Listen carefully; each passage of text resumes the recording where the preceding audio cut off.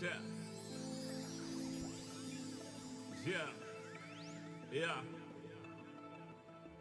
Yeah. The rise before the fall, the glide before the rule, the eyes that saw the soul, the cheer before the goal. I'm here to let you know.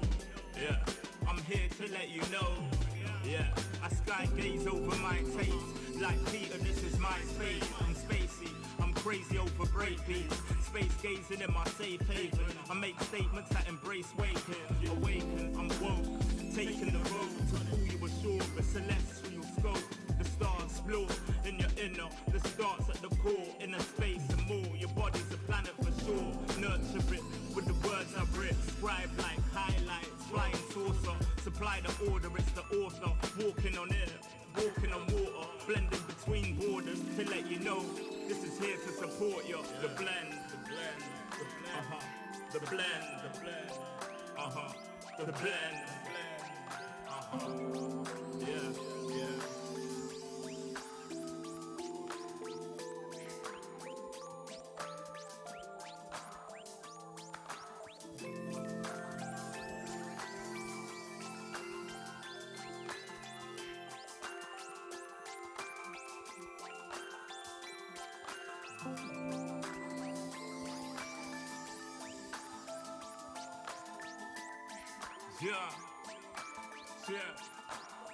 Yeah. Second verse after the first. Take control with words, roll reverse. The rebirth of verb from inside out, outside in. We control the earth frequency. The heart of the world beats in me. It beats on beats as we breathe deep. Oxygen from trees feed.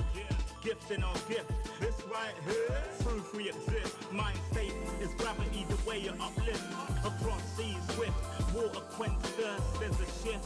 Set sail like shit to find other lands. The motherland, sun is planned. With the words I'm writing, I'm fertilizing. The earth's a rising, realizing. Global warming and the sea is rising. Pollution, the planet needs metabolizing. It's full of fire like a dragon fighting. Creating hot springs when the pressure rising. It's terrorizing, but I'm never frightened. Cause the days will brighten. Yeah, the blend.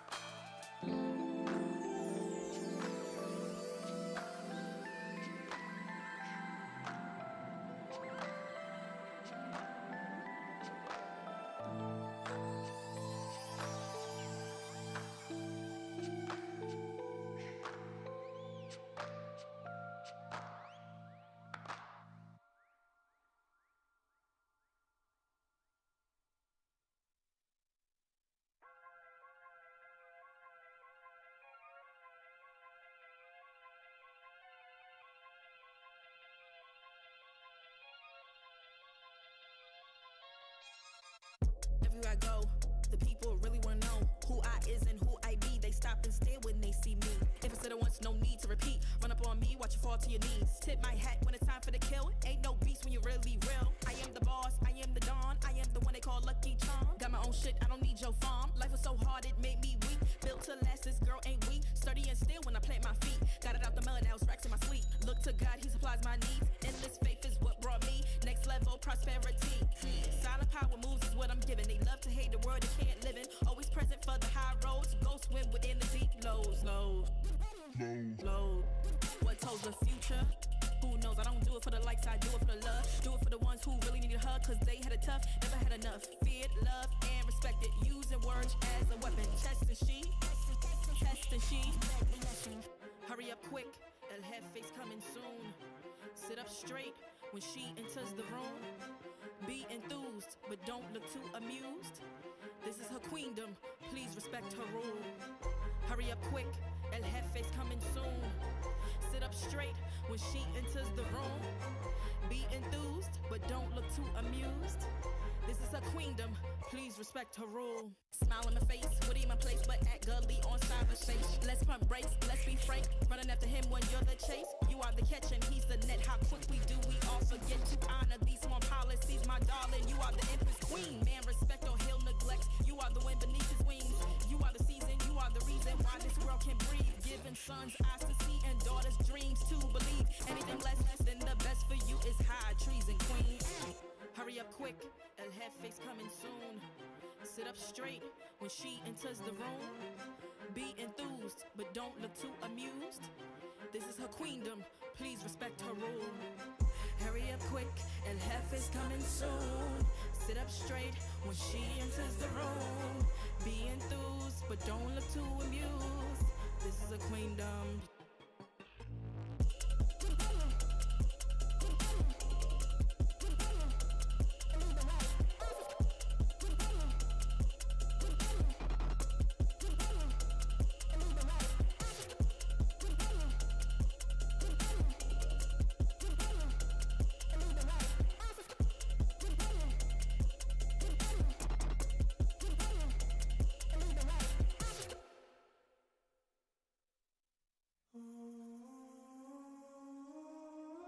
I just gotta flex, flex, flex on the lean. I just wanna rap, rap, rap to the beat. I just wanna back, cause I'm mean. I just gotta go back, I'm a freak.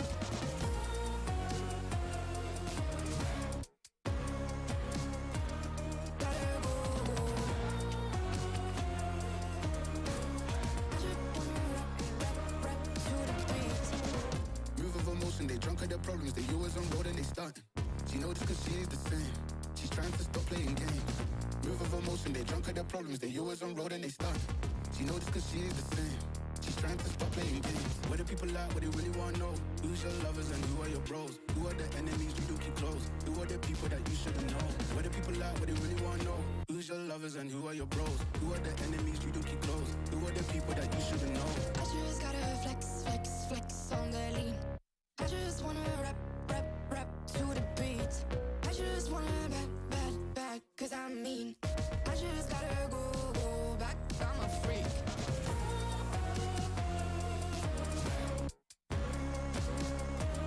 Gotta go.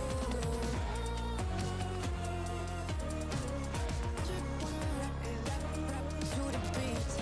The chains, my vest, my watch, my belt, my cheese, my house, my sneakers, my blouse. I just party hard, popping a one in the chart. I've already won, babe, I didn't even start. Flexing on ya, flexing on me. Flexing on ya, flexing on me. I just gotta go, but I wanna hold on. I can't let you go, but I gotta stay strong. Unless you heard it from me, then you ain't heard it from me. Got it from me, all the energy extra. You don't wanna see me with the hitters.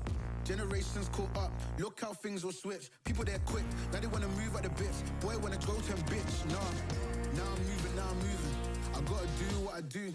I'm really here on my ones now instead of 4 3s or 2s. And now it's F you from Paris. I could have been effing you in Paris. I don't wait for the drop, I just flow from the pop.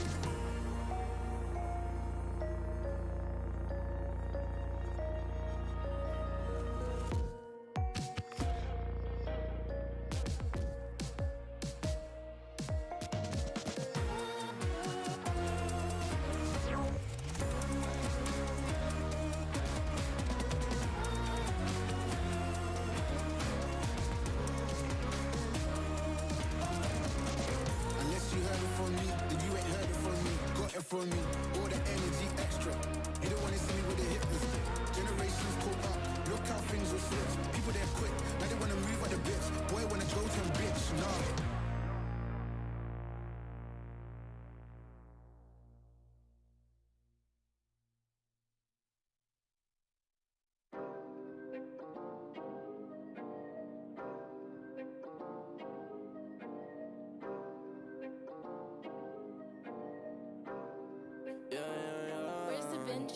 Working a 9 to 5, I had to go and feed the guys. Nobody did it right, I had to show them how to grind.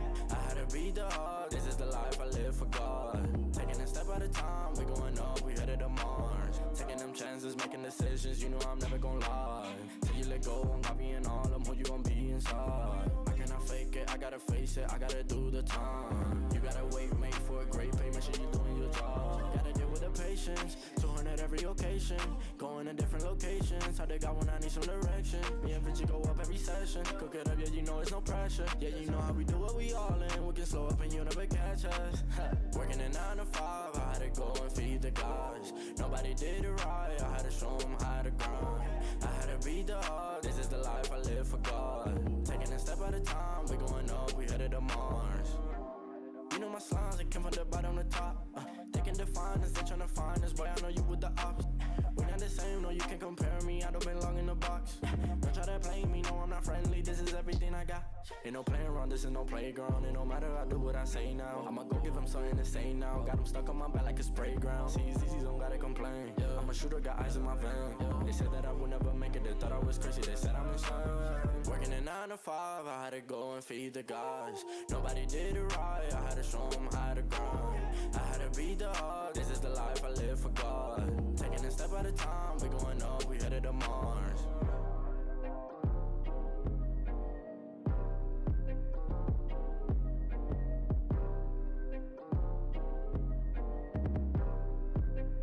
Undefined for life.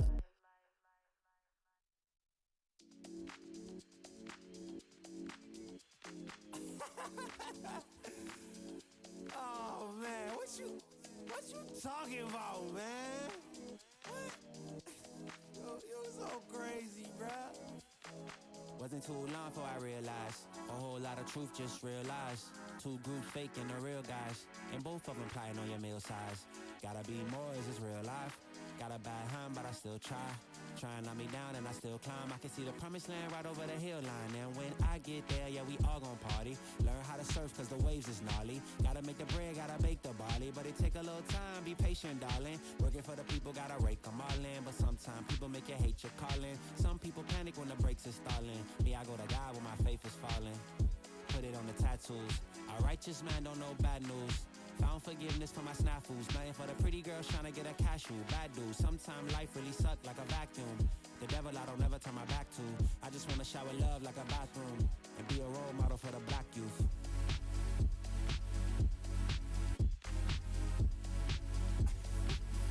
Here you go. Here you go again. Talking all that. What? What is you talking about, man? Wasn't too long before I realized a whole lot of truth just realized. Two groups faking the real guys, and both of them plotting on your meal size. Gotta be more, is this real life? Got a bad hand, but I still try. Trying on me down and I still climb. I can see the promised land right over the hill line. And I broke a lot of hearts in my lifetime, thinking that their heart wasn't like mine. Finally got through a lifeline, and I stumbled upon a right mind. Love showed up at the right time. Put her in a white dress, get the white wine. Some people do it for the nighttime, but I'm thinking more, make your life mine. Yeah. Is it possible we could last forever and ever and ever?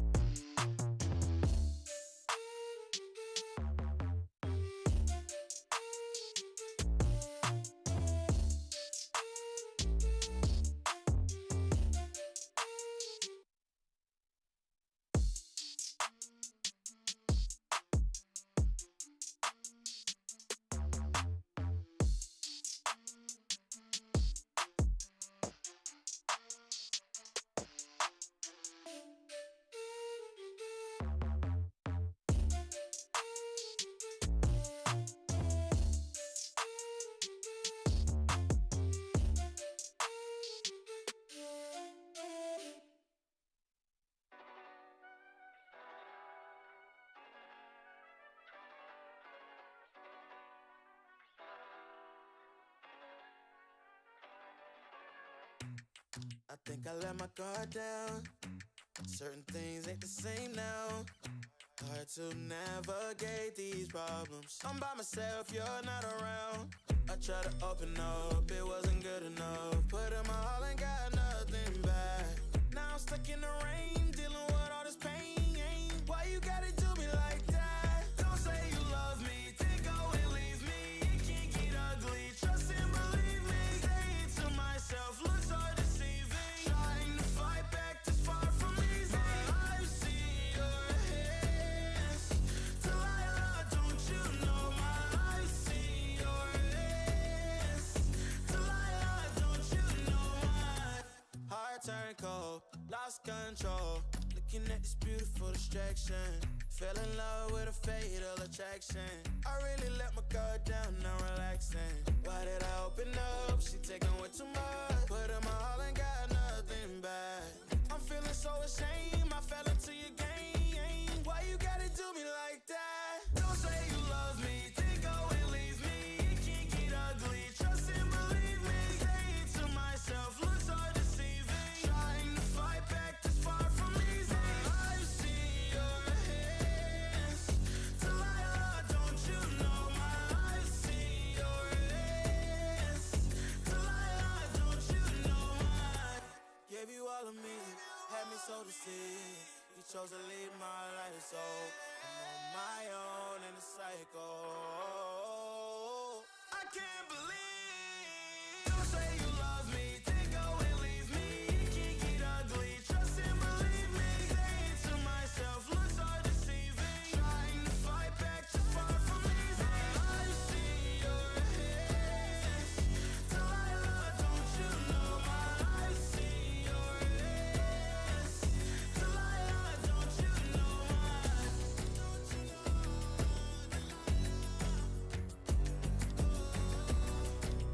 I see your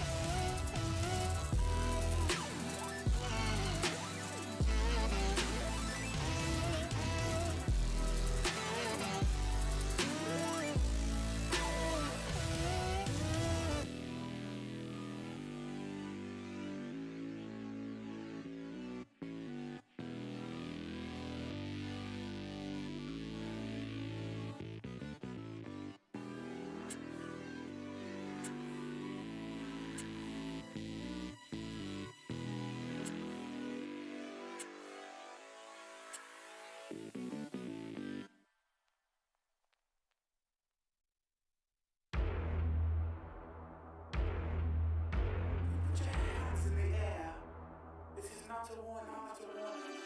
think that I'm running in place? Y'all really testing my patience. Right before I blow up the spot, I had to get back to the basics. What if my talent is wasted? You see what I'm lacking the placement. Thought since I rap in the basement, but my come up is legend, is greatness. I don't care now, it's pedal to the metal. I can never quit now, I will never settle. Puppet to the game, I'm pulling strings like Geppetto. We in the same game, but I'm on a different level. I passed it. Gotta keep grinding till I'm laid up in the casket. No fake round, but you feeling too plastic. Yeah, y'all feeling too plastic. They say my style crazy, but then it's straight jacket. Wow. Why you still testing my patience? Trying to turn me into something I ain't trying to be. All the hate is a heavy rotation. You gon' lose yourself, quit testing me. Don't make me lose my mind. Don't make me lose my mind. Don't make me lose my mind, cause I'm looking like Wesley, test me. Don't make me lose my mind. Don't make me lose my mind. Don't make me lose my mind, cause I'm looking like Wesley, test me.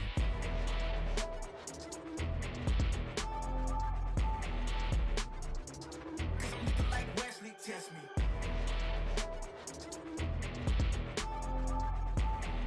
Don't make me lose my mind, cause I'm looking like Wesley, test me. Yeah, guess I know no better. I ain't got no chill, so they call me a devil, I know. Look, I am just a man on a mission. If I want it, then I get it, I go. And if you're trying to test me a beast, you gon' need Liam Neeson. The chance that you taking is flagrant. You're testing your luck. If you think you'll make it out, then you're sadly mistaken. Careful what you putting your stake in, cause I ain't got no patience and no limitations. You trying to figure me out, and I know I don't make sense, but no one's there when you call like you trapped in the Matrix. You need to take a break from it. I think you should take 6. Cause yes, I hold a throne and no one else can replace this. The pain will only go deeper the harder you chase it. I'm the greatest that you ever made. It's time that you face it. So tell me, Why you still testing my patience? Trying to turn me into something I ain't trying to be. All the hate is a heavy rotation. You gon' lose yourself, quit testing me. Don't make me lose my mind. Don't make me lose my mind. Don't make me lose my mind, cause I'm looking like Wesley, test me.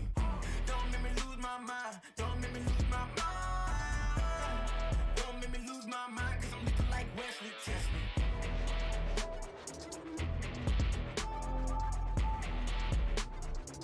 Cause I'm looking like Wesley, test me.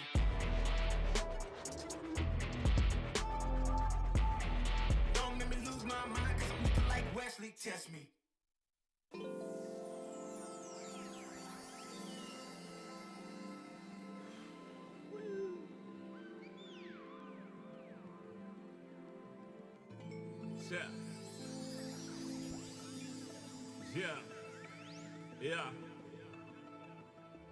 Yeah. The rise before the fall, the glide before the rule, the eyes that saw the soul, the cheer before the goal. I'm here to let you know. Yeah, I'm here to let you know. Yeah, I sky gaze over my taste. Like Peter, this is my space. I'm spacey, I'm crazy over breakbeats. Space.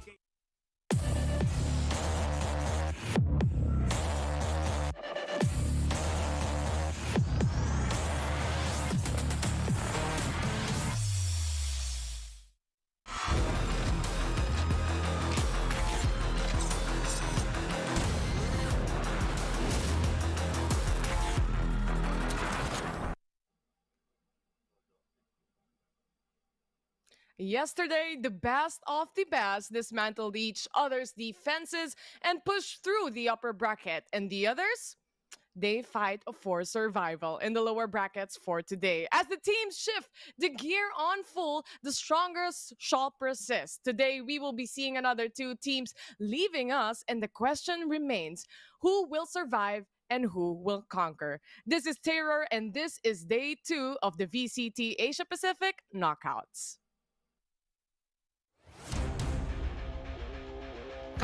This could be absolutely brutal. Flaring. Derion on the edge. What a dodge!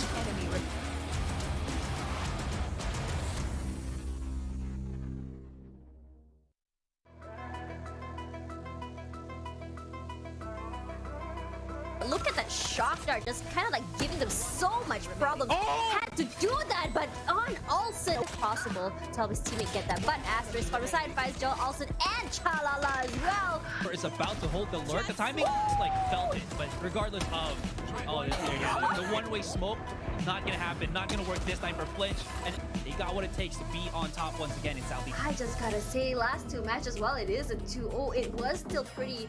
Being wary of that heavy position, but they're already towards Jenny. He finds the proper position, but 2v3. Will there be even more heroics here from the mid side? They're trapping towards the door! It's down to a 1v1! Gotta make sure that he can find time to actually make something happen. Gets hit in turn. Now Maxi as well as... Oh my god!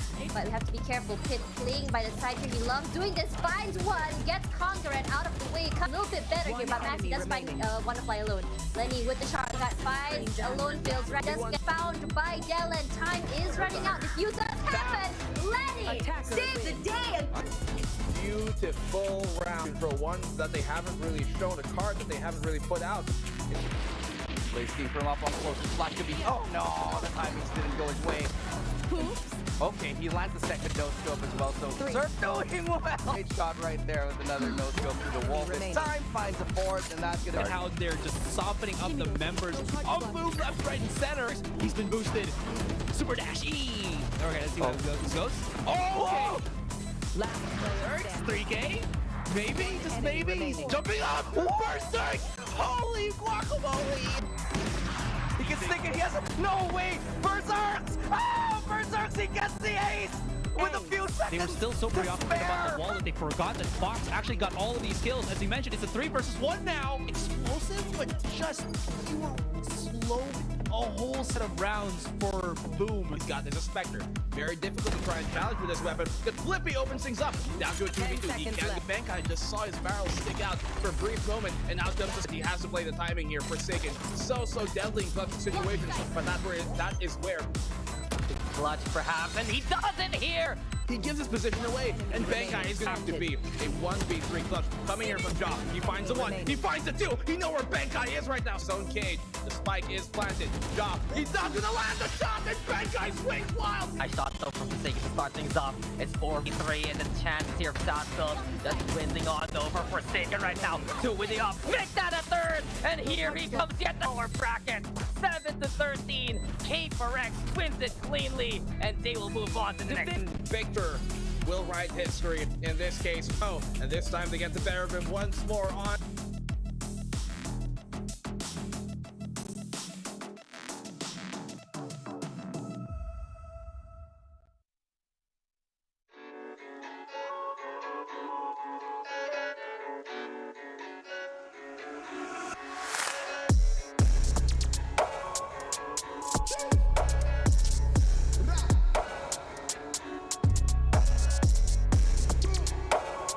Welcome to day number 2 of VCT Asia Pacific Knockouts. Still here with the Terror Multiverse with Raph and of course with Dax on the panel. Now yesterday's matches was intense, my dudes, and the thing is 2 of the teams for today are going to be leaving us. And just to make a quick recap on what happened yesterday, gentlemen, for the viewers as well who didn't get to watch, I just want to ask immediately right off the bat for my panelists right here, what were your favorite matches from yesterday, Raph?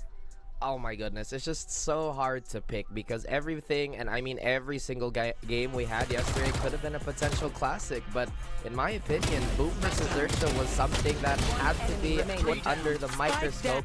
Full sense in PSJ, once again, still one of the most entertaining matches we've seen so far. Come on, when you have 2 teams willing to do the SEA tango, then it will just be an absolute brawl. But thank you T1, thank you T2 for having me here on the panel yet again. The multiverse still continues, but before missing matches, right? In the upper bracket, I think my favorite one had to be the last one, PaperX versus Outbuilt Esports, because it was just such a show of force there for PaperX, really proving why they have really amazing duelists in their roster. But let's not forget the back and forth we got from Elite Esports as well as Made in Thailand. We already saw a bit more of that discipline that you normally get from SCA. It's just being that absolute rock for the squad as much as possible.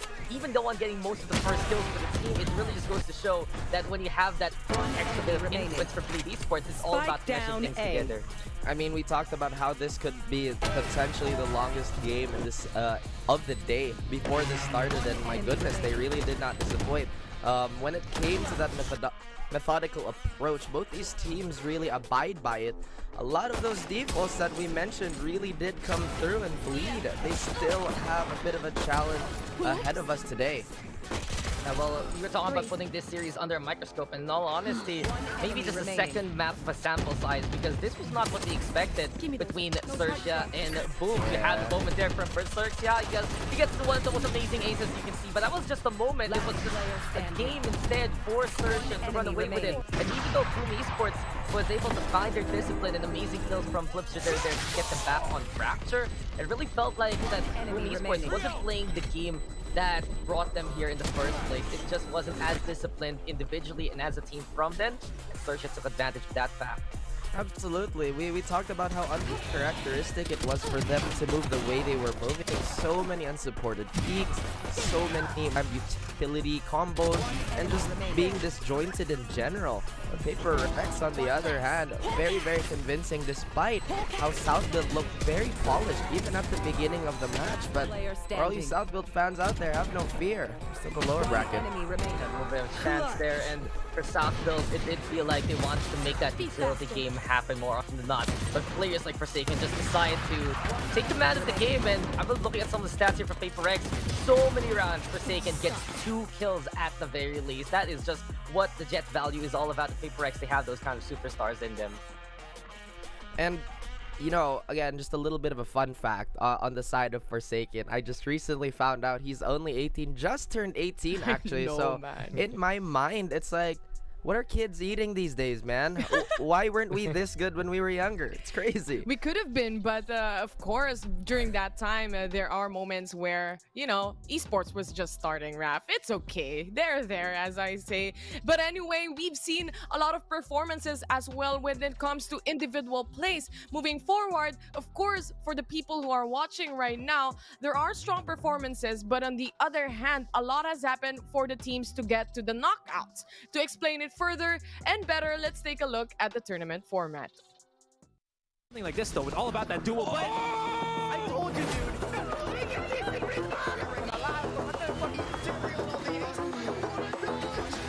Welcome to the VCT Challengers APAC Playoffs. The journey to Masters starts here.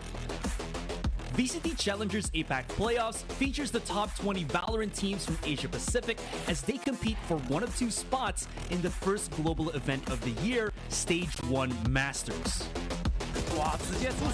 The tournament runs from the 10th to 27th of March and is made up of 3 stages: the play-ins, group stage, and knockouts. First of PaperX now down, and Bad Guy comes in from behind and retaliates too. The 2 teams which make it all the way to the grand finals qualify for Masters, where they will meet the best teams from around the globe, plus the lion's share of the $150,000 prize pool.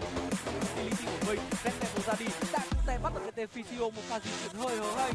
Chip siêu hồi sinh đang kill rồi, nhưng quan trọng là trong tay thì Đại vẫn ở đây. Double kill, triple kill cho Đại. APAC Playoffs begins with teams placed into the play-ins and group stages based on their performance at domestic competitions, and the goal of distributing teams from same region into different groups. The 8 playing teams compete in 2 4-team double elimination brackets, with 2 teams from each bracket proceeding to the next stage.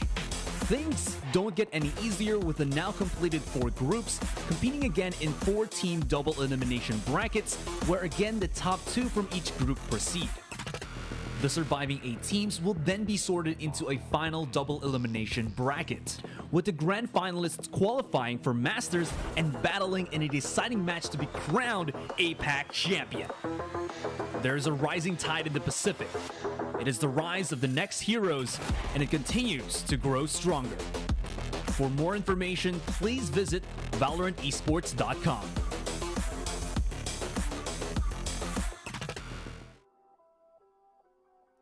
Thanks Azurite. There you go. There you have it for our tournament format. And guys, you've seen it. The prize pool as well. This is the knockouts already. And as we move forward, we're just getting closer and closer until we reach to the point where we are going to know who's going to go to Iceland or Masters Reykjavik. Let's take a look at the brackets right now and see what are the teams are playing against with. And of course, I'm very excited to see our first match for today as well. But looking at the brackets right now, gentlemen, anything that you want to point out or put a microscope in, or basically just what are you excited about for this matchups? Ooh, I mean, Boom Esports versus Southbuilt is something that I really want to see because it's two completely opposite paths. Boom looked a little shaky yesterday. Meanwhile, SBE, despite losing that set with PRX, looked to bring that polish that, is only present in the utmost important matches. Aside from that, XERXIA versus PRX, that's gonna have a lot of fireworks. You're stealing my thunder there, good sir. The thing is, for me, XERXIA versus PaperX, that has to be the grand finals worthy matchup. And the fact that we're getting it this early on is already screaming how tough the competition here is in the APAC Challengers. And sure, Indonesia versus Philippines, pretty much the rivalry in all the aspects, including the teams, including the comment section. It's going to be interesting. But the fact that you have that XERXIA versus PaperX matchup right now at this stage, it already feels like we're getting what we wanted from last year, because in all honesty, XERXIA and PaperX haven't really met each other as much as you'd expect. And for right now, well, that upper bracket looking very, very feisty. Man, XERXIA has always, they've had the most unexpected matches, to be honest with you. It started with Onyx and now PaperX. Again, the tables, they've turned once more. I feel like you guys are missing out on the hands of Bleed and Myth right here. I feel like it's this is the yesterday's schedule actually that we are looking at. But yes. As we move forward, this is the proper schedule right on your screens for today. PSJ and Myth is what I am talking about here. And I feel like the microscope is in the other teams when it comes to organizations, big organizations like XERXIA and PRX. But I feel like these teams that we have here, PSJ and Myth, will slowly crawl towards the upper bracket and we won't even notice. I just feel like it. Ooh, that might be one of the proving grounds really for two teams who haven't gotten that much reputation under their belt. But I actually want to mention real quick our first matchup, Full Sense versus Bleed. I know we're going to get in-depth into it, but it's such a litmus test right now for Bleed Esports, having that EU kind of playstyle being integrated by Pit versus and Maxi versus the full strength of Full Sense, which just exemplifies someone go kill, and his name is John Olsen. That's already a clash of styles I'm looking forward to here. Aside from that, also, we've seen just a quick background from yesterday's matches. We are right now here in the upper bracket. And right now, the first match is going to be Full Sense versus Bleed. Of course, just a quick background on how they stepped here. Full Sense actually won against Persija Esports, and Bleed survived the map or the 3-map series against Made in Thailand yesterday. And very exciting match indeed from what we've seen from yesterday's matches. But other than that, we are looking forward to this first matchup of the day. Will it start pretty fast? Will it start or will it stop for the team or the other teams that just go on full throttle right here? But aside from that, of course, we want to introduce the team since we've mentioned the first matchup already. Let's take a look at the roster of Full Sense. Yeah. Gotta aim for the top light. Yeah. All of those dark nights I got them breaking my back to make it out. Got me feeling like rain. I ain't never need your help. I know you wishing me well. A penny for yourself, but seeing no change. I snap for the sun like Diddy. The riches got a mad at son. I'm like Billy. I ain't never switch up. Whole team with me. Putting on for my city like all ages.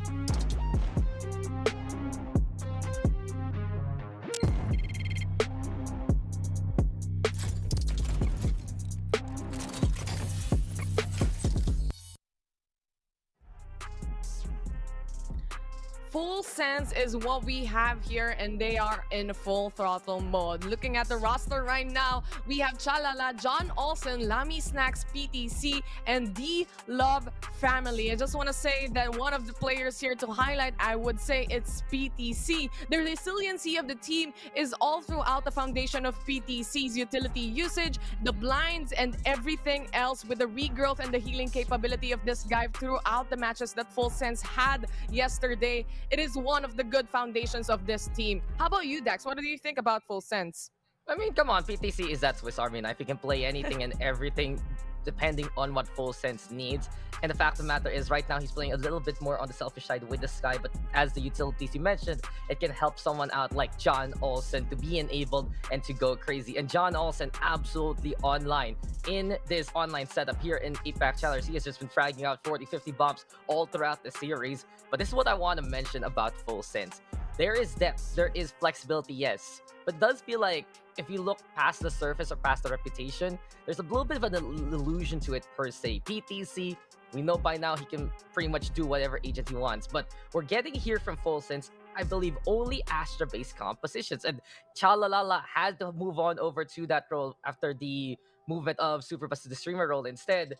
And yes, he's been incredible at it. Full Sense has utilized that to a degree, but I wonder if we play something like Brimstone, something like the Omen moving forward, will we get even more depth right now at the Full Sense? Is this really the only configuration they need here for SEA, for APAC, or do they have even more rather in their playbook?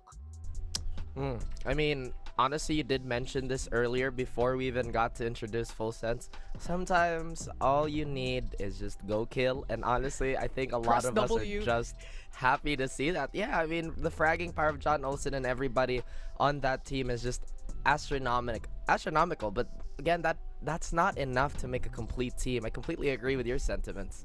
Well, we have another team to look at too, and this team is also proving that they deserve the spot here in the Asia Pacific knockouts. Let's take a look at Bleed Esports. Yeah. Gotta aim for the top light. Yeah. All of those dark nights I got them breaking my back to make it out. Got me feeling like rain. I ain't never need your help. I know you wishing me well. A penny for your tough, but seeing no change. Snap for the sun like Diddy. The riches got a mad at son. I'm like Billy. I ain't never switch up. Whole team with me. Putting on for my city like OAG.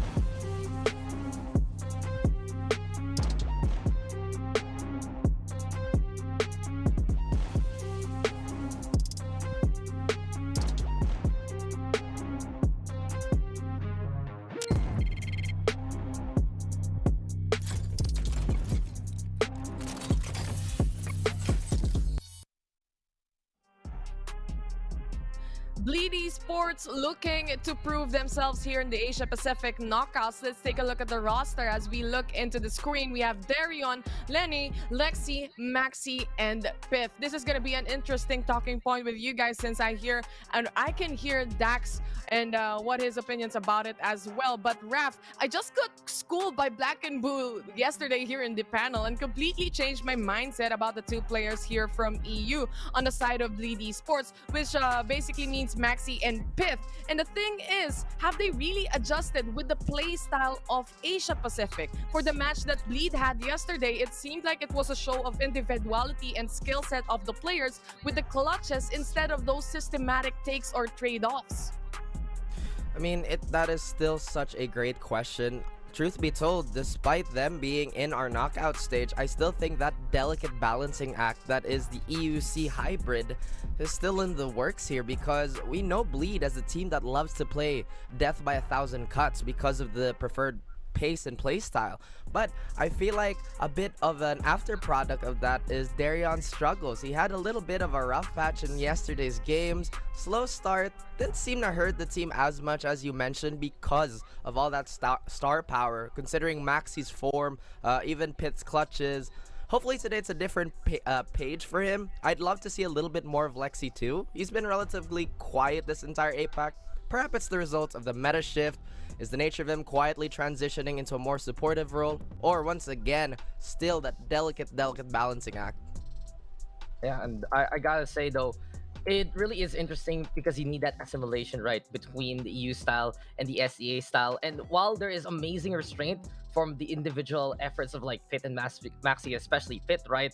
If they is that desync, they need to have that identity coalesce. And the thing is, Darion, he's not a bad duelist whatsoever. There's a reason why Bleed was able to make it to the second seed in MYSG. He really performed against Now's Esports, but against Myth, yeah, it just felt like he was going in a little too ambitiously, a little too aggressively, and there was no one there to really help him out as much as you can. So for the side of Bleed Esports, if they don't find a way to integrate each other to, well, the style, someone has to step on forward that we're playing this way rather than that way, and there needs to be, you know, a more decreed stance here by the side of Bleed Esports.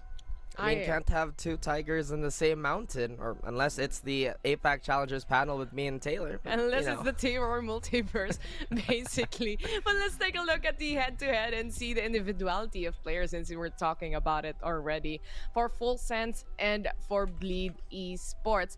And I want to say that the two players that we have right here, D-Love Family and Pith, is what we have for the head-to-head. When it comes to the statistics right here for head-to-heads, Dax, I wanna ask you, what are the most, for the viewers as well, what are the most important factors to look at when you look and stare into these kinds of statistics?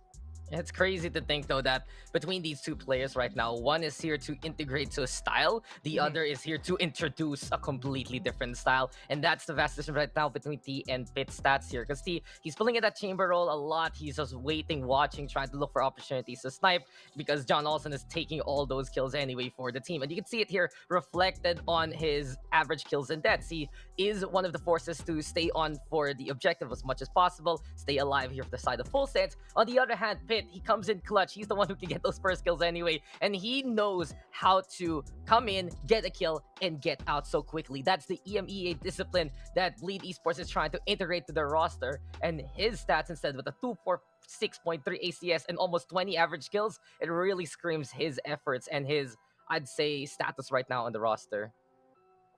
I feel like these stats are actually much closer than a lot of people would think. Surely there's a disparity in favor of Pith, right? But that is taking into account that his usage rate is much, much higher. When I say that, a lot of the plays are being spearheaded by him, as Dax loved to mention, that he can be the entry if it needs to be. Sometimes it doesn't have to be the most direct fight, but he's definitely been contributing in bunches as well. But I mean, how big of it as a difference when Darion actually performs for the entirety of the team? We are looking at the head-to-head right now, obviously, but we are looking at the whole team. It's not just about the individual skills, but obviously, Darion, as the duelist, he's supposed to open up sights. On the attackers from yesterday's match, he wasn't performing as well. So how do you think he would incorporate more here in the matches, and especially looking forward that this is the upper bracket and this is the best of the best teams? Is Darion gonna perform? How impactful is that?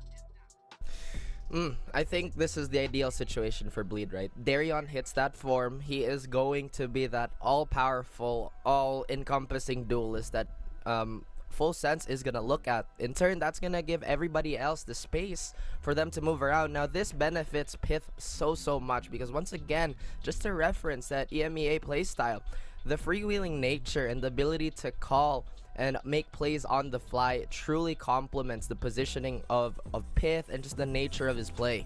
You know, I have to say, though, that Darion needs to step up hardcore coming into this game, because if you want a shiny example, check out yesterday between PaperX and Southfield Esports. Incredible duelist players on both sides, but the superstars of PRX able to just manipulate the whole story of the game and make it all about those duels instead. And when you're facing off against someone like John Olsen, that's pretty much the problem there. Someone needs to keep that kind of parity, keep that explosiveness. But I do agree with the fact that here, if they do get that stance chase, they're playing a little bit more defensive, more responsible, and they're really anchoring in with Pit, making those opportunities instead. It just needs to be a matter of survival for the rest of Bleed Esports. I absolutely agree. You took the words right out of my mouth, Dax. When it comes to Darion performing against John Olsen, when we go to like a semi head-to-head with our duelist right here, obviously John Olsen is performing really well from the previous days, not only for yesterday, but also throughout the week, the entire weeks of group stage as well. And going up against this guy, John Olsen, he's also a fragging capability. Not only that, a guy that can frag out of his mind and do clutches as well. And for the side of Bleed Esports, I just want to say that they need the full potential, the full power or firepower that the team can definitely have. Oh yeah, realistically speaking, it really is so difficult to stack up against John Olsen's raw numbers, right? But I feel like a realistic winning condition for Bleed, and this is not to discredit anybody on the server, is that Darion has to pull the attention towards him. It's not just a matter of volume fragging or just really going insane. It's just really pulling attention as much as he can. If he gets those first picks, those second picks consistently, then I feel like that's enough for Bleed to truly flourish. Dax, we are looking at the map vetoes right now. We are seeing Fracture and Icebox being banned right off the bat. And our first map basically is going to be Ascent, and then next is going to be Bind. It's interesting. We do get that Ascent map picked up here by Bleed. Full Sense historically has been strong at it. But then again, the Bleed playstyle, it really bleeds through on Ascent. Just any kind of corner Bit can hold, he will do so. Just have those choke points out of nowhere. And it will be a matter of restraint and discipline again here for the side of Bleed. That they don't want to overcommit too much for those mid peaks. They don't want to go after that courtyard as often as you'd like, and they'd love to go for the holds on the sites itself. But once we get to the second map, Bind, it's a pretty interesting predicament here for Full Sense. It's either they bust through the defenses or they will be beaten on back. No mids to default, no places to have at least, you know, something to rely on. They're gonna have to go hard and fast onto those sites there. We wrap it up though on Haven, and Raph, I feel like that's gonna be an interesting decider to say the least. Interesting is definitely an apt word for it, because I honestly thought that Haven would be the opener for Bleed, because if we look back on their Ascent games, yes, their success rates have been pretty respectable, but I feel like it's more than that. It's their body language. Sometimes it feels like they haven't drilled the map enough. Sometimes their routing isn't as sharp as we'd expect a super top-heavy team to be, but for them to leave Haven out like that as a decider, I feel like this is a very, very dangerous game Bleed is playing. Well, I personally think that it's fine to put Haven as map number 3. Both teams love to play it. We've seen John also come online on it and putting it at the last one after a hit key check, get that 1-to-1 scoreline. It might give Bleed those, you know, experiences to grow and glow moving forward. And the fact of the matter is, Bleed hasn't won a Haven map yet, I believe, here in the APAC Challengers. And if they can get there into a comfort zone, if they get into groove versus Full Sense, might be the best chance to finally get that dub. I'm excited. I'm truly excited for the second map, actually, Bind. I see how the players' individuality skills and team set skills will definitely shine, as we saw from yesterday's match, also from Full Sense right here. But we need to get into the first game, and we have to go to the first series right now. It's time to lock in your predictions. It's finally time to destroy Raf's pick'em, basically, here, Dax, in the panel right now. But anyway, I'll go ahead. I would say that this is actually gonna be a 2-0 on the side of Full Sense. I mean, okay, you say you want to destroy my pick'ems, but you take my pick'ems too. So I don't know about that one, Chief. I don't know about that one, dear sister. But honestly, I would have to go with and agree with you that Full Sense might actually convincingly take this. Good choice. 2-0. guys, you know, pass it back, pay it forward. Maybe let me check out the cheat sheet there real quick, because I will also incline with that fact. Full Sense is just absolutely on it right now. An absolute there through APAC, through SCA, and they're just pushing forward and forward. Not bad for a play-in team, guys. No problems whatsoever. And I will go the distance with it too. Full Sense 2-0.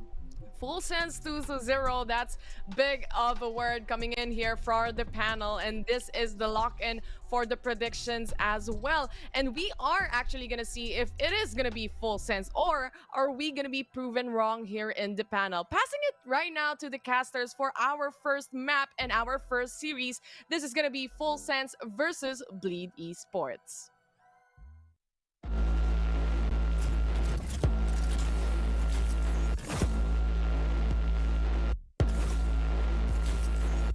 Can't stop, ain't no one on my level.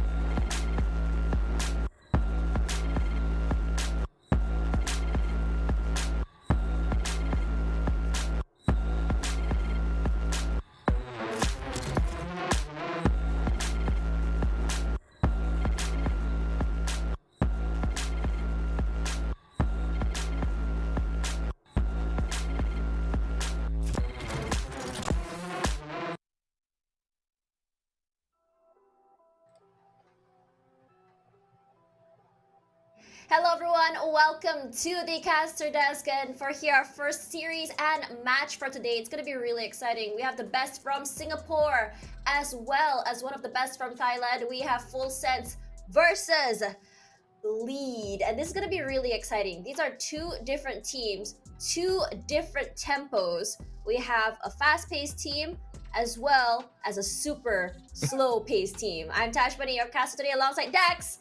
My final series for today. Oh yeah, we'll miss you so much, Tash, after this one. Oh, already crying here, the tears. But that's a good point to point out here.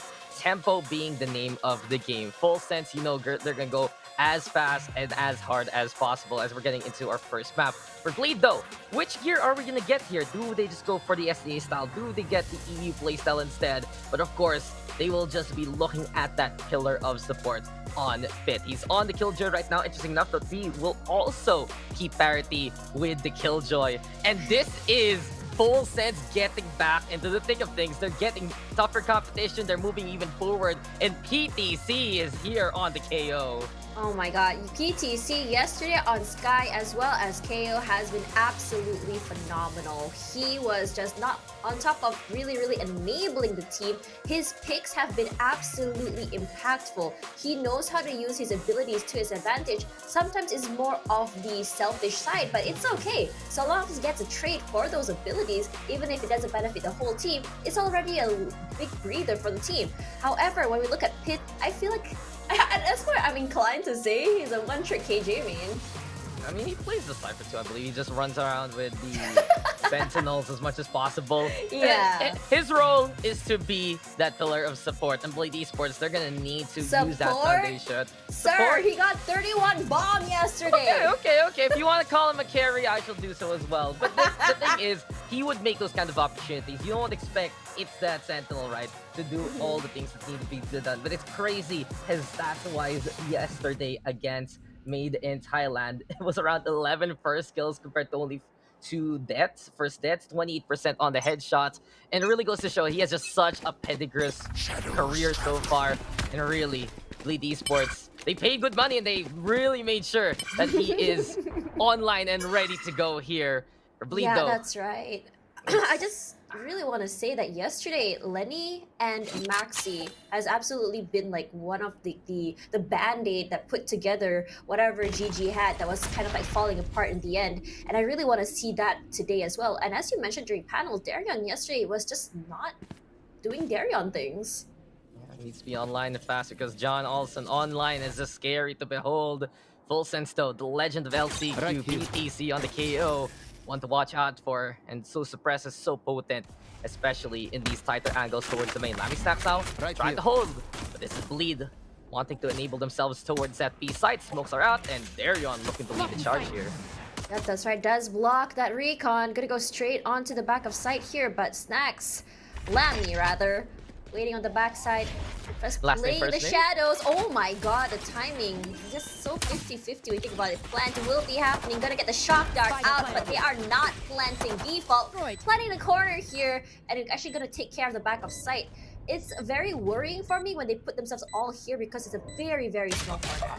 Yeah, it's a little ambitious, especially when you have that breach right now. John also though with the final lend to start things off. BTC waiting for opportunity. One big suppress will change the fate of Bleed Esports here, but they're actually gonna throw it over onto the main instead to help out John Olsen's lurk. And right now, Darion will take advantage with that takedown. Lamy Stacks does get on the board though. Here we go with the double pulse. Nice stun here from the Astro. Dash on in from John Olsen. Speedway now might be the target from the breach utilities, but a double prong attack here from Full Sense. Shalalala will take down. John Olsen is there. It's all up to Lexi. He's smoothie sexy, but he goes down. Full Sense now. Can they actually get the defuse though? No, they cannot. Bleed Esports by enough time. A little too late on the execution here from Full Sense. Oh my gosh, very well played from Bleed. If one thing Bleed is good at, it's wasting time in more ways than one, I have to say. But I was genuinely worried about them because that boathouse in the back corner area was very small. I would have preferred for them to be a little bit more aggressive on the defense. Either way, though, it is gun round. They can play it safe like that if they want. But, you know, coming around to this Bleed, we already have Darion with a rifle. I mean, I agree with you. It was so risky for Bleed, but that high risk was rewarded actually, since PTC threw that 0 points towards B main, and if he only threw it toward that side, that would have been 4 people suppressed. No way to stall for Lexi. No way to basically throw out as much as those utilities as possible. And right now, we have here for Full Sense. They are vying for a bit of mid control. Bleed here, taking control instead of top mid and wanting the angles here for that long range. And as you mentioned, Darion's rifle looking pretty juicy to steal. Yep, that's right. To steal, yeah. Let's see if he actually hit his shots today. Yesterday was not a good day, probably an off day for him. I do totally get it, but he's not gonna get that recon thanks to that knife from the KO. Clearing all the angles here, not wanting to have it happen. John Olsen pretty much ready there with the Marshall. Not getting that shot that he wants, but we all have seen his capabilities in order to frag, but so much utilities put on there just to delay that push onto site. We are seeing here Pit making sure to watch the angles. Pit does find one here. Gonna be very happy with that headshot. Yeah, nice kill there for Bleed to start things off. He goes down. No bothersome nano swarms or turrets along the way. And oh, Chalalala, he finds it, and he even gives time to look at him. He's like, hey, watch me. I am the killer now. I am healing you. What are you doing here, says KJ. Spike planted. Either way, Chalala. Very happy that pick, but gonna be stopped by through the door. But Bleed, they have full control of this era. They may have lost Smith, but you are gonna be hearing that door slowly getting shanked at. Poor door. I was just trying to have a family. Why are you shanking the door here? Full Sense. Full Sense. Okay, I'm gonna ask Full Sense later because they're getting mowed down right now by Darion. Full snap here with the ADS. Darion does get 2, but here's back here from Chalalala and last snap. Even that parity. Chalalala with the 3rd kill. That Spectre coming in clutch. 1v1 right now. Down in hell. And Darion, does he find the target? Yes, he does. He needed that recovery round from yesterday's performance. And the 4K there to keep Bleed alive will at least cement the fact that he's here in the duelist role for good reason. Yes, overall, that's right. This is this round. Yeah. Still really good for Full Sense because they got 4 kills on their eco. Oh yeah, it's very. They made it very expensive for the team, and on top of that, I think that's why they put so much money into Darion's gun, because they wanted to make sure they can seal the deal and make sure they can make to end it. If say that Darion had maybe a worse gun, probably wouldn't be the same outcome. Either way, I think they're gonna be really happy. Lexi though, only with a Bulldog, the rest should be fine. Lenny, we have seen him do some pretty intense things with the Ares if he wants to, especially here on B. And you see where they are right now. Looks like they all want to commit onto the side of B. Yesterday was a little bit interesting for Bleed. I think they went around more for the default, just kind of lurking around. Earlier, it didn't really work out on their end, but either way though, Olsen, a little bit faster than Darion, gets him straight in the face, but Pit there to back up his friend. Yeah, Olsen John though, his grave is dug by Pit Lennon with the shock dart even. Lead Esports, talk about the defaults they set up yet again on B side. Expecting Lexi perhaps to help them out in one lane, everyone else watching the other. Here comes PTC just to die. This is no bonus here for Bleed. They had to invest to buy up the guns here, but Full Sense is the one with the heftier cost. And the allowance right now just falling on apart here for Full Sense. A save call is necessary here to just keep the firepower alive. Bleed though, they're just walking onto that site there, Tash, taking it for free and saying, okay, thank you very much. Time for us to go up by 3. Yeah, it's actually really interesting how yesterday it seemed like Bleed was a lot more slow, at least in terms of taking the sites, but right now they look a lot more confident, or at least more unshakable than yesterday in terms of how they want to take a site and how they decide to actually go on as well. But compared to yesterday where they were just getting picked off left and right by Myth, especially during flanks. And this is interesting already because Bleed is imposing the slower playstyle as soon as the post plant comes. Full Sense, you want to have higher impact from the likes of John Olsen. Him getting a single kill, sure, it's good enough and all. That's what you want to start things off. But for Full Sense as a whole, their system really relies on that immediate burst of momentum. Suddenly the brawl happening and the opposition getting swept away in the tide. And this is perhaps where Bleed Esports can prove their discipline as Darion will execute alongside the rest of the squad. And Bleed Esports will get 1 and 2. Darion is a demon apparently today. He is waking on up. Lexi again gets on site. And the speedway has just been such an easy path for Bleed Esports to take hit to the final to Chalalala. And that is just perfectly executed right now by Bleed 4-0. Oh man, Man, that was a very early knife, and I was about to say just now that yesterday we saw a different Full Sense, very fast, wants to push onto the attackers as defenders very early. However, this time around, we're seeing a change of that, more faster placed a bleed, very different than yesterday, and even on the Malaysia-Singapore qualifiers, which is just very entertaining to see as well. Darian really stepping it up today, and on top of that, I have to say that each player of Bleed Esports, I haven't seen any of the whiffs just yet, but this kind of change in pace from Full Sense is a little bit surprising, and I'm wondering if this timeout is to kind of talk about if they want to change the pace or not. I mean, they have to. They're down by 4. This is going to be their gun by. And we haven't really seen the PTC plays as of yet. I'm really looking for those suppresses to bother Bleed Esports quite a lot. And while Full Sense can perhaps bother what Arion can do here, what Maxi might try to set on up, I do like the fact that Bleed Esports is also playing a game of keep away at the same time. Lexi, Lene, Pitts, these guys trying to stay away from that initial engagement. So if Full Sense does anticipate with the suppress, it still isn't going to be as valuable as you'd expect. And this is what goes to show what Bleed Esports can really do. They know how to hold back. And I guess right now, what we're seeing from them is a more of an agreeable state between the squad. Yeah, I have to say though, like the fact that Darion is able to get so much space for team and how fast he moves is just not only that, he's missing all of those abilities as well. There is gonna be cover, gonna slow them down, but Hunter's Fury from Lenny will find Lamy Snacks, puts him out of the way, and takes away that recon that the team really needs for that information. From the back here though, Lenny will be fighting out PTC. He is already anticipating that flank coming in from Full Sense, which is exactly how they played from yesterday. Right now, they only have 3 members left. Yes, John Olsen can go online, but the fact is, if John Olsen gets picked out, what can they do? And still, look at the initial formation of Bleed Esports, anticipating both the KO utilities and aggression, as well as that mid check. If that was John Olsen, maybe Full Sense could have gotten away with it with a quick shot, but if it's a rifle there from Lamy Snacks, well, it's going to be easier pickings here for the side of Bleed Esports, and things just get even easier for now for them. They do just want to wait out for the timing though, try to see if John Olsen will be there in that kind of sight line. The thing is, Full Sense has read this wrong, and the Al drone now will scout around and say, oh, the jet isn't here. Might be time to go for that B site. What 30 seconds catch left. though, that's huge here for Bleed Esports. Knowing that he's there in the back side makes it easy for Darion to get that takedown. And here we go, it's an open door approach. Bleed Esports, do they have a VIP pass right now to ascend? Because they're just getting on that B site as much as they can.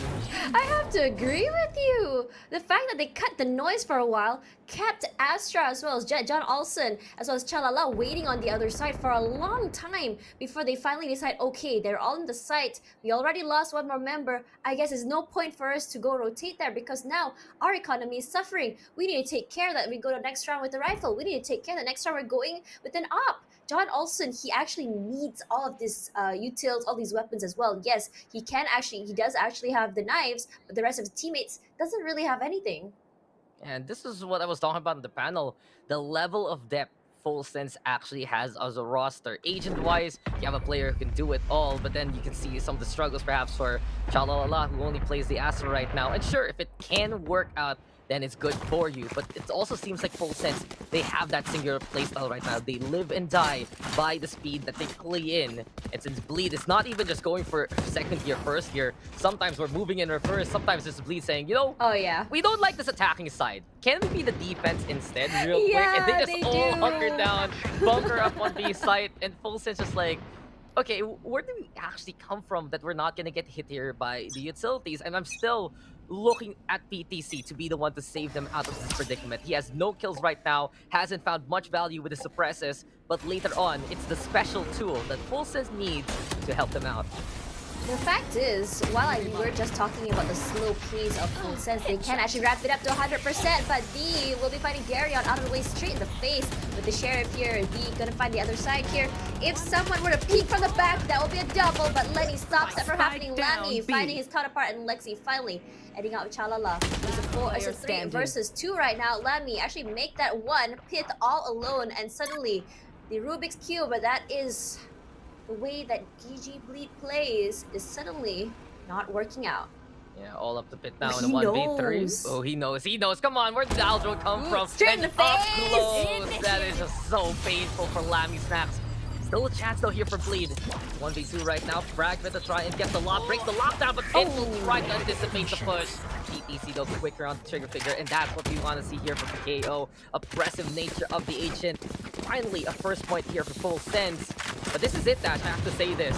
Fool me once, shame on you. Fool me 5 times, shame on me. Not gonna happen for a 6, and this was well played here by P. A big lapse of judgment, honestly, from Bleed Esports, not checking out that cubby, giving the trap, and Darion died to start things off. Beyond that, well, Full Sense, here's the one, and they're gonna need more than that to work on if they want to win this map.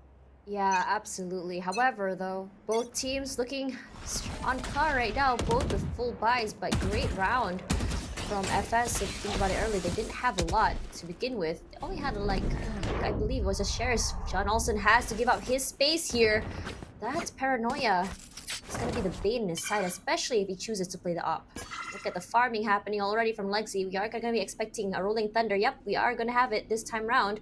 And we all know the strength that what happens you can bring onto a site with a breach as well as rolling thunder and his teammates that actually runs in together.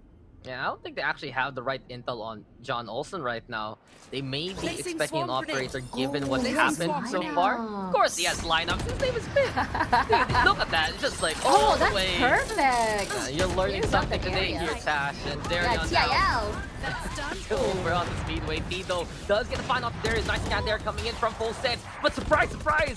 Your fears will be inclined as Maxie's there alongside Lennon to give Bleed Esports the man advantage towards the side. They will go again. Shock darts fly, and Bleed Esports now getting ready with reconnaissance. But here we go again. Set up towards the boathouse on site. And with Lexi ready with the Rolling Thunder, that might be, again, a crucial tool here for Bleed Esports. And Olsen actually does get recon. They do know where he is. But the thing is, why are you checking there when everyone is on boathouse? Because they can't see. For now, though, everyone's just staying out of sight. But Chalala finds one. But Bith will be stopping that from happening because that Kamikaze will be giving him so much problems to flash. Sorry, the Aftershock will come out by some time. But John Olsen wants to see him pop some heads here. Lexi a little bit faster, but Lemmy from the other side fights Pith. Sprays from Lexi with the double. And that's Bleed's round. Yeah, and many a time you'd say, why set up on site? Why hold there? It's so dangerous, but Bleed Esports, they're taking a different kind of element surprise. You mentioned it's like, why are you checking there? Of course, full sense they don't know that. They don't see what leads to your path. Yeah, but the fact of the matter is, they have to take that extra time to protect those corners, those angles that they can come from. And when you have someone like the Breach who can stall immensely... The context I was going for just now was that everyone was on site and they did it again. And the fact is, Darion couldn't get, sorry, not Darion, John also couldn't get any information. They were just totally blind. They can't see. Exactly. I mean, that's the So thing. They're smart, blind. actually, when you think about it. I mean, not when you think about it, it's like everyone on site in the boathouse. Does that make sense? But they make it work. I mean, they're blind to the fact that that's happening here. And just to wrap up the point, right, Lexi has so many ways to stall both sides of the aggression. And because of that, desync Full Sense can't swing together. So overall, it's another problem here for Full Sense that they need to get rid of. This Breach, he's not really lighting up the stats, but he's lighting up the times themselves. And that operated by from John Olsen, where did it really go? Amount to anything perhaps in the past few rounds. Not really per se, but here we go. 0 point to start things off. Good intel here for the side of Full Sense, and John Olsen might want to make a play with the Blade Storm here. And that's right, he's playing the shadows, and this is the shadows that Maxi put here, and he's gonna find one, not quite whiffs it, immediately has to move away, make some space because of that contest coming through. See that Bleed suddenly putting their breaks down, wants to play a little bit slow. PTC, the first one out, gives so much space for them. No suppress, no fragments, which makes it so much more easier to get on site. John Olsen whiffs again. He still does have knives though. That's the second time. And suddenly, we're seeing John Olsen on the other end here, but D will be the one to get himself a brand new Odin. And again, playing it real sneaky in the corners here, but Pit getting a double there, but Lexi now out of the way. Gets a spray here from Chala, allow with the 3K. Can it be a 4? There's a critical error here for the side of Bleed Esports. And what a thrifty win from Chala La La Do Re Mi. What a song for this stance, and what the hell did we just see here from Chalalala? That was so perfectly timed by him. Bleed Esports, check your corners because Full Sense is just hiding on the side. Watch it here. Pitch is like, okay guys, I got the garden. No problem. But since no one's watching out for the Raptors themselves, Chalalala just drops down to get those takedowns. And just because of that, that was already a round one. Even if Pitt got that kill later on, he wouldn't have enough time to put that spike down. And these small lapses of judgment here for Bleed Esports is what can cost them this kind of game. This is the second time we've seen T just surprise someone with the Sheriff. Chalalala has been so sneaky. We saw it from Lammy Snaps a while ago as well. This is better here for Bleed though to start things off. John Olsen goes down. That's just nasty spray through the smokes there on Lammy Snacks. They have an idea that he might be over there with the Odin, so they are gonna be smoking that out. He's gonna get some intel there, but they do know that the recon is coming. So that's one thing down. They are gonna get that recon out of the way as well. They do get the reveal though. And the sprays are gonna come by. He has to move out of the way. 51 HP. That's a nasty shock dart coming through. For now, Bleed gonna try and play as little sound as possible, but the lockdown is available for Pit. He wants to set it up there, but we all know he has to be careful. He can't really just put it there because they do have an Odin, which can immediately destroy the lockdown. Well, I do like the fact that Full Sense is now vying for a bit more of that mid control. At least get the sight lines if Bleed Esports will rotate towards A site. This should confirm that B is the place to go for. And the Hunter's Fury now to fend off the opposition. Tito now finally gets tagged. But Darion's still not being on attention. Maxi finally will get the takedown. Bleed moving towards that site, and they have to be very careful of those angles being taken by the killjoy. Flashlight does come on the line though. Lene will get the find on the Chalalala. And here we go with the post-plant scenario, but a big advantage now for Bleed Esports. PPC, Lammy Stacks trying to hold with Lene right beside the wall, and Bleed, they make it to the site, and they will win in this fight, 7-2. They're really making Full Sense bleed, and this is not something we saw from Full Sense yesterday, who are just so dominating in terms of their speed, in terms of their tempo, and Bleed is just saying, no, we are not going to be playing in your tempo. We are going to be playing in our way, and you're going to be listening to us. And Lenny, he got his Odin back. He's very happy with that. He may have lost it once, but the problem is he found Lemmy and said, excuse me, that's my gun. Thank you very much. Gonna be taking it back home. But Bleed now taking a timeout, and I really like these timeouts. I talked to Nico yesterday, how he was just saying on Black and Blue, how he was saying that it's always good when you're ahead to take these timeouts to really figure out what worked and what didn't, and what can be improved moving forward, because you don't want to have these timeouts only when you're on a lose streak. I mean, you have the time, you have the capacity to do it. Might as well use it, right? Tack time out, take a little bit breather, stretch your hands as much as possible even. But I think for Bleed, the one thing they really have to talk about is just that heads up when they find a target. Because sometimes we see it here, Darion and even Maxi actually, they're in the headlights when there are these off angles being taken here by T. And it has been Bleed Esports still succeeding despite that, but of course you want to work things out as much as possible. You want to be not losing to a Sheriff right beside to your temple. That is not the position you want to go on. But beyond that, Pulse just has no answer really for whatever Bleed is doing. They're just going straight for that B side. They're happy to do so. And the players you expect to perform, John Olsen and PTC, they're getting shut down. This was the problem back in Champions, and it does feel like it's a problem here in map number 1. Spray down here from Darion though, over onto the corner. Here comes T. They only have Sheriffs for the side of T and PTC. Maybe John also tries to make something work with the frenzy, but in such an awkward buy scenario, Bleed Esports should be able to overrun the opposition. And Darion now finally able to erase the demons of the past and remove T from the equation. B is trying to be sneaky for a third time in a row. That's not gonna work, my friend. And on top of that, the Astra smoke from Chalala just disappeared right on that time, and immediately he gets evaporated into thin air. For now, Bleed gonna be taking care of the backside here. They are very aware that Full Sense love to play the lurk. Maxi gonna move forward here, but there is gonna be a concuss, narrowly missing him actually, trying to get his friend out of the way. But John Olsen does find Darion straight to the head with the Sheriff actually. But Pit does get a double out of that Chalala as well. We are seeing a battle of the controllers here, or rather the Sentinels. Maxi trying to get those smokes out, trying to get those blinds out, trying to stop those pushes coming forward, but it is just him and Pit alone. 2 versus 2, very doable. Gravity Well is out, but I don't think it'll be a problem getting the plant. It's a relatively good round here for Full Sense already.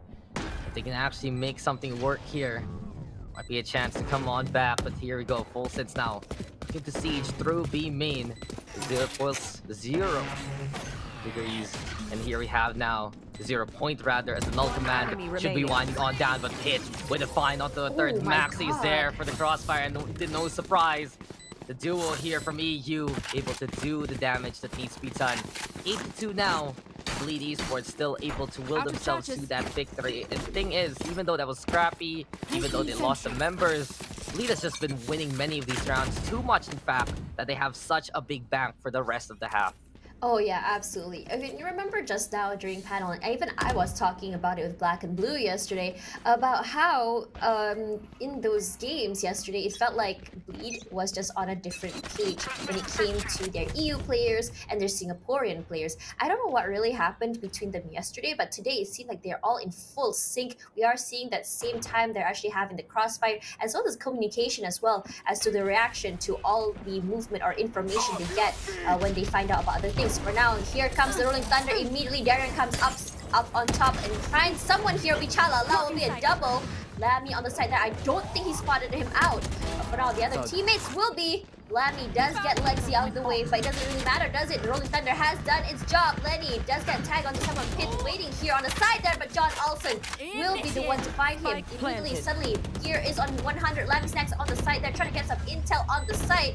There's only 3 of them left against 4. Let's see what they can do, but Darion getting B out of the way. Make that 3-on-3. Yeah, Darion already no fear whatsoever. 2v3 scenario detained though, and he even snipes him for good measure. Maxi gets steal right in front of him. Flash drive now is out. 1v3 round all right now up to Darion, but his eyes are blinded, and PTC decides to play him up real quick. Tracks him down there eventually with the shot. 3-8 here for Full Sense, getting on the board yet again. Last round in the half. half. The problem right now here, Tash. Bleed Esports, assumption is the worst thing they can do right now, because they're assuming that the pushes are absolutely safe. They're not even bothering to watch those corners. And Full Sense, it's the timing which has become their presence. This has just been the biggest way for them to hold the line, hold back on the casualties, and instead inflict the losses onto Bleed Esports as they move towards the site. Honestly, that post plant felt rather strange. It wasn't as strong and suppressive as before. We are seeing a very big disconnect among them. It felt like they were just so not playing together as they were in the early rounds. However, Darion does have his knives, and they're all just going to be taking it real slow right now, trying to catch those stragglers if they decide to play aggressive. We did see Full Sense yesterday push out more to become aggressive rather than passive in terms of their defense. But now I'm wondering if we'll be seeing the different sort of playstyle here from Full Sense. Well, Bleed Esports, for the time being, they have been able to rely on Darion to get those kind of frags. It's all about those movements now towards the site. If it isn't as clear as B, it has become a problem. The PTC all in right now with the judge, but the stun will connect. Lido, oh, that's great here from Chalalala to save the KO's bacon, but then again, Jump Peak right now, they're trying to bait out any kind of push into the corner. Bleed Esports making their presence known towards that B site, but they will actually move towards A, where they haven't really found as much success compared to the other sites. That's right, but probably that's a good thing though, because he does have a judge, and a judge to the face can be very, very painful. Immediately, Darion gonna go full speed ahead onto the site. Will he get the other jet out of the way? No, he doesn't, but John Olsen though will be finding Lenny and finally trade out to John Olsen. That's one big problem out of the way, but there is still more. Chalala finds Lexi, but Maxi straight to the face, a pit with a double. 10 seconds left. Be trading that out. Darion is very much still online. Finds PTC, ends the round. It's still Lammy. One versus one situation going side by side. Oh my Darion! We have a 3K onto Darion.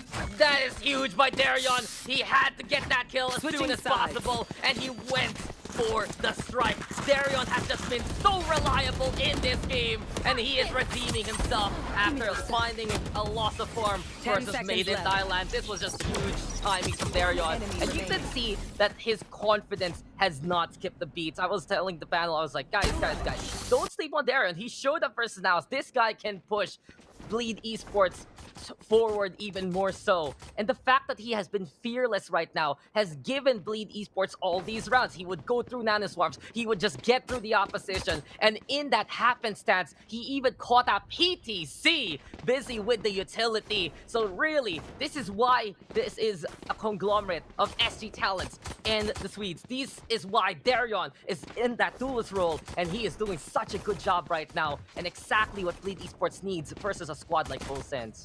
Honestly, I have to agree with you. That's the reason why Bleed is selling t-shirts. I think it was t-shirts or merch with Darion's face on it. So I think we should all have a fan club for Darion, just so we can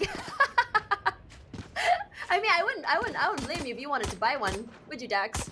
I mean, hello, Bleed Esports. Maybe a jersey or two. Hook a man up. Maybe a signature too. Same thing for Full Sense. I love collecting quite the apparel all around APAC, but Do you have halftime a right John now. Olsen face t-shirt too? Is there one? I'm gonna buy one right now. I want one. You want both of the Jets in this game's merch.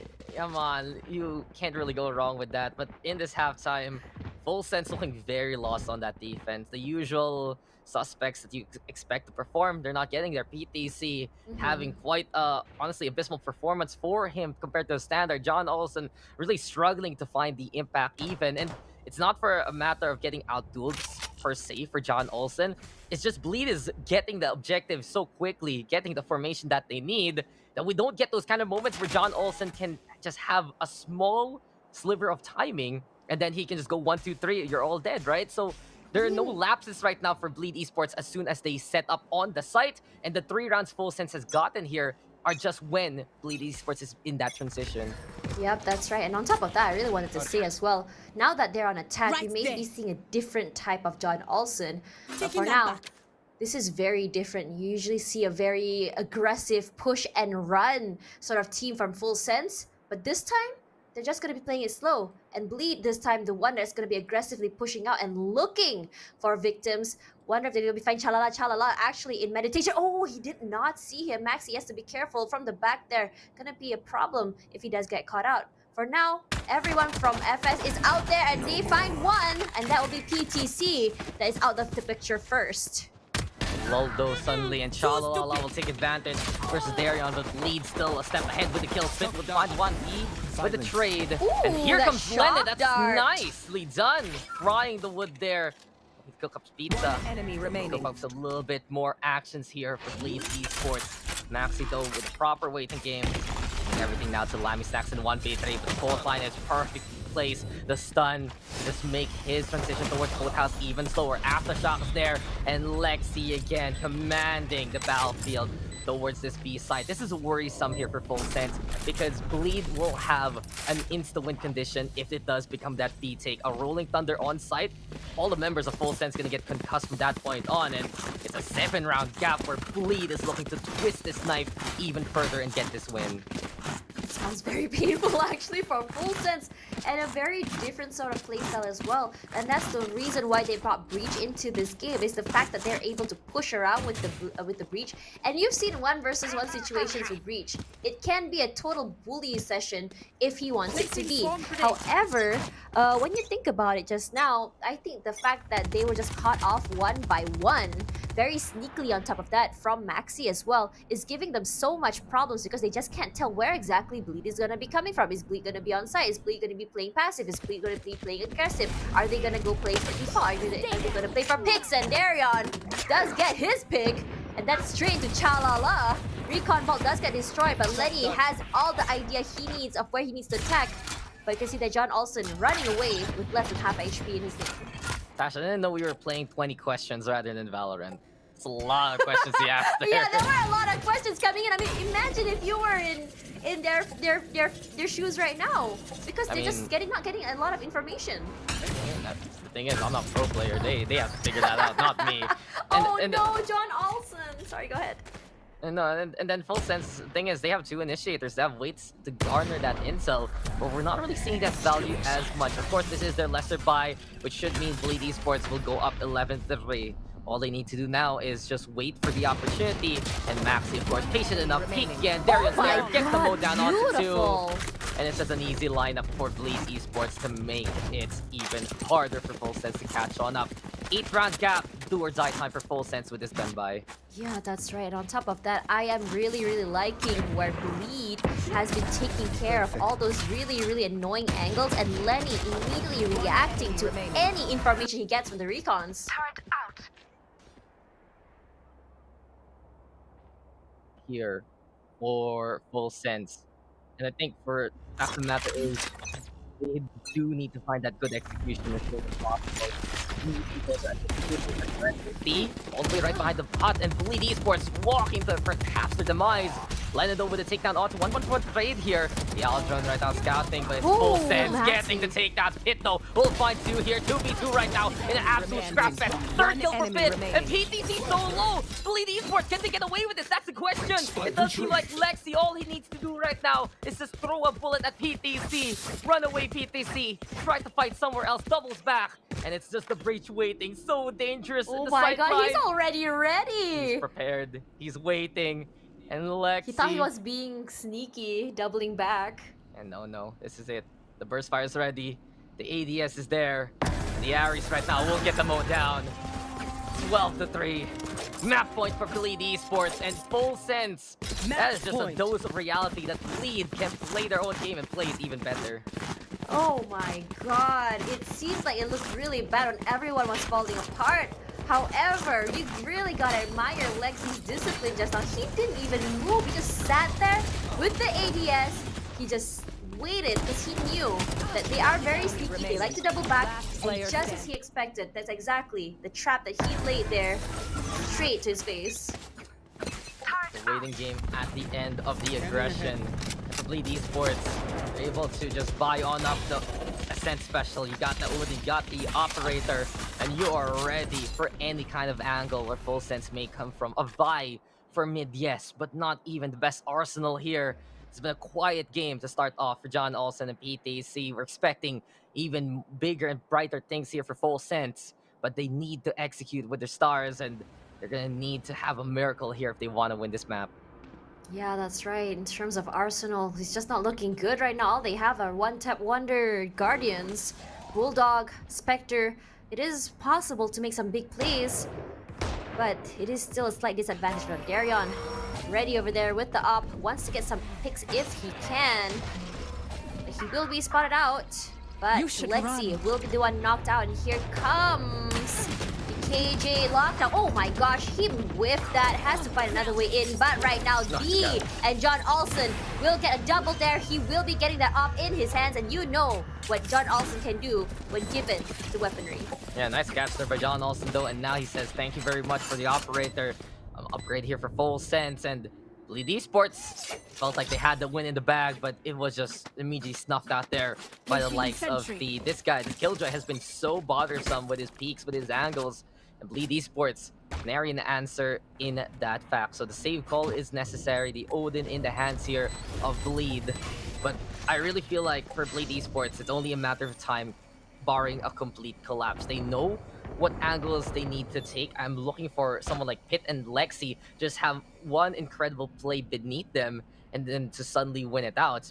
And for Full Sense, a Herculean effort, it really needs to be called. But if you watched how this attacking side has really gone, we still haven't seen the Full Sense hard commit. They're forced to play for mid, they're forced to play for that intel, and that's good and all, but that's not really the Full Sense playstyle that we expect, and it's not just us hard hitting that you'd want here from the likes of Full Sense as we go to a timeout. Yeah, that's right. Full Sense is more of an explosive team. They can go crazy, just go full out and fast and just mow you down. That's exactly what we saw yesterday, because Myth is just one of those teams that also likes a slow playstyle like Bleed. But it seemed like yesterday, Full Sense knew how to control the tempo and make sure that Myth will have no chance in having a say at all. However, but right now we're seeing that Bleed, they're just so dominating. But what's really interesting about Full Sense is that every time they have like an eco round, they always seem to make it work to come out on top. Well, it's not always all the time they make it work, but when they do, it's pretty scary. Yeah, it's a fearful sight to behold, and it's Bleed Esports now going for the timeout. I kind of thought Full Sense wanted to talk about things a little bit more, but I think right now it's just a mental reset for Bleed Esports. Again, we still talk about that clash of styles, but lately it has been Bleed moving in as one. They would have that signal for Durian to go in and execute, and he's mostly supported by the rest of the squad in many an angle as much as possible. So things have been a lot safer and a lot more in sync here for Bleed, and this is just absolute proof right now that they are getting better every single time they go into the series. Coming into APAC, it's always been the question, is it really wise to only have your main five play now, playing with subs there on the HC side? And it seems like the answer so far is a resounding yes. They're here in the knockouts anyway, and they are performing to even higher and higher heights than expected. But here we go. Dario now, just right underneath top mid. And if he can get the catch onto John Olsen, this can't be huge. Corner right now, not being checked. John Olsen with a takedown. And Dario now peeking and says, hello, John Olsen. What you doing there, Johnny boy? 4v4 for now. That was a great patch. It gives him back his up. But right now, Dario, the 3K, will it be 4? Not quite. Chalala gonna be stopping that, but Maxi will be turning it out. The will be fighting Pit in return, but the gonna be the final one out. 13-4 is the score for match number 1. Very well played by Bleed, not allowing Full Sense to even control the tempo one bit. And that is heartbreaking for Full Sense. You saw that fragment bounce off the generator and be like, well, that's not gonna flush out Darion from this position. He just held his line, got 2 more kills, and the damage was inflicted. That infiltration over onto the middle courtyard, enough for Bleed Esports to get that victory. And that's the thing, coming into the second half, they decided to change up their playstyle. They changed up what pace they wanted to show towards Full Sense, and that surprising round with the aggression towards B main. That last round that we saw there from Darion to absolutely execute, and you can see him right now just getting the degree, getting the graduation, and the MVP performance from this chat. 21 kills, 2.0 KD, and an absolute shutdown onto both John Olsen and PTC on the other side. Yeah, that's right. Just how we were just talking about how not in sync the players from Bleed were, how they were not working together. It's just a display of their own individualistic skill. Suddenly today they woke up and just like, you know what, we want the power of friendship, we're gonna be playing together. And the setups done for Darion was just absolutely beautiful, from the fault line, from Lexi, Maxi's blinds, as well as Pit's KJ. It gave him so much to work with in order to get all those frags and make so much space for his team. Now in terms of numbers, I gotta say, damage-wise, so much more heavy on Bleed's side, but not surprising because Bleed has been getting all those frags that they need. Frag wins, objective wins. The only difference between them is the headshots. I mean, if you get more kills, you do more damage. I think that's pretty much what happens there. It really goes to show, though, for Bleed Esports, that if they're not going to get punished, they're just going to go in and they're just going to snowball from that point on. And there were a few times where Full Sense was able to do it, yes. They were able to catch them, as I noticed many times transitioning. Lexi trying to set something up. He's caught, Lennon trying to set something up. He's caught those kind of situations. But beyond that, it's Bleed Esports getting the right rate on where Full Sense is. They go for the site pretty easily, given the fact that this is just one of those games where Full Sense will try to forget, because even in that last round, yeah, PTC having those struggles, it's kind of heartbreaking to see that there from the side of Full Sense, given how far they've played here in APAC. They started in the play-ins, now they're here in the knockouts, but they're just getting blown out of water by Bleed Esports right now in this first map. And it really goes to show that when you have that kind of experience under your belt, when you have those veterans in the likes of the Swedish duo, right, it also bleeds through the rest of Bleed Esports. And it had to be like an interesting talk in between the game versus mid to the game now, that mental reset for Darion, and it really just goes to show that he does not disappoint. He has really come to his own as one of the better duelists, making case on the SG side. And for Bleed Esports, everyone is asking for them for proof, but right now the proof is there in the first game. The proof is that they are in the lead of the series, and they are just one win away from wrapping it all up here, Tash. Yep, that's right. I am so proud of our Singapore-Malaysian team right now. But for now, will it be a 2-0? Will it be a 2-1? The guys, don't go anywhere. We're going to take a quick break, and we come back. Game number 2 between Bleed as well as Full Sense. In my safe haven, I make statements that embrace waking. Awaken, I'm woke. Taking the road to who you assure. A celestial scope. The stars explore in your inner. The starts at the core. Inner space and more. Your body's a planet.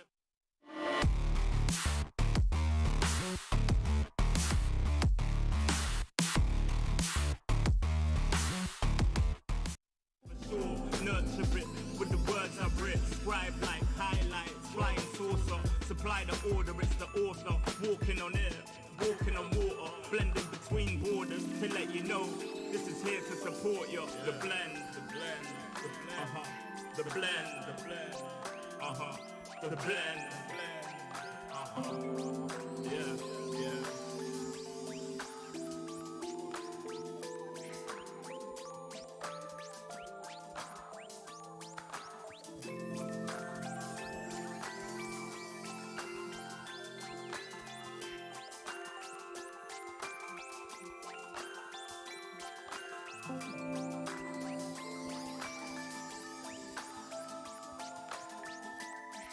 yeah, yeah. Yeah. Second verse after the first. Take control with words, roll reverse, the rebirth of verb from inside out, outside in. We control the earth frequency. The heart of the world beats in me. It beats on beats as we breathe deep. Oxygen from trees feed. Gifts in our gift. This right here, proof we exist. Mind state is gravity, the way you uplift. Across seas swift, water quench thirst. There's a shift. Set sail like shit to find other lands. The motherland, sun is planned. With the words I'm writing, I'm fertilizing. The earth's a rising, realizing. Global warming and the sea is rising. Pollution, the planet needs metabolizing. It's full of fire like a dragon fighting. Creating hot springs when the pressure rising. It's terrorizing, but I'm never frightened. Cause the days will brighten. Yeah, the blend.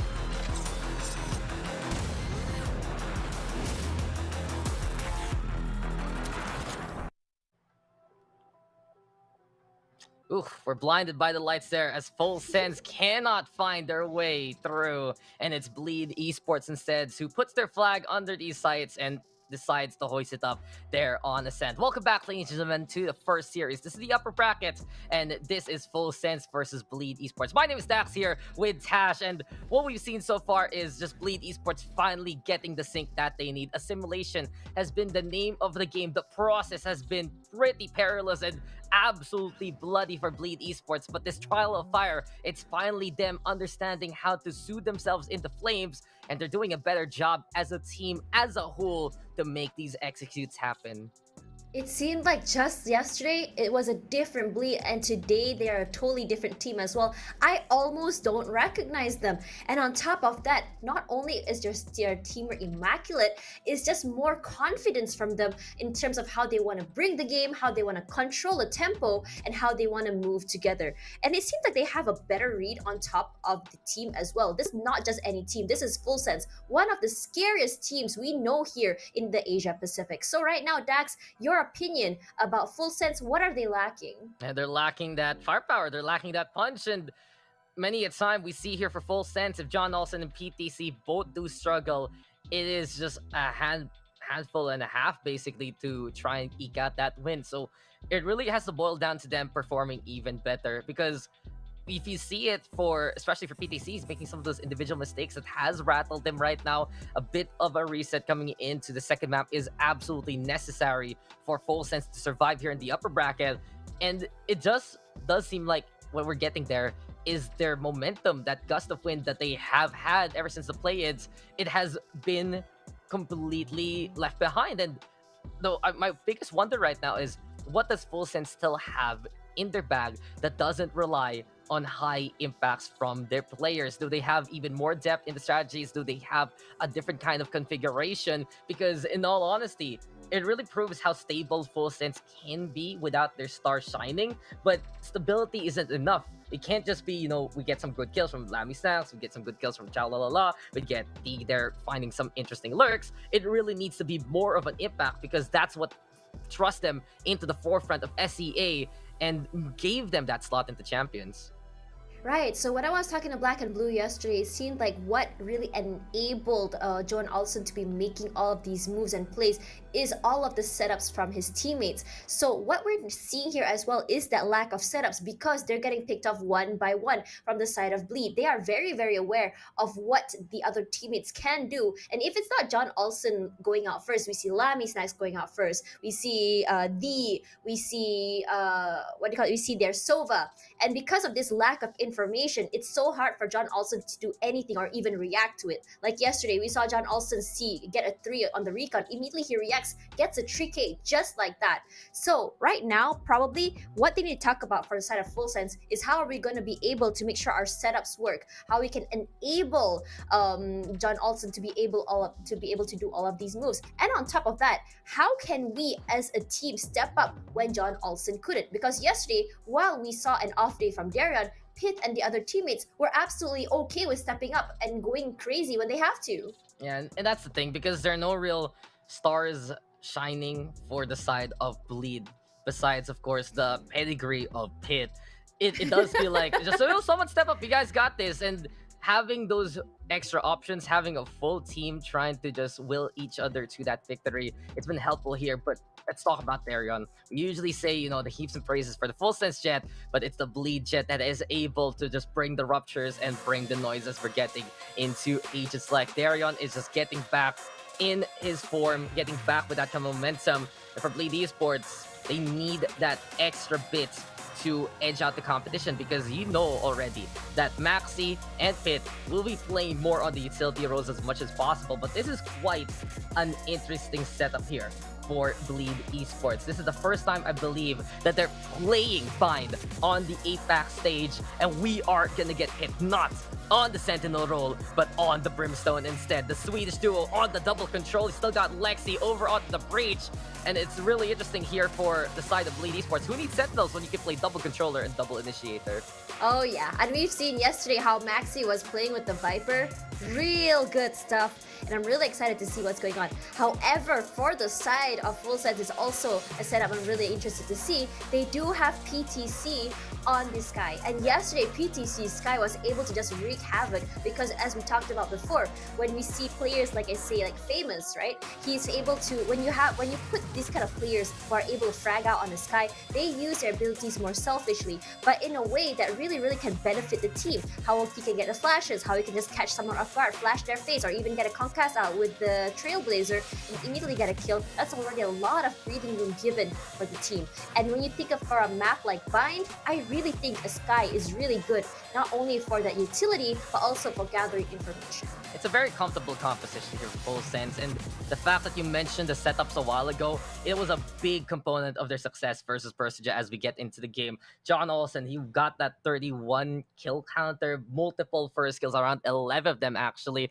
And not only that, just multiple assists also from the Astra, from this guy PTC. He can set something up for himself with the speed, also with the flashes, allows him to help out John Olsen. So this is where Full Sense can actually thrive, if they can get that value with the stars over onto the, I'd say, the openings on Bind. No mid, as everyone likes to say. You have to go through one of the 2 funnels per site. And when Full Sense gets that right read, it's perfect timings for them. Bleed, though, they have a lot of way to cut that vision, a lot of way to control the tempo of the battle with intel and concusses. And this is now Bleed Esports, a heavy stab towards B long. And Daryl with the first team, though, will get the trade. But a nice fault line into the takedown here. It's Bleed Esports just getting a bit of that combat stim, moving on forward even further than expected, and getting the first 2 kills for themselves. Yep, Maxi anchoring himself onto A side here, and he's going to be going through lamps. Right now, it looks like FS will be getting the site, no problem at all. John also coming in from the back here, but the shots are coming out. They are currently stuck in lamps, but Chalala will be trading out PTC as well, making that beautiful pincer, not allowing him to run away. We are seeing the rotations come through. Darian with the 3K already. Very, very happy with that. 2 versus 1 PTC. Where are you going to go? It's going to be double swing out. He's going to be trying playing right around the Rosie. PTC gets 1. Gets 2! Ooh, what a save. What a save, what a win, and what a clutch there for PTC. A very esports clutch moment. And that's what we want for PTC. That's what Full Sense needs in those tight scenarios, because that looked to be such a successful round already for Bleed Esports. That extra bit of mobility you get with Stim Beacon, it doesn't just affect your run speed. You can actually walk on forward even further. And Full Sense, they were caught off guard over onto the B alongside. But since they saw the aggression fully commit there, they executed towards A instead. And they held the line as much as possible. PTC had the right angle, had the right read. Lead Esports, even though they played the gamble, they really pan out the way that they would like. Spike, though, left behind now. And it's Full Sense looking to scramble towards A. If they get this intel that no one is there, fully expect now for Lammy Snacks to just say, okay guys, got the spike, let's go towards A. Yeah, it looks like that is going to be the case right now. This anchor on B is a 50-50, high risk, high reward. The question now is, are they able to play retake when they don't go there? It looks like it's going to be super empty onto the site, and we haven't seen movement yet from the side of Bleed. For now, it looks like they're going to be getting all that. The sprays are going to be coming out just to make sure that they're going to be safe. And now, finally, as the plant happens, we're going to see a slight movement go straight toward A. And looks like how they want to go is from the teleporter. It's going to be very dangerous. To Chalala coming out from the side. There is going to be the fault line giving him so much space. Darren gets Chalala out of the way, but Maxi is now out. For now, they're going to be coming in through showers, where PTC has put himself on top of benches. I'm liking the sync here for Bleed, even though they're likely to lose a round unless Darion comes up with a heroic effort. Because Darion, he was just a martyr there waiting to happen. Dashes away, gets a distraction, and an immediate fault line. It's all about synchronicity here for Bleed Esports. Even lacking the firepower, Darion will get the takedown. 3v3 right now, time is ticking, and Bleed Esports making sure that this can be as costly as possible versus Full Sense. Let them know there's no time to defuse. Everyone will be embracing the spike detonation now. And it will be 2-0, where Full Sense will still get away with majority of their lives. But I'm just happy to see Bleed Esports like this. Better on how they look as a unit, and better on the execute can help them out immensely coming into this game. Yep, that's right. On top of that, this round, they have a full buy compared to Full Sense, so it is projected that Bleed Esports can win this. But we have seen situations where Full Sense, even on a thrifty round, they just can't come out on top. Now all they do is they just get one pick, they get one gun, and suddenly one person just goes absolutely crazy. And pardon me for thinking this, I think this might be the case again. Darion on the aggressive here does have a op to his name. Gonna try and see if we can get anyone just yet, but looks like no peaks will be coming through. Wait, maybe there will be. But let's have a look at the other teams as well. They're not going to be doing this 50-50 full anchor just yet. At least I think they learned from that mistake. It's just a little bit too risky for them because they lost 2 rounds in a row. And the thing is, Bleed setup right now, potential to stall, potential for smokes on both sides, splitting up 2 EU players, making sure snake bites, mollies can be used if ever. Just a full commit from Full Sense. Separation is the green. Bleed wants to do. Thieves does get one, but Darion Maxi already with a takedown. Nice hang back here from Bleed Esports. Quick shot still from Chalala to get the takedown with the ghost, but Maxi is there for the trade. Swing does fly by though. PPG right there with Lammy Stacks coming together as one. And it's 2 versus 2, but the Seekers are now on the hunt. Dangerous waters here for the side of Bleed Esports because they have the off on the retake. But the blades are available here for Darion if ever. PTC right now coming in close. Hit. Will he see this coming? No, he doesn't. Full Sense now will be able to get that takedown. And it's all up to Darion to just go at that spike. Taps it to get a bit of that info perhaps. remaining. Forces Lamy Snacks to peek on forward. And here we go with Darren now with the blades. Looking for a target or two. Flash comes on that PTC playing the time game. It's all here for full sets. Scope in though. And who dares wins for Darion. Gets the 3K anyway. Gives the round here to Bleed Esports. And they will still be able to hold the line after everything is said and done. I am absolutely in awe at how he played that. Used the smoke to think that he was actually in there with the tap. Goes to the back. Knife straight to Lammy Snacks' face because he was probably thinking that he was actually just holding it. His flash does come out. He uses the back here. Then suddenly he just gets ready with the op and he has to walk out, like it or not, because they're running out of time. Absolutely crazily well played. It's just incredible to see here for Bleed Esports that a mental reset, the facility is there to get back onto it.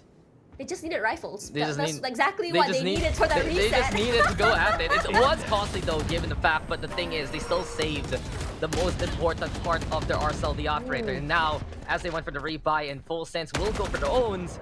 It's Bleed Esports now going for the extra aggression. And this is the thing, Bleed Esports can get in and out so quickly with that Brimstone. If it's John Olsen taking his sweet time for the execute, then Bleed will say, okay, John Olsen is coming, we'll go to you instead. That extra bit of ambition, and I have to say, the initiative for Bleed Esports, it's well-timed right now versus Full Sense. Yep, that's right. Even John Olsen's having so much trouble just trying to get into sight. Immediately, Maxi gets one, does not get a second one, but the flash does come out. Chalala! Where are you going? What are you gonna see? And easily, just like that, wrapped up. This round, Elsewell will be going into Bleed's pocket. And right now, it looks like Full Sense doesn't really know how to play around all these utilities and setups done by Bleed. They just are so eager to make the play for themselves, but Bleed Esports, they're a team willing to go at them so quickly. And this is the problem sometimes of those Astra-based competitions. You're a little slower on the trigger finger. And you know what's coming your way instead? Before your stars can even acclimate in kind. It's a fault line. It's a stim beacon, right? And it's just so brutish here for Bleed Esports, but it's working because they're the ones who control the tempo. And Full Sense, if they're taken aback by the gears of the game, then it does become a problem. I'm really looking for John Olsen to just say, screw it, this might be the chance to do so. But this is another problem. Bleed Esports see the Trailblazer coming. They will go for the molly to stall for time and reset themselves accordingly to be in position for Full Sense push. Yep, that's right. And we were just talking yesterday how for a team, how they didn't have flashes, and I like how they're trying to use PTC to kind of give them space, especially as we know that Darion does love playing the up here. One sneaky peek is all that needed, but the whiff will be coming out there. A little bit too trigger happy, has to reposition himself. However, I think there is a suspicion that there might be a rotation again, and look at that, Brimstone moving in between B and A, trying to make sure everything is okay. They do spot out that the drone, so they do have an idea that okay, there is someone gonna be there. Flash comes out immediately. John Olsen comes inside, but gonna be caught out by Lenny in the corner there. Pit on the fact that you know how much damage he can do. He does trade one for one. He getting that, but 3K for Lenny right now with the classic. 30 seconds left. So stable for the Sova, and Lennon just finds so many takedowns along the way. Drone is here. This is a win immediately for Bleed Esports, and we just cascade on that fact. Immediately, as soon as the incendiary comes from the Brimstone, they reset themselves 1 HP though. Oh, come on, kill him. There you go, let's go next. Darion with the takedown. Bleed Esports taking the 1-round lead after Full Sense went for their own run a while ago. But this is really just how Full Sense is being pushed and pulled right now. And they need to be the ones to get that kind of initiative. As soon as we perhaps see the utilities come out from Bleed, Full Sense needs to find a way to stack even heavier towards one of these angles because they're getting the desync on for the multi-pronged attacks. And for Bleed Esports, that's enough ample time for players like Lennet to back on the way from the initial positions, go for the support towards Darion.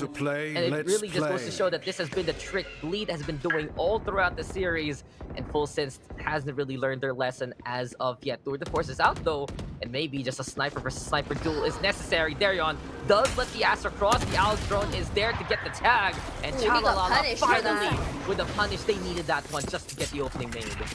Yep, that's right. We do have John Olsen in the back here. D as well in showers. No one on the side here, but Lenny gonna be following Darion's footsteps. D gets another one as well, and that's Maxi. Not looking good for the side of Bleed right now. Plant will be happening. John Olsen getting another one. That's Bleed. Lexi hit as well. Not quite, actually, but they all know he's there. PPC just a little bit faster. That first contact 3-2-3, and suddenly we see Full Sense finally crawling back into action. I mean, they just got that free entry towards the short anyway. As soon as Darion spotted the Astra, pick up the op. They did get the op. They didn't bother with it, basically. It's like, we don't need that. We're not gonna use that anytime soon. And the thing is, they have, you know, that chamber anyway for those kinds of snipes. Team with an amazing opening towards that right side.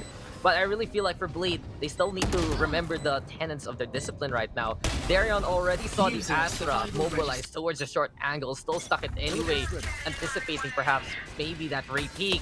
But since Volsen's got the opening and the Owl drone was there, then he should have just dashed on the way, right? And Pete right now is proving to us how to play the operator instead. There you go. He's the Sniper Supreme here at Full Sense. That's why he loves that chamber. He's trying to say sniper diff. Oh, that's a bold statement from you there, good man. But no. I'm saying he's trying to say that to Darion. It is a statement, I mean, he though. just got outgunned. It is a statement, and there you have it. Seekers are out, and Full Sense now with more confidence to push on forward because they already killed the Jet up top here. John also with the takedown on Spin. Also, the Seekers going after Lexi, but he still finds the kill anyway before he's fully blinded by the cabbage. The jellyfish there able to get the wrap, but it's Full Sense now going towards A side instead, where Maxi's waiting. PTC is gonna become out. It is a one-way smoke here. Gonna be fighting. PTC whiffs that. He gets punished. The PTC tries to go for that plant, but look at how much annoying damage that is. Does find Lexi, puts him out of his misery. Suddenly, it's just Lenny all his own. Is 1 versus 4. What can Lenny do? Nothing. Save the gun. That's it. Oh, there you go. You for the no, answer. even better. Save the operator. There you What? go. Pick that up. Try to contend against he there later on. But a few errors here for Bleed Esports right now. Losing out in the duel, whiffing the shot. Nah, PTC is just gonna try and bait things out and see if Lenny actually has this operator. There you go. Hello, PTC, what you doing? Oh, Full Sense. They feel like they can actually go for this pinch. They do have a bit of money to spare, so maybe getting rid of this operator might be worthwhile, but Lenny will not go down without a fight. He's not making this easy for them. He's making it expensive. His ultimate is already even, so at least Bleed Esports there, getting a few exits as Full Sense will get the round win.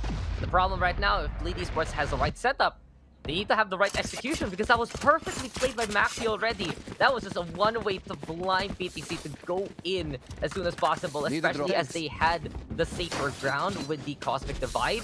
And if he got that kill, I think he could have gotten maybe a second one there even. And then the rest of Bleed Esports could go for the retake. But you see it here for Full Sense. 1 kill is all they need, and they can push. Yeah, that's right. It's just the problem is just one minor mistake is just a whiff, which really costed them. And on top of that, it was to PTC. However, Lenny with the 2 picks just now makes it really hard for them in terms of. Look at that. In terms of credits as well, kind of like made it really expensive too. However, for the side of Bleed though, Kid only has a Sheriff. There we go. Hunter's Fury coming out right now. PTC using the Trailblazer, trying to figure out, does know where Pit is, but look at where all of the members of Full Sense are. They're just playing here onto A. Darion is holding the line here. He does know that there is at least someone, but they don't know how many. They're trying to scare off Bleed to stay on that B side with a Trailblazer. And as soon as that happens, Full Sense, they get on A, and they put that spike down. It's a great distraction there by PTC, pinch possible even in a 5v5 scenario. Orbital Strike does come online, but it's a little too late there from Bleed. And Lammy Snacks now coming closer and closer to the lamps. Maxi though look for redemption and look to go for that too. But John Olsen now trying to get the first, does get it there. Gets second, that's the third easy lineup for him. And Full Sense now, a wave, a tide comes on in, crashes onto Bleed Esports. And in the blink of an eye, they all fall down 5-3, and we're getting more momentum now, and we're getting a little bit more of the identity of Full Sense. Exactly, and on top of that, John Olsen finally able to kind of rest a little bit because now all of his teammates are ready to back him up, support him when he needs to be. The thing is, look at the setups over there. It's just so hard for them to get any information because just how annoying these chokeholds are covered by Chalala. So now, what do you think is going on here between Bleed and Full Sense? Bleed seems to have like the full steam ahead thing going on in the beginning. What happened? It just happened because Bleed isn't able to keep up on some of that mechanical parity right now compared to Ascent, where they're just still winning the duels anyway. And yet again, I mentioned it, for Full Sense, they're back on a more comfortable roster right now, comfortable agents for them. And players like T and PTC are really stepping on up in that kind of case. John Olsen, a little on the negative side on the KD, but the fact of the matter is he's just there to make that space here for T and PTC to get those kind of takedowns. And when the shoe was on the other foot, when PTC was the one being the distraction towards that B side, John Olsen delivered with that 3K there anyway. So it really does feel like right now, Full Sense is getting the better setup that you mentioned before this kind of series. This is where you can really get more of that value from the Astra, from the sniping capabilities of the Chamber. And since Bleed Esports is playing a little bit on the, I'd say, weaker side, they're the ones going further and further back, it gives space for Full Sense to set up their own executes. And you compare it to before, from the shower takes, some of the fault line plays, Bleed Esports was just anticipating that as much as possible. Lennon will get one, sure, but Full Sense now, they're the ones who are getting a site for free, and B is where they belong. Yep, that's right. Very big upset there. John Olsen getting shot straight to the face, but we are going to be seeing rotations, and it's going to be through B long. However, D is watching the long side here, and we'll find Maxi will be the first one down. They cannot do it one by one. The flash will come through, but right now Lexi finds Lemmy, but D will be finding Lexi in return. For now, gets a 3K. Beautiful teleport to the back there when you think about it. Big 300 IQ plays, catches them off guard, and now it's just Darion all alone, and they know exactly where he's coming from. And Full Sense should get this round. One more thing I want to mention is when Full Sense is sending a solo player to distract them on one side, it's also Full Sense implying other presence on the other side of the side they want to take. And D with the backstab perhaps does get it! And teleports behind you, nothing personnel kit, and multi. That is a stylish there, even decides to snap and just get the trap on. What an interesting play. I'm surprised that Darion didn't even bother to even see that. Did it twice! Look at that! Look how beautiful this is. Gets another one, goes back, and I think Darion thought that he already teleported. He didn't have a setup there, but we did see the trap there, but he was probably too distracted. I mean, Darion could have won that duel, honestly. But for real, it's just style points. That was just style points there for Full Sense. That was just. He's gonna do it again. Oh, Darion though, he's the one who gets first. D will answer back in the battle of operators right now by the fountain, making wish right now because it's Bleed Esports the one getting these bloody coins into the water. 4v2 after everything is said and done. Sudden scrap fest towards B long, and they relied and died by the hand of the operator. And here we go with PTC, way too ambitious, peeks it out. But all left out the Lammy Snacks. The Bleed Esports, again, they just suddenly surprised Full Sense by doing this, saying, okay, you know, we are willing to do, we are willing to fight, and that is what Darion needs to get back on momentum. 4-6 now in a very quick round. Yup, that's right. Probably upset from that style points. Just said, okay, y'all can be flashy, we can be flashy too. And one of the fastest rounds we've seen just now. However, though, I just really gotta say, that was a really sick play. Still fangirling about it? I'm still fangirling about it. I was expecting an Omen play to be like that. Not in my life. I think a Chamber can pull that off. I mean, the Chamber's the quickest teleport, honestly. I know, but I just didn't think that it was possible. Well, welcome to Pro Play, and where we make the impossible possible. For Full Sense now, still trying to keep this lead. Bleed Esports looking to crawl their way back to it. And for Bleed, sure, it'll work once. Don't think so, it'll work twice, and look at the raid right now. For that. Yeah, Full Sense, they left utilities even towards the market, so they got the scout and they know it's easy pickings towards that B side. PTC now with the plant. It'll be a 5v5 retake. And a pretty precarious situation here for Bleed Esports. Their positions aren't really the most perfect. They do have potential backstab though from the hookah. And here comes Theo already with the first kill to start things off.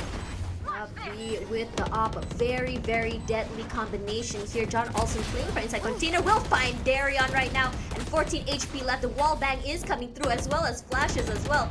D holding in the back area here, but we are going to be seeing a rotate from Bleed. They don't want to lose their guns just yet. We'll be saying that's fine. Let them take this round. We'll get them in the next one. Yeah, when Full Sense reads it, all you need is one trademark basically. I detect someone is there. I think no one is here on site. That's good enough. That's good enough for Lammy Snaps. the ambition. Bleed Esports knows they hear the teleporter sounds, and it will be a potential 3v3 here if Full Sense decides to peek is just staying on the inside, trying to stay away from the sight lines, and will keep their guns here instead. Last round though of the first half, and Full Sense now getting back in control of this series. Not only that though, it does seem like Full Sense, this is a team that's willing to play a lot of operators given the money. So I wouldn't be surprised if they had at least 2 ops right now, plus the Tour de Force, have a rifle at the ready. And well, they have the rounds to give anyway. They have the lead here, Tash, so might as well try to get the snipes on. Yep, that's right. Arion going aggressive here, but we know never ever challenge the...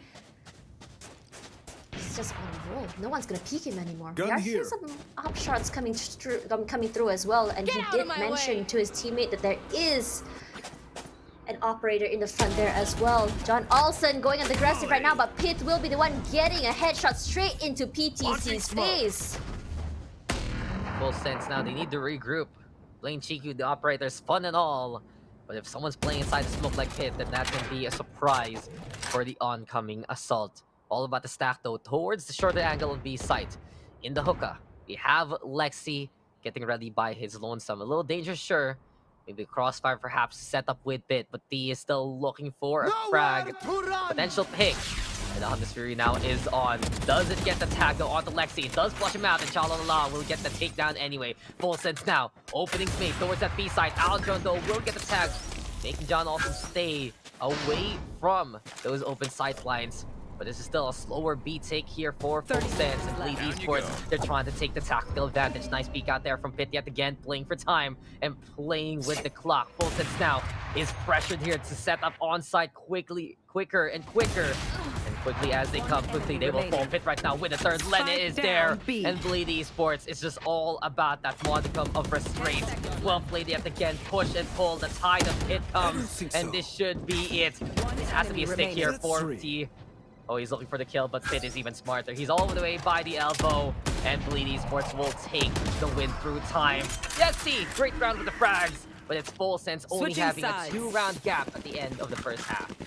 Oh my god. As I said before, Bleed knows how to play for time, and in more ways than one. It was just so hard for them as they played for time. They ran out of time as well. While we did see Darion kind of lose out there on the first peaks, but I gotta say, Pit really knows how to play in the smokes. It doesn't have to be his own smoke, it can be anyone's smoke, and he will weaponize that against you. But D, I have to say, has been really stepping up today for his teammate. While we aren't really seeing John Olsen super stepping up, but D can really take his place if he wants to. It really goes to show, this is what experience and what a different region brings.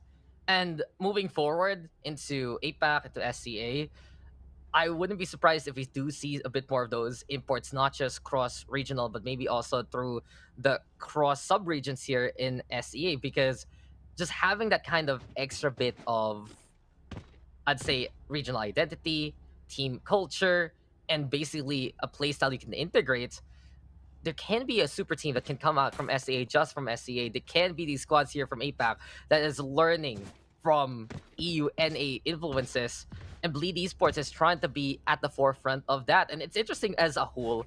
NYSG, it has this different bit of innovation. Lots of raw talents on the SG side and NY side, but look at Paper Rex, right? This is a squad that is formed by 3 different nations, basically different sides of the SEA spectrum. And Bleed Esports now, like half Swedish, half Singaporean, and all about understanding how they belong with each other. And so far, it has been a learning process. It is a lot better here versus Full Sense. But now with Full Sense online, I think Bleed Esports will need to bring out something even more special on the attacking side. We're seeing Darion get the kills, yes. We're seeing Pit and Maxi try to control that tempo, yes.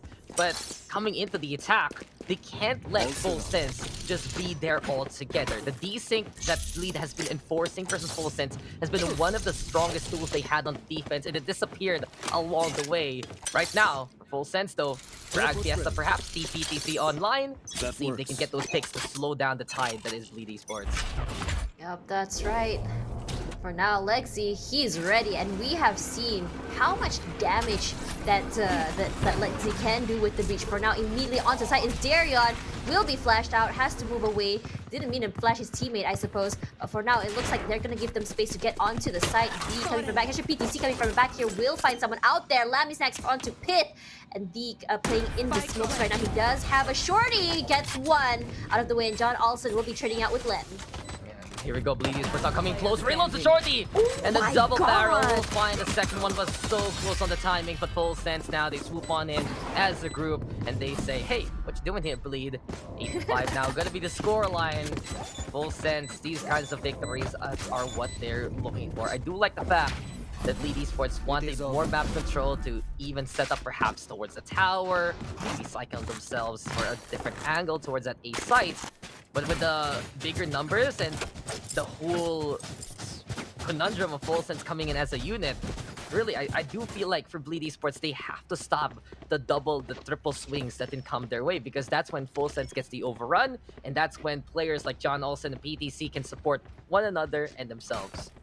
Yep, that's right. And on top of that, I was just talking about how Pith plays in smokes, either his or not. But looks like another one that likes to do that is also D. Learning from the best, or maybe he is kind of inspired by it, or it is his own play, not too sure. But John Olsen with the aggression finds Maxi in the return, but Darian will be trading out with PTC. However, John Olsen does have the site here, finds PTC on the site there. 20 HP left, John Olsen with a double. And for now, Chalala also with a double as well. Lexi does trade it out with John Olsen. Now Lexi, all alone here. There are two people. He does hear the footsteps. Gonna be finding Lammy Sex in the back there, but his teammate has his back. That's the end of that. And D has just been so reliable. It hasn't been the noisiest 21 kills from him. Yes, there you go. As for the statistics. But on the attacking side, he would make those openings happening with a tour of the forest. He would get a few pick-offs along the way. And in those instances, he can not only just protect the lines with the trademarks, but protect his teammates busy with the utility as much as possible. And Full Sense would not be in this lead, honestly, without these efforts, because this chamber has gotten so much value all throughout to stop whatever ambition Bleed wants to do in the first place. And now that Bleed is just on the lesser buy here after they tried to be cheeky into the last one, it's Full Sense now, hungry for another round and looking ready to just put their Bleed Esports roster in their place. Chalalola with the teleportation. Here comes D yet again, tries to snap back from reality, but Darion will give him a taste of the Sheriff instead. Lene also gets on the board, so this time Full Sense getting punished bit by bit. John also though still alive anyways, making it 2v2. Problem is though, for Bleed Esports, they started with the Sheriffs, and now they have a few guns to contend with as they move towards B site. Yep, that's right. 5-9 is the score right now. I just realized how fast Full Sense is able to really take control of the momentum of the game whenever he wants to. For now, Lenny running straight onto B. He will be getting the plant at least onto default. They can take care from the side, but I did not realize that Lammy is up there on the side as well. For now, Lammy still holding onto that corner. John Olsen, he suspects something coming in from B long. For now, Darian gonna slowly come through, but they don't know he's there. He's playing it real quiet. Soon he'll be seen! John Olsen saying why he may just be the better jet. Oh, he does find the frag, but he hasn't really been as explosive in the series. He's getting there though, inching closer and closer. And if he is online, the Bleed Esports will have to deal with another scary aspect of the Full Sense roster. So really, if Bleed Esports can just mitigate the, I'd say, pressure being applied here by Full Sense, if they can actually get this 2-0 before someone like John Olsen absolutely heats on up, they have a really, really good spot and a chance to do so right now. But the thing is, we've been asking for a different kind of hero for Full Sense, and T has been the one there. Darion, though, good punish onto John Olsen. Here we go again with Lexi's perfect setups. And Bleed Esports now trying to dissipate, but oh, that's big here, because that could have been the Astra gun. No more smokes, no more gravity wells on the defending side. Bleed missing out on the opportunity, and it's Full Sense who gets away with it instead. Yep, that's right, and that's exactly what they needed to get onto the site as well. However, Chalala survives that thanks to that whiff. But we are seeing a change in pace, and suddenly the sound has been cut, and they have no clue where exactly Bleed is going. Are they still going to B, or are they going to A? But Maxi does have his wall onto A as well right now, so it does give an idea. So it does kind of situate them in a situation where they don't really know where to go. But Chalala again getting away with that with the double. That's 2 for him in his pocket. 20 HP left. Gonna be going round and round the circles here, getting a heal out of PTC. For now, D with a very aggressive high angle here. He has an idea that Maxi will be here, but the wall is saving him at least. But he does not have 30 seconds trademark left anymore. Yeah, it's a huge commit though from Maxi, setting up both the wall and the cloud at the same time. Not gonna be having much gas, and this forces Bleed to go forward that A side. Instead, these trademarks are such a big bother here. Lexi and Darian though do provide the impact that they need. B side now will be taken in a 2v2 situation, but we have now spike planted. Shots are gonna get avoided there at the last moment. Might have not actually tagged Darian anyway, but whatever the case, it will be him reset on top of the container. Maxi with 1D is there, but Darian will get the 3K. And for Bleed Esports, they were forced in this situation, but they will shoot their way out of this one. Darian stepping up yet again to the plate. 70 takedowns here for the side of this Jet. And it's an interesting amount of impact right now that Darian is bringing to the table. He's the one keeping parity with the off shots of D. He's the one who's forcing out these sides anyway alongside Lexi's setups. And really for Bleed Esports, the two halves that can come as a whole, they're going to need to rely on each other even more so. But this time, the SG side setting up and stepping up when they need to the most. Yeah, that's right. Maxi was simply just a distraction as Darian goes crazy. D, he has a tour de force. He is not scared to use it at all. Immediately does whiff that, but has to move away. For now, gonna be chasing him will be Darian. Finds Lamy stacks in return. 11 HP left, John Olsen will be taking that all away. For now, he's gonna go on aggressive. The D with 2, but Maxi will be finding PTC in turn. Lexi and Maxi, 2 players left in the back here. Maxi gonna be taken out by John Olsen. Will be finding a trade there for a snake back, but Lexi getting D out of the way, and now suddenly it's a 1 versus 1. Yeah, but big damage done by D, the tour de force again. I love to see those kills. But we're getting here for Full Sends a potential way to steal this round from Bleed Esports. Lexi over on the right-hand side, Chalala over onto the left, and the lamps will light up for the success of Full Sends instead. All you need is a chamber to provide the impact and someone else to clean up there at the end of that. 25 takedowns for T. He's loving his family. He's loving his performance, and Full Sense is just very appreciative of his services here. Player standing. Yeah, I really gotta say it, but that Maxi's kill on John Olsen, that was so incidental. Catch Maxi off guard as he's throwing out the snake bite, but the snake bite still does go online. So it's kind of like you're pulling your enemy with you from beyond the grave. Very annoying thing to deal with. However, Darian only with the share, but we know how much damage he can do with that. But from the side here, they are gonna be finding that that gadget from the side. Sorry, the trademark. And it's gonna be no problem, but John Olsen pretty much ready as well. But Viper's Pit is online. Darian waiting in the corner here in case John Olsen wants to push. And Darian getting that kill onto him. Beautiful to the skull, straight to John Olsen's face, and is rewarded with a brand new rifle. 4v4 for now, though. The Viper's Pit control the sidelines for Bleed Esports. Seekers, though, that's some good intel, and PTC can get the right spray. It'll be perfect. Chalala with a save.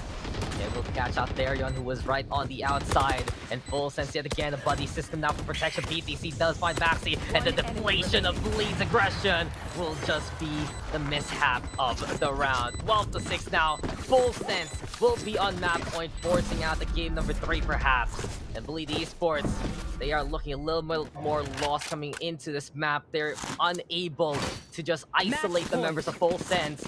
And with a 6-round lead, it's too dicey right now for Bleed Esports to come on back unless we get a Herculean effort from maybe Darian here. Yeah, that's right. Suddenly, Bleed Esports doesn't look that convincing like they were before. They have the angles, right? They have the play.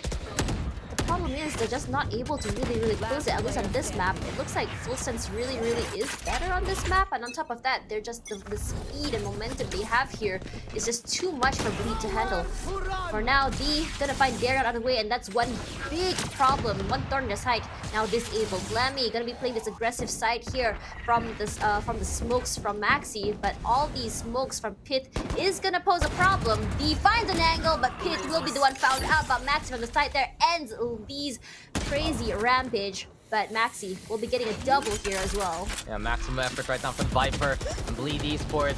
They're reading where Full Sense can come from. Nice peek into the lamps, nice peek into the short side this time. But John Olsen now picking up the operator, and he is ready to go for it too. His name is John Olsen, and he's looking to go for the clutch it out. But PTC playing the waiting game instead, was reading where Bleed would go. But there was no escape. We go to a third map. We go to a decider, and Full Sense now getting back to their senses and getting back to their game. Exactly, this is what their way of playing is. They want it fast, they want it explosive. Well, it looked like it wasn't that way in map number 1, but map 2, they felt extremely at home and immediately they took control of all the situations. Bleed played it extremely well, but the problem is, Full Sense was just a little bit better, at least on Bind. Just so much value, and this is an interesting statement here for Full Sense. We don't need to rely on John Olsen, don't need to rely on PTC.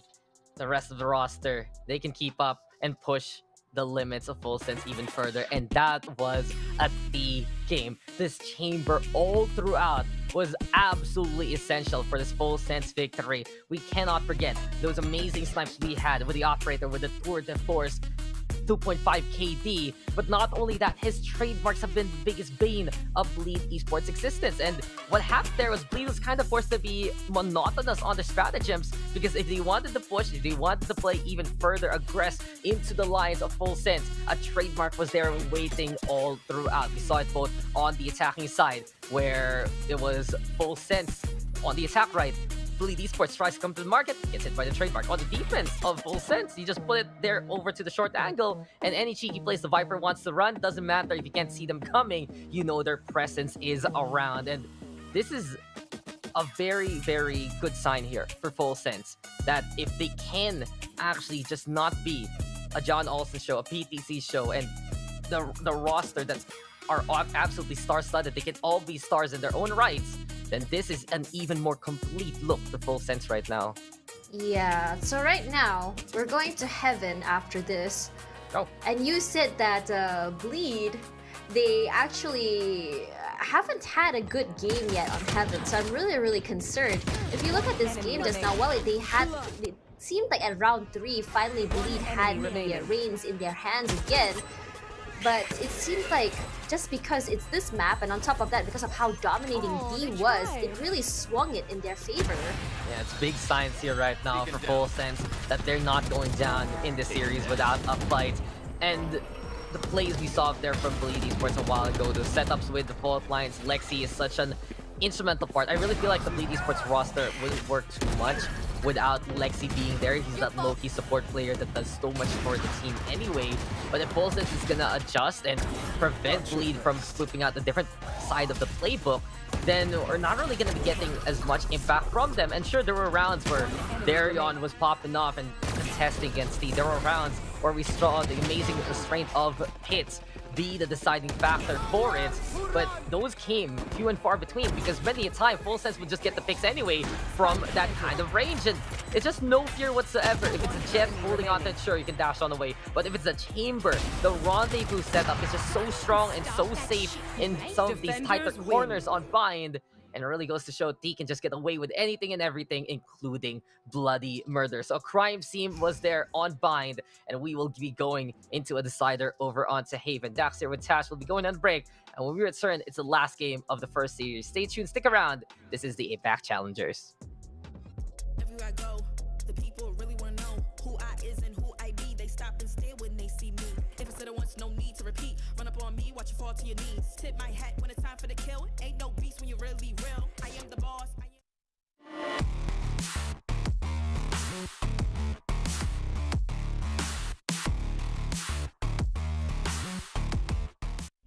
I am the one they call Lucky Charm. Got my own shit, I don't need your farm. Life was so hard, it made me weak. Built to last, this girl ain't weak. Sturdy and still when I plant my feet. Got it out the mud, now it's racks in my sleep. Look to God, he supplies my needs. Endless faith is what brought me next level prosperity.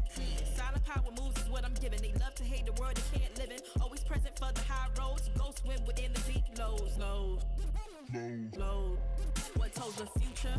Who knows? I don't do it for the likes, I do it for the love. Do it for the ones who really need a hug, cause they had it tough, never had enough. Feared, loved, and respected. Using words as a weapon. Chest and sheet. Test she. Hurry up quick, El Jefe's coming soon. Sit up straight when she enters the room. Be enthused, but don't look too amused. This is her queendom, please respect her rule. Hurry up quick, El Jefe's coming soon. Sit up straight when she enters the room. Be enthused, but don't look too amused. This is her queendom, please respect her rule. Smile in my face, Woody in my place, but act gully on cyberspace. Let's pump brakes, let's be frank. Running after him when you're the chase. You are the catch and he's the net. How quickly do we all forget to honor these small policies, my darling? You are the empress queen. Man, respect or he'll neglect. You are the wind beneath his wings. You are the season, you are the reason why this world can breathe. Giving sons eyes to see and daughters dreams to believe. Anything less than the best for you is high treason, queen. Hurry up quick, El Jefe's coming soon. Sit up straight when she enters the room. Be enthused, but don't look too amused. This is her queendom, please respect her rule. Hurry up quick, El Jefe's coming soon. Sit up straight when she enters the room. Be enthused, but don't look too amused. This is her queendom.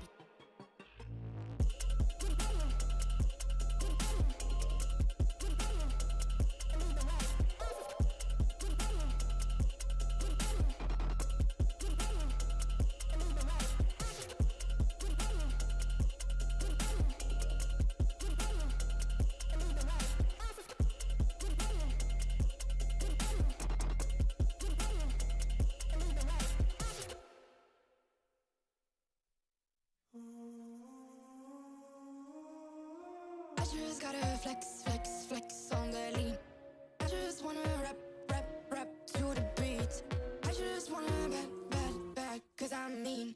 I just gotta go back, I'm a freak.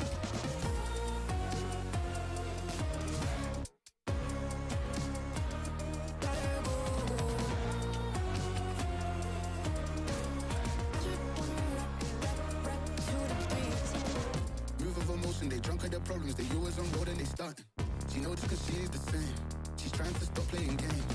Move of emotion.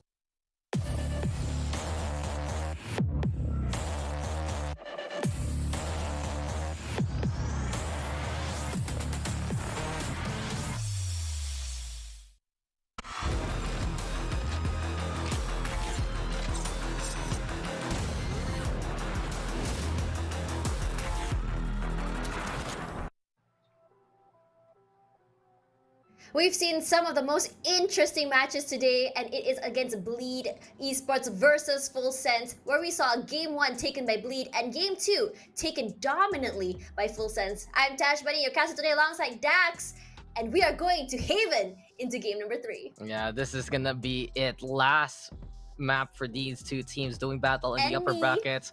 And last map for you.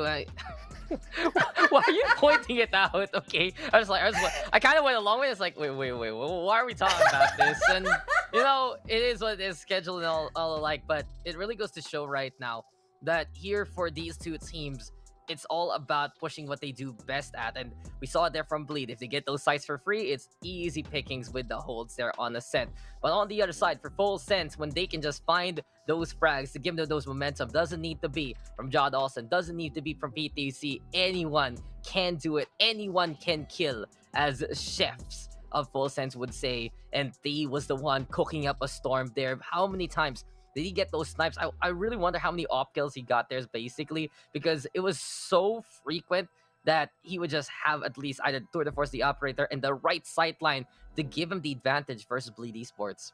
On top of that, he was also playing in the smokes earlier with the shorty. Makes it so hard for them to even push in. We thought Pit was the only, Pit and Maxi were the only two who were able to do that, but we are seeing the same sort of play used against them by Full Sense. So now we're moving into a bigger map with three sites here.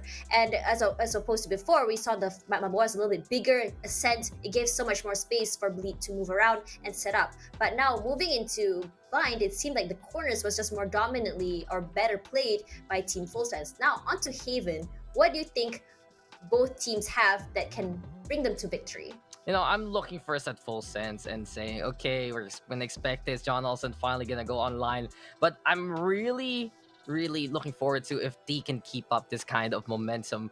He has gotten so many takedowns for full since a while ago. I think I got the stat here around 13, if I'm not mistaken, on Bind. And with those longer sight lines on A long, C long, those can be just important aspects for Full Sense to work on. And John Olsen, he's no slouch. He can play the op as well. And it'd be interesting if we do get a bit of that gamble there from Full Sense coming into this game. But on the other side, for Bleed Esports, I think really it's just having players ready for those anticipations and rotations. For Bleed, their initial push, their 5-man squad, it actually is one of the strongest we've seen right now in the upper bracket, because as soon as they command the site, it is theirs for the taking. And in terms of the retake, Full Sense will be looking for those flank opportunities. So Bleed Esports, they need to make sure that they're safer in the push first and foremost, and then safe as well from any other angle, so they can focus their efforts on the bulk of Full Sense instead.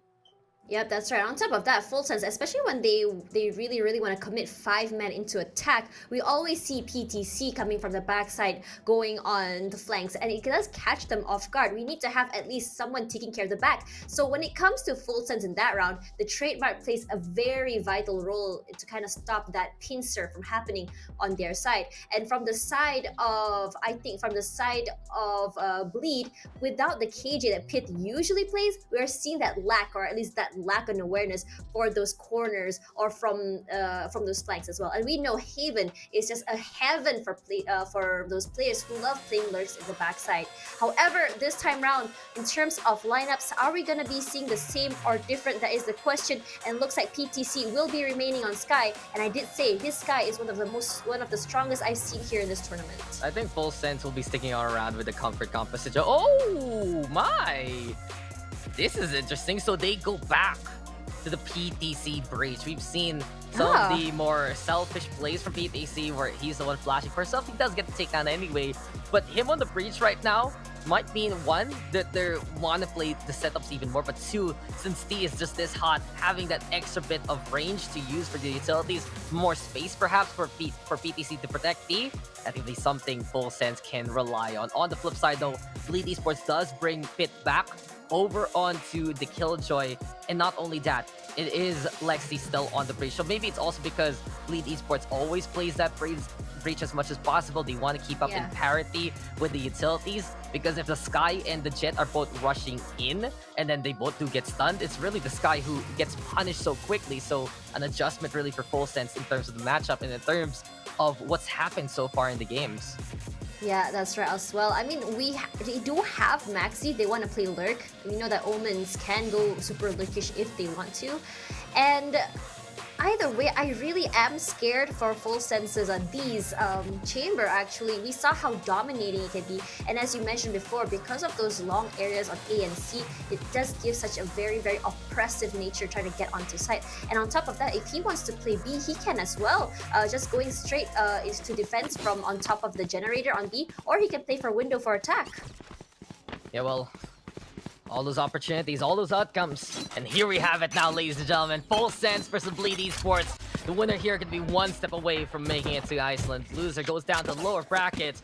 And for Bleed, it has been a test of why are you here? Why are you right in this position right now? Will the main fight work? On the Full Sense side, it's like, why did you even go into the play-ins in the first place? Are you still as strong as before? And while the trials and tribulations have gone to pass, now they meet each other here in combat. It's a B spike plant.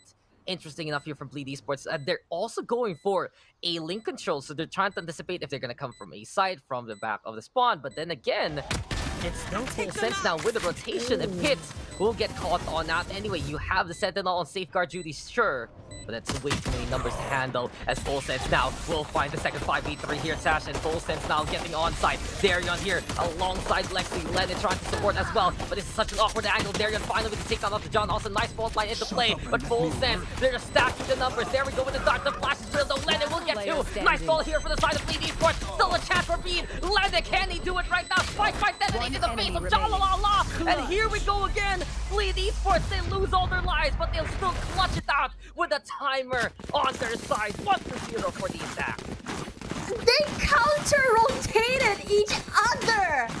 How on earth? They're both on the same page, reading each other's playbooks, counter-rotating each other. The only difference is knows how to play time. So I don't scent. We Who see told it us here. who's attack, who's defense at this point? I don't even know anymore. But Everyone's confused. More like, whose call is this, and such a right call by Bleed Esports to put that spike that way if they're going to be holding over onto A-Link. They know they have that breach anyway for maximum fault line value. And since Bleed Esports was able to clear out that A site knowing that no one was coming there in the first place, it was ample enough information just to stay in their lanes as much as possible. Maybe if Full Sense actually rotated through spawn with one of their players could have been even better because they already got the catch onto the more, I'd say, ambush-centric aspects there of Bleed Esports. But case in point, we've seen Bleed Esports get away with it yet again. And now they have the gun advantage. It's only a Marshall on the side of Full Sense, basically. Yep, that's right. Looks like C will be where they want to hit first. They do have Chalala on there. Will be a lot of trouble getting on site, especially with her conquest, Gravity Well, as well as her smokes. They are going to be rushing through right now. Smokes immediately out. Darion onto the site here. He does have a double burial. Darion will be cleaning that out, saving his teammate's life, but PTC found on the back here, as well as the conquest coming through. Not conquest, sorry, the aftershock. Just 15 HP left onto Darion. Planted. The plant will be happening again. Lammy Snacks now dropping on down. Should be around here for Bleed Esports. But moving forward, I do want to anticipate perhaps what are the potential lurks Pit can do here right now. How will he be able to counteract perhaps some of the plays there from John Olsen? And on the flip side, Full Sense, they showed some struggles really with this breach-based composition in the APAC side compared to, well, in the world stage. But Bleed Esports, again, different kind of identity might be the absolute decider here. So keep an eye out on PTC's impact, not just on the kills, but basically on the assists later on. Stun does come on out, and Full Sense should be dying with the spike as Bleed Esports will keep all their members alive and keep the rifle in their hands. So 2-0. And, well, I've sowed the seeds of potential questions coming on in. And really, for Full Sense, this is a round where they have to prove that the breach pick is what they want to run for Haven. Yeah, that's right. It's a really good pick as well. I mean, for the side of Malaysia and Singapore during our qualifiers, Breach was actually one of the most chosen agents here for this particular map.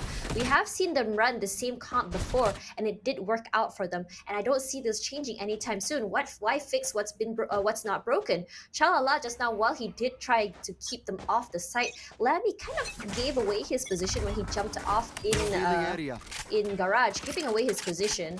Well, he didn't die earlier. He does give some problems there, knowing where everyone is. But Lenny, with the peak, they do know that they are actually playing a little bit more aggressive, at least on the A site lobby.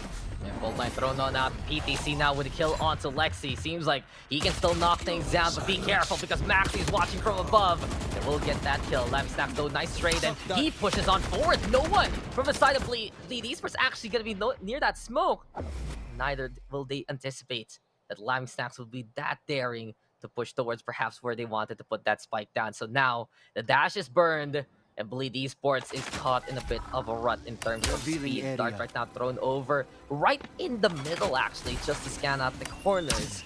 But it doesn't find anything, and for Bleed Esports, it does feel like Full Sense is goading them to go on in, but before anything else, John Olsen already with a kill. Glides on the way, avoids the shot there from Darion, and Lammy Snacks a bit ambitious here with the bow and arrow. This is why we have technology, but Chalalala will get the trade to make it even better for Full Sense. All left out to miss, but even his information will not give him anything there. Finally a round for Full Sense.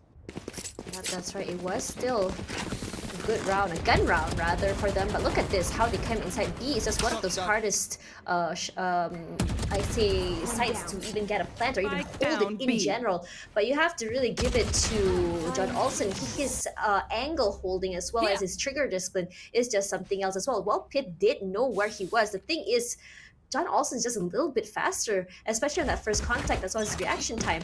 Now, what can they do in order to play this different? I would say just forget about B and find another way on site. I mean, they are going to have the guns. Wouldn't be too surprised if they go A and C instead. It's more of a heat check and a suicide run towards that B site many a time, unless you have a very specific play in mind. But they couldn't really execute what they wanted to do since Full Sense had that B-side control, especially with Lammy Snacks just in the middle of everything. Who puts us over there? Apparently Full Sense does. Fault line though will be into play. Chalalala over onto the corner of the platform, and he's starting to get ready, but Dario not checking left, and now it will be Chalala left there to get to. Maxi will get the trade, sure, but the damage has been done, and Full Sense already with the advantage. Should be a regroup right now for Full Sense. Nice aftershock though. The flush at Maxi with smoke will get in the way of a potential punish. All up now to the post plant, but it's a 4v3, and Full Sense has garage control. That's right, Maxi a little bit aggressive here. John Olsen does know where he is. Gonna be a double swing here. Maxi immediately repositioning himself. The flash does come out here. John Olsen does spot out Pit, does get him out of the way. It's only Maxi. Now Maxi does the trade onto D. Maxi with the 3K. But John Olsen able to seal the deal with Lenny all alone here. He does have lineups. Let's see how he plays this. He will have it up 1. Gets 1, gets 2. Someone is pushing up, and that will be TBC. But PTC getting out of the way. The tap does happen. He is defusing. He has to do something. Never give Now up. he finishes off Vera. Esports clutch done very, very beautifully. Well played there by Lennon. Just balancing shock darts to get that value.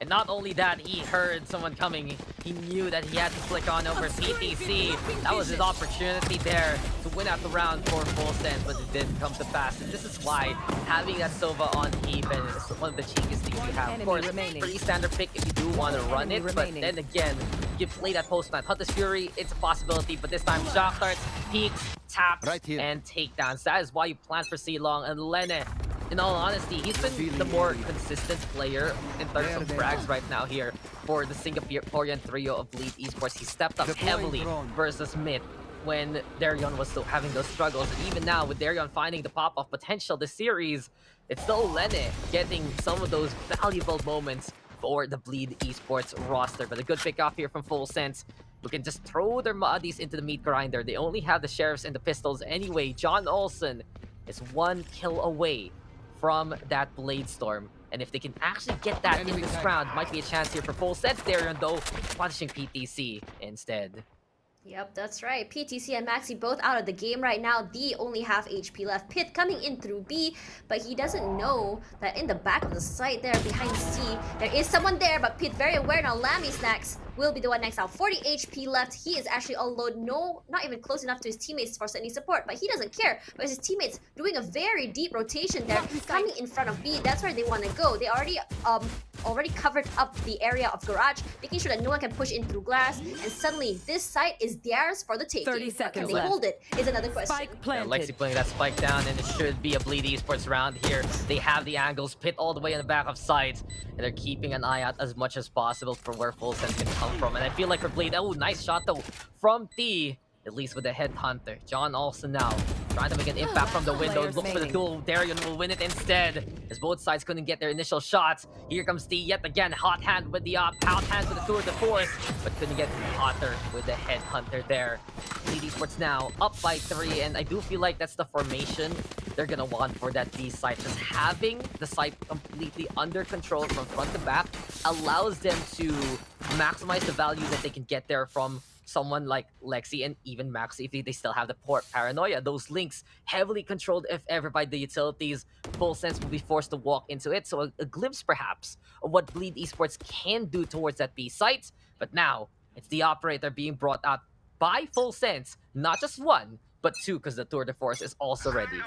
It's gonna be a very, very painful round here for Bleed, and we know that's gonna be like that. For now, D not getting those picks there onto grass because they see that no one is going on the aggressive. At least no shots are out here onto C. They're gonna go on the aggressive, trying to get some recon there on the back of the site. And Lenny farming for orbs, and he does have that Hunter's Fury. Immediately, Maxi gonna go for the plant here in the backside as well. Darion already in control, and there will be no problem at all because the chokeholds, at least from the front of the site, will already be closed. For now, here comes the Rolling Thunder coming out. Will be coming out as well, but Maxi finds D, but Chalala getting a double out of that. Darion and Maxi now wait. Lexi will be checking it out, but Chalala with a 3K. Beautiful sprays, even when blinded, it doesn't really matter to him.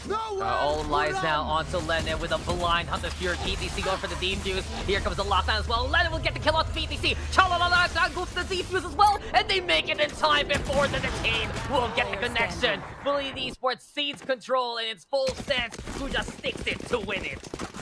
Exactly, and on top of that, just now we had one op already dropped down as well, which does bring the team some value here, but you really gotta give it to Chalala. how he's able to just come in from the side. They're catching everyone off guard. And those are very big picks as well. It doesn't matter if you're an Astra or not. He can pick you off if he wants to. His game is called Isolate the team members, and he knows how to play it very, very well. Yeah, it's huge. He adjusted to that controller role for Olsen.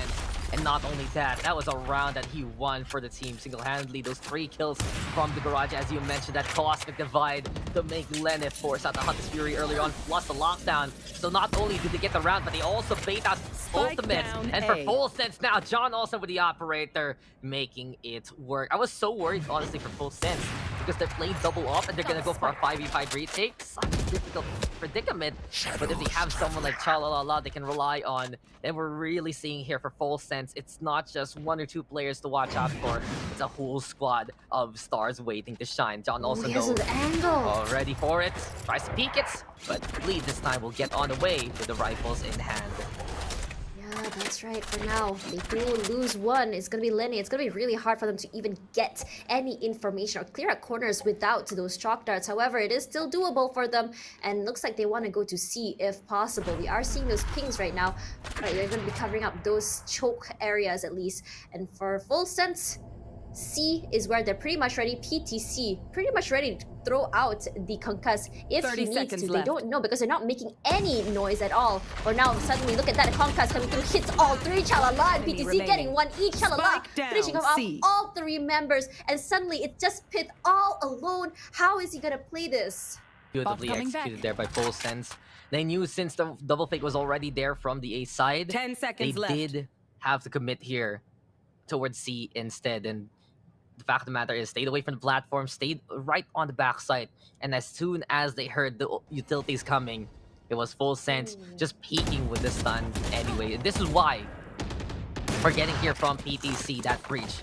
Knowing that Bleed can be methodical on their rotation instead, can be a bit slower and would love to clear things out, you're not going to be able to get as much value there with the Sky Flash, because you might flash your own teammate in that double peak scenario. But you can see it here. It's so easy for Chalalala. And the rest of Full Sense have really stepped on up in this series. We notice when a Full Sense game goes airy, it's because, because it's when we have John Olsen unable to get those takedowns and no one else to really bring up that kind of value to the rest of the squad. But compare it now in this series. D for the second map, Chalalala here on the 3rd, and Full Sense now 1 round win away from tying it up versus Bleed Esports. I really liked how PTC and Chalala played that as well. Immediately as the concuss comes out, immediately Chalalala just, so many lalas there. Immediately he just swings out and just gets all 3 at once. Well, at least PTC got 1 as well. I really gotta give it to him. He knows how to play the corners. He knows how to play with utils. Doesn't matter if it's his util or his teammates' util.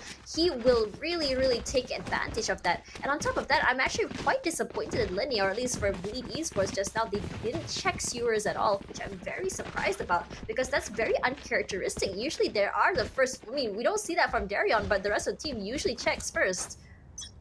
Well, check this out. If Full Sense is gonna win another round, we're tied up, and they still this have. out, huh? They still, yeah. Look at it. It's shiny, it's shimmering, and it's double operator still here for the defense of Full Sense. And this is what I was talking about before the game. Expected right now for Full Sense to run those off to see that D is really comfy. But Pit will get that takedown after the nanofarm flush out, and Full Sense again forced to retreat from that C side. A great take here from Bleed Esports. If they know that ops are coming, better be damn sure they can break those sight lines so they can get the push. Now, the shoe is on the other foot. The struggles are here for Full Sense. And while they're going for the garage take, wait out for Maxi right now, peeking through the doorway. Perhaps PTC, they'll win the takedown. Here comes the tap from the Sheriff, but Maxi can't get the takedown. Lexi instead, using the Frenzy to finish him off. Lammy Snacks pushing on forward. Dart cover in his way. And the Dart is there, but inside the smoke, he will hide. It's all up to Lammy Snacks and Pete to get these takedowns, and that they do. Pinto will get the trade. John Olsen brings out the blades, and he's gonna go for the tap to get a bit of the distraction. 2nd kill for John Olsen,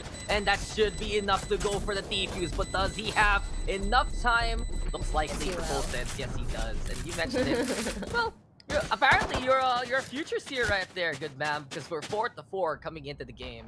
I am just so shocked, and I looked so good in the beginning for Bleed Esports. The problem is, how adaptable Full Sense is to play around it. While they did lose Chalala, that initial push in, I have to say, how they played around it was that Chalala couldn't really see because of the Astra slopes, and because they couldn't even see that he was being damaged until way too long, and by then they had already pushed onto the site. And I think the eagerness for them to get onto the site instead of at least clearing more is kind of their downfall here, because every single member of Full Sense is going to be playing a more aggressive game. John also immediately getting the duelist out of the way without Darion getting onto site is going to be a big problem here. Maxi with the paranoia does not hit anyone, but they're going to be going through garage slowly to see if anyone will be there.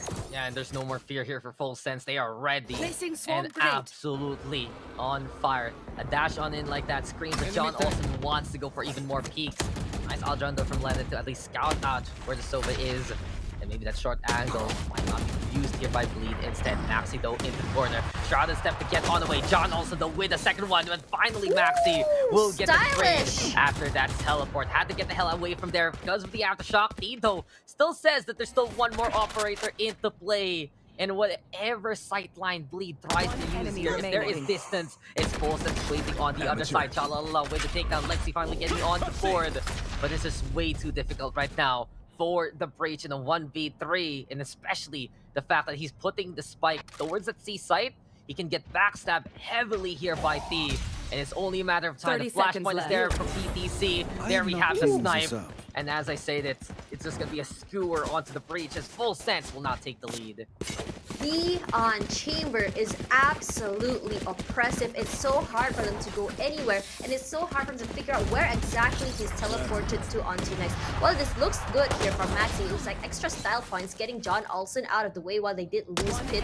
But right here is where he just really got a little bit too eager, dying to Chalala. There is a trade here, but it does leave Lexi all alone. And on top of that, there was 3 different angles he had to look out for. It was so hard for him to actually make any play at all. Oh, plays need to be made here by Bleed Esports. Again, if they can break those sight lines, it's already effective enough to get towards that site. They only have the Omen though, but perhaps maybe those Jet Cloudbursts. The PTC with the spray down, D even with the operator, and it's easier pickings right now here for Full Sense. Wherever Bleed tries to go, Full Sense is awaiting, and look at this. If you have aggression on one side, Full Sense is happy to take space on the other. You're going for be sure, but be careful because right behind the window, there's a Jet watching. Yep, that's right. The aggressive flanks are coming through, and we know if John Olsen catches you off guard, you are basically gonna get away. Darion has the high ground here on top of the generator on B, but we know if he gets spotted out immediately, he'll be swatted out like a fly spotted down by the side. But he's gonna be found out in the backside here, but the first one to go out is Lexi. Darion will be trading it out. Darion with 3 HP. I don't think can make anything happen as John Olsen will be going on the aggressive. PTC just ties the last knot. Yeah, and for Full Sense, it starts off for a more standard defense. They love to throw out utilities on their initial position. They love to just hold things together with some numbers. But let's not forget that there is always a knife in the back here for Full Sense. And if you're not watching those flanks, if you're not keeping an eye out of any other angle here on your attacking side, players like John Olsen can sneak up to you and kill you there. And Bleed Esports was completely caught unaware. A while ago, we were wondering the same kind of fate because it would happen many times, a double stack there towards the short bind. But that was also because Bleed Esports was running double controller, didn't really have anyone with the utilities to hold things down. But they have someone like Fit here who can just be the anti-lurk, basically, the one to watch out for any kind of these map controls that Full Sense is vying for. But we're not really getting it too much because they feel like they need to commit off guard. Yeah, not only that, they need to commit alongside the push, perhaps, what the Killjoy wants to do. Oh my god, John Olsen, he immediately rushes in with the Rolling Thunder. He gets one though, but Lani slacks immediately. The Hunter's Fury does find Lexi in return. That was beautifully played. Did you see that, Dax? I mean, come on, the Rolling Thunder is pretty obvious on our screens. And eyes wide open right now as Full Sense will just add one more dimension to one's taking initiative in that instant. Now then, Patience game D with the operator trying to anticipate a rotation. It does seem like Bleed right now will be committing towards that A side instead. And now we have it there with the shot, but Lammy Snacks will just perfectly prime it and line up towards default. There now on spike duty. He has to give up the sight lines that he has been watching out for. Creep on again. deja vu here perhaps, Dash, because this time it's D on the flank, the operator trying to come their way. Bleed though will push on forward and be able to isolate Chalalala. But the zone control, the site is under the hands of Full Sense. It's gonna be interesting because it's topsy-turvy now. Therion will get the snipe onto PTC. Rolling Thunder though is the play. So well played here by Bleed Esports. And they felt someone was creeping right behind them. Therion with a 3k defense to wrap the round. And Bleed Esports, the predicament has been, I'd say, right this time, has been foretold and predicted. And they will win out the round. This is a very aggressive start here from Full Sense. This is the standard play that we usually see from Full Sense. And for some reason, this time round, they got away with it. For now, I have to really say, I was a bit worried for Bleed because they left the site, gave it all there. But I totally forgot that Lexi too had the Rolling Thunder, and on top of that, they did it just as he was about to hit halfway mark, which means he had to reset the whole thing all over again. Now that we have 5 points here to Bleed, and we know that this map is a little bit more heavy to the side of attack, what do you think we'll be seeing from the side of defense at least? Well, Full Sense will probably play the same game, and as I say that, that's already doubled up. I think though in that last round, if PTC didn't drop down, maybe Bleed Esports would have come back on site instead. But that would be risky, right, if they push onto tower 2v1. So a lot of those damned if you do, damned if you don't situations. Bleed just getting that big kill onto Chalalala to open up that avenue. Here we go though, Maxi versus PTC. Aftershocks there, nice paranoia now forcing him to the corner. And PTC will get swung wild. He actually withstood it. The Phantom up close gets the takedown. PTC though stunned on up, and Lenny will get the kill instead. John Olsen now finds the frag. Diving snaps is there, and a dash on in, fly on high there. Mr. John Olsen trying to go for the backstab. Chalalala instead will sing the song with people and will get the takedown. All left out the pit though in a 1v2 situation, but John Olsen with the shots and with the win, 7-5. Switching sides. This is still a very, very close game between these two teams. And I have to say, where you don't expect an Astra to be is where Chalalala will be. He's just been so insane. When you think you might have someone caught off guard, Chalala will be right there behind him. Think of it like this. Behind every great woman or man, there is a great woman or man, whatever. But then when you have every time behind a great John Olsen, there's a great Chalala. And Chalalala has been exceptional, especially in this game. This Astra has defined many times what the setup would be towards the sites. And the fact of the matter is, when you have that Astra, you can still put those smokes in the way of the opposition. We've seen many a time the combo play wherein it's either him setting up for the team and then someone else peeking, or vis-a-vis, it's like someone PTC setting things up and Chalalala will be getting those takedowns. So heroic efforts right now from the side of the utility line of Full Sense, and this gives the space for John Olsen to pop off, get those kills, and get away scot-free. And I really feel like they've learned throughout their APAC run right now. This was a setup that just wasn't working last time, but this time PTC, he's getting value here with Breach.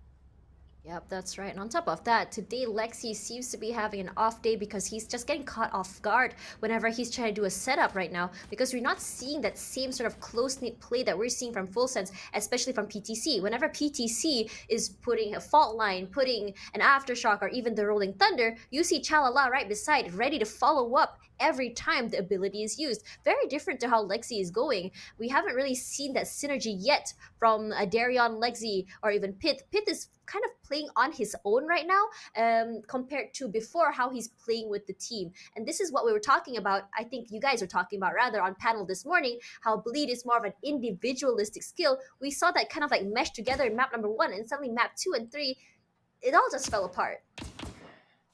It does feel like sometimes for Bleed Esports, while they're trying to make those kind of plays, just unable to really still sync things up. And we see it mostly apparent here on a map like Haven. Haven't won it yet because there's so many options, so many sightlines to behold, and for Full Sense making that fight happen from anywhere and everywhere, it does feel like with more of the options that Bleed Esports has to contend on, it becomes a bit of a struggle, especially as they're trying to grow together. But they don't know Chalala as well, do they? I mean, come on, they're gonna figure it out soon. Soon, come on, someone look at him at least. Trademark distracted them actually. And disappear. I disappeared, he says. Over back to the spawn. He will go. He's a Houdini. Come on, he's a magician right now with the headhunter, and want to see a hat trick perhaps if he can get the kill here. John Olsen instead will get the takedown. Pit will trade back, has retreated to the safety of A-Link. And his turret and him, probably the 6th man of Bleed Esports right now, but T is just absolutely on fire here in the chamber yet again. And he's winning out the pistol for the side of Full Sense. All left now to Pit. Nice scan with the last part of the darts. The Owl Drone even getting that intel. And things are getting worse and worse here for Mr. Pit. He knows how to play the 1v3. He has the reputation for it, but time is ticking. He will have to push, and he'll get the takedown off the 2 in a row. Lammy Snacks ill-prepared for that. PTC couldn't even see it coming, but with 13 HP, he will not disappoint. That was close, but Full Sense will still get the win anyway. 3K each for both of these players. I am in awe at how much Pit is just trying to step up for his teammates, and you gotta give the same to D as well. While we are seeing some of these players really step up right now, it's just so unfortunate that always the last man standing is Pit, and by that time, it's always at the end here. It's so rare to see a KJ still have her utils by then. 8-5 is the name of the game. And right now, Bleed needs to find something to stop this bleeding happening to them. For now, Pit gonna be watching the flank here. And again, aggressive plays coming on. And John Olsen getting a double here with the Marshall. Impressive plays coming through. And immediately, Lexi will be mowed down as well. Every single corner is not left unchecked. Pit is just running for his life, trying to at least get one person out of the way, and suddenly Lenny playing into mid, but B already knows. Yeah, just done. Come on, an anemic defense because they don't have the guns anyway. They decided to say, go next. Let's try again with the upcoming rifles, and this is where now things can change. One of the strongest things we've seen from Bleed Esports is how they're able to cut the Full Sense offensive into swabs, into paths, basically, into different segments here as much as possible. And I'm looking forward to what Pit can really do here on this Killjoy. He's had a monster game on Haven already, last outing by Bleed versus Mid. And this time, it does feel like that he can still be so reliable in those clutch situations. So one-way setup right now with the dark cover. Maxi trying to make a play for himself, but the problem is Lammy Snacks already anticipating it, and the Owl Drone is there. John Olsen, what a spray! Pit just tried to shoot at you, and you will get the takedown instead. All the setup in the world gone to the wayside next to that kill. But here we go with Lexi holding the line on the left-hand side. Full Sense though still holds in the head, and Lexi will get the punish. They thought they got that kill onto the breeze, but he will fall instead and force PTC to rack on away with so low on the HP. Lexi time is here and TikTok on the clock. Nice scan here. Maxi and Darion with the mow down. And Bleed Esports, they thought they had to set up a while ago, but they reset themselves this time to win it out. Nice punish on the over-aggression of Full Sense. I am just loving how Bleed is just getting more proactive in playing against them. They know that Full Sense is now playing on the aggressive side. They want to control the tempo instead of going too aggressive and just meeting them at the at where the spawn is. They decide to take the back line. They want to play the rotate game from before, and it's working out so well in their favor. And again, we are seeing Maxi as well as Lexi playing in those smokes the way that we love to see them do it, and suddenly it's all falling back onto their laps, and the momentum is now there again. Yeah, huge trade down there from Maxi. Line up perfectly for the Omen to get that 2K. And it was just, oh, nice start. That's a great bounce, and a half to go for the lobby scan. But really, just one bit of intel from Asova. You can take advantage of it. Darion now, still no fear. Where Eagles can go to die, apparently, as both jets do fall. But here we have the operator now in the hands of PTC. It's going to be an interesting tiding, to say the least. Well, he has that jet experience anyway, can run the gun, but Bleed has immediately noticed and also bothered John Olsen enough to take him down and to know that an operator is coming. A jet for a jet, an eye for an eye. This is what is going on right now. Both one jewel is down. Lenny trying to get as much information as he can. He's trying to figure out exactly where they are. But if you look at where Full Sense is, you can see the spike is actually dropped there. But Chalala finding someone out there. Lenny from the side there. They do know that he's there. But immediately Chalala reacts before he gets the concuss. Lenny gotta be location It's gonna be found out immediately. Chalala gonna be reacting to that. That's some crystal fast paced reaction time, but Maxi will be finding Lemmy Snacks in return. 30 seconds left. The plant will be happening. It's only Pit and Maxi left. They want one in heaven and one in hell. How are they able to push out? Right now from the free team, this is Chalala holding the line. And right now, he's gonna be giving him up some space. But Pit finds PTC in return. They do know where he is. 40 HP, only one spray needed. A turret is out, but B finds Pit as he's setting up. The chicken bot. The chicken bot. Yeah, the turret as you aptly named, basically. And for full sense again, John Austin done, no problem. They can make it work. And Shalalala, this is crazy for an Astra player to be this willing to push, to go that far. And he again is making a case here that full sense has put me in this roster for a good reason. It was a little shaky at the start, a little shaky for some moments here and there on the Thai regional side. But then, coming into his own here in the knockouts, especially against Bleed Esports, his sniping experience is pretty much something they can rely on, and especially if John Olsen goes down just like that. Therion here with the operator, but the tour de force is still available for T if he chooses to do so. 4 rifles though, at the ready right now. Full sense again, they're gonna be looking for that small opportunity here, Tash. We see it last time from Lammy Snacks in the first half. We saw it in the last round from Chalalala. And they will go for B site, but since they didn't get the kill off the pit, it's gonna be dangerous here to try and set up.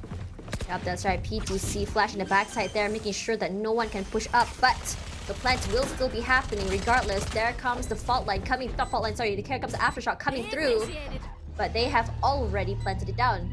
There is the lockdown coming through as well. Pit gonna have to clear out that corner, making it really annoying, these breaches. But Lenny does find Chala in return. Darion finding Lammy Snacks as well. D-Love Rami. This is a very close corner. Will trade it out with Maxi. However, the defuse will be coming through. PTC 30 HP left. Does the spray downs. Doesn't have the means to actually do anything more than that, and Diffuse comes through and will be going down Lenny with a nice little flank here from the backside. Yeah, and this is some important intel for full sense. If that is going to be Pit setting up towards that B side, they will immediately expose, slow down from the initial spike plant. And you can see it there, Lexi throwing out that aftershock, the timing from Bleed to come in from the links. It just buys them enough ample time, basically, here on the defensive to make that retake work. And when they're all synced up as 5, that is a Bleed Esports roster to behold. So 10-7 right now, a very lesser buy here for full sense. Maybe a hero stinger, sure. A tour de force is out, but it's mostly pistols on the full sense eco. And you can see it here for Bleed. They're expecting the push come towards that C side. They already have Pit in position. John Austin with blades as well. Still a chance, honestly, for Phil Sense to win this out. But the Hunter's Fury is on. The turret is right there. Lexi will get one. John Austin with a trade though. And Lena will catch John Austin mid-retreat. Really loving the reactions to all this information they have here, and suddenly they lose too. It's 4-3, still winnable, but the lack of guns is concerning from the side of Full Sense. And on top of that, we did talk about how they're able to make things work without guns, and with the on the roster, and if he's able to get at least 1 or 2 picks, it's gonna be so easy. They do spot out one gun here, gonna be giving it off to Lammy Snacks, and no one has their eyes directly into Garage, which is going to be very easy. But if they were to walk out and they don't clear their corners, it's going to be the end of that. The bot is going to be spotting them out. They do have the idea right now. Immediately, the nano swarms will be out as well as the smokes. Going to buy them some time at least before they can push 30 in. seconds Right left. now, what Full Sense wants to do is to reposition and just find another way to get onto the site, at least get the plant the next round. Yeah, either dissuade them from pushing on forward or force them at those last moments to run in to that C site. Instead though, Full Sense wisely going for B instead. Might as well with nothing to lose, but that Cosmic Divide actually is able to protect him a little bit more, and Darion gets into cover in time to get rid of Chalalala. The knives are out, and the backstab is real. Pit with the takedown, and fly high, Darion, fly high. Lammy Snacks though in the thick of things. There we go with the defuse. Lammy Snacks will try and steal his operator on away. And at the very least, Full Sense will get a consolation prize after the Cosmic Divide investment. But a great heads up there by Bleed. Chalalala, he wants to use the wall there to provide cover for his team. But I do believe, since it did encompass a bit of the link, Bleed was able to use it also. Yeah, that's right. And on top of that, while they did lose the round, they still have the op as well. We know how scary John Olsen or even B can be on that weapon. For now, 2 rounds in a row going into Bleed's pocket. I'm really excited to see if they're able to actually take this heat and momentum and just kind of push themselves onward, because they're slowly crawling back from quite a big gap in terms of losses in score. But now only 2 left, and Darion has to reposition because of that recon bolt. Darion still wants to play this aggressive angle. He can play it very well. We've seen how he's able to. But look at that. We are gonna be seeing a slow sort of push here from John Olsen. Gonna try and bait it if possible. But here's the Hunter's Fury. Immediately Darion pushes forward, uses that distraction to get that kill. Darion playing with the shorty here inside the smokes, pushing out Chalala, 22 HP left. Thanks to that, but Darion really put out of the way. Hit onto PTC, getting one out of the way. Chalala gonna be caught out here by Lenny. Pit playing this really hard corner here, want to go together, immediately getting rid of that recon bot. That's some information for them at least, but no one wants to peek into the... Yeah, a little forced on out here because Spike is on site. 2v3 right now, make that 1v3, leaving everything now to Lammy Snaps. Nice take down onto the first, but Pit again, so reliable. And a 3rd kill for the Killjoy to break the happiness of Volsense. Picks up the operator right now. Lead and still have that sniping capability coming into the next round. That round though, it's a little interesting because we saw it there, the punish by Darion onto the initial aggression of Volsense, taking down the entry, getting rid of that back. PTC though, since he couldn't get the kill onto Darion, it gave time for Pit to just get the kill in trade. And since we saw Bleed Esports just have all that graffiti control, it had to be Volsense walking into those tighter sight lines where things like the alarm bot, if the Killjoy still had any other utility, they'd be walking right into that. And because of that hesitation with the lack of numbers as well as the operator, they were stuck in the middle of such a difficult predicament that led to their demise. So 10-9 right now, and Volsense, they're going to be going for a timeout, noticing that Bleed is getting back into it. But I think right now, Bleed Esports is proving to everyone here in the knockouts that they are a contender, that they are looking to make this experiment work.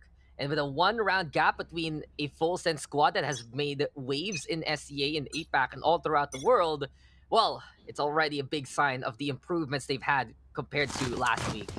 Yeah, that's right. With Pith on KJ gives them so much information and utils as well, because it does catch those playing in the corners, playing flanks, and on top of that, you have Chalala who likes to play from behind. You never really know where he is, so having a KJ really helps out with that. And on top of that, the Nano Storm bot kind of buys times as well. Either way, 10-9, with Volsense on 10 points and also attack. My question now is, can this momentum keep going for the side of Bleed? We asked it keeps going, but right now John Olsen gonna be playing the aggressive game, but Pit will be catching off guard thanks to the Nanostorm bot. Does get blinded, it goes to the backside as well. We are gonna be seeing them kind of push backwards instead. They're not gonna go forward because they think we've already made much noise here. We already used up all the utils. Time for us to hit another site where it might as well be clear. Yeah. In Volsense, sure they have a rifle, but Darion has the angle, misses shot though, nice flash. Timed right there by Volsense, and Bleed's trying to hold things together, but Pit again through the smoke will get taken on down by a member of Volsense. Darion though trades it up, the operator not missing the second time. It's a little dicey here for Volsense. They're trying to go for the plant, but Maxi has no fear, and likely right now for a tied scoreline. Bleed Esports has been crawling back into this one. Heroic efforts from the squad, sure, but Bleed leads. Just their defensive holds, their position looking a lot more clean compared to before. The real back game play that Bleed Esports can amplify and exemplify. It's the perfect time to do so, and if they don't use Pit early, to use those utilities, it's a good sign for their rotation. 10-10 right now, as the Cascade and the coalition of Bleed Esports are finding the sync. You really gotta give it to Pith as well, because just now they actually got caught out there in Garage because of his utils. Pith's ability to buy time and get all of these picks from the backside just really helps them. And immediately when you see all of this information is given out to Bleed, they react to it real fast. And on top of that, right now, it is gonna be still the same kind of buy, but the adaptability coming from Bleed Esports every time Volsense tries to change up their piece is just very amazing. And they're just being so responsible right now on the Bleed side. I don't really see Pit there trying to throw his life for that first kill as much compared to when he had to play Heroics, because he can feel like he can rely on the likes of Darion, the likes of Lexi, Len, and Maxi to do the job that needs to be done. And I have to double down on the fact that those Killjoy utilities are the best way to stall and stop Full Sense dead in their tracks. But here we go again. Now split push waiting to happen towards that C-side. Snap on the way. D doesn't want to get stunned on up. And Lennon with a catch onto John Olsen. John Olsen assuming it could have been his advantage. An opportunity to sneak a kill on over, but that was just Bleed paying attention. Lennon though caught out in the smoke anyway by the bullets. Chalalala will make the trade happen. 4v4 for now. Up in the hands here of Darion coming in from the link. And Bleed Esports now stacked up, but trying to figure out where they can really come from. On-site though, Full Sense not taking any kind of chance. But the lockdown now is there, so they might have to give up that space. Volt line thrown on out. The lockdown does get broken instead. Well played there by PTC. D with 1, D with 2. PTC there. Lexi gets on the board with a double kill. It's all left now to PTC versus Lexi. The battle of the breaches, but it's PTC with a stronger arm. 11-10 as Full Sense will keep ahead. Breach versus Breach. What a play. It's just whoever that's faster with the ability usage will be coming onto that. But I have to say, how they played this was just so well. They know exactly how Bleed were to react just now. And look how fast PTC reacted to everyone just kind of going onto the site. And in terms of site control as well, Full Sense had every single corner and area covered. They covered so much space that they're able to react as well, because they know that, okay, if they're coming through here, I can just back up and there'll be a crossfire from this side as well as this side. Breaking that lockdown was huge, because Full Sense, if they messed that one up, they would have been detained. They would be dead. But Lena now not letting go of a free kill right in front of him. It's right there, grasp it, and the Hunter's Fury is enough to get that takedown. Hit by peak. John Olsen finally making the box trade work, but the numbers are in favor here of Bleed Esports. And it'll have to be another effort here from John Olsen and PTC if they want to make this round win happen. Rolling Thunder though is the call. Still connects onto John Olsen anyway from his own teammate. Chalala will swing together. The spike is planted on the backside, so an interesting call here for the side of Full Sense. And Maxi will punish their position with the 2K from the garage. They were ill-prepared for any other angle, and Bleed Esports comes in clean. 11-11 now. Make a wish, because this series, this matchup is not done whatsoever. Right, and on top of that, you saw Darion take a very long rotate from the back there. Want to catch them off guard. But with Maxi says, don't worry about it. Just stay over there, and I'll do the rest for you. And on top of that, when he almost got the triple, his teammate was already ready to take away anyone that he may have missed out. I'm just a bit disappointed in Pit here, because him getting caught really early there makes him lose all that utility he already set up to give that information. But it's okay. Maxi's there. I mean, he got the kill anyway, so it's at least a good start. Problem was, perhaps, that Rolling Thunder, but since Full Sense used it early on and Bleed Esports just wasn't there in the first place, it was Bleed who was able to get the better angle as we now go on a timeout. Up in the hands here of Bleed Esports. Wouldn't be too surprised if he unleashes his tour de force now, given his money situation, to try and contest that. But both sides are making some crucial plays, and also a few mistakes along the way. I really feel like for Full Sense, that was a little forced out to plant there at the back of sight. Maybe just because they couldn't get any angle anyway. They thought that it would have been the rotation there for Bleed Esports. So I understand the sentiment.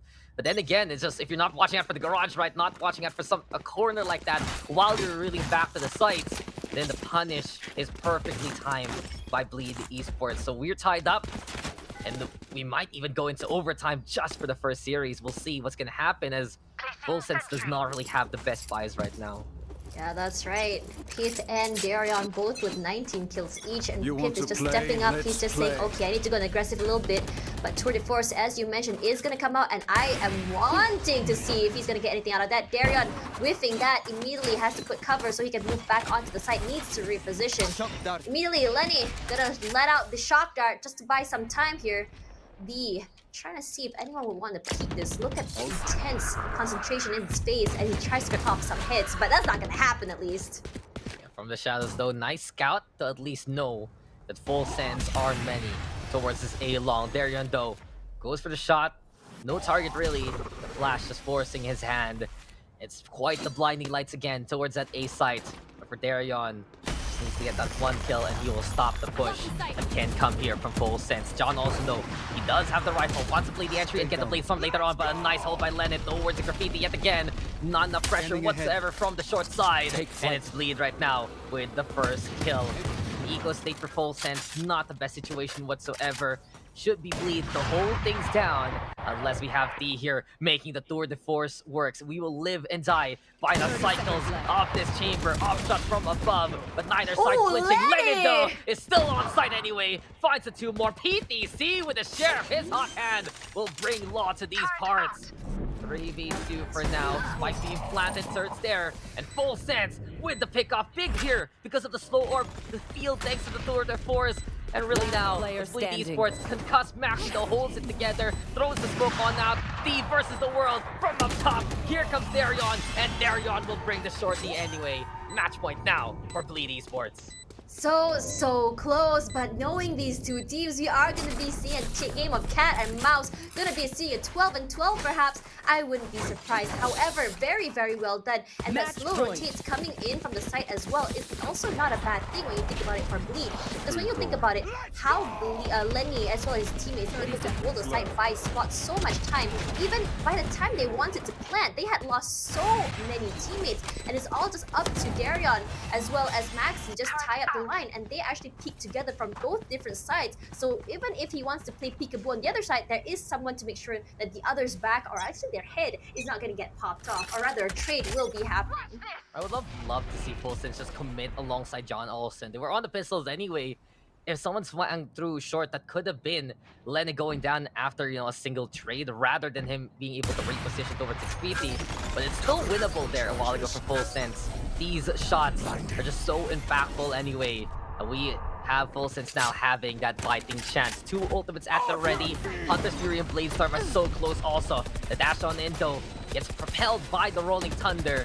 Full sense now looking to set up towards this C site. Spike being brought long, T with alert towards the middle. Bleed though ready to go for the 5v5 retake. And let's see what they can do in this instance. Right, Pit have absolutely no more utils, but Lenny might be caught out here. D loves playing the lurks here, catching any stragglers rotating. And right now Darion will be taking some hits there, but Maxi from the backside gets a double. Darion because knives gets Lemmy snacks. But Lexi will be fighting John Olsen as well. D coming from the backside gets one, but not quite enough to just tie out the loose ends. Yeah, and Bleed Esports, they will take this series 13-11. Looks like the NYSU representation, the experiment, the assimilation, they come as a full 5 now. They are our first ones into the next round of the upper bracket. And congratulations there to Bleed Esports, deserving of the slots. I am so happy. My region, Singapore, Malaysia, will be going up to the next one, and I have to say Bleed has learned so much, and just from what we saw how they played yesterday till today, just show how adaptable they are in so many different situations. Coming back and forth, it felt like a pull rope situation between the two, a tug of war rather, if you may. But let's have a look at the post-match stats here. Yeah, we're gonna have it Maxi though. Not surprised him getting that MVP. Huge efforts from the garage. Overall, it was such a team effort for the side of Bleed. I'll give it also to Lenny. How many times he would get those multi-kills for the team, get those takedowns, and some great reconnaissance where Maxi was able to capitalize towards that C site. But for full sense, just not the most, I'd say, high-octane gameplay that you'd expect for them. And I do like what we've seen from PTC. T looking so strong on the chamber yet again.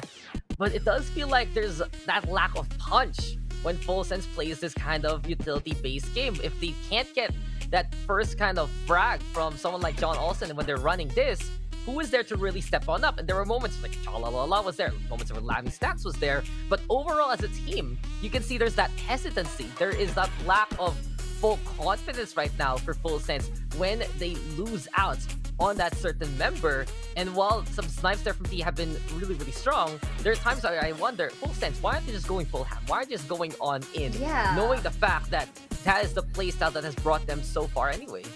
I think it's the fact how Bleed brings a different kind of playstyle is what is making them overthink and rethink how they play. And because of that hesitation, or at least that difference in kind of playstyle, Bleed is just able to really control the game. While it is a tug of war, but the thing is, you saw the adaptability coming from Bleed. As soon as you saw a pincer play from the side of Full Sense, suddenly you see an adaptation coming. You have Pit watching the middle for any flankers. You immediately see those utils put out just for them, just in case they want to play a different way. And on top of that, we are seeing B play the same kind of situation as well, where we are seeing him kind of catch out people from mid. But the problem is, without his presence on the site, I feel like it kind of like misses out for his team, because you do need his utils to really help out with the team.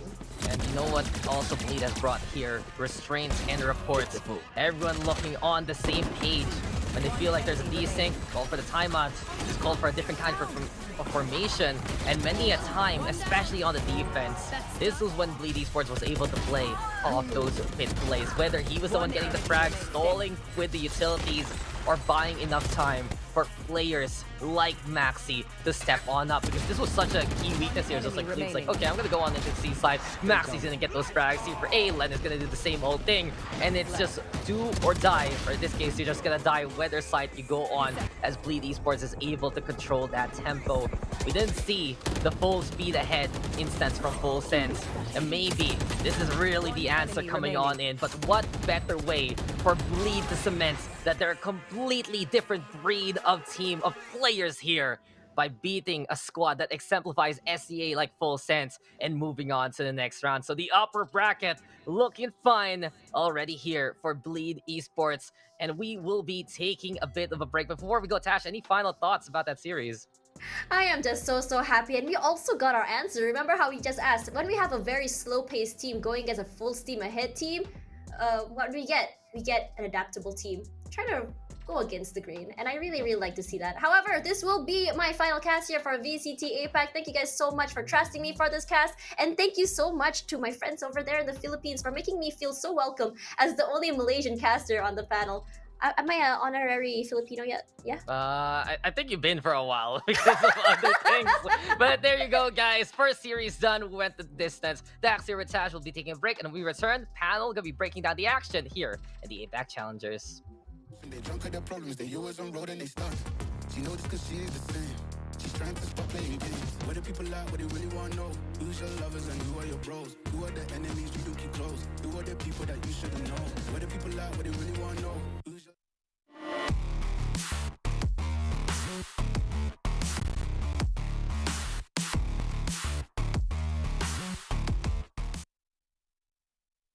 your lovers and who are your bros? Who are the enemies you don't keep close? Who are the people that you shouldn't know?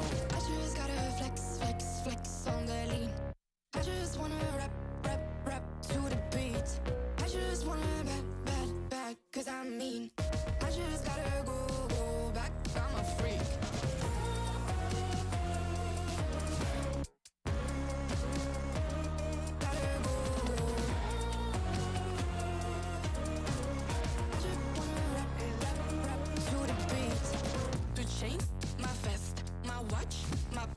My cheese, my house, my sneakers, my blouse.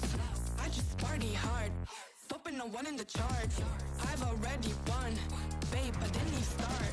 Flexing on ya, flexing on me, flexing on ya, flexing on me.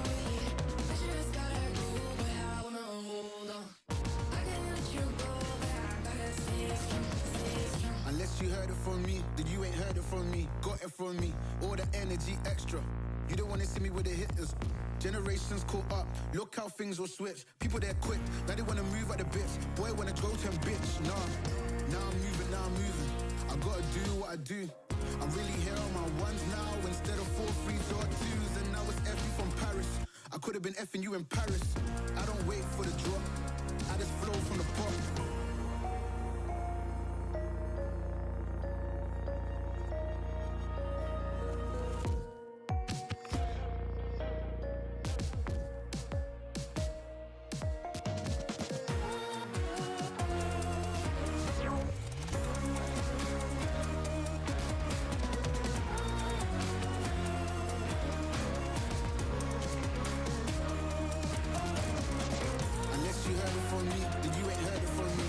from me. All the energy extra. You don't wanna see me with the hitters.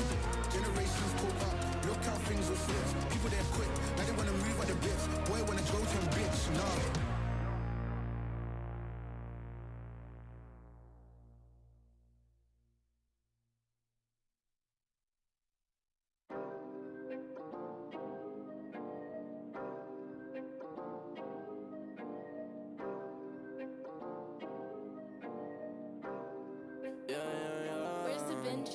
Working a 9 to 5, I had to go and feed the guys. Nobody did it right, I had to show them how to grind. I had to beat the odds, this is the life I live for God. Taking a step at a time, we going up, we headed to Mars. Taking them chances, making decisions, you know I'm never gonna lie. Till you let go, I'm copying all them, who you gon' be inside. I cannot fake it, I gotta face it, I gotta do the time. You gotta wait, mate, for a great pay, make sure you're doing your job. Gotta deal with the patience, 200 every occasion. Going to different locations, how they got when I need some.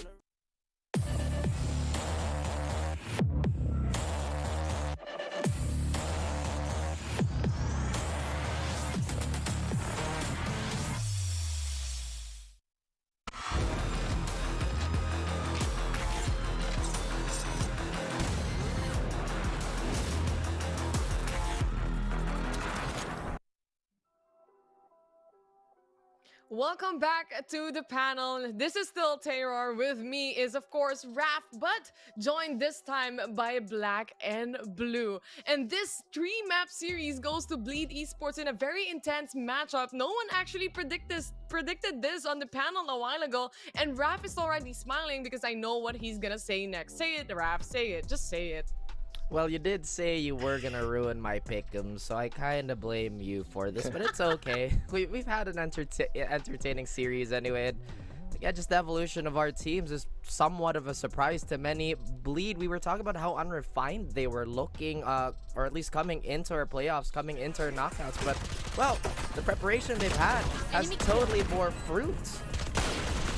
Yes. If they're gonna kind of pick up some steam, it's the right moment to do it, because full sense, they're a team that you typically are going to see play their own style of Valorant, their own brand they've made so notoriously theirs. And when you force full sense to be the team that has to adjust, especially after map number 1, you know you're doing something right and you're doing something good. And that's what Bleed have done pretty much their whole entire series. Really good on those adjustments that they've made mid-series, mid-round, mid-map even. And you see so many times where when they feel like, okay, full sense, they're starting to go aggressive now, let's try and reciprocate that by receiving that, let's pull back a bit and wait for them to go for that aggression. You see those multiple adjustments and they can do the inverse as well. It never comes to it. This Ascent map as well was Bleed, or rather on the Bleed side, because this is their pick. I remember asking the panel a while ago how impactful it is if Darion finally steps up, and boy, he did for this matchup. Darion really jump-started the games here as well. You can see in the clutch here on the second map, despite this series going, or rather this map going to the side of Full Sense. They started off of the first map really strong. They took control over it with a clean 6-0 on the first following rounds, and this is just for the side of Bleed Esports. Unexpected turns, but I really think that Darion stepping up for the team as well is a big factor with this. Oh, absolutely it is. I mean, it has become a death by 1,000 cuts. That's been the name of the game for Bleed. I think they understood that we really can't take Full Sense head-on, so why not just let them go through and hit them as they pass by, and that's exactly what happened. So many times we saw Full Sense walk into an empty portion of the map with the side lanes. Everything leading into the site was just occupied by Bleed. But yeah, Darion and honestly everybody on Bleed really stepped it up. It made for such a close game up. Truth be told, mine still looked very much impressive on the side of Full Sense though. You can see they're elated after that win, but you want to talk about the duelists. It did seem like on the opposing side for Full Sense, John Olsen was struggling to really find his feet, and when they can't really rely on that, then the whole team as a whole kind of struggles to stand up. They really shut down John Olsen, to be fair. That was one of the things that they had to do, and they actually did it. But aside from that, the movements of the players here for Bleed Esports, it seems like for the side of Full Sense, they can't move at all, and they are playing on the cards right in front of them from Bleed Esports. They took control over this map, and they took complete control over this series as well. Something that we have to take note too is the way that they approach the mechanics of the matchup, right? Dax mentioned that Full Sense, they rely quite a bit on that explosive momentum, but Bleed, they saw that, they saw everything, and I'm pretty sure someone from the R&D division gave Sweet Whispers, sweep the leg, don't let them stand up. And that's exactly what happened. I think it was more like pull the hair, scratch your chin type of stuff, because it was almost like, you know, they're really catching them off guard with these very unorthodox things, but at the same time, still quite standard of what you'd expect from a team like Bleed with their experience, and I bet they're elated after that win, especially against the powerhouse that is Full Sense. They also had good resets here from Bleed Esports. They're more proactive and they had good retakes as well and good reads for the side of Full Sense. But that closes off our first series for today and it goes to Bleed Esports. But jump starting towards the next series, this is going to be a very powerful match. Like Dax said a while ago, it may be the taste of the probable or the probability of them going to the finals is really huge. It's going to be Paper Rex versus XERXIA. So let's take a look on the first, or rather on the first team that we have right here. It's Paper Rex. Yeah. Gotta aim for the top light. Yeah. All of those dark nights I got them breaking my back to make it out. Got me feeling like rain. I ain't never need your help. I know you wishing me well. A penny for yourself, but seeing no change. Snap for the sun like Diddy. The riches got a mad at son. I'm like Billy. I ain't never switch up. Whole team with me. Putting on for my city like OAG.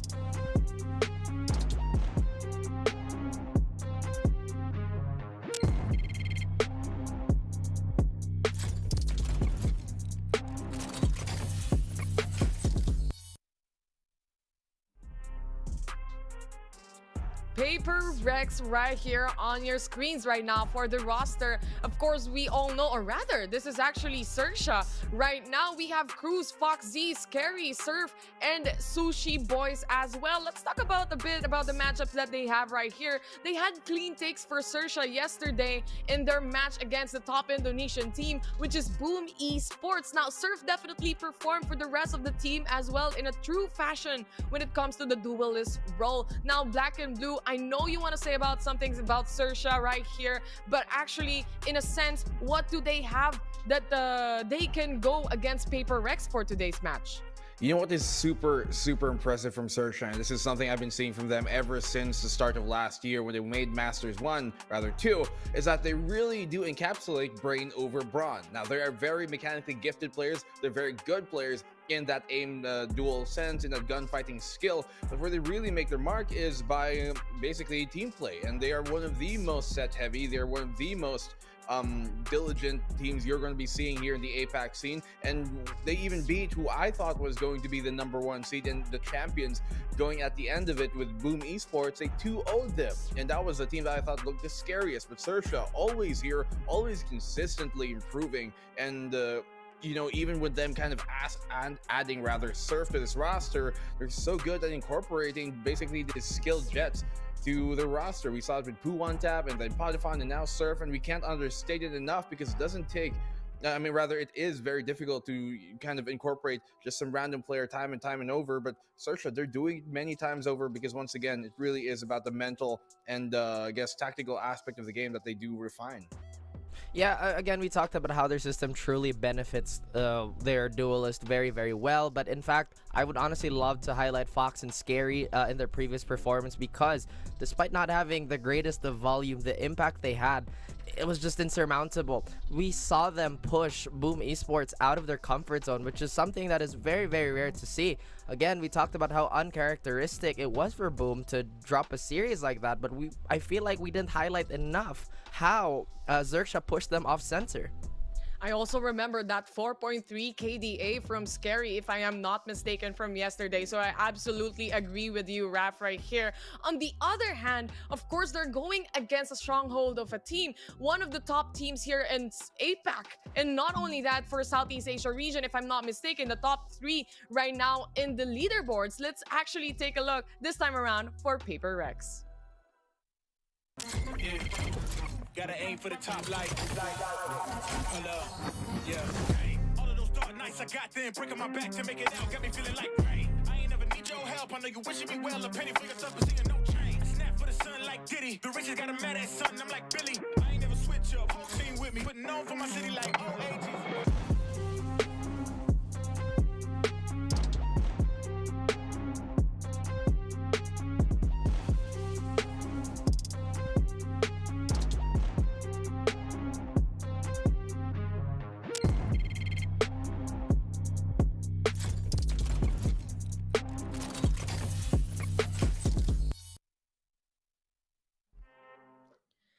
The top three in Southeast Asia, and here looking to prove themselves in the Asia Pacific region. Of course, we have Paper Rex joined by Benkai, Davaya, Forsaken, Jing, Mind Freak as well. I want to start this off and just say that Benkai did absolutely amazing on the previous matches that we've seen him play. Multiple clutch plays coming in from him as well, carrying the entire team with a 4-round, very impactful rounds, by the way. I was gonna say that, but you've read my mind. Well, we share the same DNA, dude. Exactly. Of course. Oh my goodness. Again, Lore sister on the panel too, having a good time. But yeah, Paper Rex. I feel like this is the mechanical benchmark for everybody on APAC. But just to go back a little bit on XERXIA, I don't think XERXIA are that far behind when it comes to just raw dueling power. However, Paper Rex, this might be one of those reasons or games that give them the reason to show the actual abyss that most teams hate, and that's how complete they are as a team. The fact of the matter is, the only strat we've seen so far from them is the Neon Sage combo on Fracture. Everything else has been a case of firepower when you have Forsaken, Jing, and everybody on this roster that's just so ready to pop off when given the chance to do so. What I do kind of like about this matchup quite a bit here is the fact that how big of a contrast these two teams really are. I was putting XERXIA as kind of brain over brawn. Well, that doesn't mean that XERXIA don't have the brawn to still land their shots, but you flipped over things to the Paper Rex side of the way, and you kind of have the opposite of that. There is kind of sometimes kind of brawn over brain, and they kind of get away with it because of the skill diff of their two duelists in Jing and Forsaken, who are arguably the two most skilled gifted players mechanically in the scene in APAC. So they definitely still do have cerebral plays and set, a lot of that enabled by Devai and Benkai, but you can really tell that there's a big contrast in game plan and philosophy between these two teams. 100% black and blue. If you open up your Valorant right now and just pull up the leaderboard screen, this is probably the names that you are going to be looking at in the top leaderboards in Southeast Asia. Individuality, they are very skilled, but also when it comes to team play, they are pretty much there as well. Let's take a look on the head-to-head and actually put a microscope over the following members of the team from the side of Paper Rex and also for the side of XERXIA here. Of course, we have Surf, our duelist role for the side of XERXIA right here, performing really well from the previous matchup. I remember asking you guys, does he do the same, or is it actually the same impact that Patifan has for the entire team? And you absolutely agreed with it, and it definitely shows. With Forsaken on the other hand, for the side of Paper Rex here, this is the birthday buff we are talking about.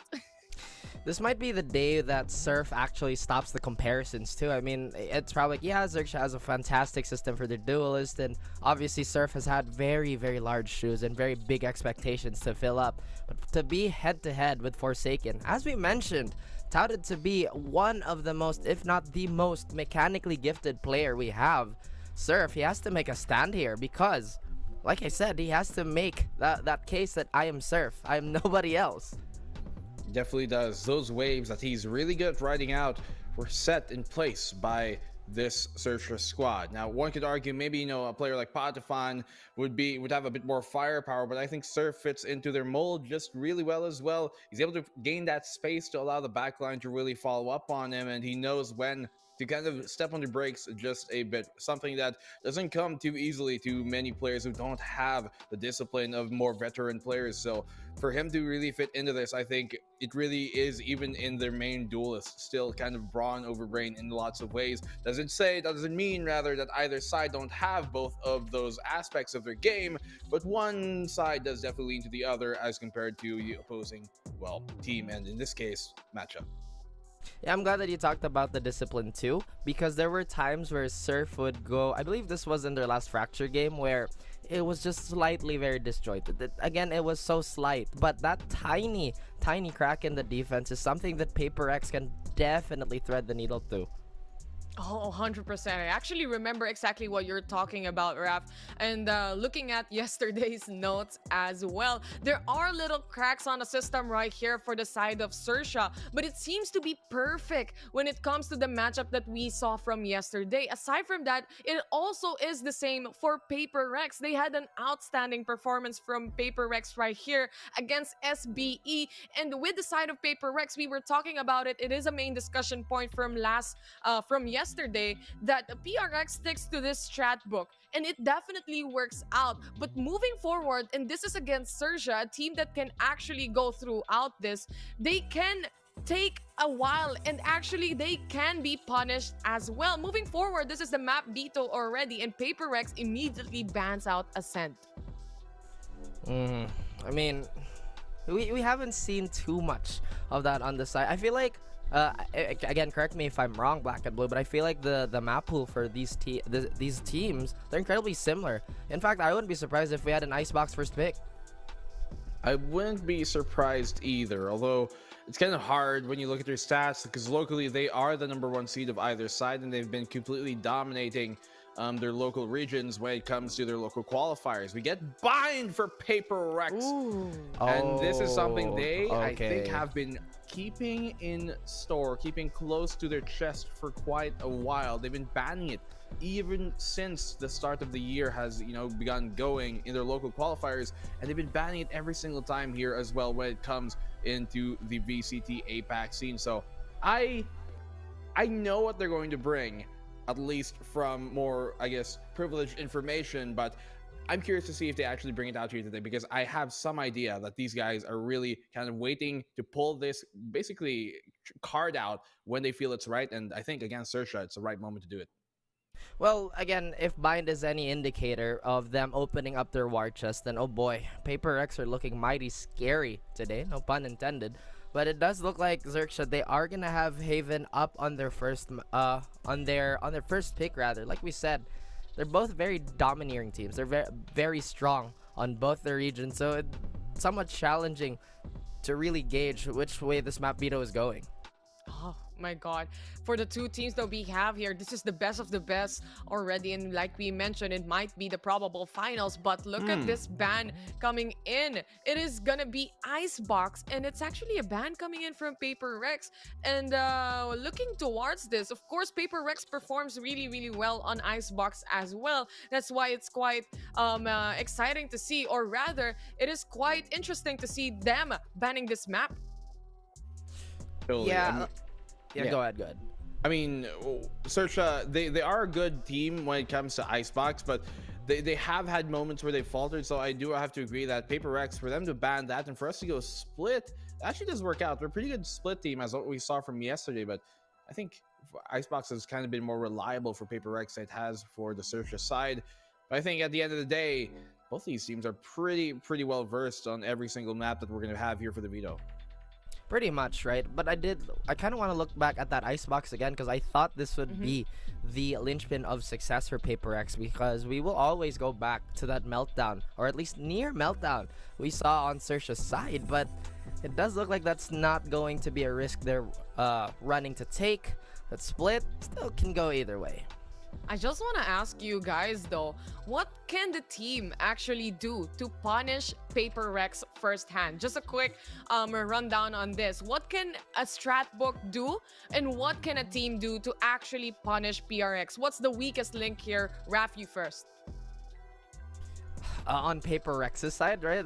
If I got that question correct. Yeah. So the thing about Paper X is we barely saw anything from their strat book. It's always been defaults going into this. So to really identify what their weak link is strategically is still something that we have to really take a look into.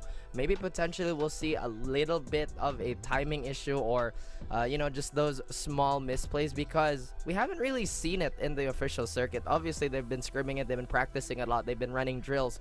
But to actually have the application then and there on a stage like this, it's a completely different animal. BNB, how about you for XERXIA's side this time around? What is the weakest link, or probably what can they do to punish XERXIA here? It's going to be very difficult for Paper Rex. We know their style is really helping enable those two players, Jing and Forsaken. That's not going to come easy, not against a team like XERXIA, who are very good at countering exactly that. That's where they perform the best at. So they're going to have to come in hot today. If they're not feeling their 100%, then Paper Rex, they might just be going extinct and down to the lower bracket. Absolutely. Now it's finally time to lock in the predictions, gentlemen, and it's finally time to win the pick'ems of Raf yet again. This time around, I'll let you two start it off. Raf, you first. I don't like this. I find this incredibly suspicious coming from you specifically. This is the direct. No, I'm kidding. So I have touted that Paper X, they have quite a bit of a key with that bind, and I feel like this is where they show their completeness. This is Paper X at its finest potentially. So Paper X 2-1. Paper X 2-1. I mean, I'm a big fan of very tactical gameplay. I'm a big fan of what XERXIA have done to be able to send Boom down to the lower bracket in a clean 2-0 sweep. Something that has surprised me. A bit of my heart kind of wants, like, you know, or was looking at like Paper Rex. I like your style. You just basically they solve problems with a punch, right? Over the pen. But XERXIA have been looking really, really good. I think we're gonna go to a 3-map series, and as much as I try and deny it, I think XERXIA could win this map. Series 2-1. 2-1? Are you saying 2-1 too? Black and blue? Yeah. All right. I'm heading here and going against Raf this time. I'm also going towards the side of XERXIA here, but I think it's gonna be a 2-0 just to make things and mix things up. Pick a hand. Left or right? Pick a hand, and everything else. But this is a 2-1 here on panel. Let's see what the casters think, because we are now heading to our first map. It's gonna be Paper Rex versus XERXIA. Casters, please do take it away.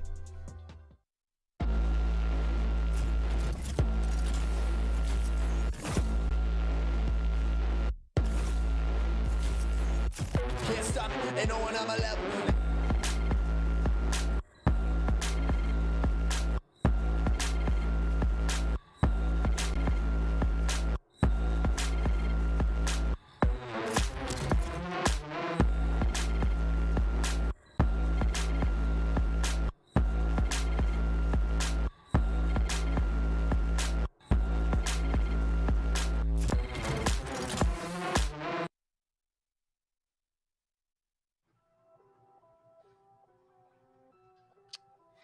Pats finally crossing as Titans will clash. Welcome back, ladies and gentlemen. We're gonna be getting into the second series, and it's XERXIA versus Paper X. My name is Dax here with Black and Blue. The boys are back, and well, Black and Blue, this is one for the books, because in reality, you'd be surprised with the amount of lack of matches Paper X and XERXIA have in the official circuit, given their pedigree. Yeah, and these two teams have been playing so often in the official circuit when it comes to the APAC and C stage, that you'd be surprised that this is kind of like their first real matchup that we've seen between these two teams. We have seen moments where they kind of got close to that, but it never just came into fruition. So I'm very excited to see this matchup. If anything, it's been like Paper Rex going up against Full Sense, or XERXIA we're going up against Full Sense, but never these two. It felt like it was always about darn time for it to happen. Now we do finally get it. We're going to bind, and Dex, I think I have some idea what they're going to bring out, and I am right on the money. They are going to play the Yoru. This is what they were hiding for so long on bind. This is something I've been seeing them play in their scrimmages, and now they finally pull it out here on bind when I think it should matter the most against a very difficult opponent, XERXIA. I mean, I was teasing it also yesterday, right? It's like, we haven't seen Bind yet from Paper Rex, and we haven't seen Bind at all from their run here in VCT. And the fact of the matter is, I'm going to give you some history here, Black and Blue. Yeah. I've seen Paper Rex play this before with the older Yoru. It didn't really work out as much. It felt like a little iffy then, but with its stronger capabilities now, well, Forsaken, he has an experience on a map like this. And this is, I believe, the second time they're meeting each other in VCT. Once when XERXIA was X10, and they won it out 2-1. So I'm not surprised that Paper Rex actually banned out Icebox. XERXIA does have a really great system on Icebox that counteracts whatever Paper Rex wants to do. And really, this is a matchup now that can be the grand finals. Two of these teams have represented SCA, have represented APAC to the master stage before. Will they do so again? Will they do it together and both make it to the grand finals? But only one of these two squads can stay in the upper bracket. And you know what's interesting here for the side of PaperX? It does feel like there's a lot of ambition running that Brimstone. So a lot of hard contact even with the Yoru into play. That Yoru, the amount of flashes they basically have on their roster, the Breach plus the Sky plus the Yoru, you're gonna be blind for days, man. There isn't much you can do as much as you want to. You basically have like what, a potential of 9 flashes total that can be thrown at you. 8 to 9 flashes. That's quite a bit here, especially when you're up against a team like XERXIA, who really want to be able to utilize proper timing for their fights. But here we go. Round number 1, XERXIA versus Bind. Number 1 seed of Thailand versus MYSG. They're about to get going. Seems like the A site is under attack and start things off. And PaperX, they deem XERXIA worthy for the Yoru composition. XERXIA, of course, such a stable composition, such a stable roster, and really a playstyle that has defined a difference here in SCA for so long already. Brain versus Brawn, basically. Both sides have votes in spades, but it's pretty apparent that the XERXIA system works with any kind of duelist. The PaperX style, when you have players like Forsaken and Jing to just control the tempo, and they're going to be ones to define the game. You know what's funny? Yesterday, remembering back, the Vide was just chilling on Split. If you remember that game against Southfield, he had like 4 kills. All he did was wall res. It's like, okay, you know, Forsaken, Jing, go kill. I do expect more this time. There's be a bigger effort here from the side of PaperX. They're on the defense, though, to start things off. Well, XERXIA playing things slow, trying to bide their time. See, they can actually find the right moments to pick and prod. Mindfreak playing with fire here, very dangerous what he's doing, but as soon as he spots out the table, he's gonna smoke that off, and that he does. Here comes out the beacon. He does get bit by the dog, and he's gonna get finished off by Surf as well. Great ride on that wave, making his way into the B site. Sushi Boys follows on up. Divide realizes he has to fall back, but on the back of the site, look at this. Forsaken decides to push on in, not able to TP out in time. He's able to find one. Divide goes for another. XERXIA, they bring the 3v2 on this backside hole on post-plant defense. Surf is trying to go for the swing. He finds one, but Jing is right there with a frenzy of his own to get the 3rd kill of the round. He does get the round here. Pistol goes in the way of PaperX. Yeah, just a nice retake there. The frenzy, always a force to be reckoned with. And in the right hands, you'll get a number of targets. And Jing says, no, no, no, no, no. This is our round to take. So 1-0 to start things off.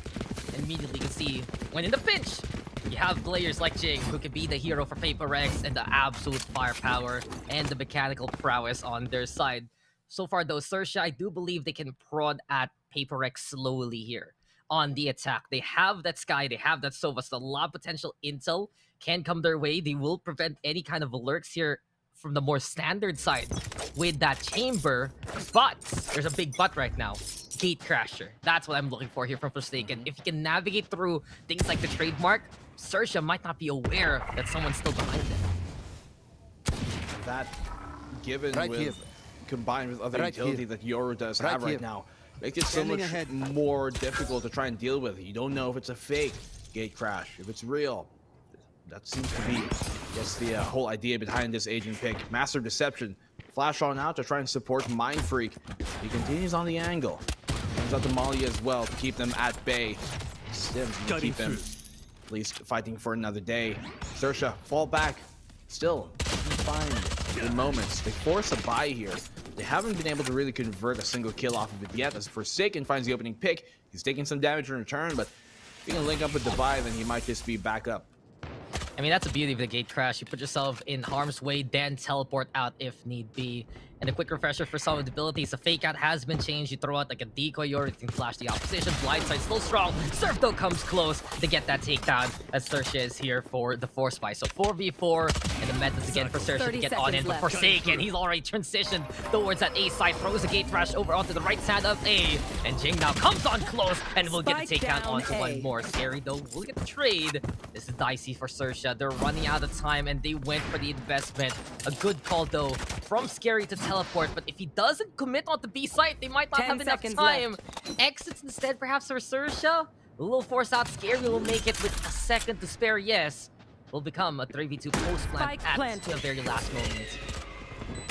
Well, Definitely doable, but they found Scary out. His element of surprise is gone. He gets the kill off of the assist of the shock dart. And Foxes could actually land the shot here and make things equal. But Scary, still, neither of them finding those kills that they're looking for. Foxes cannot double dip too much. He does have a Sheriff, but he's down to very low HP. Comes out the recon ball to try and give Scary that information he needs. Denied immediately. And he brings out to a 1v1 with a Spectre. Mind Freak, too smart of him to let them get away with that. Paper Rex, they secure the second off of XERXIA's force buy. Yeah, it was costly, but since it's a force buy, Paper Rex will be happy just to win the round. And that was so cheeky from the Vi. While Foxy was in cover, not gonna have the sightlines of the creeping sky, suddenly Scary's just the one who's surprised instead. But this was just what the Yoru can do in these angles here on buy, because sometimes you put yourselves in really awkward scenarios, pushing deeper against the opposition, and the only real escape you can do is teleport to the other side. But you don't want to do that with the bind teleporters, because you're going to be put in a place where you're not able to hold on to the site anymore, and that's where the gate crash comes in. That's where the Yoru can just be as ambitious as can be. And right now, we have Paper Rex with the gun advantage, a single judge even here for Forsaken. Jing vying for that shower control alongside Benkai. They want to make a play happen here together, and it does feel like they're trying to get that orb away. Nice blow up though from Jing. Viper comes on in as well alongside the Vi, and it's just all about the aggression right now from Paper Rex. Runs out the bullet. Scary will get the punish at the very least, but PRX, they know that they can wipe the floor off the XERXIA presence, and PRX now gonna get 3-0. Yeah, no way they're going to win that round with the aggressive play set by Paper Rex. They're doing pretty good on this defensive side. See if they can continue that on, and if it even pushes forward into the second half when they're on the attack with a Yoru under comp. So, XERXIA, this is the gun round of theirs. They're really looking forward to winning. We've got some ultimates to use, especially that Cosmic Divide, which could be super, super crucial. Is that showstopper on Jing's side, so even if they get that Cosmic Divide up, they have more than enough to deny plant. They've got the Fade Shells, they've got the Molly off of Mind Freak, they do have the Aftershock off of Benkai. That's barring and just completely even forgetting about the showstopper potential. Forsaken, here's the gate crash you're talking about, Dax, and he's used it to really push himself forward. But he did get caught by the trademark, that's a problem, and no! That's not real! No one does that, no way, and Sushi Boys now will see the hand of Forsaken. Use that rifle to get on takedown. No way! You know, these guys will fall for it too much here coming into the pro scene. I don't think if you see... I wouldn't be surprised, Black and Blue, if they see that and they actually think it's the real Forsaken, but like, do you guys need a tech pause? Everyone okay? Yeah. Maybe there could be a moment where he pretends to be it. He throws it out. Destroyed. Yeah, if that actually works, then that is the ultimate mind game. So the showstopper is here. And XERXIA, they can't get the space that they need. If you notice their matchup versus Boom Esports, right? They get that pickoff, they get the position towards the site, and that's where they execute. But against Paper Rex, they're anticipating all of these more aggressive angles, maybe the off angles on sides they don't go on, and Sushi Boys doing a really good job of running the other side of the chamber. Don't forget, Sentinel by the way, trademarks abound. 30 seconds just watching out for the market to punish the aggression there from Paper Rex. So here they go for that B side execute, and Divide is going to be found. Drake paying off of the recon dart here from Foxes. Really professional at cleaning up those kills. Speaking of, he gets another one on Benkai this time. And Mind Freak all alone, a judge in hand. What's he really got to do here aside from... Spectre. Yeah, just even it's a Spectre, so maybe get a kill or two. Make it expensive, but for the most part, this should be a XERXIA round. Great play by them and great job by sniffing out Forsaken's kind of hijinks there towards the market side. I think his gate crash just wasn't deep enough, basically. And well, Sushi Boys, he's here, he's there, he's everywhere. Front, back, the chamber exemplifies and amplifies his presence. So one score now finally here for XERXIA. And Paper Rex, if they're going to be making those kind of cheeky plays, they still need to understand where those trademarks are stationed. This is what I was mentioned a while ago. If the gate crash gets through it, then it will work. But if it doesn't, and if you're literally teleported into it, then that already tells XERXIA, okay, these guys are going to have less presence on these sides. They want to go for those aggressive plays even. And Paper Rex now, I think this is where the Yoru pick's really going to get tested here, Black and Blue. Dimensional Drift is available, and let's not forget, the new ultimate now allows you to use those utilities while you're in another dimension. So keep an eye out on where Forsaken goes as XERXIA contests the showers and will leave the spike towards that fountain area. That is huge, but Jing, he's all alone here. Not really much support. He can call for a flash from Bankai or a stun if it ever does come to it. But he's going to be completely blind. Great flash here coming in from the side of XERXIA. That's going to be quick and clean. Forsaken has made his way behind him, and he has another gate crash to potentially bail out later on. But Divine Bankai know it's time to strike, and that they do. Foxes coming in from behind, very sly, but he's taking down the very low HP as well. And now they're going to have to rotate here towards that B site. That's the only site that is open for them as of the meantime. The rest of them stack towards A. There should be a plan going down, but can they hold on to it in the post? 2 away from Hunter's Fury, so there is potential here from Foxes, but it's going to be very, very difficult for him to come by. Yeah, there's also an orbital strike from Mind Freak just to toast up the opposition. Seekers now on the hunt. Divine looking to chase things down. There we go, the shot at the break. A Trailblazer. Maybe trying to scout out the opposition. We do have the Silver retreating towards the garden instead. Orbital strike now on site.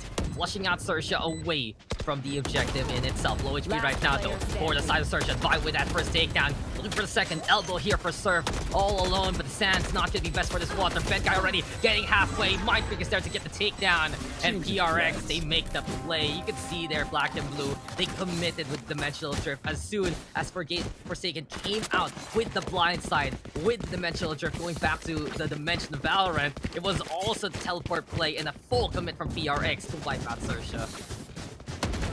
Miss me? Yeah, takes of their own medicine. As you said, that gate crash allowed him to get all the way behind him, but XERXIA, fortunately for them, they were kind of splitting up, going for a 3-2 split towards the A and B site specifically.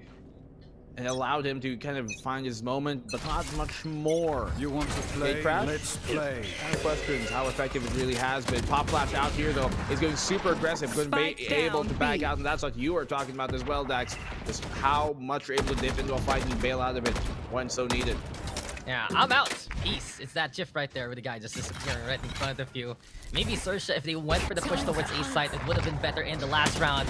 But right now, they're trying to push the limits here versus PaperX, but Bankai will answer on back. And Bankai on a breach. He's just playing everything now for PaperX. As soon as Shiba left, I do remember it was Bankai after that LCQ picking up that Sova Mantle, being the one to flex on over. And I do feel like overall, PaperX has, for some maps here, Black and Blue, decided not to play that Sentinel anymore because they feel like they can play the harder aggression, having both Forsaken and Jing in the roster, and it does allow Bankai not only to be cheeky with those post plants, but just very, very adaptable in his agent pool. But I digress. XERXIA now, then we going for the push towards B side. Guiding Light to clear out the corners. It's still the hookah control though from Mind Freak just in case 3v3. Spike being planted and XERXIA now setting things up. Get that plant, but how good will the retake be? Especially with Forsaken and pretty much drive for utility. A single piece of util left alive on this Yoru, and what does that really make you then? Mind Freak though, he doesn't need any of that. He's gonna get the kill on the Sushi Boys, and now they're gonna use the Rolling Thunder to try and initiate on this retake. They spot one out on the elbow position, but do they have any idea where Scary is?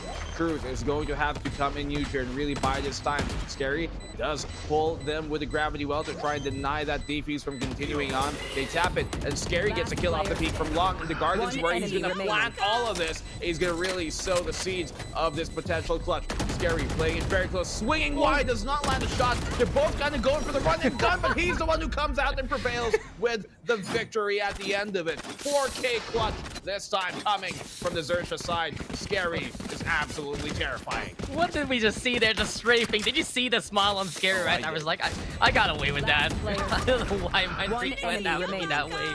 But Scary with security on the Astra. Seems like time was just not on PaperX side even. But he's just dashing on in.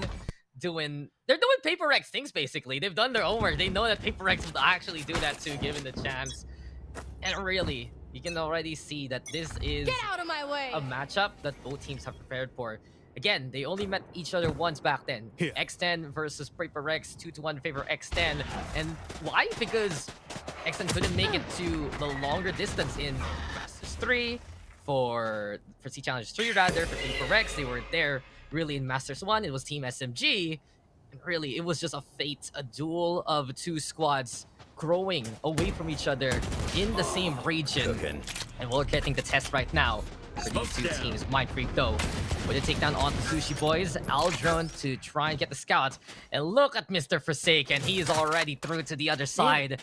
The thing is, can he actually surprise anyone with that shorty? If XERXIA rotates towards the market, this will be dangerous. Jing, right there. There's like, hey, is anyone here? Nope. Okay, gotcha. I'll be leaving instead. XERXIA now rotating, but still this Yoru is right there waiting in the market. I believe he has a gate crash to bail out. I've got your trail. Placed down. Here comes the Seeker Zone. He's going to be completely found here by Foxes as well. Missed timing for Forsaken. Just not even missed time, just unfortunate timing. Not working out for him here. We snuff him out. Have to have some notion that there's much more presence here towards the A side than initially might seem. Divide, pop flash on now. Could not find the kill with the Sheriff in hand, but Bankai finding the double. Here does come Mindfreak as well. The Scary closes up on the complete kerfuffle. Flurry of frags and all explodes onto the site. It's done before it even starts. Yeah, come on, it's a horror show right now. PaperX is walking into, because Scary again, back to back, clutching it out for the team. Even stood up this time, knowing he's like, I got this, guys, don't worry. 11 takedowns on the Astra even.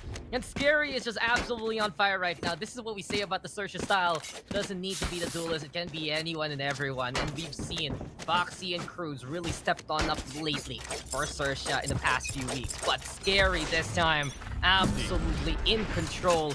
The Astra bringing a completely different element into this game right now as Forsaken tries to make a play happen, but Mankind does invite Cruz. PaperX now with shower control, controlling the waters here over on the right-hand side. Surf also hit by the fault line, but gets into the smoke in time for cover. Scary is there to help him out as well. Forsaken though on the high ground gets an easy snipe onto the Astra that has been the bane of their existence. Foxy does find Jing, and here comes Surf all the way behind enemy lines, but Mindfreak will get the answer. It all falls apart here for XERXIA unless Foxy can sniff out where he can go. 2v1, Aftershock in the way. Does he have the spike in hand? Yes, he does. If ever in a pinch, he can teleport, but goes through the smoke. PaperX stacking together with a 2v1 advantage. Really, Foxy making noise and trying to be a bother. Okay, now he's given away his position, though. I think they had some idea that he was towards short. When he went back through the smoke, I believe Bankai might have spotted him out for a second, but just reconfirms those suspicions at the very least. Making his way through showers. You're gonna have to flush this one on down. Get the clutch in. Does not have much utility left aside from his recon, but sometimes that can be more than enough. 30 seconds left. They're splitting up here.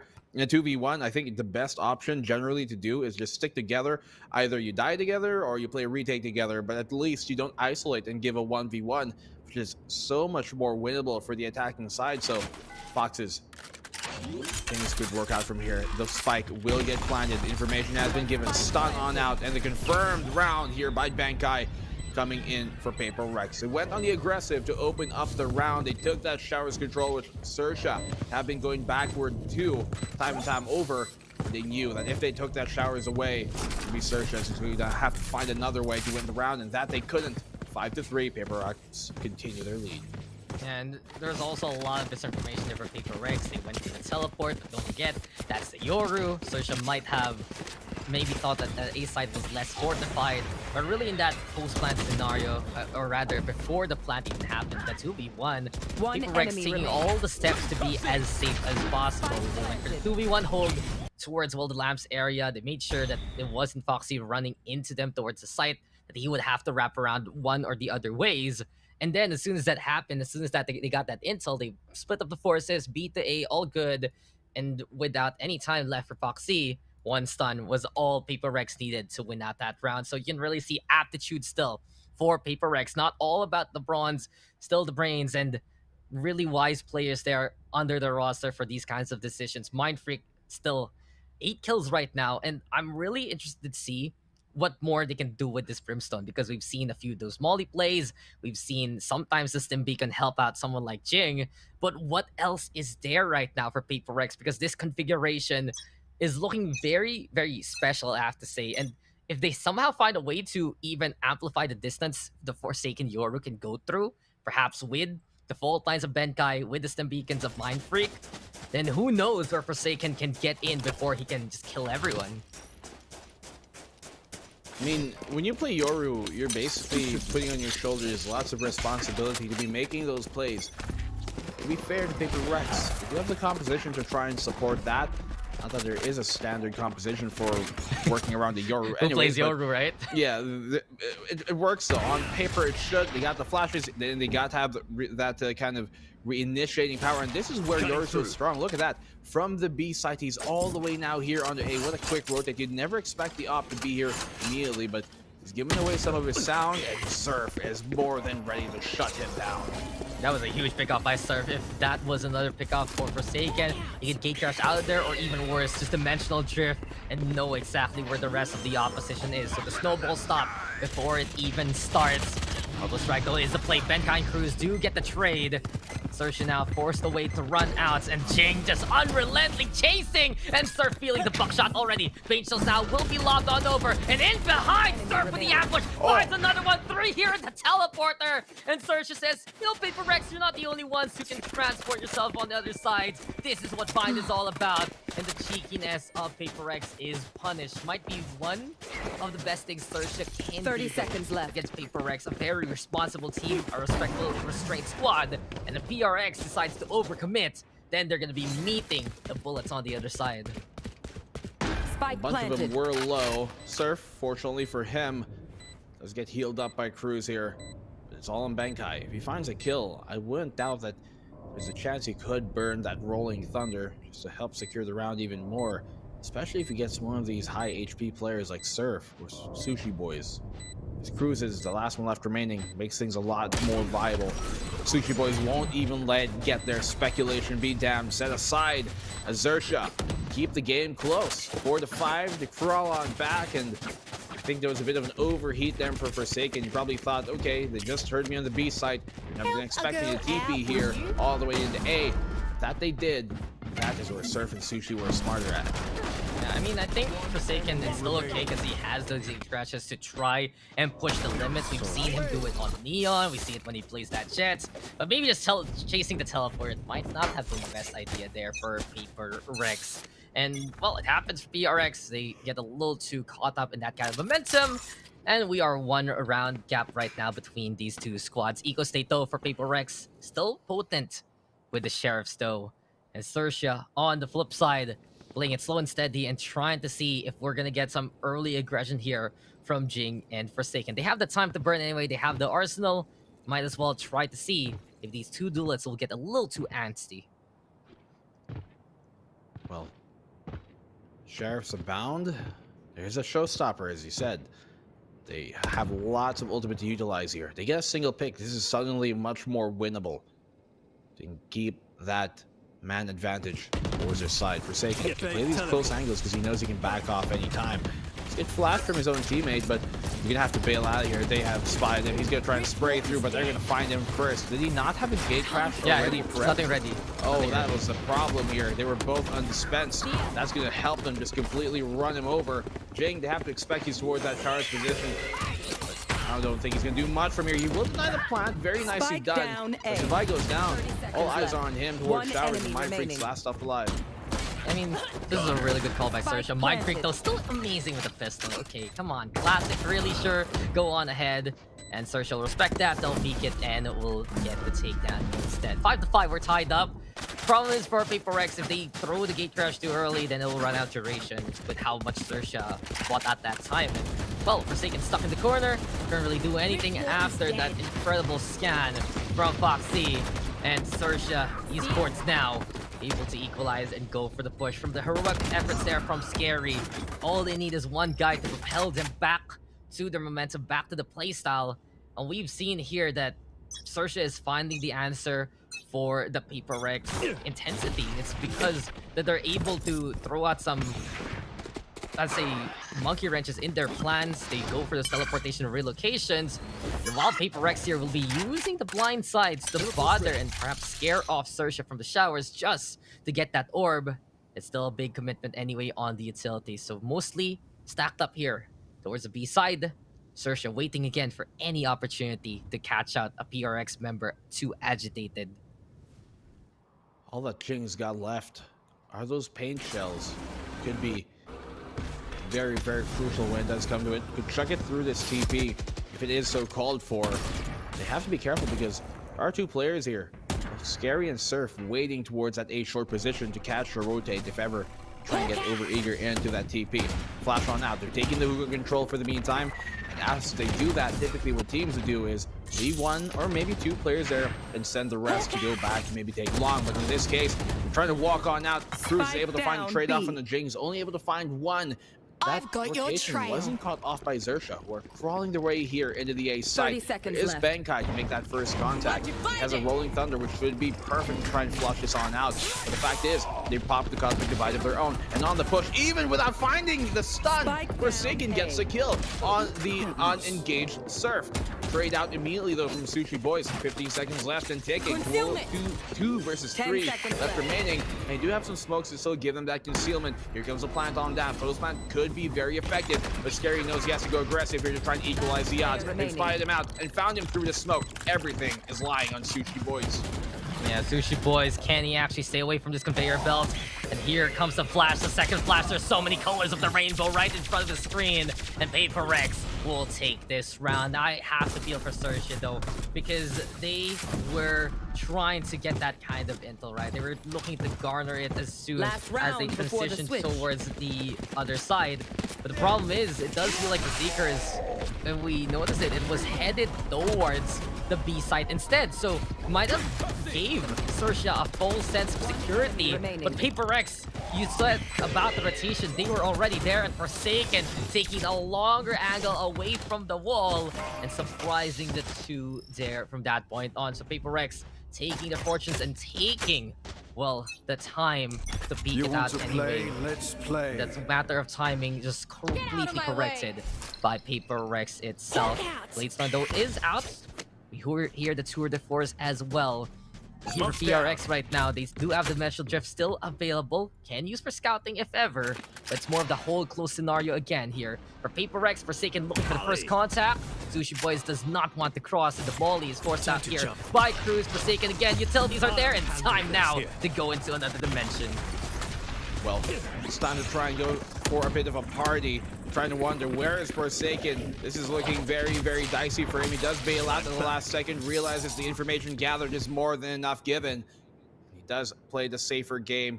7-5 is what they want to secure here. Great flash, but he isn't able to secure the kill of Sushi Boys, who barely makes it out alive. Does get Cruz though. Fox is getting retaliation on him with the Hunter's Fury and does find his prey and the mark. Bankai will go down there from short. Not much utility dispensed, but Jing, perfect nade here to keep him at bay. This could kill Sushi Boys, and that it does off the splash damage. He finds another before going down as well. What mechanics this guy has. Look at that man go. Fox is in 1v2. Utility left, still remaining. Will be a recon in 10 seconds. He's got these double shock darts to play that post plan, but here comes in PaperX. They're kind of split apart though, which means Fox has an opportunity here to try and isolate this fight. He does. He is able to undivide, and he knows. He smells Mind Freak coming down his way, but he cannot find a kill as Mind Freak too big in the brain, too insane in it to make that one slip away. 7-5. PaperX secure the advantageous opening half. Yeah, he's able to hold the hands of PaperX. And he said, guys, calm down. I got Switching sides. 7-5 now, as you mentioned. But in that round, that was very, very uncharacteristic from PaperX. Forsaken missing the kill there on Sushi Boys. Bankai also struggling to get that spray. And if it wasn't the efforts of Jing there to just still be the ones to hit those shots, nice paint shells to plus out Sushi Boys, that would have been XERXIA all over that A site. But you know, sometimes you live and die by the sword. Problem is, PaperX has like 5 swords in hand, ready for anyone and everyone to pop off. And you can see Jing, he is just one of the most talented players, especially in terms of raw skill here in the APAC scene. And he can just make an amazing wonder happen right in front of you. So we go into halftime with PaperX now on the attacking side. And with that lead, XERXIA, of course, they have that chamber, they have that Astra. Avenues of control for many of the PaperX utilities. But this is the big problem right now. Again, we talk about how Forsaken will infiltrate. I wouldn't be surprised if Jing can navigate through with the satchel packs and he can just make it to the other side of any angle here if he wants to play the aggress. But how will XERXIA Esports figure out where Forsaken is coming from? Because if you get a good lineup, you can throw your gate crashes towards the more spawn-centric areas. How far does XERXIA have to play out? And will they be needing to leave some utilities behind in more, I'd say, orthodox places just because of the presence of the Yoru. That's why it's been experimented for so long. This bind Yoru pick is something that people have been thinking about ever since Yoru came out, even before Yoru was reworked to have these better abilities right now. And now that we get this Yoru pick, it's a big test to XERXIA, really trying to understand if they can deal with this duelist. There's many game plans here possible to try and deal with that, but I think what XERXIA are going to try and do is take early control of a specific area, maybe showers, maybe lawn, maybe hookah, just to stop PaperX from having that avalanche potential at the very start of the round, but then give it up subsequently later on because they realize going up against the composition that PaperX have, Yoru, Raze, all this, Breach, and Sky apparently especially, it's going to be very hard to hold onto it for a long duration. So XERXIA, I think that's the way they're going to try and play this defensive side out. And we know PaperX, this is really where they shine. They're attacking rounds. When they get to really bulldoze whoever is in front of them is where they look the best. Jane going in hot-handed, but Sushi Boys with the Sheriff, rather, with the shorty of his own. You can almost expect someone to be holding a shorty nowadays. Almost managed to buy an extra one for you. And Benkai gets a kill as well on Cruise. Forsaken opens things up. And here comes the retake, but it's already flooded the site and the plant has been down. Yeah, they have the man advantage, but that was just such a good race from Sushi Boys, expecting the speed from Ching. Doesn't matter though, because PRX have Lamb's control anyway. Surf though trying to go for the tap dash, is on the way, tries to go for the buy, retreating, but cannot get that takedown. All about the backside now here for XERXIA. Apparently it's all left Foxy here in the 1v3. Showers though being held by Mindfreak, guiding light. Oh, flashing themselves the buy! You gotta be careful! But Mindfreak will save the day again. No problem, no sweat. Mindfreak's got this.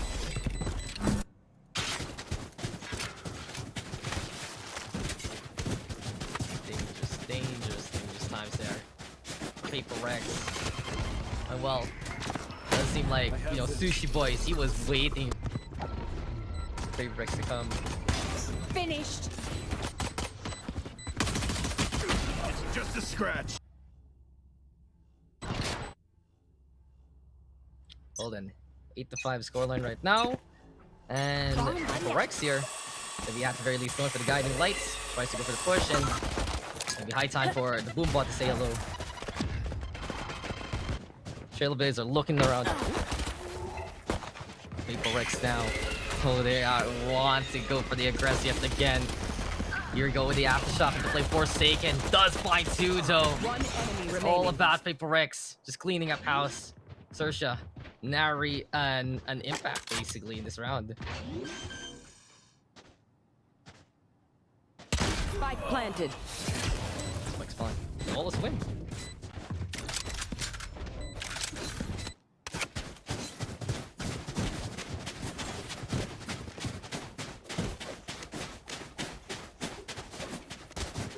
Well then, that was interesting. So, a little bit of technical issues happening on everyone's side apparently here for us, and I do believe we're going to be having a bit of a pause right now just to fix everything up. PaperX though, they just ran Rampage basically in that round. No problem. No guns there for the side of XERXIA. And it does feel like here for PaperX, that's when they can just go for that snowball kind of approach anyway. But case in point, hello, welcome back. That was weird. Apologies. Yeah, it seems like we all kind of... We all just disappeared, right? No, we went into a different dimension. Okay, I tried. Okay, I don't know if we ended up casting over each other or not. I don't know if... I don't think our so. voices would modulate. I was just like, okay, I think that was the time to sell down a bit. I was like, you know, Forsaken, his interdimensional travel is kind of a bit intriguing. I'm gonna try some of that. He brought myself. us, dude. He brought us with him in Dimensional Drift last half, and he didn't bring us back. That's what happened. I guess we're all good now. Hopefully everything is fine. Seems like overall it does feel... I think it's basically on the comms issue right now. That's we're in a technical pause. Hopefully everything is fine and dandy. But that was... If you were gone for a while there, Black and Blue, PaperX just decided, hey, we have guns. XERXIA doesn't. And they went for that B site. But we're going to have the rifles now. This is where the XERXIA defense can really test the PRX waters. And I'm still looking forward to whatever Scary and Sushi Boys can bring to this plate. Because these stars, they have to be aligned right and timed right for XERXIA to capitalize on.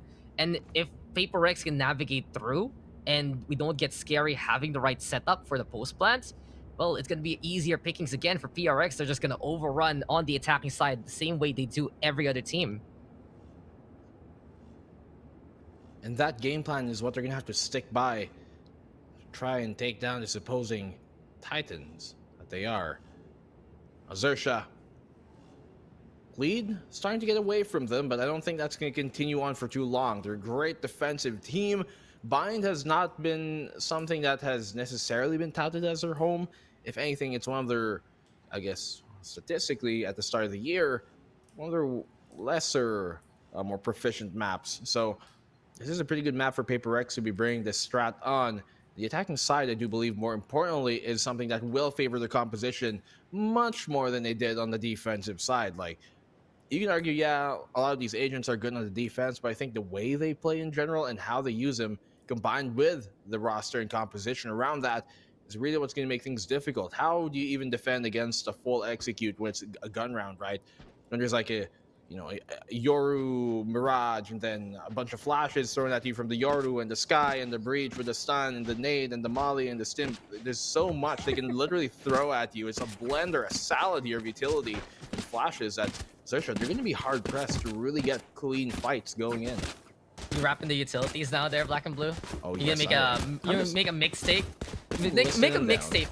Make a song of all the Valorant utilities, find the beat, and then just go at it. We'll release it for the next VCT. It will play during the technical break, right? Or when we're in between games. We have the music that we usually have. That's gonna be one of them. I'm telling you right now, man. Well, I don't doubt that. There's gonna be a remix somewhere out there. Yeah, what would be your rapper name? Because your IGN is already pretty good, Black and Blue. I think that works. Aren't you more of a Big Blue man? Big Papa Blue or something. BPP. Okay. So after this, after APAC Challengers, I know what's next. The music career of Black and Blue. Wait for it, guys. It'll play during the breaks next time. But we're done for the break. I think everything is fixed up on everyone's side. And we can get back into the action. PaperX, though, they only have the Spectres here. They went for the full rush a while ago towards that B site. XERXIA on the flip side, rifles at the ready, and this is ambitious from Cruz. It's not the same kind of cover as it was before. It might be a peak here for PaperX if they get up close and personal. Guiding Light, though, the call does still get the presence known anyway. Does PRX anticipate that Trailblazer looking on around? Here we go with the satchel facts. The Trailblazer forcing Cruz back on the way, but he has the angle of Benkai with a save instead. Forsaken on the board. PRX finding the pitches anyway. Sushi Boy's trying to hold on side, but PRX are already all over the place, and the backup site is their domain. What has happened to the rifles of XERXIA? Completely crumbled down. But now, the 9-5 Surf, it's all on him. I don't know if this is gonna work out, man.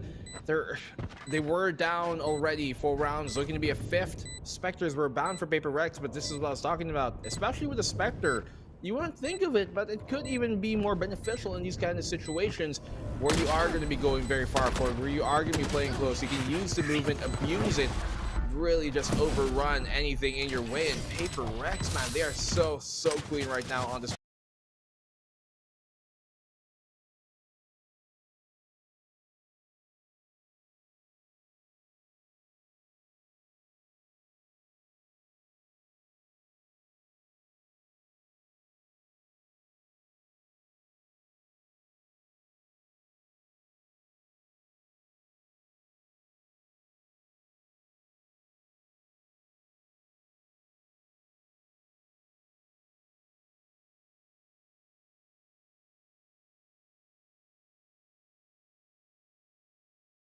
They can define us, they tryna find us, boy, I know you with the ops.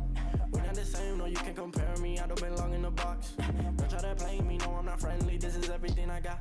Ain't no playing around, this is no playground, and no matter I do what I say now. I'ma go give him something to say now, got him stuck on my back like a spray ground. See, it's easy, don't gotta complain, I'm a shooter, got eyes in my vein. They said that I would never make it, they thought I was crazy, they said I'm insane. Working at 9 to 5, I had to go and feed the guys. Nobody did it right, I had to show them how to grind. I had to beat the odds, this is the life I live for God. Taking a step at a time, we going up, we headed to Mars.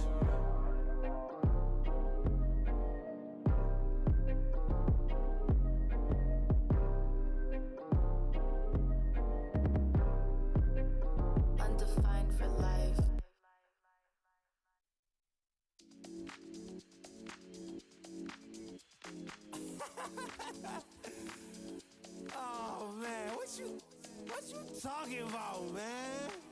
What? You're so crazy, bruh. Wasn't too long before I realized a whole lot of truth just realized. Two groups faking the real guys, and both of them plotting on your meal size. Gotta be more, is this real life? Got a bad hand, but I still try. Try and knock me down and I still climb. I can see the promised land right over the hill line. And when I get there, yeah, we all gon' party. Learn how to surf cause the waves is gnarly. Gotta make the bread, gotta bake the barley. But it take a little time, be patient, darling. Working for the people, gotta rake them all in. But sometimes people make you hate your calling. Some people panic when the brakes is stalling. Me, I go to God when my faith is falling. Put it on the tattoos. A righteous man don't know bad news. Found forgiveness for my snafus. Nothing for the pretty girls trying to get a cashew. Bad dude. Sometimes life really suck like a vacuum. The devil I don't never turn my back to. I just want to shower love like a bathroom. And be a role model for the black youth.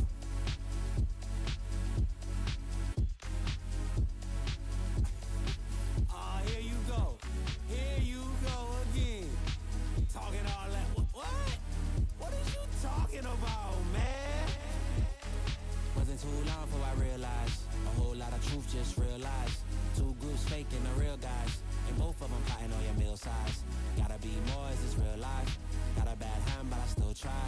Trying to knock me down and I still climb. I can see the promised land right over the hill line. And I broke a lot of hearts in my lifetime, thinking that their heart wasn't like mine. Finally got through a lifeline, and I stumbled upon a right mind. Love showed up at the right time. Put her in a white dress, get the white wine. Some people do it for the nighttime, but I'm thinking more, make your life mine. Yeah. Is it possible we could last forever?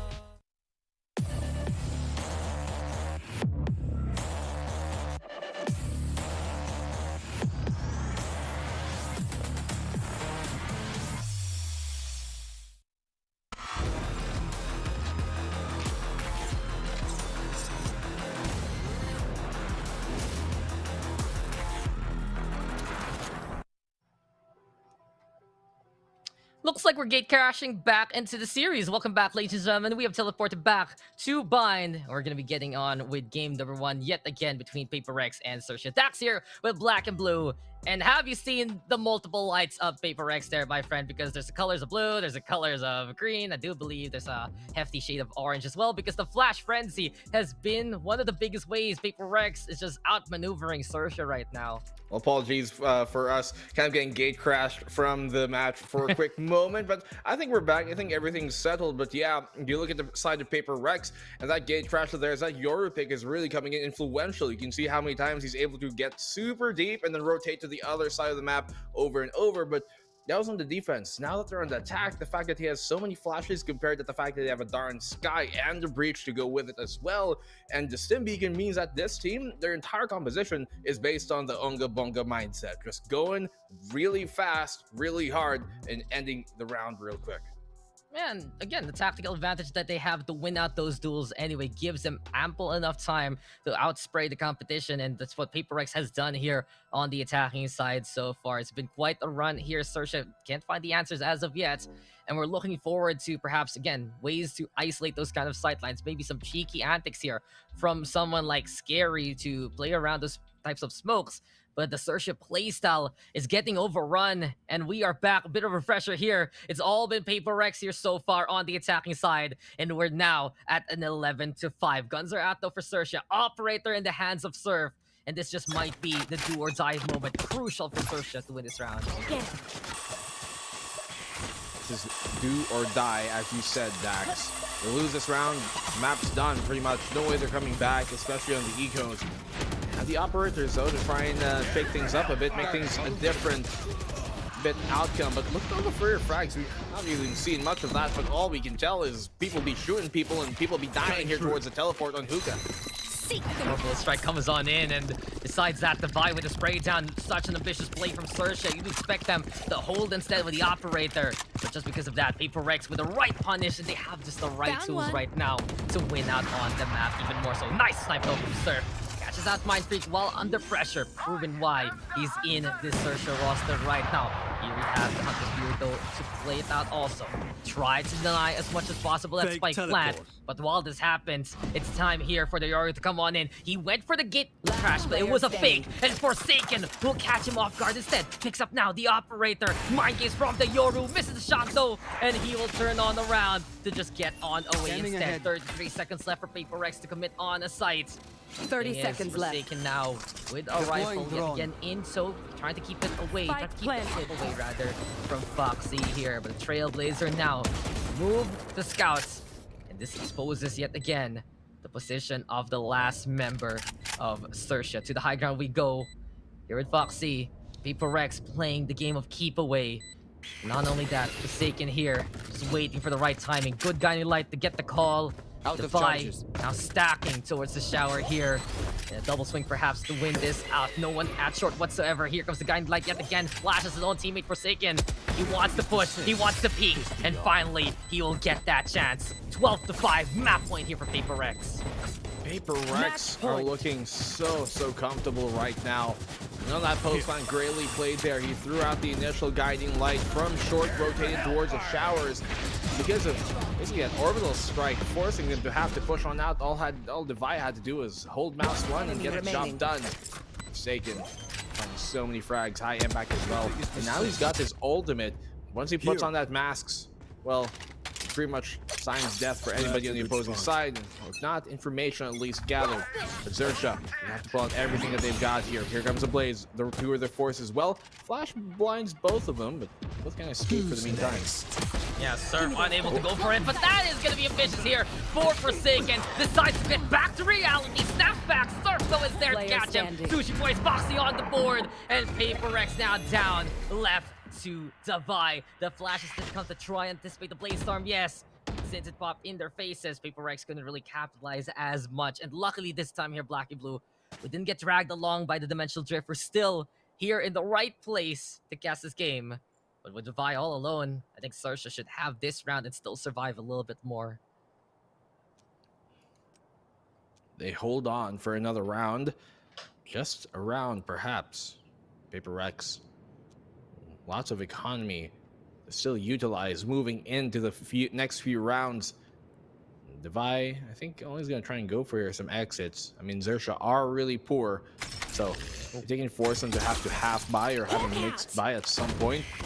Things could be looking pretty well for the 30 PaperX seconds squad left. near the end of things. Yeah, Defy here on site, so well played by XERXIA. Basically, you need those hero moments from someone like Surf. He has to put in the same kind of impact, but well baited there by Defy to get the first. 14 seconds left, trying to go after Scary, but the backstab is there. The lesser numbers being the bane of PaperX, and XERXIA now still a big way to go. Long distance on the rounds. 6 rounds is the gap basically between these two squads. But you can see it here. It was Mindfreak trying to set things up, and it does feel like for PaperX they thought that not only did they scare off Surf, but also they could go for the punish towards the garden. But Surf even quicker on the reactions. A nice way to recall what needs to be done. And we're getting a bit of the adjustment versus the Yoru. But this is always my question in these scenarios. Is it little too late for the team behind? I mean, they're going to have to play perfectly for 6 rounds straight. They start off pretty nicely as well, getting Jing and Mindfreak both down. Lots of oranges peeled here. XERXIA, now they have that man advantage. All they really have to do is turtle right now. They are going to try and go a bit more aggressive, and that's going to be punished heavily by Forsaken. You missed. He's not. Man, that's the thing. Forsaken gets one back. He was punished a while ago by Surf when he was holding on to the op. But Surf there looking more and more courageous against PaperX. And maybe XERXIA now letting that leash a little looser. Made a chance here for Surf to spread his wings and fly. Speaking of the wings though, the Guiding Light, it gets navigated towards the garden just to clear things out for Forsaken. Counter flash comes, but no intel as of yet. XERXIA, will they see this one coming? As here comes now the Your Utilities fake out the stair. The Gate Crash gonna be in the play, blindside even, and a teleport into the flash target. Forsaken now, just showing us how it's done with the Yoru. Birthday Boy with a triple kill. Sushi Boys is there. Bentai with the blow up, and it's a 1v1. It's still a chance here for Paper X to wrap things up. Bentai though, in these tense situations, he has been the magician of APAC. Spike planted. It's going to be a meme, but unfortunately, it's no laughing matter or smiles for Paper X, as Scary will frighten him in front of him and still keep XERXIA alive. But that is just Yoru plays 101. Paper X innovating, but XERXIA able to still hold things together. Man, XERXIA slowly fighting back here, Dax, and that gives Paper X a bit of a wake-up call. They still have a buy here to go on with, but Forsaken has been so influential. 3 kills in that round. He knew as soon as that gate crash popped, he found the right timing off of his flash. Was able to really clean things up, but could have been the clutch win from Paper X. Does not go that way. Still though, map number 1 not stapled here. File this one up next time. XERXIA continuing to fight back. They've got that operator once more for XERXIA. As I said again, because of the rounds being so close, XERXIA still do not have much back built up. Yeah, and here we have it, XERXIA trying to go for a crescent towards the fountain. I'm just impressed also, Paper X. Yoru at the top frag, just forsaking things right now. Still though, XERXIA will not let up on that map control. Wherever they can get, wherever they can put Surf on, and just dash on the way if need be, they will chance it and they will try to take it. Paper X is still anticipating those operator peaks, stacking right now towards B site. This might be the right call here for XERXIA to go all over instead. But there we go with the guiding light, and even though Surf saw temptation in front of him, a potential lineup. Mind Freak is there to be quicker on the trigger finger, and now XERXIA has to scramble towards that B site. We do have, I do believe, the fake out, trying to fake the teleport in itself. Cosmic Divide will be the play, and as soon as XERXIA decides that the presence is there towards that B site, it's Paper X right now who has to be a little bit more careful in this happenstance. Foxy trying to clear out the angles, gonna be backing on the way. Rolling Thunder is there, and finally Paper X will commit. Showstopper looks for a target. Foxy though with a takedown off the Mind Freak, and here comes Forsaken with a takedown. Jin gets back the gun, and PRX pushing forward. Steve rolling the opposition. Sushi Boys now the only one left. The problem is, all he has here is the potential to go for a raw peak, and this is just the catch of the day coming his way. Paper X, they've been imposing, they have been isolating, and the lights have been on their side. Forsaken innovates, and in the end, this is a Yoru with the final kill. Happy birthday to him, and well played by Paper X. They take map number 1, something they've been keeping in check for so long. They kept that ace up their sleeve for so long, and man, do they strike a really straight flush here, going the distance on this map, at least when it comes to how much they're able to innovate and really show us what they've got in the strat book. 13-7, they do secure it. It was almost looking like XERXIA were starting to build up momentum, but it's way too difficult to play 6-7 rounds straight perfectly against this Paper X squad, especially in a map where you have very little VODs on, and they have a really, really nice new gimmick up on their sleeves. And that Yoru is more than just a simple trick, because man, did it really help things out near the end of it. What a performance from Forsaken to show that Yoru, it's its time. Come on. Those flashes were brilliant. You have to give it to him. He would get that full flash duration and then Gate Crash on in. That gives him ample time to still not just have to get ready with the gun, right? But also, it still is the opposition flash for a slight moment. And that's all Forsaken needs. That's how quick he can be in the first place. And when they need a bailout, you have someone like Mind Freak who has just been absolutely stable for the team. PRX looking to be a well-oiled machine, and I looked at this roster, I was like, okay, this is a little perilous if they can't get this Yoru to work. But the thing is, they still have so much backup.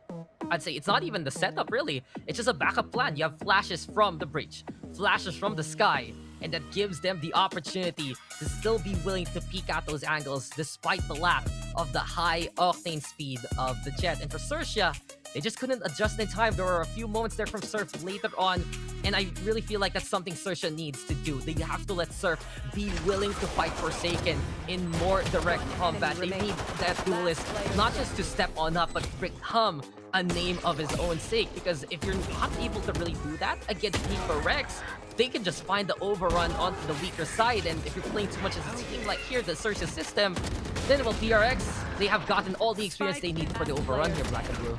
One enemy Definitely remaining. so, and I was waiting all tournament long for PPGL to pull out their bind, because I was curious if this is the composition they were going to play in, coming from some of the scrimmages that they have seen in that history of them almost kind of trying Yoru out before his buffs last year on, and they finally do pull it out here and make it work out against such a great XERXIA team who we have seen be very, very good. Pretty much any map you put them on, any side they play on, but this one is a bit away from them. They do heat up as the match progresses, like a diesel engine, but I mean, it's on the other side here. PPGL are the complete opposite. Always really good at the start, always continuing further on, and their acceleration for them to go from 0 to 100 is nigh impeccable and nigh unstoppable in many moments, barring basically them being cold. So they get hot really quick because they start their engines even before the map gets going.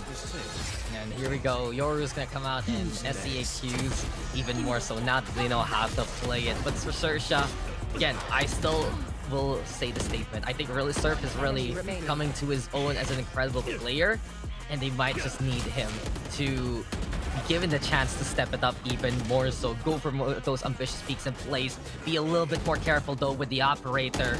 But in the end, that is Yoru 101. Class is in session, and PPGL finally opening up the notebook of stratagems.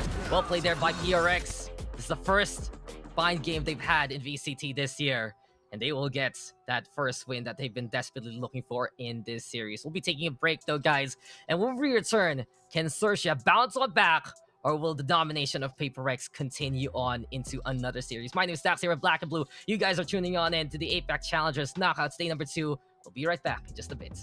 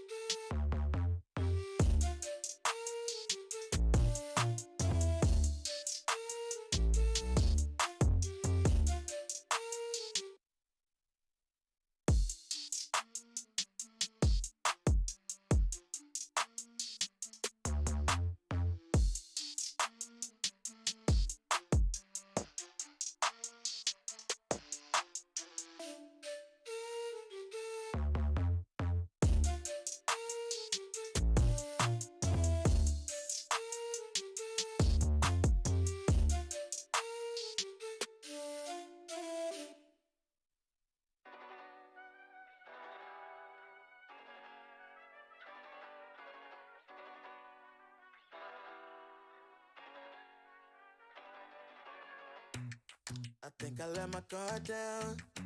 Certain things ain't the same now. Hard to navigate these problems. I'm by myself, you're not around. I tried to open up, it wasn't good enough. Put in my all and got nothing back. Now I'm stuck in the rain, dealing with all this pain.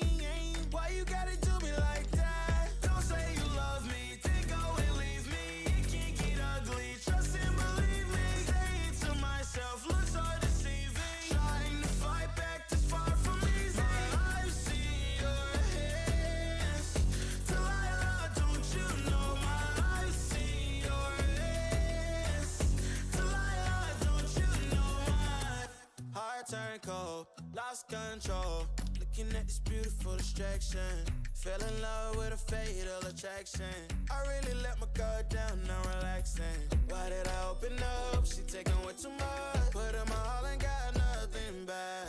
I'm feeling so ashamed, I fell into your game. Why you gotta do me like that? Don't say you love me, then go and leave me. It can't get ugly, trust and believe me. Say it to myself, looks so deceiving. Trying to fight back this far from easy. I've seen your hands.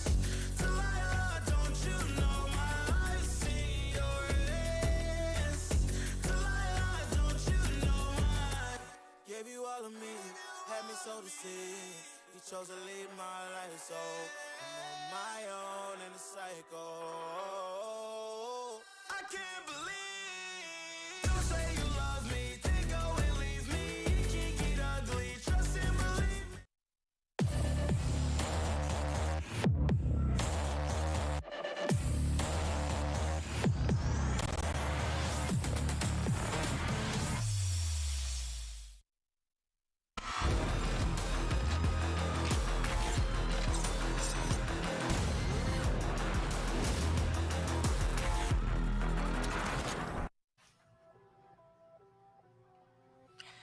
I know gamers like their RGB, but that was just ridiculous, wasn't it there? Mr. Black and Blue. Welcome back, guys.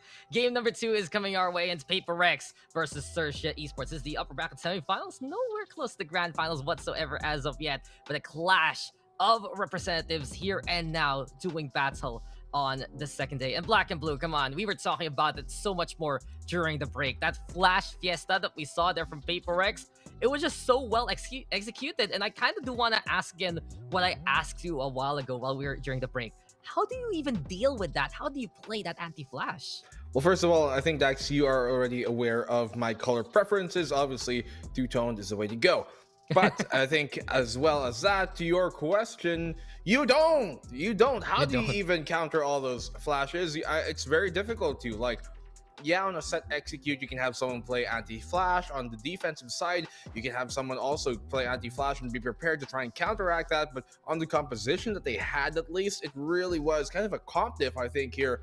You can't fight fire with something that is also flammable. I'm not going to say fire with fire, but, like, you can't fight fire with gasoline, basically, is what I'm trying to get at. You can't add more wood to that burning fire because it is so difficult to try and play the style that they want to against this composition. Maybe if they had something more akin to like a Breach plus Sky kind of comp where they can fight fire with fire, or maybe if they can have like more of like a Breach and Astra comp where, well, to be fair, they did have one, but they didn't have a Breach where they can really influence a fight from far away. Or maybe if they even had something like a KO come on in, I think things could have been better here for the XERXIA side. It's really difficult to fight the composition that PaperX did bring in with what XERXIA got. So they do have the right handyman to really figure this out, but they just brought the wrong toolbox to the job, basically.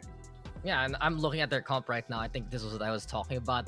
You know, Sova, you get the scan, you get the intel, but how do you fight what you can't see? And same for the Chamber, actually. Besides, of course, some trademark value we get sometimes for Sushi Boys. His whole kit relies on having those better positions and open sight lines. But if you're flashed on the round, what can you even do? So there's a lot of, I'd say, theory crafting right now after that game on how to deal with it, how to play with it, and maybe to put forward suggestions. We have your Breach, KO, potentially even Cypher, I'm thinking here. But let's move to the future as we will be getting into the next map, and it will be Haven. But the thing is, PaperX, we might see the same kind of case coming into the second half, coming into their attack. We know how they can manhandle any kind of opposition with their aggression.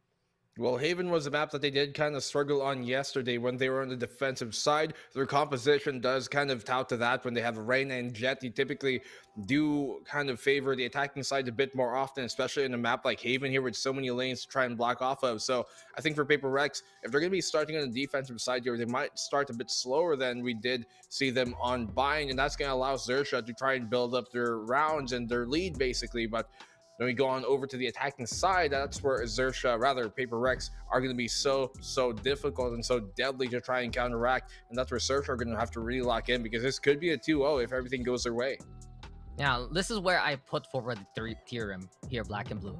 Remember, I've always been honestly doubting the Paper Rex composition, not because of, you know, how they play it or whatsoever, but just how it looks a little bit more vintage, outdated.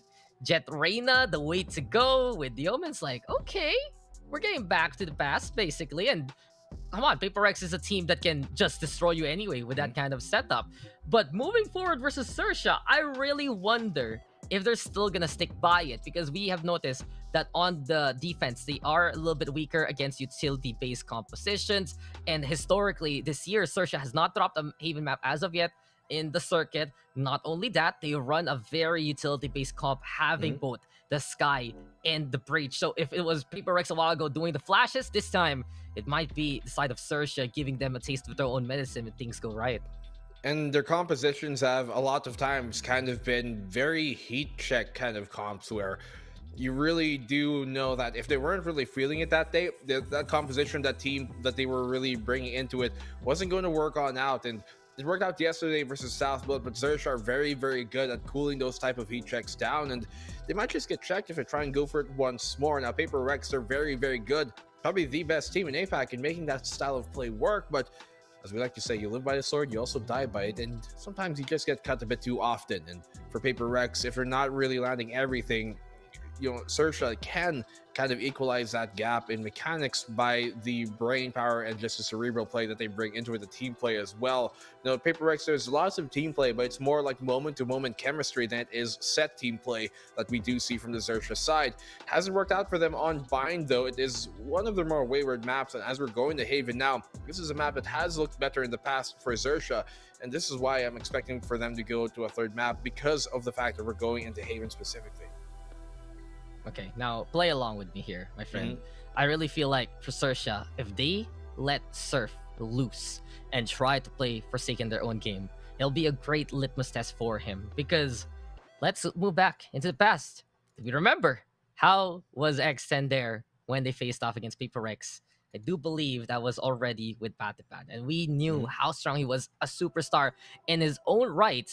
And what we're getting from Surf is there is the talent, there is the potential, but the way he plays is more really inclined here with the XERXIA playstyle. So there is a bit more of that meekness compared to what we get from the ambition, really, of having that superstar value.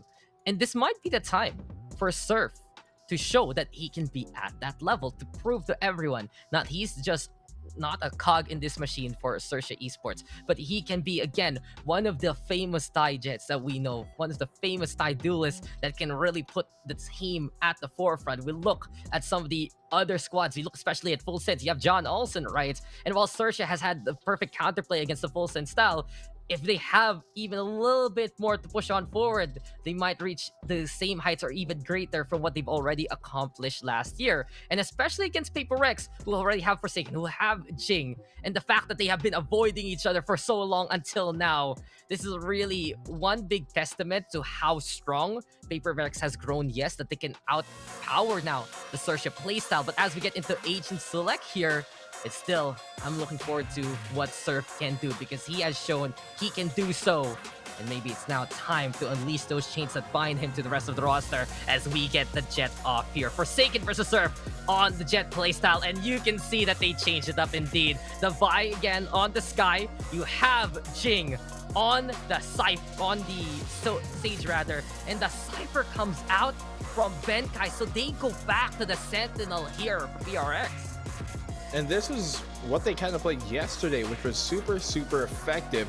But aside from that Sage, who was on Jing's arena yesterday, That's the one small adjustment they do. It seems like they want to go for a bit more sustainability, both having the Sky and Stage together to patch them up, but more importantly, that res, which does help with sustainability, will also be complemented by the fact that those orbs and that wall can really help kind of make things a lot more difficult for the XERXIA side, both on the attack and defend. How do you, well, deal with so many lanes on a single map? You block them off, slow them down, put some traps in them. I guess that's the XERXIA, rather the PaperX way of dealing with things. But on XERXIA's side, they got that Killjoy. A bit more retaking utility given to them because of that. Post plant is going to be a much more difficult for PaperX now that we get more true Sentinels on the game. And the lockdown even. Look at the PaperX roster. How do they break the lockdown from afar? They don't, right? They can't. They can't. They don't have that Sova. They don't have that Rage. And it really will just be up to Forsaken and Jing to get that value. We've seen many a time, if Forsaken makes the space, Jing will be there no matter the agent. And when he's on that stage, resurrections are going to be vital. But something we've seen also, I do believe, from the Bonkers side was how effective Sage can be here on Haven. You can be very creative with the walls, break those sight lines, wall off some segments you feel like they need reinforcement.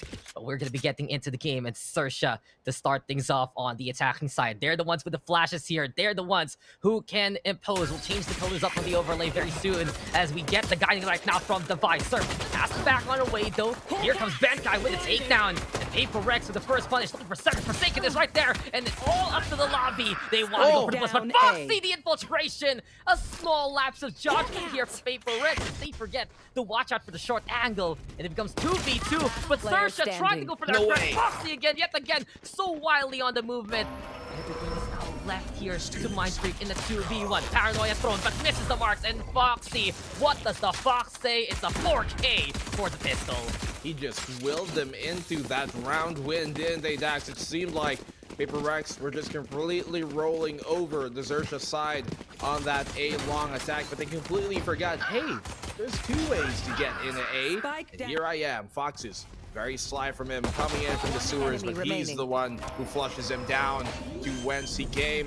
Well, they were the ones where they became. Fox's great round from him, 4K end. More importantly, that gives him very, very close to his Seekers early on. Potentially round 3 could have it already. Never mind. Forsaken, 2 kills for him to answer on back. Hello, Jet of SEA. Someone's calling. The Marshal shows up to immediately get to... Man, just momentous immediately. And he's looking for a third, but Scary has been stable here for XERXIA. And powerhouses of both sides, everyone with a frag potential. XERXIA now trying to come in through the B side. So that's a big loss here for PaperX, because I do believe that's the only investment they have here on the guns. And oh, the Cypher, look how cheeky Benkai is just wiggling on around, waiting, getting ready for someone to push. XERXIA though, they have to understand right now that PaperX will be willing to fight them on every single angle. Their defense kind of cosplays basically as the attacking side too. And nice find here by Sushi Boys to get that takedown. Spike all the way by the window right now. Sushi Boy is also pressuring the Vi here. The fault line is there to try and get the punish. XERXIA, a lot of space right now for the B side take. Trying to go on the flank there. You can see Jing towards window. It's going to be supported as well by Devi. Mindfreak. Let's get the pick off on a cruise. Huge pick for him to get from that CE link position. You can see here, pushing all the way on out. Scary's going to get that kill on him. Sushi Boy is waiting here towards the A-link, but he's kind of walled himself off, not even realizing that Jing is right around the corner. Sushi Boys, there's no way he's going to get out of this safely. Either of them, actually. They're both quite low, but they still make it out. Devi is holding down the line here in the 2v1. Will he land the shot? No, he won't, but the defuse is going to be stuck, and Jing somehow scrapes by with the round. PaperX, they tie things up 1-1.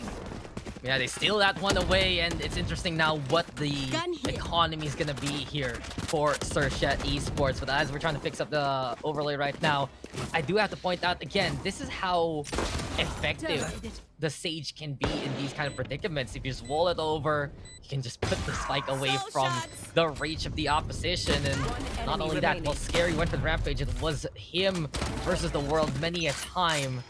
Just because they covered up that link, there was no extra angle they had to watch out for. So well played there by the Astra yet again for the kills, but even better for PRX.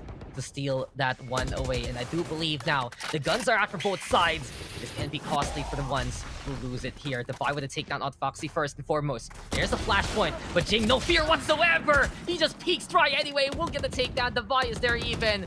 PRX now up by 2 in terms of the numbers. And well, XERXIA, coming back. They still aren't that ready to anticipate PPGL willing to peek them at a moment's notice. Crawling slowly here, XERXIA. Well, rather PPGL towards that A-long position. They do have the one-way smoke to make things more difficult in the short position, but they come in both from long. Devi waiting. He does get found, and XERXIA opening things up on the A site, ringing to PPGL to go rotate out now and help them here on the defense. 3v2. Spike, not yet tapped, not yet planted, waiting for the rest of the utility to come his way. Should be planted now, and there isn't much that Forsaken can do from up top here. He does dash on in to grab him that space. He's put lots of aggro, and off of that, Bankai is able to get the kill. Can't even kill him, even though he's turned around. Awkward angles, Dax, as you were about to say. Forsaken somehow brings them 2-1. PPGL take the lead. Yeah, hey buddy, what you doing here? Can I shoot you now? No? Okay, have a nice day. PPGL, they get away with that one, and instead they're gonna get anything done with that? Apparently they do, because they get close enough anyway with Forsaken there in position. Overall though, for PPGL, these are the angles that XERXIA needs to anticipate them from. As soon as you see even a single burst of utility, expect that PPGL will execute on it. And right now, this is just that kind of heat check we're seeing here. Haven is the best map for you to realize how much you can keep up with PPGL. And XERXIA, they did so effectively in that pistol with the infiltration. But right now, PRX is just getting in their face time and time again. It's not even the best buys here for XERXIA, I do believe. But we'll see right now. I think Ash can have some of the guns. The Trailblazer, though, unable to get the stun, really. We do have the position still here for Jing. Sets up the wall to try and stall for time. No one crossing, though. And PPGL will have the buy in position to get to already. Jing on the board. The hole is through. Cruz having the rifle in hand. Wants to push on forward. But this is the same scenario like the last round here. Black and blue. It's 4v2, 4v1, 4v not. Forsaken is there. And all hail Forsaken as he comes in through A long as he shows up and decides to smite the opposition one more time. See, every time he pulls off one of those plays to end the round, he's always dancing at the end of it. So he knows that he's feeling good right now, and he's definitely delivering. Devi, so good, reliable in those moments. Really hold things down. Not going to fall for that trick a second time around. Not going to let players like Foxes get around behind him. That gives PPGL the 3-1 lead here to open up the half. And the timeout has to be called. I assume if this isn't a technical, then attack pause, a tactical timeout could be. It's great. Soon. It's great, so it's tactical, right? I think that's how it works. You're right. Yeah, probably from XERXIA, if anything. Yeah, they need to. Okay, so you're good at the math, apparently. You kept up the scoreline 3-1, so there's the update there. I'm going to ask you another math question in our new game show. No, listen, this is our new game show. Will they have guns? No, they won't. They will have maybe a Sheriff. I think like Surf is almost at his ult or should have his ult by now. But I don't think they're going to have guns in this round. I think this is an eco. They ecoed the round right prior. They bought and then So they should be an eco state, I think, for the attacking XERXIA side. Let's see if I'm right. If I even know how this game works economically. Otherwise, I should just be, well, not analyzing things, maybe. Yeah, perhaps. The thing is, we need some theme music. Drum roll. They got pistols. There you go. I'm correct. They got pistols. You're great. You get one TF today. There you go. But now, PPGL gonna be hiding into the corner, and this is gonna be easy for Benkai. Cyber Cage, you are just gonna get struck by a smooth Benkai on the other side, and that should be it for the round. And PPGL, they're basically just running away with it right now in terms of momentum. The scoreline, it can still be caught up by XERXIA. Of course, that was their lesson by anyway. But if PPGL is playing this style on Haven, this means they're just utterly confident of their talent and their holds right now. And it's really great to see Benkai there back on that Cypher. He has done amazing work versus Satbelt on those 8 holds last time. And he's doing it yet again, back to his main role, back to something comfortable. And I do not think XERXIA has found the answer to bother him in the first place. I'm looking again, the Astra, the Breach. There needs to be that kind of XERXIA setup, but we're not getting it as of yet. And how do you even set anything up for the entries if you're primarily Tip? The one who leads the charge is already down after a quick shot there by Forsaken. Jing also wants to go on in, heals himself. It's just that ambitious, swinging wide, going left and right, running, gunning. But XERXIA here is ready, this time mechanically. Cruz and Scary will get the punish that they need. Great catch here from the side of XERXIA. Right there. Bring it to a 4v3 in their favor to get the overgrowth. I've got your get them trail. back up into the fight. The Seekers are going to really help them isolate which side could be the one to go to. A side though, as you said, Benkai has been very consistent up top here in the nest. Only finds one, could have found a second. Foxes will keep him in check. Gravity Well is going to stop Devi from just walking on out though, but the Nano Swarm giving him a false sense of security there. Still not able to capitalize off of the timing. Fox is down very low. Still in a 1v3. Mind Freak, he's got full HP. And from what we've seen, at least two of these players are low. You have Foxes quite low, and then Sushi Boys as well, who's a sliver away from death. So this is very, very much so doable. That turret is going to give him some breathing space though. And Scary doesn't let this one get too out of hand. 3-2. So slowly starting to come back. 4-2? 4-2 rather. Figured. You were right. 4-2, right? Yeah. I'm trying to do my math too. Don't worry. You know, wait 1 second before we talk about that. Okay, quick analysis. Paper X overheat. Don't overheat. I'm gonna get paper. 1 second. Yeah, he's actually going to go get paper. I need a pen. I haven't needed a pen in like a few months, man. I mean, what do we have to write down now? Everybody's at home. All we have to do is type things Get out. out of my way. Need that back. Maybe, but we're gonna be getting back into it anyway. And I think I saw a glimpse of an operator along the way. Wouldn't be too surprised. Just a way to change that momentum for this game. Scare shot approach here for XERXIA though, as they do not want to over-aggress this time. It seems like the punish a while ago might be a potential way to get this victory.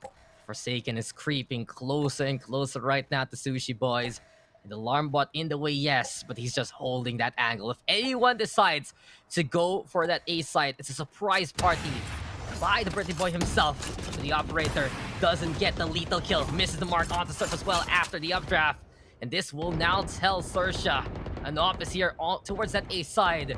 And the question now is, will they force out this angle? Cloudburst though for potential transition. Trailblazers there, and Surf is coming versus Forsaken. The anime battle comes our way. Here comes Surf. Scary the whittle down fire. This is way too many members for the side of XERXIA to get rid of that Paper Rex Jets. Not only that, lockdown is there, and this is exactly what XERXIA needs to get that space. They should know though that Jing is on the other side, but this is Shorty. Surf is so awkward right now. Benkai with a takedown, finally the detained will be able to get rid of that Sage. But XERXIA, they're scrambling to get to the site. And Paper Rex, how will they answer back? Well, 3 versus 4 once more. Now Swarms once again to keep him at bay. Benkai so good up top there. He does get the kill, and that gets Surf opening up that short position. Sushi Boys on the swing could potentially deny this, but here comes a stun. It does connect. Scary to capitalize off of that space given, and great concuss to follow up as well. Devi and Benkai, the last two remaining for the Paper Rex squad. Will they be able to tie it up here? Scary is able to get a 4K. He is so terrifying and dangerous in those moments. Ferocious, tenacious, and everything. Quite delicious at the end there. What a controller this player is. And I think, does that bring us 4-3 next? Am I correct in the math? Yeah, we're getting closer there. 4-3 scoreline indeed. And a nice answer by XERXIA. Many would run from the fear of the operator, but not XERXIA Esports. Spike down A. Got a little bit awkward there versus...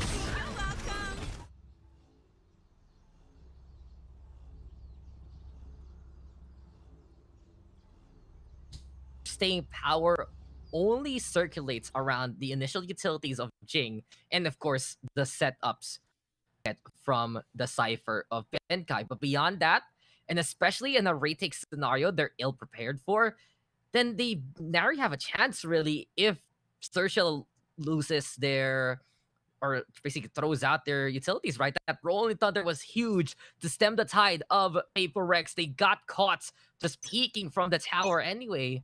From that point on, it's now them with the operator in hand as they're one away from tying things up. So we saw initially some good momentum from PaperX, but Sir refused to kneel on over and just die. A great response already from a playstyle that has been, I'd say, feared for such a long time here in the SEA side. Single point does separate these two teams 4-3 in the side of PaperX's favor. You know, to XERXIA's credit, they've been slowing things down on this attacking side of theirs. Early on, we saw their pistol going very aggressive. They were able to win that pistol, but it came down to Foxes just coming out with heroics here. Aggressive play to try and take lobby control from both sides. It's going to be XERXIA giving it up, deciding to go here towards mid, towards the B side instead. Bravo's going to be their attack, and Benkai plus Jing find one apiece, giving them that 4v3 advantage in the terms of the man count. Cruz, he fakes this, doesn't even commit to it, almost was about to, but I think they're kind of re-choosing where exactly do we go. They have B side control, but they're not settling in on Dax. They want to go towards Charlie, hell, even maybe towards the spawn. This is pretty interesting, and I like the movement from XERXIA right now. They go for us at C side because they know they've lost mid control anyway. But from afar, Mindfreak still wins the duel on out, and the numbers still dwindling yet again here for the XERXIA side. Into the garage though, we go with 2. Dark cover will be thrown out as well. But the wraparound from Scary might be again the horror show that we will see here. Peekaboo, Scary sees you, and that's frightening from him to get the first. Mindfreak is there to get the takedown. Only has 5 HP left. Hero Step into play to spot out where Scary is, and Benkai, he will get halfway there, but Forsaken now wraps up the round, and PaperX will be taking another round win here. It looked to be a little too, I'd say, early here for XERXIA, because what we've seen is they're not really going to get stopped by utilities on the PaperX side. The scariest things have to be the Sentinel setup of the Cypher, obviously, but also perhaps the paranoias and the flashes that can come their way. But in terms of that staying power, in terms of the stall, it's not really too much there for PaperX, so XERXIA can take that time to wait out PRX, can look for those opportunities rather than moving into the sites. And while it was a good call to go from B to C to prevent them from getting shot behind, they still were already at the numbers disadvantage, which was exactly what PaperX needed in the first place. So here we go again. PaperX now getting a bit further into the lead, and Forsaken now is like, hey, Divide, move. I need to dash away from this one. Moving back on off, and they've got more than enough healing to get him back up, but this time not trying to overcomplicate things. Going towards that B site plant.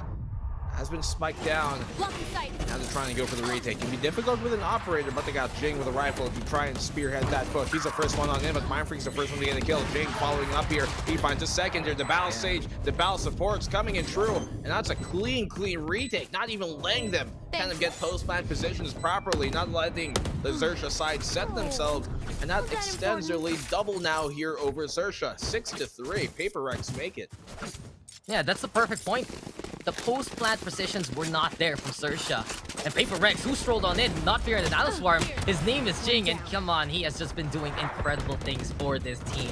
But XERXIA cannot execute on this B side if it does become the scramble anyway. Their utilities are not going to be effective. They're not going to have the right angles for it. And at the same time, PaperX has just been consistently winning out the duels anyway.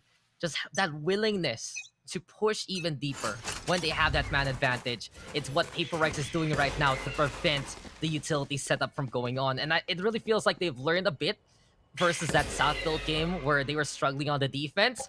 And their answer is, come on, just go in. Just kill them. Let's make this work. And why not? Why not? If it works, nothing they gotta change.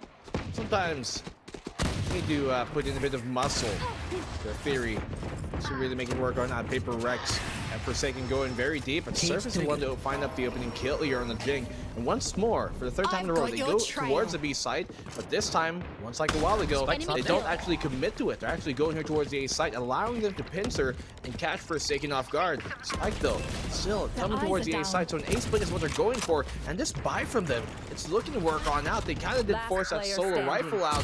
Sushi Boys, everything going the way of XERXIA, and they completely bring their inertia forward, completely just surprising PaperX on that split push. They bring it 6-4. Yeah, such a smart round there from XERXIA. They will go for that B site, and Paper's like, ah, okay, no problem. We can just go for the raid take. But they move towards A Link instead. And PaperX, they have seen that before. They do know that they can counteract that if they play the proper pinch. But the thing is, it was a baited commitment from XERXIA. That spike was not in their hands. It could have been that B plant anyway if need be. But since XERXIA got the kills all across, played the right smoke lurk at the right time, it was PaperX caught off guard, and this really just proves also that XERXIA still has something in the tank, something in the books versus PaperX. Problem is, does it work a second time? For now, though, we get the battle of the operators here instead. Forsaken versus Earth. We saw the head-to-head. We see the potential, but really, it's PRX right now, willing to beat things out. Cruz is right there to try and punish. But while this all happens, Jing from above sets up one. Surf finally with a shutdown of the Forsaken. 4v4 right now. Shepelski could favor the attacking side here. Look at Bankai waiting. He knows that all he has to do is wait for them to come his way. Completely blind, but they're not in any position to try and capitalize off that small moment that they've opened up here. That forces XERXIA to try and fall back instead. Will they actually go and wrap around towards short? No, they're not. Perhaps grass could be the idea. They did here. Reacher trying to just fall all the way back, maybe pulling some aggro, going the other way. Pull up the Cosmic Divide as well. One that's kind of for a B fake because of the way it was placed. It now pulls PaperX to thinking it was for B, and this allows XERXIA to just run their way towards the A site. But they do have Mind Freak on the flank though, and he can hear them coming towards A. Yeah. Now PaperX, they're all like, okay guys, it was a fuss. They're trying to play us like a fiddle, but still it works out for Foxes. He gets the kill, and the spike could get planted. Yeah, here we go, XERXIA on site, and they will be making it in time. Guiding like the call, drop down there from Bad Guy, but he's already dead as soon as he lands. All left now, Mind Freak here. Paranoia will be thrown on out to the opposite side. XERXIA is just prepared. Divide will try to fight, but it's not enough. XERXIA Esports again with the mind games. They move on around. They bait PaperX to get away from those initial positions. And even though PaperX had a good flank there, a good lurk courtesy of the Omen hearing those footsteps, it's still not enough because XERXIA are already there. One enemy remaining. Initially faked out as to where to go, but they still kind of find it, right? Yeah, it didn't really matter because they still found the moment to be able to secure the round. XERXIA, there we go, 6-5. I think the hood is probably fixed now. Yes, we go. We continue on. Operator on the hands of Surf on this attacking side. Proposed to be a deadly challenge for Forsaken. He's only got the blades, but we know he can be more than deadly with that. He does fall back though, as advertised. Oh, but Surf looking stellar now with the Operator, playing protect the rest of the team. And he is just waiting for Forsaken to make those kind of plays to punish him accordingly.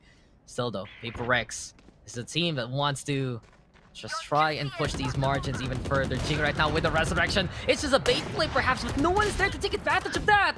And XERXIA instead, watching board short and long. And so long, the members of PaperX, poor Forsaken, dying not just once but twice in this round. Not the right cover here for PRX. Bladestorm is out even. And XERXIA Esports, can we keep it simple? Rotate towards that C site. Just plant it there instead. It should be a 6-6 by XERXIA. Even if that does happen, getting 6 rounds on this defensive side, especially for PaperX, who normally feel themselves really coming alive on the attacking, this is not going to be too bad for him. Bankai fends off one. Can he fend off more? Not going to be blind. He does get the second kill before going down. Such a great hold from him. 2 versus 3. Mind Freak unable to retrieve a rifle. Anything left is far too out of reach. And Scary once more. Another quadruple kill in the round, in the half. Switching sides. Make sure they bring it into the bag. 6-6. It is. One down. How many times does Scary do that for the squad? This has been a series to remember by the Astra, and we see it from many Astra players. As soon as they set down those smokes and they're already gone with the utilities that they have, they're just one of the most, I'd say, accurate types of players. We see it here for the side of XERXIA. Nebula's in the way. He knows what kind of sightlines exactly he can watch over and still get away with. we are gonna get tied up after what looked to be heavy Paper Rex momentum. And now that we have the stats properly, we can just bask in the glory of Scary. We mentioned the quad feeds. We mentioned that his Astra has been absolutely essential for how these Sersha plays work with the fakes, with the rotations, with the cosmic divides. But having 20 takedowns above and beyond anyone else, he is just a hero here for Sersha. And even though I'm looking for the Jet versus Jet face-off, this is good enough. You just need one player to keep parity on the frag potential of Paper Rex. Well, fragging potential is certainly, I think, the most apt way to kind of describe them to anybody taking a first look at this Paper Rex squad. That potential isn't something they always necessarily reach to their fullest extent, but for the most part, they are reliable. Being able to do that, as we like to say, many times over, Paper Rex or composition suggests more of a heat check. When they feel like they can basically skill diff the opposing side, you can see their comps changing to accommodate that, but when they feel like they need a bit more sustainability and reliability, it's when you see compositions like this where they put Jing on that Sage. You know, we know very well he can be just as deadly as Forsaken on Arena or on a Raze, other main rifling role. But things are tied up here at the half, and honestly, this is where both sides do fare better. Paper Rex are a great attacking side team, and Sersha on the defense. So now I feel like we're actually going to get what these two teams have prepared for each other and their best look in the half. You say that though, but Paper Rex, they can demolish on the attacking side. We saw it a while ago. They're on bind and 1 second pause. Okay. Hello. Typically, when the pause comes everyone's so ready for it. Everyone wants to get things going, but I see the problem right now. Seems like a bit of a tech issue here on side B. RX. Hopefully Jing is fine and dandy as everyone hops on the way. But luckily enough, we made it in time, guys. Right. No need to do anything else. Right at the last second. Okay, he's back. We're good now. Is Benkai moving too? Paper Rex? Is he back? Yes. We're good to go. So pistol should be out.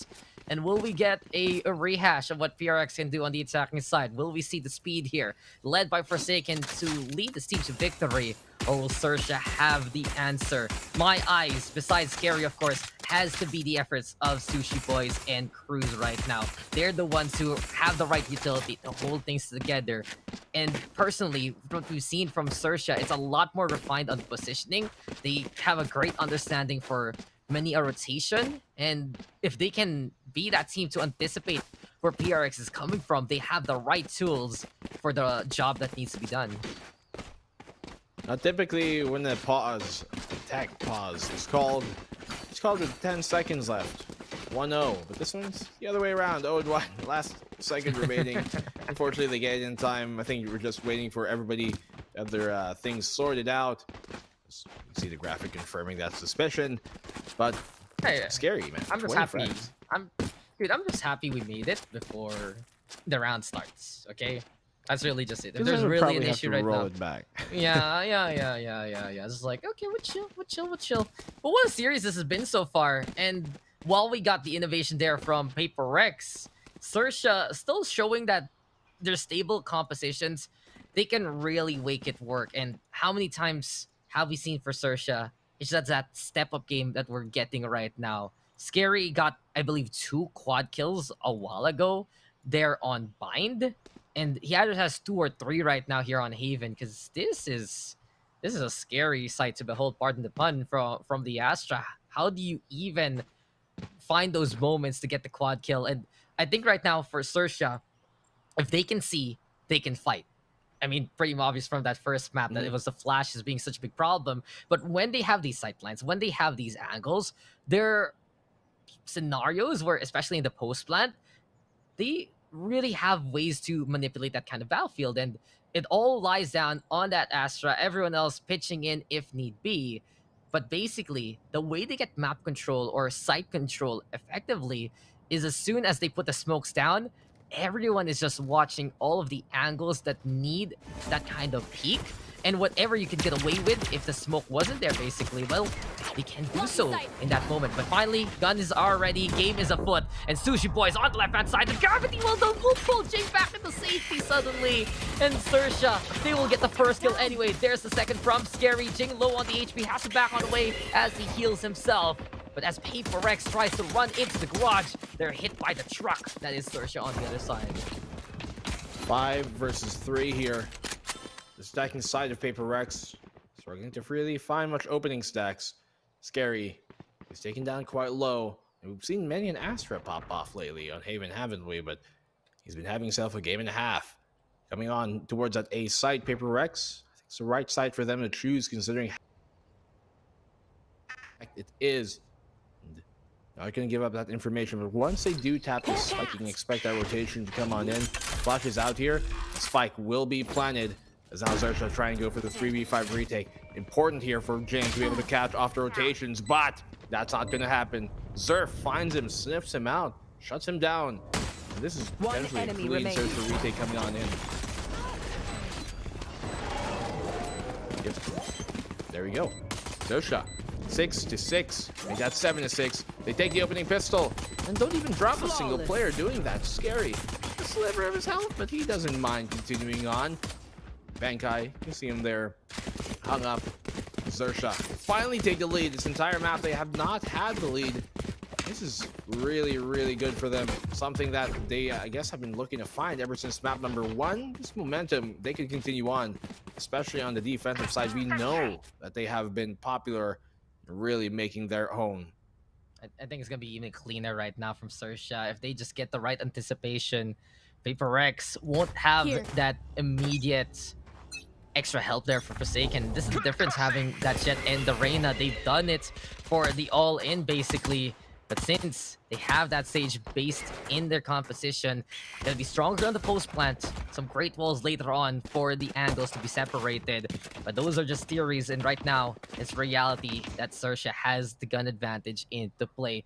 The XERXIA squadron, though, they've gone through a lot, I have to say, all throughout their careers. First ones to define what utility usage was about in SEA last year. And in this year, they haven't really needed to change that up because everyone else is trying to get to that marker. But they just gotten even better at it. And it really feels like for XERXIA right now, it's just for them to impose that they're still the best at what they do. And Sushi Boys now, the right angle with the right moment. Cruz is there as well before that spike is even planted. No extra money here for PaperX. Jing, though, he's looking for a kill. But the peek is there from Scary. Here comes Surf. Here comes Cruz. The headshot does connect from Jing. But beyond that, it's XERXIA for the second round here of the second half. So 8-6. Here comes PaperX now with the guns. And here, this is where they have been so terrifying to go up against. Scary. I think they have some tricks up their mind. Him and Sushi Boys can really try and synergize with the utility they have, that Killjoy plus Astra. Even though they nerfed the latter, it still is very, very useful. Especially in these rounds where you don't necessarily have the gun advantage. So how do you equalize things out with the utility that you bring? Judge in hand of Fox's aggressive push here coming in from the side of XERXIA to try and stop PaperX's momentum early on, realizing that there's quite a heavy hand to be played here by PaperX. They're trying to pull back a bit, not really trying to take super forward positions. Instead, they kind of take a midpoint here, so they're going to try and play them, and funnel and filter them out to where they can best take them down. Yeah, Trailblazer will be broken at least, and PaperX do have the intel that XERXIA is trying to poke and prod from many an angle. But slower play right now from PaperX isn't really what we've seen from them on this map. It's all a matter of timing, all a matter of setup. Mindfreak now throwing the smokes to the windows. It's all about the garage clear to start things off. But XERXIA, they're prepared on site, both the Killjoy as well as the Astra. Here we go, the Nano Swarm into play. We get a teleport on out, and PaperX is trying to fake out the competition. It's perfect now here for PaperX because that A site is absolutely clear. And as soon as Jing is able to make it through to the other side, the guiding light will tell them that no one's there. This is now the chance for PaperX to actually set one up. Slow orb into play. Carry orb is still available, and it's now time to get back to the old school cool that is the Haven walls. have the default plan here for PPGL already. Ball on up, XERXIA on the other side, trying to make the retake work.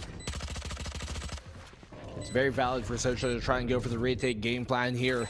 Be difficult to try and hold on to things with just the Spectres they've got. Great stun, but Fox is able to get the kill, jumping on down here with the judge. Divine Jing's going to answer back Forsaken and Jing, and Forsaken, you talk about those last two players, the two spearheads of this team. They just hold things down on the post flank. Great job. The PPGL mostly clean, only losing a single player in that one, and this is looking a lot more spread out in terms of, you know, the frag distribution we normally would see from the PPGL squad. So everybody really pulling their weight here. Was a moment where some of these players were able to kind of answer back like Fox's was with the judge. The bonus not necessarily super bountiful. They do at least have a gun round here while the lead is still in their favor. That should tell XERXIA though that they need to have more, I'd say, intel right now to figure out where the opposition is to get their value with the utility as Forsaken beats out Foxy, but Surf proves again that he can just op-shot Forsaken and call it a day. And while there's no Sova in the battlefield, XERXIA needs to get at least either the Rage utilities to connect or maybe a Gravity Well or two, because if it just becomes a scrap anyway, PPGL is the one who designs the Colosseum. That's what Jing is all about. Has the Barrier Orb right now, and he can wall on at the right-hand side if need be, but there's walking, pushing, and Benkai will say bye to one. Scary though, still holding in behind. He has had a hot hand here for XERXIA Esports, but Jing, of course, way too hot to handle overall. And the stage now with a wall on up, blocking the garage and getting right on top. Drop down now, stay in cover. Spike will be planted in a 3v2, and this is problematic here for XERXIA. They have an op in hand for the raid take. It has to be a Herculean effort from Surf. Cruz though, hopping on top. The Valiant Jing will get the takedowns, and PRX again. As soon as the site is theirs, they will take that win. So difficult to retake with an operator in your hands many times often. So could have swapped that out. Surf, the rest here of XERXIA, forced on an eco. It's only been Scary keeping them afloat time and time over. In that case, PPGL, well, look quite buoyant. Keeping themselves still here and not drowning in the pressure applied by XERXIA. On that comeback of a first half from them, PPGL potentially going to take the lead here once more. XERXIA though, I mean, very thrifty multiple times over. I think the play for them to go aggressive here towards this A lobby might just be the right move, but Forsaken catches the timing in the Foxes. Could find another one here because he spots Cruz out, dashes through. He's gonna find a third. He's just smurfing on them right now, man. It's all in the Sushi Boys to make something happen. This is dangerous now for XERXIA overall. PPGL should not be allowed to play in this kind of speed. And the up thrust right now, Forsaken though, gonna be dropping them down. It's like, oops, I missed the jump. No problem. Flawlessly done though here for PPGL, and well, that's what happens if you don't have the guns to fight them back. 9-8 right now. PPGL starting to run away with it yet again, and we still go back to the fact that here for XERXIA, okay, the gamble on this round they lost, no problem whatsoever. But in a retake scenario, this is where the Rolling Thunder will have to come into play. This is where the lockdown will be valuable. And I do like the fact that PPGL is running in a faster playstyle right now, because they're in a bit of a, I'd say, a different kind of clock here, Black and Blue. The ultimate clock on the XERXIA side. XERXIA will eventually have those ultimates, and right now they're one mostly away for 3 of them, 2 there for the Seekers, but the snowball is getting out of control. PPGL is winning these rounds, and when XERXIA has to cycle those ultimates, that's when PPGL might expect, okay, this is when we have to scrap it out, when these rounds are going to be even more difficult. But they're not letting a gift horse in the mouth go. They're just going at it, and because of what they've done so far, because of how they've stolen this lead away, it isn't about control anymore for XERXIA. It's about recovery when they could have had the lines held earlier on. Thing is, you know, trying to play that catch-up, trying to recover, sometimes prevention is better than a cure. But in this case, how do you even stop that from happening when PPGL just completely assert themselves and do whatever which way they want? Going into another round here, continuing on, the battle does. XERXIA, oh, they give up the opening victor Forsaken. The oldest trick in the book here for any Jet to know. It works out quite effective. Cruzo swings and tries to equalize the odds, but Mind Freak one step ahead. Recovering the it. Controller does get his revenge for the opposing side. Vengeance at least falls Scary's way. But the damage has been done. It's a 2v3. They're isolated, split up A to C. They're very far from each other, so no way they're going to be able to link up. And for Surf, with an operator in his hands, he has to be careful of Benkai here. Can find the timing, burns the tailwind just to make sure he gets out of safety. But with Benkai realizing that information, they know now to be able to isolate him. And he finds the timing as well on Surf. So no operators here to be saved from the XERXIA side. And the Neural Theft as well. Put the hat trick on it, why don't you? Find out where he is, and they're going to hunt him down. They have the economy to do so anyways. And just, again, the willingness to do plays like that. As soon as they heard the footsteps, they realize we haven't seen Surf yet. He might have the op. Benkai there, able to make a play even away from the side. But this should be a good win here for the side up. Paper Rex. Scary can't get even up close. But what a scramble that was over at A lobby. I don't fault the fact that he fell for the double updraft. Maybe he just went into cover. It could have been better. But there's no one there to trade it out, as Benkai and Devi are doing something. Sign of friendship, perhaps, on that C side. Pinky promise, maybe. Well, I don't know what they were doing there. But again, over to that A lobby, right? They had Cruz coming close. But Mindfreak, who has had a quiet day at the office right now here in this Bind Incidents Haven map, he still is there around anyway for the rest of the squad. And if someone like Forsaken is trying to fall on down back to the ground, Paper Rex will not be leaving him to his own devices. So no punish play whatsoever. They couldn't really get the right they wanted. Paper Rex now, they have the mostly gun advantage here. Blade Storms only for the side of Surf. And it's not the best economy nor arsenal for XERXIA, but they will make do with the blades they have. But there we have the kill on the Jing already. And Surf right now, looking to Blade right behind the platform. Scary though, still spooky on this side. Dash on the way right now, as we do have PRX trying to get up close to the Nebula, but this doesn't matter. It's a no man's land here for Paper X. Surf though, gonna get caught out by Devi. 2 here for Devi, looking to make some magic happen. It's a 1v3 situation though. No peek as of yet from XERXIA. They're willing to play that waiting game, the Trailblazer for the Scout even. And this should tell XERXIA it's now time to isolate and get the job done. Sushi Boys with the final kill. And this time it's well played by XERXIA. Remember how when you were asking me, how do they stop a while ago in Bind? The pushes coming in there from the side of Paper Rex, and they're so aggressive. They have so many flashes to throw. And I mentioned, you know, a break should be really much so, I think, appropriate to try and counteract that. And now that they do have a breach, you can see just how much value Cruz contributed to that fight without even actively being part of the gunfighting part of it. His stuns, his flashes really helped force Paper Rex and not let them just completely I guess, walk out of Charlie Long, of C Long, unguarded and unchecked. So good job by them, and Surf is going to catch Forsaken here off guard. Pressure being applied because of those Trailblazers and because of those guiding lights. That keeps his head on a swivel. That swivel did not look the right way. That's such a good point. Surf has been finding these opportunities, whether it's the direct conflict or something that XERXIA sets up for him. He is there to not miss the shot.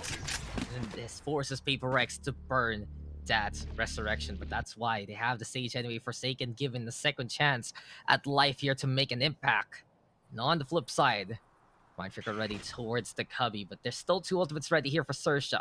We've seen how effective Scary can be with the Cosmic Divide, and we talked about it early on in Agent Select. Lockdown, how do you even break that if you don't have the angle here? But then again, over to A, still double stack. XERXIA just trying to be as responsible as possible. Surf getting in cover at the right time. This is some great restraint here from XERXIA. Not only that, they find the spike towards the garage. Wall is forced out here from Jing. The fault line gonna be coming into play though. And XERXIA is just in the way of Paper Rex time after time here. Barely tagged, but that's gonna definitely connect here. XERXIA answering back once again. Another 2v5 situation gone unanswered by Paper Rex. They know that Jing is coming in through the sewers. They're gonna flush him down as well. 10-10. This game is going a lot closer than Bind initially did. They're really starting to pile these rounds on. Scary quantity of frags is really where he finds his accuracy. Volume by fire. Now Surf, well, so good at shutting him down. Finding Forsaken twice in that round. They burned the res of Paper Rex as well. The tactical timeout has been called by that Rex squad. it's all about quantity of frags, but I'm gonna give you quality of frags right now. Listen, this is a once-in-a-lifetime deal. If you have Surf right now, you can actually shut down Forsaken. And it's crazy to think that for XERXIA, this has been one of the more defining factors of the round, because I've seen from PaperX, I've seen some of the stats that Forsaken has had here all throughout APAC Challengers. So many 2Ks just from himself. 2-for-1 threats that PaperX can take advantage of. But if you remove that from the equation so early on, XERXIA is able to stabilize. And that was a perfect round example of that. How many times did we see Surf just get the safer peak, get the right option, and suddenly get in cover when need be? This restraint right now we're getting from Surf is just a different kind of answer to the PaperX conundrum. And a while ago, I was a fan of being like, let Surf free, let him duel Forsaken and see who is the better jet in that kind of combat. But this is just systematic pick apart. It's assassination after assassination onto Forsaken, and we're not getting the same amount of impact that we expect from him just because he's picked off early by the opposing jet. Well, moment after moment, Surf has been proving himself here. Great paranoia, but Mindfreak's gonna get the taste of his own medicine. Blind and stunned, concussed and confused. Foxes does capitalize off of that given. Now, lockdown is set in place here for the retake, and Foxes finds another one on Forsaken. PaperX just looking pretty darn, I guess, anxious in these moments, unable to really assert themselves. Jing has found a good position here to try and maybe capitalize on this, but Lockdown is going to have him checked. He could potentially find a kill here, but will he be able to find even more? He's going to be pulled. They know where he is. There's no way he's going to get out of this without dying at the very least, and Suchi Boys will take him down. Defy, one of the last two left alive with Bankai. Very cerebral players, but I don't think they're going to be able to do this. It's a 2v4, barring some huge heroics coming from them. This is done and dusted. XERXIA, they take the lead, 11-10. Perfect use of the lockdown. Yeah, no way. Come on. They don't have the lineup for it. And Bankai even found there at the end. This is now dangerous for PaperX. They might have to concede this round, play the Eco State instead if they want to have enough money for the next. But no, they're actually going to try their damnedest to win it. They're going to be whipping out the rifles. I do want to talk about that round, though. The From the Shadows was a sign for PaperX to move on site because they still at least got the rotation anyway towards the tower to punish that Omen. But was that just a round where they basically say, screw it, we're gonna get hit by the lockdown anyway, might as well do so for now. No one on the flank, no one on the rotate, and even though they were able to hold things together on their south side, it still is just a vast amount of utilities XERXIA has here in contrast that PaperX cannot keep up with. The flash comes, Sushi Boys don't win a peak, but Forsaken still quicker on the trigger finger and is able to get that takedown. 5v4, big pick off right now. Surf still trying to get in position and anticipate any kind of push here for PaperX. But the thing is, if they just have the inkling of where this jet is and keep Forsaken away from him, a better chance instead to get on site. Definitely closing in on things here. PaperX going towards the Alpha site. A is where they want to make a name. XERXIA just in time, I think, to try and repel this. No, a bit late, and off the updraft. Forsaken finds one. Mindfreak there to support him and get the trade immediately. And this could be an 11-11 tied up scoreline. Surf, though, trying to dip. He does have the tailwind to try and dash out in case it gets too heisty. And he is rather able to find Mindfreak. Has some idea that Defy is here. Peeks out at the wrong timing. Doesn't work out for Surf. And Defy weathering the storm. 1 versus 3. Scary. The top performer for XERXIA in this map so far. I don't know if he's going to be able to do this, man. Let's see and find out for ourselves. This tripwire, good catch him when he swings out. He jumps over it, finding the timing. They have no idea he's this deep, but he double swing him to confirm it. And 11-11, things are tied up. We're going round number 23 and potentially overtime. Yeah, not going to be because, you know, Scary, he's been exceptional, but he can't really do that in a 1v3 with Naria Star set on up for himself. The PaperX, they got away with that one. Playing the game of keep away from Surf. Forsaken, I tell you, he's a 2K machine. One there towards C, one there towards A, and it's just like, I'm done, I'm good. we have the man advantage. And see, that's enough for Paper Rex because it forces the likes of Surf to be a bit more ambitious. It makes it necessary for XERXIA to hold the more direct lines. And without that utility advantage, the XERXIA has been able to take advantage of. And Paper Rex will win that duel. But here we go again. Yes, okay, Forsaken's not anywhere near Surf right now. A chance here perhaps for PRX to take this lead back. It's a ping pong game with the lead here, Black and Blue. But Scary still set on up well towards the C site. Statistically, the team has a player go at least 2 for 1 every round. It's going to be much more so benefiting of that. And Forsaken, those are the two. We've seen him close out games many a time, Dax, with an ace. And this could be where they secure match point with one if he's going to continue just how hot he has been looking here so far. The firepower that he brings to this, the gunpowder coming out of his barrel, never seems to cool down. And Forsaken, he has no intent of stopping anytime soon. You can see him trying to dip. He has a man advantage, but he's still going to go for the peak. Checked my cruise this time, though, off of that flash. Not totally blind, but did give him just enough of hesitation moment to try and capitalize off of it. Here comes Fox as a perfect volley thunder that did catch Divide on the site. They know that a bunch of the players here from the side of Paper Rex are playing long, but Bankai sprays them all down with his mag. A triple kill to get them the round, and 12 to 10. Match point secured by Paper Rex. Post-plant magician, Bankai does it again. Look, I'm just waiting for the compilation of every single time Bankai wins the round in post-land for Paper Rex. The defuses, the bouncy darts, and just standard sprays like this all around. Because when he has the objective in sight, he will not let that one go. But again, 2K guarantee. Forsaken, he's got your marker. Forsaken. Do not speak his name, or he shall smite you down. That is one moment after the other he can definitely deliver on. Going in very heavy-handed towards his A site. They tried to go for the gambit here, XERXIA to go for the B site, but it doesn't really pay off, at least initially, because no contact has been made there. Now the retake has to come on in. The only retake utility they do have is potentially Blaze from Surf if he gets a kill, but more importantly, the Cosmic Divide. Here though, very close, Mindfreak, he's gonna need some help. Forsaken realizes that and tries to help his buddy out. But afterwards, he's gonna be pulled and stunned and blind, still gets a kill on Sushi Boys, finds a second, holding down the line. Mindfreak could have just won this map, this series, off that great hold towards a loss. It all falls apart here for XERXIA, and now Jing gets up close and personal, all up the Surf here, and 1v4 gets the Blaze over on the Jing, but Forsaken finally gets the comeuppance, and the birthday buff will bring PRX to even greater heights. We move to the upper bracket finals of NYSG versus NYSG as Paper Rex will win the 2-0 match versus XERXIA Esports. What a performance from Paper Rex.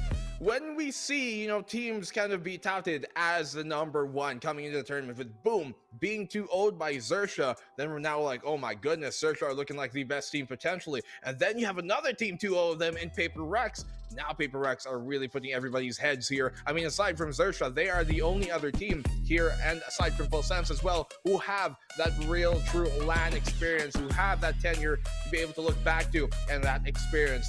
Forsaken, man, what a great player, time and time again. The most mechanically gifted player you are going to find here from the APAC region as a whole. And even though Scary had a great performance, seems like Paper Rex were not too faltered by it. Mindfreak waking up at the right time, also helping out the team there. But it was an interesting call by XERXIA with Surf on anti-Forsaken 2D. And it worked out if you could find him in the first place.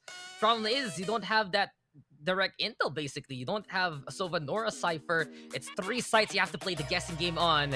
And for PRX, they would scout a run around later on first and foremost before Forsaken would fully commit on the site just to stay away from that operator as much as possible. But this is now something that's guaranteed, Black and Blue. I'm looking at the bracket, and this means we will have an NYSG representative to Iceland. It is guaranteed. Either Bleed Esports or Paper X will move to the grand finals. And you can just say, for a small scene, they make such a big impact at the very top. NYSG stands tall, man. NYSG making it happen. And there's a definite potential that, if either Paper Rex or Bleed, when they lose, and if they get to the lower bracket final, there's a real good chance we could have even 2 representatives from the MYSG region. It's a region that might not necessarily be looked at as internally as competitive as maybe Indonesia, Thailand, and the Philippines, but the top end of that is just so good that they can really smash at it internationally. You look at MYSG, you see Paper Rex, you see Bleed, and then you see the rest of the other teams trying to play catch up to them, and for very good reason, because of how far they've separated themselves from the rest of the pack. And that doesn't just stand in their local qualifier, it even goes when they try and play towards APAC. Just the dominance we've seen from both of the MYSG teams today have been absolutely astounding. Paper Rex, they take down XERXIA. Could be a colder day for XERXIA, yes, for them to play it like this, but it was definitely a day that Paper Rex came up to play, and it's one they're gonna have to. Looking at their comp, it's a definite heat check. Might, oh my, they were mighty fine, fiery today. But do not disrespect XERXIA, they got this close to beat Paper Rex, especially here on the event. And it took Paper Rex to bring out the playbook now. A team worthy of this kind of opposition, and Paper Rex, man, they just have this such strong outlook. One map drop all throughout their VCT, including the locals. And I do have to say this, MYSG, top heavy, yes, but there is just so much raw talent. We saw it before, like no-namers. I know there's so many of these meme team names that if you give them the right support, they can get away from whatever NS they have to do and whatnot, give them that chance to play, they can get even stronger. And case in point, who is here in the upper bracket finals? Bleed Esports from a while ago, and now Paper Rex. What a series we just got there. We're still not done. The lower bracket is still on later for the eliminations. Black here and Black and Blue going to be signing on out. And when we return, it will be the panel. Don't go away though. The APAC Challengers continues after this.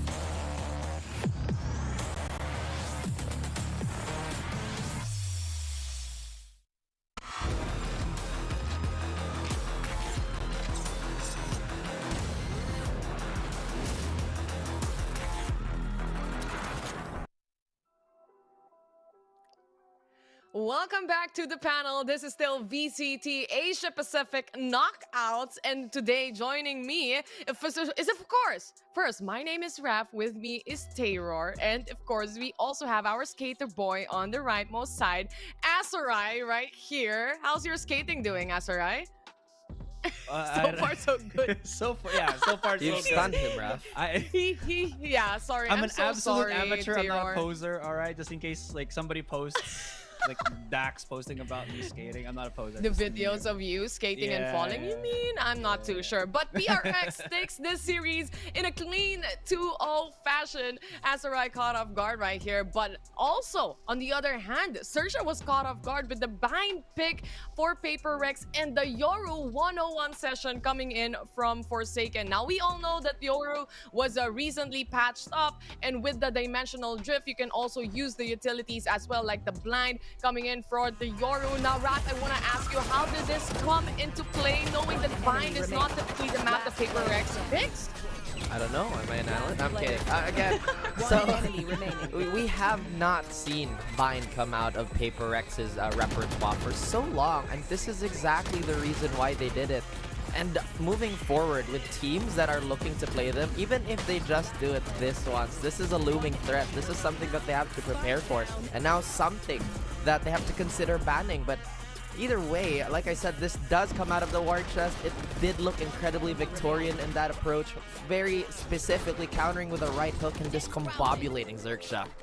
Yeah, I just wanted to add as well that if XERXIA just had anything other than maybe not the double controller, this would have been such a different outcome, to be honest. That being said as well, I feel like PaperRex having particularly or specifically Forsaken and Jing can make this composition work because they're just that good. It feels like PaperRex can do no wrong because these two players are not having any mistakes whatsoever. I mean, not only that, the casters also talked about it because it is actually a triple flash setup right here. You get the Sky, you get the Breach as well, and with those kinds of flashes, the triple flash, how can you actually deny the players of PaperRex? You have to figure out on how to deal with it, and of course, with a situation like this where you are shocked or actually not thinking that it would be the actual pick coming in from PaperRex, you wouldn't be prepared, and that is exactly what PaperRex capitalized as well. Now, moving forward, Scary is one of, or probably one of the players here that really made the life of XERXIA way easier. He has been really consistent, even getting those frags in that are important not only for this specific match, but really the entirety of VCT Asia Pacific. Raf, looking at this matchup right now, how did XERXIA falter to this? I mean, just to look at Scary again, incredibly fantastic controller player, and if we really think about it, I wonder how much of a hindrance if they did choose to run that double controller on bind, considering Scary has had so much fragging power. What if they relegated someone else to have just that extra part of the map being closed off? Yeah, it feels like there is so much things that XERXIA could have done to maybe counter PaperRex here, but to be honest, we talked about it, you know, before the match started. It was a cheese strat, so I don't think XERXIA could have really anticipated for that and really have counterplayed because nobody knows how to play against a Yoru. I mean, on the latter part, honestly, it almost went to overtime. But I would say Benkai's clutch on the last map, on the 11-11 scoreline, was very crucial for the team of PaperRex to actually win the series. In the end, it was all about the setups here, and this team really closed it off. Now that the upper bracket match is done and over with, it is already guaranteed that one MYSG team will actually fly to Iceland. This is a very interesting matchup soon, but right now we are heading to the lower bracket. It is a do or die match right here, the first lower bracket match in VCT Asia Pacific knockouts, and this is gonna be between PSJ or Persija Esports versus Myth. Let's take a look on Persija's roster right now. Yeah. Gotta aim for the top light. Yeah.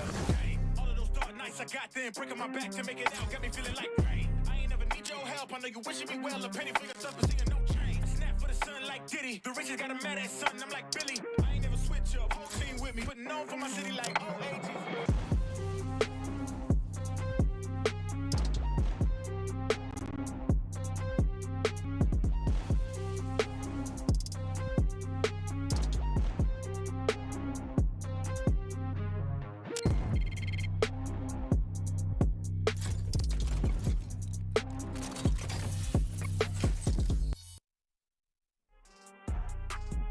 This is Persija Esports, ladies and gents, one of the teams that are going to be playing on the lower bracket, trying to see if they can still make it. Asterisk, Eeyore, Famous, Flinch, and Rosify. Now, Asterai, I know Persija Esports is a team that we all know that plays literally just a type of default play. But heading towards this matchup, it's going to be versus Myth. Looking at this lineup, what are your thoughts? Yeah, I feel like if Myth watched the VODs that Persija went through against Full Sense from yesterday, they would just know that Persija really, as you mentioned, go for those defaults. That being mentioned as well, there will be specific maps that I think they will try to push Persija on. I think a lot of those would probably be Haven, maybe Bind.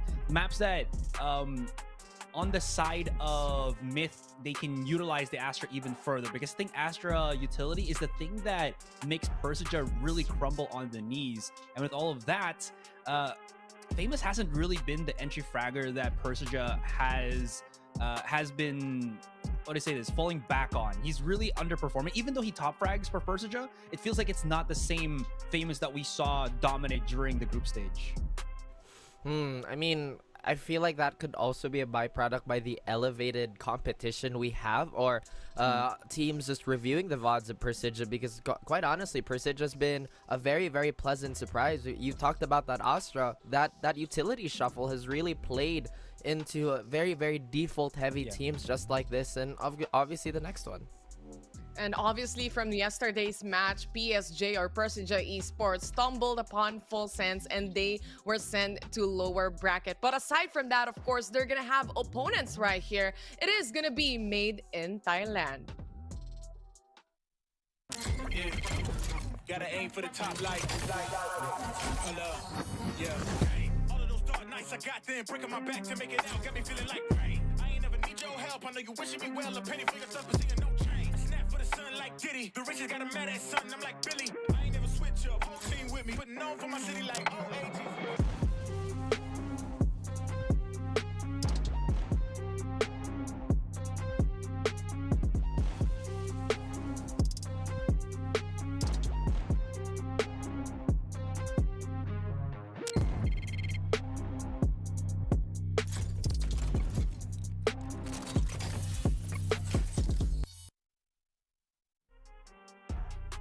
Made in Thailand. It is gonna be another Thailand versus Indonesia matchup right here. But let's take a quick look at the roster as Alone fills the land. Kadum, Congared, and Wanna Fly. As I mentioned, Raf, we are gonna be seeing yet again another matchup against an Indonesian team made in Thailand.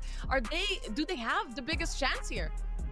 Tale as old as time with a different spin. I absolutely believe Made in Thailand have a very good chance against PSJ. We've talked about how this is yet again another team formed by the landscape of their competition. Their defaults have absolutely been pretty suave to say.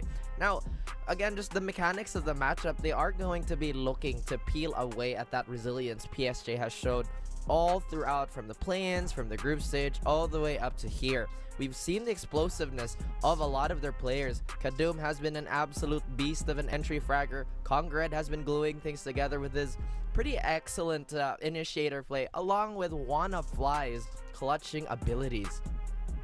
I would actually like to add on the Wanna Fly thing. No, you don't. You mentioned how, yeah, right. Wanna Fly is all about that.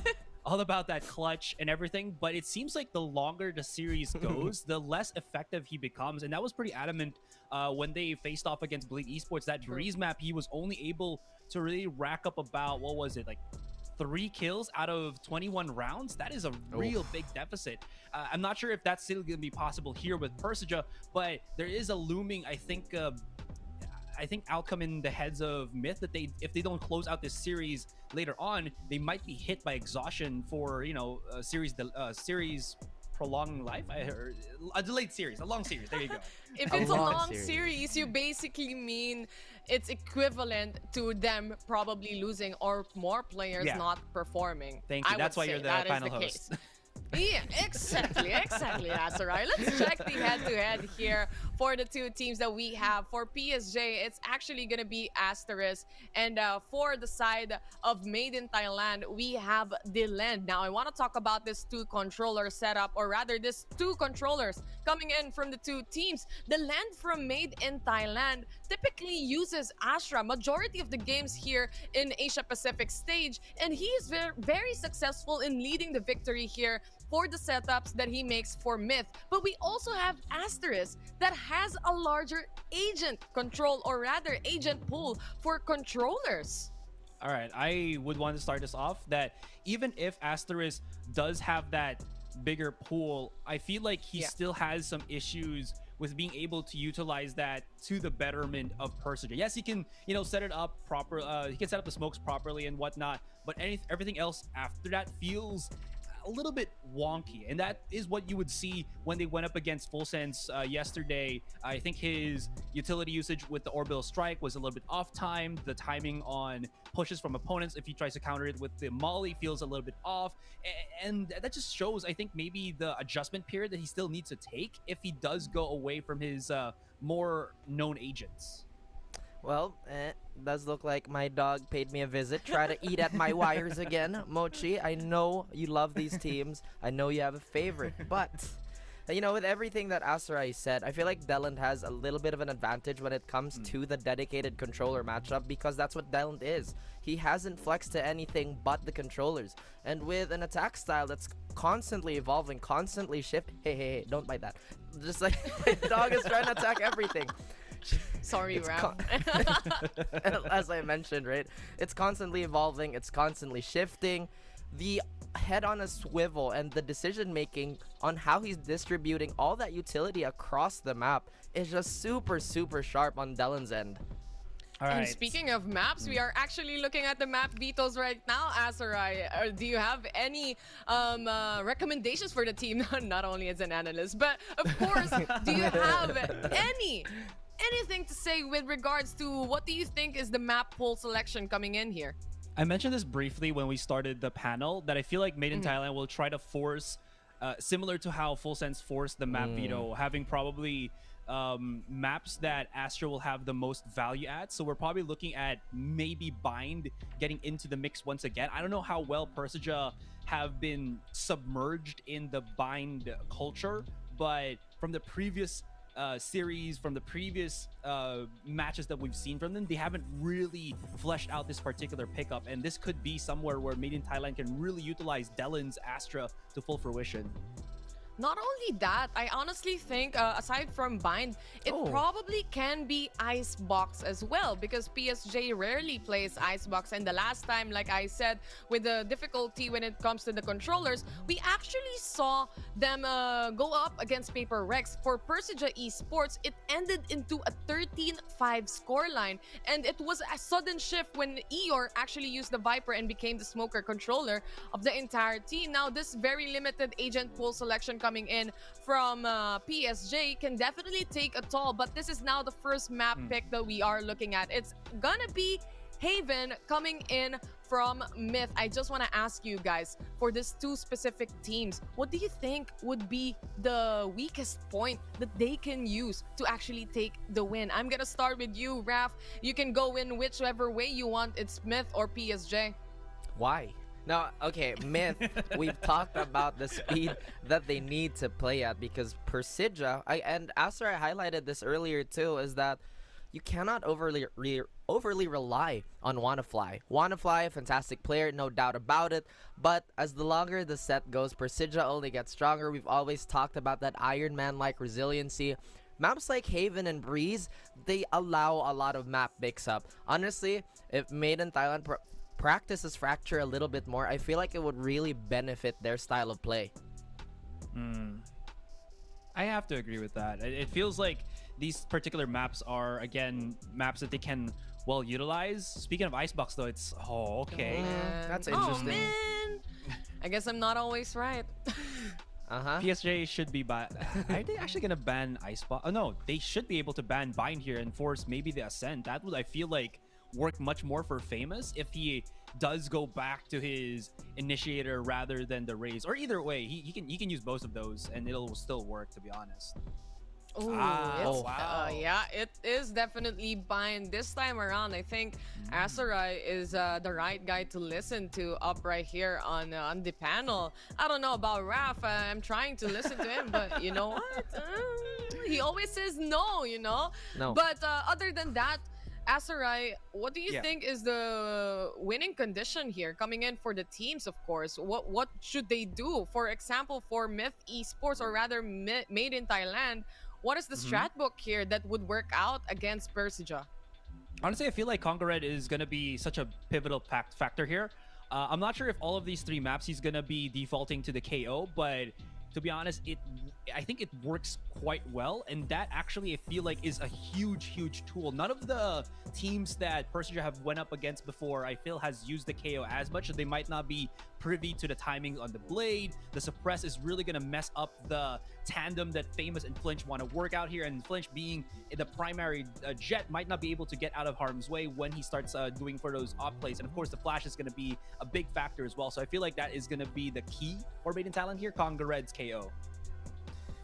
I can't help but agree here, because once again, Persija is a team that really relies and really thrives in that utility shuffle. What happens when you take that away and you add the fragging power of Made in Thailand to the mix? It just makes it even more of a challenge for Persija. Now, on the other hand though, since we brought out the KO, Persija, they could honestly bring out the Breach to play that a little bit farther, get that 0 points value to a minimum at least. At least they have a long-range initiator to somewhat stop that Made in Thailand march.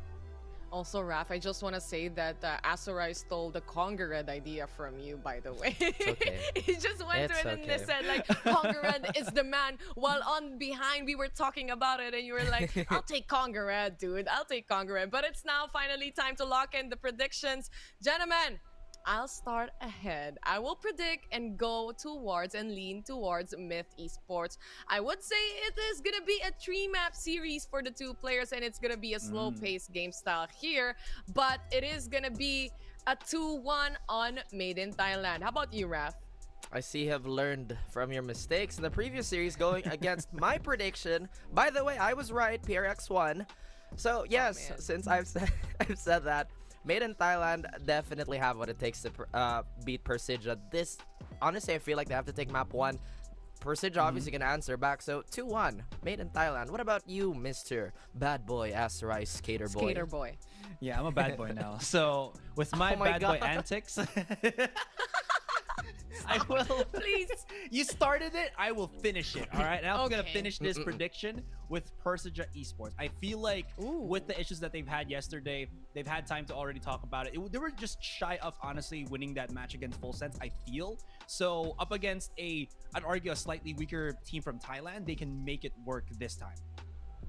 There you have it. That is the predictions. The twins predicted on the side of Myth or Made in Thailand, while the Skater Boy predicts towards the side of Persija Esports. Let's see what the casters think about this matchup as we head in to the first series, or rather to the first game of this series. Here we go. Casters, please take it away.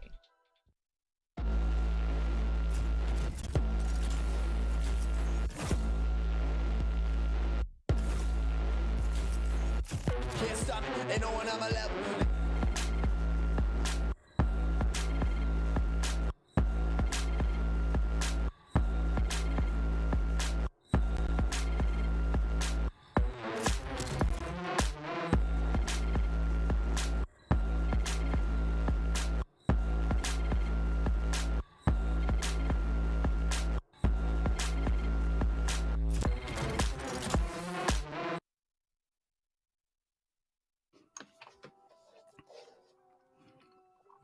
Well, it's another rematch for the regions, Indonesia versus Thailand, and we've talked about the storyline time and time again, but it's no longer going to be XERXIA versus Boom. It's no longer the top dogs. It's now going to be the teams that sort of fell off a little bit earlier, but are still pretty much in the tournament here, and you're joining us on VCT APAC. Illustrato and Asteroid, we're going to be your casters here today, and it's going to be a very fun time here as we now begin to break down the match.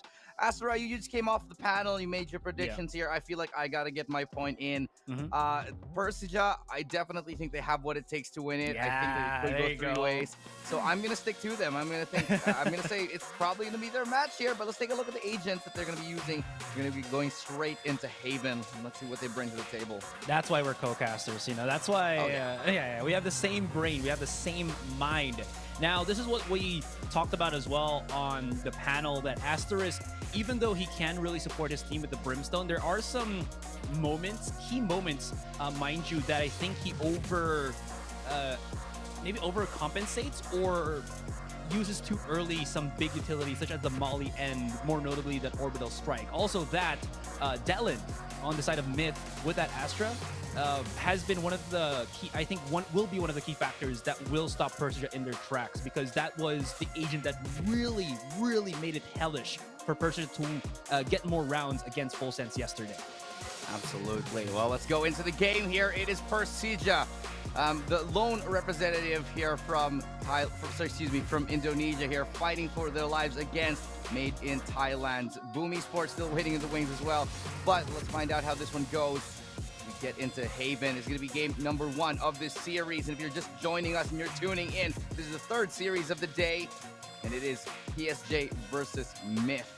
I have so many expectations for these players here. We talked a lot about it on the panel here. You said Conga Red, talked a lot about him, and of course WannaFly. Just the 2 of them have been dominant in the scene for so long here for Myth. I want to see the rest of the teams, the members step up. Kadum has been phenomenal as well. Somehow WannaFly is dead, according to the panel. From the UI, he was plucked already by the hands of fate. Oh, that's how he died. Okay. Look at that 4-man push, aggressive all the way from A long. Finch just actually managed to find WannaFly on that. They're actually going to go push towards C, so it's a quick push towards the flank as the C side will be open. They're going to plan for the back side. They're going to plan for spawn. That's because they know that their C-Long is very, very vulnerable. Now, Eeyore cannot get the kill. Delin actually does get it. Rosify was able to get a nice kill with a shock dart. Conga Red goes down for it. And apologies for the little bit of advance in the UI there, but we're getting into it. The defuse, it could be stick here. They get it to half. They're going to be getting all the way here, but Aster is pushing the smoke, finding a double. Famous will be trading off and getting another one. And it is going to be a first round victory for Persija. And again, apologies. It's a little bit messy on the UI, and we'll sort that out in a second. But right now, we are seeing already a force buy here for Myth. Yeah, a lot more teams are starting to go in for these force buys if they do get that plant on the spike. Actually, even without that, I think if you just get that plant on the spike, you get a little bit more utility, but you still should be able to buy half shield plus the Spectre or maybe a Stinger if you're really that out of creds. But it's not really a bad idea if you think about it, because trades will be very plausible or possible with your team. Flinch, though, should be able to spot at the contact here from Phils, but... Oh, okay. Just a setup first with the dart. Might actually execute him. They're way out into the open, and Phils thankfully does hit the headshot. I believe Flinch was able to get a collateral there to damage on Phils. Oh, no, never mind. But that will ignite some things here for Myth. That's going to be a great pickoff from Asterisk there, making that force buy really work out for them as Kadum finds Asterisk. They're going to have a little bit of opportunity to breathe here as the members of Persija will fall back. A little bit of time to convalesce for the members of Myth, and they can decide where to go. From now, they decide they want to slow down the pace. They want to relax a tiny bit to reset the information, and they're going to gamble here towards A. And they're going to hopefully stack it up in the chances that the rest of the members of Myth are going to go there, and it's going to work in their favor, but it's not, because it's C side that's looking to be the target here for Persija. It's a triple stack for Made in Thailand. They do know that at least if they do just group up together, the chances of getting refrags is much better. And, I mean, a straight shot onto C makes everything much easier with that recon dart as well. Of course, Persija will not hear this because they're too far away, and it'll be too late. So they'll rotate, waste a lot of time, and play the retake with not really a lot of wiggle room, to be honest, especially in this 3 versus 2. Well, they have a lot of time to just relax for now, because the rotation, as I said, it's coming in from A. and have to make that long run towards that side for Persija. Scanning ahead. Recon Dart will give a little bit of information here, but it's destroyed immediately. They know there's one towards side here, but Wanafly is able to get it. Nice 180, but it's gonna be the trade kills coming in right now as Rosify does go down finally to the hands of Wanafly. It's gonna be 1-1. The force buy works here for Myth. What a strong way to come back into this. Yeah, Persija kind of overcommitted to that defense already. That pickoff on the flinch should have given Persija the information that their opponents were already up for the force buy, but it seems like Persija really wanting to ignite the fight and not really let the round play off that late. Because you can see they can't really read their opponents. They like to hunker down onto one side and play that. It's not even 50-50, it's like 33% because there's 3 sites in Haven. But yeah, you get what I mean. They can't really prolong these rounds. It's tough it's tough to pick one spot, one site, and hold it. But you know, in those opportunities when you're at a man disadvantage, a one out of 3 chance of picking the right site, it's not entirely unreasonable to go for those kind of gambles here. But right now, it's going to be a forced eco for Persija. They don't want to force buy in response. They want to just keep on that economy. They're going to take their losses. They're going to bite the bullet, and hopefully they can pick it up on the next round. Wanafly. We'll be watching the flank here. Flinch will be pushing towards him. And it's going to come down to timing. Does get a little bit of tag in, 72 HP onto Wanafly. Should still be enough to take this kill down on the flinch.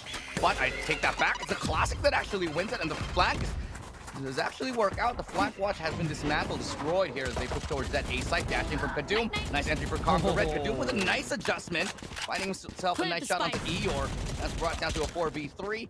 Congo Red's right there to follow up. Flinch will be having a Spectre in his hands and Asterisk only a shorty. So if they can make it a little bit more expensive, maybe a kill or 2, still going to be worth it.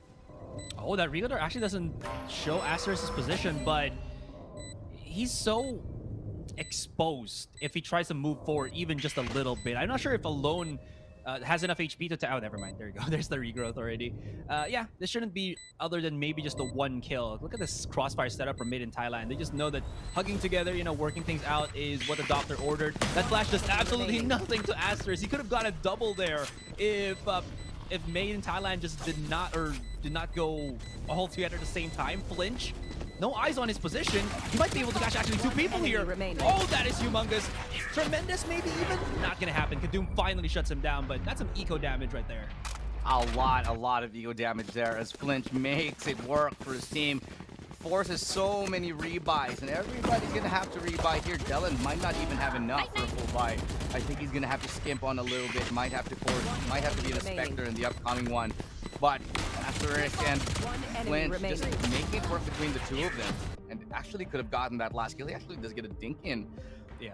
Really good job from them. Now the Operator comes into play here. Flinch with the Blade Storm because of how many kills he got, and as well as the Operator. Should be a very fantastic round for them. Look at this buy here from Myth, though.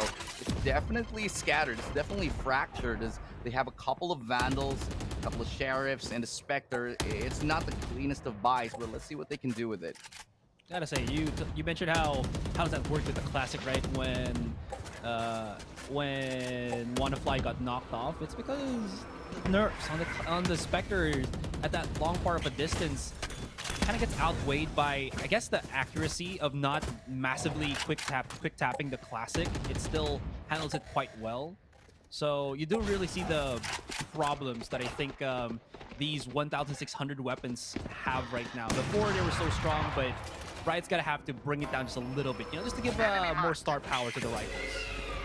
Oh, good flash does get in some information. And towards A-Long they go. Flinch does make a shot. Sees the bullet tracer coming through the wall. He's able to fall back from it. His back is open though. But Kadoom will walk into his demise as Rosify does get the pick off the trade onto him as well. Now Alone in the smoke, finding nothing but his own demise here as Asterisk gets a nice double. A triple from Asterisk. Works in the smoke like magic. Brought to a 1v2 right now. That's going to be the final kill of the round. Eeyore picks up his counterpart, Wanafly. 2-2. Myth, they challenged a little bit in that round, but look how much has lost on the PSJ side. They lost so many members. Now they're going to be forced into, I'd say, a very, very weak buy. They have to throw the Operator to Famous so that Flinch can use his Blade Storm. Yeah, PSJ literally hanging on by a thread with how they do these kind of counter executes. It's all really about the contact for them, and it goes back to my point earlier on in this, when we were just around round 1, that PSG don't really want to prolong the rounds if they don't have the numbers advantage, because primarily they can't really use their utility to get anything further. I think their reading ability, or their ability to detect what Myth is doing on their side if they don't see where Myth is very low compared to what Myth can do. So being able to get trades early is what is gonna be, I think, the make or break for Persija. Make a break right now for the economy of Persija after they took so much of a loss. Actually, both of these teams. So a lot is riding on this round. It's very early on, but this next round is going to dictate who does have to go into the next eco. So will probably be 2 rounds in a row for whoever wins this, unless a couple of surprises are thrown our way. Trailblazer here towards short, and that's going to give information that the operator is there. They're going to hold on to it. They're going to smoke it off. Flank once more. Oh, okay. Almost actually finds Delan, and he does actually get taken Attacker down. spawn. That's going to be one great kill for the side of Persija, leveling things out, making up for the weapon disparity. It's still kind of technically like a 4 versus 4 since Flinch doesn't have anything other than the sword anymore. I think he used up all of his blades. So unless they get in really close to Flinch, he's not going to be anything other than just an extra body. I think Made in Thailand know about this. They're trying to isolate some fights. And since Kaduma's already ignited the B site now, they could try to plant here. Or, from what it looks like, they're just going to overcommit onto the A link and maybe plant right there. Wow. Did Alone actually understood where the orbital was going to be coming from? That's why he planted it right there in A-Link. Whether it's a byproduct or a read, it still does not do anything, or the orbital strike does absolutely nothing to it. Oh, wow. Nice shot from Kadum. He picks up one. Eeyore and Famous trade. That's brought down. Okay, only one person left as Famous finds a nice double kill with the operator. Asterisk cleans up the round. It's going to be a 2-2. Make that a 3 for Persija as they successfully retaken once more. Shut down the economy for Myth to keep hold of the operator. So it has been working out. Despite the fact that Myth have been finding out where that operator is early on with the use of the Trailblazer, with the use of the Owl drones, they still haven't been able to really contend with it and challenge Famous. Actually, Famous was the one who was getting more of the shots than Flinch, honestly. So yeah. I'm interested in seeing how that's going to be working out for the rest of the match. I still think giving the operator to Flinch is fine, because either of them can really pop off. I think Famous is more consistent with it, but I feel like Flinch is the more explosive of the two with the sniper. Either way, it works. But I really like how, even though Flinch died there, you think it was a mistake, it was totally fine. He was trying to save he was trying to pick up a weapon. If he got it, then great. If not, at least they know that somebody's already at a link that's already looking to overly push for the attackers so that they can get that map control. Yeah. So all of that information just garnered from the nice little punish kill there onto Flinch. Well, Eeyore now pushing aggressively. It works out. They find a pick. Delan looking to refrag here, but there's two players right on the outside of that wall. Making a little bit of noise. The flash could come in any second now. But they just want to take those duels, hoping that they do hit the shot. Nobody really obliging them. Asterisk waiting so patiently for the right time here. He's going to want to mow them down, kind of baiting his teammate for now because it works out. Asterisk finds a nice... I was about to say double, but Delan comes out on top of a nice headshot. Low HP, and it's going to be him taken out of the picture with Alone Fills being the last person standing. Wow. Like, me and Raph were talking about how Asterisk might not be able to step up against Delan here, but Asterisk, he's big braining so much, getting a couple of kills through the smoke, reacting so quickly. He woke up on the good side of the bed today. I don't know what kind of bed he's sleeping on, but when he woke up, his eyes open, he's like, I'm gonna kick ass in this first game. I woke up to kick ass and shoot gum, and I'm all out of gum. That's a Duke Nukem reference, right? I'm pretty sure it is. Yeah. And Duke Nukem has had just so many of the best lines. But well, we'll get there. I bet they could throw in a couple for Brimstone. He would fit so well with a lot of those lines. Yeah, he's but literally Brimstone the US is a cool kind of daddy figure in this. He's a real daddy. Sorry, figure. father figure, not daddy figure. You liked him to be your daddy, right? Okay, well, make it what? That aside, the Hunter's Fury comes in. And they're going to be now straight up towards that garage. Famous with a great entry. You want to fly, hold down the line. Now, it's Asterisk who actually gets a trade off, but in the smoke, they find each other. Not the easiest of targets to find, but they somehow still do. With a 3v3 coming in, the ultimate ready for Eeyore. should it come to it, if it's going to be a retake. That's why you see him playing so passively towards that A side. He wants to hold on to B, make sure that the rest of the members of Persija don't get flanked, they don't get they don't get taken down from the long way around. So instead, he's going to be playing passive towards A, letting his utility do the work for him and using that ultimate when he needs it. Yeah, absolutely. Those were all the points I was gonna say as well. That's why you do see him just being at B, because that's the only spot where Persia's utility, even Rosify's drone couldn't really spot. With all that though, Myth still have the Cosmic Divide, so this should allow them to plant the spike safely.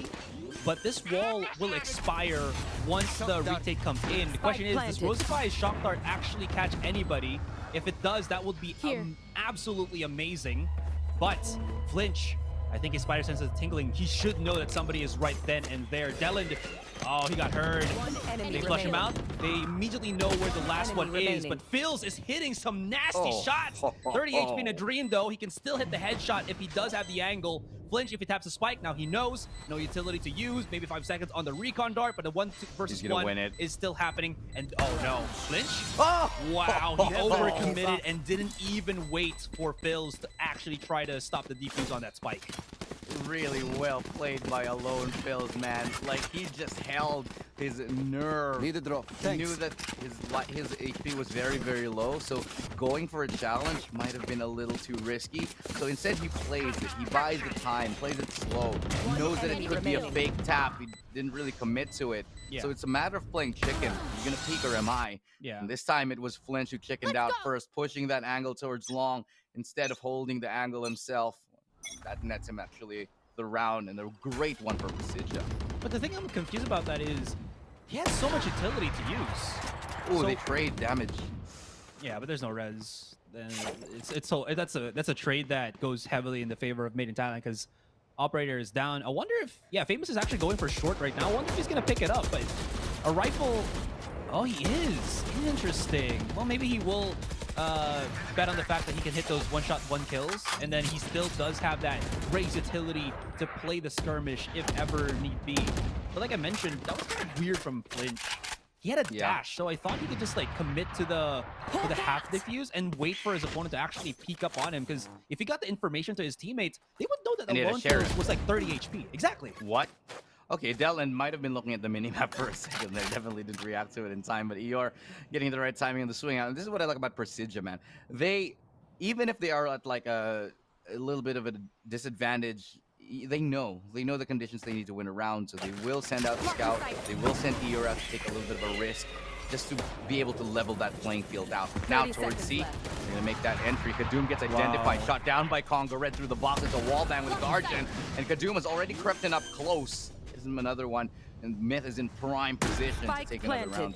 Yeah, you can already see that as they lose numbers, Persija just kind of faltered to the sidelines. Rosify a little bit afraid of what was going to come through the smoke, but it's still like a challenge. I like the aggression that this player brings to the table, but as that Killjoy ultimate comes into play, you know it's not going to work out. Famous is so far away from his teammate that he is absolutely not going to play with them. He's just going to save this operator.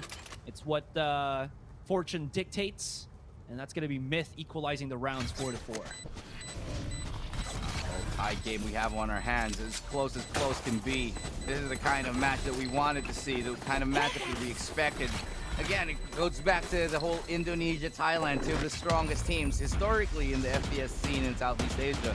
But now both of them, it seems, Asterai, both of these regions in Indonesia and Thailand have taken a step back to Malaysia, Singapore? Question mark?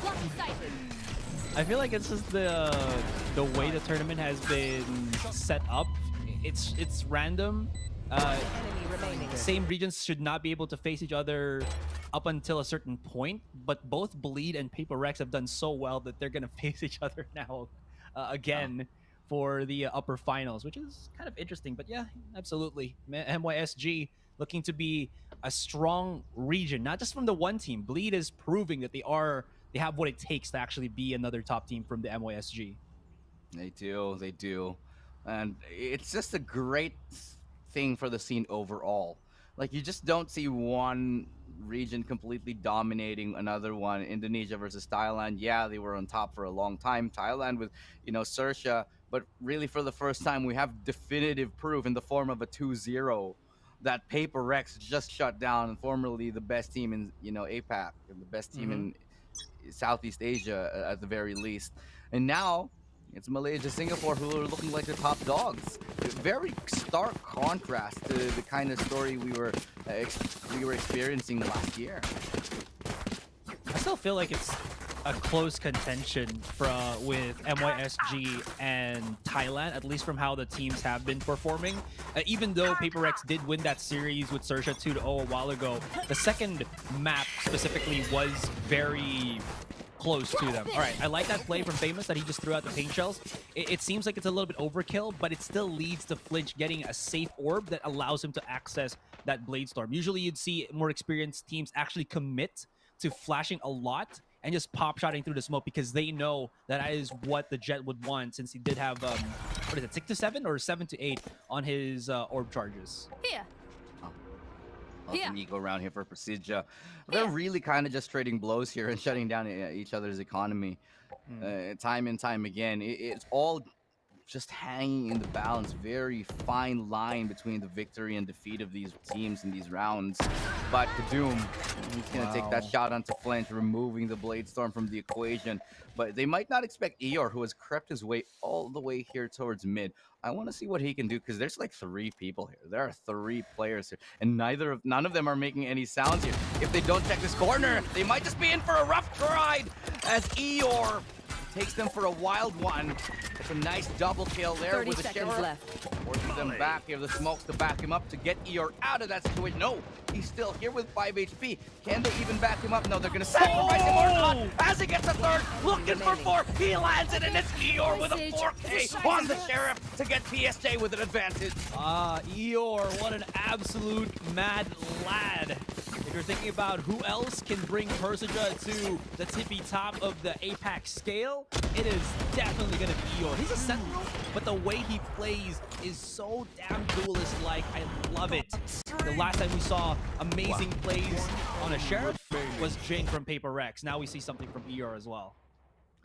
That's insane. I can't believe Eeyore is just allowed. He's 5 HP. He's 5 HPs alone and isolated towards mid, and somehow he still survives. Albeit, yeah, with a great help from his team from the back line, but they were so far away. Eeyore just hits everything. What an amazing, amazing run from this guy. We haven't really talked about him much, but he's also one of the veterans of the Indonesian scene. We've seen him so many times, time and time again, but he had his time in Boom, but this time stepping up in the form of Persija Esports. Now they go towards B here. Rosify, oh, great shot. Perfect timing to find Kadoom through it. Yeah, the only one that really has any firepower would have to be WannaFly here. It's all about the plant on the spike. They're delaying it as fast or as much as they can with the ultimate, but we're still 1 minute into the timer. I do like this. This forces Myth to keep using utilities that they would want to use for that post plant, and you can see already PSJ not allowing them any form of solids whatsoever. The problem now, excuse me, Elu, WannaFly still has his utility. If they overcommit to this, they might lose more than they have invested themselves. Yeah, well, let's find out if they can recreate that success in the previous round. Impeccable. It's going to be WannaFly who does get a good entry. Will he check the corner? No. He does, though. He wins the duel. He gets a third. WannaFly exploding off the scene. And now it's Asterisk and Eeyore to pick things up. It's all up to WannaFly. He's found 3, sure, but he's got to find 2 more. Not the easiest 2 picks to find, and he has to record the spike here. Gets the timing onto the other one, and Eeyore goes down. Isolated that 1v1, and suddenly it's ace potential, clutch potential here with 12 seconds left. That's going to be the orbital strike. He uses it, but that gets him time to plan. A little bit of a mistake here from Asterisk, if you ask me. So he's going to have to guess where that came from. WannaFly, will he look in the right way? It's not going to be today. Asterisk, he's going to take that round for his team. PSJ, we're going to take another one and recover the op on top of it. That's the second time the orbital from Asterisk was just baited out and literally did nothing. The damage made in Thailand's ploy onto that B site. We talked about how WannaFly kind of struggled on the last game, but when it's this fresh, when it's the start of the series, you saw how well he can be. Yeah, that reactionary kill on Famous. I think Famous just kind of waited a little bit too long. He did have 30 HP, so maybe he was feeling a little bit antsy to show his position. He was waiting for his teammate to maybe get a fast crossfire, but it didn't work out. Flinch botched the shot or whiffed the shot. But again, That was just WannaFly with a rifle. He was the only one with the rifle. Standing ahead. Oh. Now another round here for Persija that they have built up so much steam. Just when you thought Mist were going to get another glorious moment of their own, Persija just snatches it away. It was all set. The stars aligned for WannaFly, but just couldn't get the right timing in the 2v1. Here. But Flinch on the operator is going to push a little bit aggressive. Not really going to be receiving anybody right now as the members of Myth make their way and try to prod towards mid. Going to be extra careful, especially after what Eeyore just pulled off a couple rounds ago. Is it me or like other Sentinels showing up the duelist right now? And I love that. I'm not a duelist main, so being able to see utility players or utility agents be utilized more and actually pop off is a sight for sore eyes there, man. Love it. Yeah. Absolutely. Well, great shot from WannaFly through the smoke. Oh! And he's just doing it again and again. So nice 180 coming. Here's the footsteps. Okay. But still, Flint. Oh my God. Kadoom gets the better of Flint.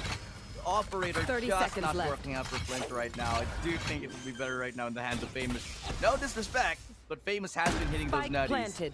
It's now a 1v4 and Rosify has it. Okay, WannaFly is going to take him out of the picture. Great triple kill from him yet again. Yeah. You probably could say that WannaFly was open. I get it. I get it. Yeah. Okay. Shout out to those that actually got that. All the boys in chat who understand. We're 12 here. Enemy remaining. Oh yeah, absolutely. Yeah. They hired 12-year-olds to actually cast their professional tournament. Thank you so much for that. I'm just glad we can get a job, you know, still. Yeah. After, look at this. Just wanted to also point out, you were talking about how Famous and Flinch were supposedly the players to watch out for. I believe Flinch has 7 kills, Famous with 5, and it's Eeyore and Asterisk that I believe have 13 apiece, if my memory saw that correctly. Little bit of a misplay there towards A Long. They mistimed that jump because the flash actually from Conqueror actually did blind up Kadoom, who had that Blade Storm up, but still. Not going to be too much to worry about. No one really was seen on top of that. But again, we go back to the slow, steady playstyle that the panel, in fact, said we would be getting.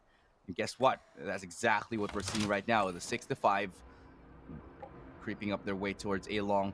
And it's this retake play that Persija love to play towards A. I think Myth has gotten a little bit of a good of a read on it, but they're expending so much utility to clear out this site. Nobody's on it. This is actually a net gain here for Persija. Yeah, but at least it will also give Made in Thailand full HP players to set the crossfires with.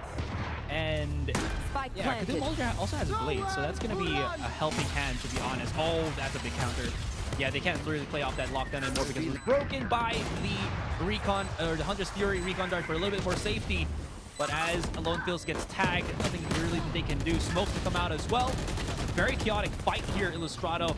As the dust settles into 2 versus 2, Flinch is so incredibly low with WannaFly once again. And WannaFly, time and time, round after round, will keep clutching it. He picks up the 4K, and it leads to the round victory for Made in Thailand. He can't even believe it. He's covering his mouth like, guys, I'm kind of insane right now. And they're like, yeah, you're pretty sick. You're pretty sick. You're 15-8 on this guy. Absolute. I gotta take a look at that replay once we see it, but we're gonna go into the halftime for a little bit of moment to catch our breath because oh my God, WannaFly. We've talked about it so many times, and at this point, he really is one of the shining stars of his region. Thailand have so many amazing talents. Thailand is just such a region that is a country that is so rife with talents like WannaFly that you just see them every other game. My God. All right, I'll also add to this. Some of these rounds, WannaFly can carry by himself, but you do have to give Made in Thailand's basically whole team. It's like it's simple to point out, but you also still have to make it known that they were able to set it up beautifully for WannaFly. Kadoom has gotten 12 kills while he was entry fragging with an operator, by the way. So that's still ridiculous numbers that he can make, and they do so much damage that WannaFly, all he really has to do is react and just hit a little bit of shots, because both of those opponents that he was fighting against PSJ, was sub 50 HP. I think collective like 70 HP. So it's very easy for him to hit those shots. But cool, calm, collected under pressure, and his clutch genes showing right now. Yeah, definitely want to fly, and the rest of Made in Thailand playing to win as of the moment. What a series of rounds we just saw there. We're only at halftime, and it's been a fun ride thus far, and this roller coaster is only gonna get higher and higher as we climb towards the top, towards the apex of this is 66 where we find ourselves. 13-13 for ER and Asterisk. They're both pretty much locked in neck to neck. And Wanafly and Kadoom have just been absolutely on point. Oh yeah. Conga Red, the one player that I think we earlier on the panel session, the one player that we were talking about and you wanted to highlight, he's not exactly doing the best right now, but he's doing enough to support his team. He's got 5 assists, 4 kills. It does sort of level out, but he's not having that star performance peak that we're expecting to see from him just yet. Maybe a little later on in the series. Yeah. And to be honest, like, someone's got to be at the bottom sometimes, you know? It can't always be at the top. Yeah. In terms of the stats. Yeah. Right. If you know, you know. If you know, you know. It is what it is. Well, on this pistol round, they get the spike plant down towards B. They do get it. Taking that They're going to be trying to push on towards that side. They actually get control. Wanafly, nice taps. He gets a nice one onto Famous here. He's going to force him back. Flinch has had enough. He does not want to contest this as they do look for his head here. It's Flinch. He has to hold the line, but Conga Red gets him. Conga Red gets another. And Conga Red with a third. Mowing down PSJ. Who's coming in through. Eeyore has to come up massive, but cannot do it as Del ends his life. He gets him 6-7. What an absolute massive round.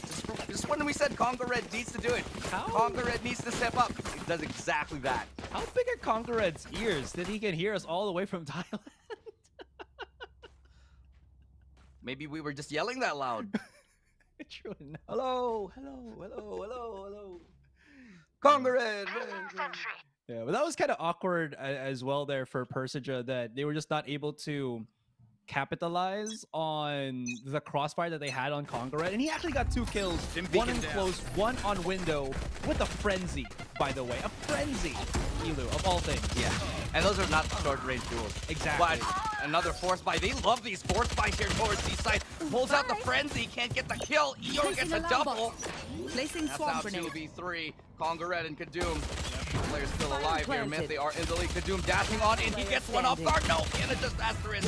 And suddenly Conga Red isolates perfectly. And Conga Red gets a double. Can't get the third. It's Eeyore who does. And once more, the Sentinel will come up massive for his team. It's really been about the Sentinels in this game. Eeyore and Wanafly at the tippy top 16-17. We have the battle of the Sentinels here in Indonesia and Thailand. It's not the most common thing in the world, and I love to see it. Also, this match has turned into an absolute freaking skirmish. No more slow setups, no nothing. It's all about the fight and how you can do it. And Persija are forcing the hands of Made in Thailand, and I am absolutely loving it. All my reactions, it's just because of how aggressive these two teams are going at each other's throats. We have it as we do now have an open C site. Made in Thailand will be playing for those retakes. Look at how quickly and how many players they've sent up on that flank. They have 3 of them, potentially 4 if they don't commit to it. No, it's going to be 3 on the flank so far. They might just go for exit here, Asarai, as they want to really shut down the economy of Persija. Conga Red is going to spot onto Flinch. Yeah. Hasn't really had the best game here, Flinch. Not exactly the stellar standout performance that we're expecting from now, but it's very early on. It's in the first game of the series. We'll probably need to step up a little bit more as we get into the game. Oh, great shot from Rosify there. And simply the utility being deployed onto that spike itself. As the pressure from the front and the back now mounts. Asterisk does get 1. And this should be the cleanup as the spike goes off. Conga Red only drops, but Eeyore drops him with his turret. They still save up the rifles, so that's absolutely fine for Persija here. Made in Thailand, are they going to bring out maybe Kadoom with the operator? No, not the proper funds for it. But they do have Conga Red, who's been racking up a body count here already with the Seekers. That's definitely going to help out their case if they want to get more map control here. But how many of these rounds already have we seen end so quickly. So we're probably expecting Persija to do the same thing again. They don't really want to prolong the match. I was mentioning this earlier on, and it seems like their philosophy has just kind of doubled down on that. They just do not want to deal with the utility and the setups that Made in Thailand have, because they know that if they prolong this fight, I feel like Made in Thailand win the fights right here and now. Orbital strike already called in here. Dellen not forced far back, but he's gonna get one. They're gonna try to find him through the smoke. Press the pre-fire, can't do it. Alone Fills backs him up though. Now it's Rosify who does straight up, and Conqueror pushing in from Garage, gets a nice double. Brings us to a 1v3 as Rosify alone. Can't get another as Conqueror finds his third. And just when we thought we had the superstars on mid, Conqueror is like, nah, you ain't gonna outshine me today. I got something for you guys too. And now he's on 13-13. Man, has he climbed from like the bottom of the scoreboard with these stellar rounds after round, and he's got the 3K every other round? Break. It seems like at least, you know, let's looking away from the players real quick, even though, yes, Conqueror was getting so many multi-kills. That's it. Multi-kills are just a thing in this game. Why? The players are just too good. Yeah, they're just given opportunities to make this into multi-kill scenarios, and they show up every single time. Oh! Famous, what a gut punch to Dellen right there. Dellen couldn't even react to that quick little jiggle that Famous employed in that take. Timing? That is good. Okay, he does get the timing. Famous, he does slip by towards the back here. Hunter's Fury to help him escape. Really perfect play here for Persija as they get a nice combination down towards the backside. Famous will find the third.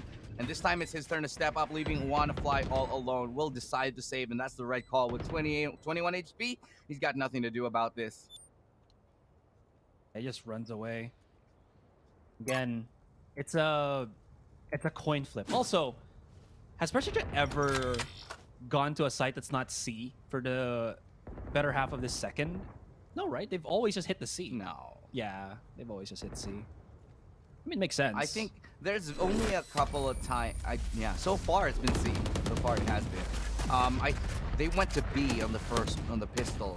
If you remember, but every other time from that, they've sort of tried to avoid it. They show a little bit of presence towards A sometimes, and then they kind of taper off. But having said that, don't fix what's not broken. So for now, Persija just happy to keep the status quo. Oh, now they're gonna go and mix things up. I love it. Oh yeah. Oh yeah. They need to, you know, spice things up. You can't just like keep doing one thing and expect it to make things alive for you. You gotta spice things up, you know. Found them. We have another round here on Eco for Myth. But how much does that really matter when WannaFly is on the Phantom? Oh, the members Kadum? are also stepping up here. Yeah, Kadum, I think they got him spotted. They do manage to isolate him. Good trade-offs as well. Dash in from Conqueror. They're trying to find him. They can't right now. Conqueror does go down to the Frenzy, and that's going to be almost a second kill for him. Do it though, but it's a nice clean anti-eco round for Persija. They lose two, sure, but they secure double digits, Acid Right, and for now that's enough. Yeah, that was actually clean. Even if Lynch dies, he's already gotten the information about Alone Fills. He actually got also Alone Fills, so his task was done. Even if he did die to who was that? I think that was Conqueror. Conqueror did not have time to pick up the Vandal and actually get anything other than, because Persija was just able to follow up so cleanly and quickly up into that site. And once they know that Myth again has their weapons, it's all about that C. But this is where Kadum brings out the op. We get into the... Okay, here comes the showstopper. Nice landing onto Del and perfectly catches him as he swings out and tries to change position. Kadum towards the backside with the operator, pulls out the right click, and he lands it somehow. He gets the kill, but Eeyore responds with one. Now it's a 3v2 as Kadum finds another one, is able to bring out his operator, switches out his gun, gets a Vandal, and gets another kill. How far around has he gone? And now he's looking for his fourth kill here. Rosify is pinged in the corner, and he's still managed to get one, but he's alone who closes out that round and gets the ninth for Myth. They hold on, keeping the gap very, very close. Yeah, they were never able to scout out that Kadum actually had the operator at the back of the site. They only were able to spot Dellen, who honestly has used all of the utility as they were coming in. So I think he still got the value right then and there. Allows Kadum to play inside his smokes. Allows him to, as you mentioned, just play ring around the Rosie on the C site. And buy enough time that PSJ could not get anything, and the rest of Made in Thailand were already about to hit back against the PSJ roster there. PSJ, they have they have managed to get 10, but Myth are looking to stop them dead in their tracks. They still have a lot of economy. So probably, even if they do lose this one, I do imagine they still will have to buy enough to buy another. Something they're going to be trying A. We talked about A little bit earlier on. We haven't really seen that much from them in terms of that A site. But look at how much Persija is also going to use to get on towards that A site. They do use the lockdown. And guess what? Myth are happy to let them use it because nobody's going in on it anyway. No one's staying on A. Instead, they're going to be playing for the retake. Plant does come through, and it's going to be a 5v5. This one's going to be a tough one here for Myth. Wow. Those nanos just to kind of soften up the blow. Anything to get maybe the advantage for Made in Thailand here. I'm not sure if it's going to be enough, but it's good. Oh, that one is going to be huge. Delen's Cosmic Divide has already been utilized. Kadum is just waiting. The defender, Killjoy ultimate. Wannafly does get the flanker onto Eeyore, and now the attackers have to run away. They might not have enough time. There might be actually some people that will get detained. This is going to be so horrendous. Two of them actually are, and you know Kadum is just going to full stick it. Oh, however, PSG want to go about this turn, not going to stop anything. And Made in Thailand, perfect retake, actually flawless, as nobody dies on the Thailand team. That is textbook. That is as clean as a whistle. The time that they take to get onto the site, get those kills, it's basically special operations level of finesse that we saw there in that last round. How clean were they? They even expected to flank it within those few crucial seconds. Not only did they get the kills, but they also got the defuse.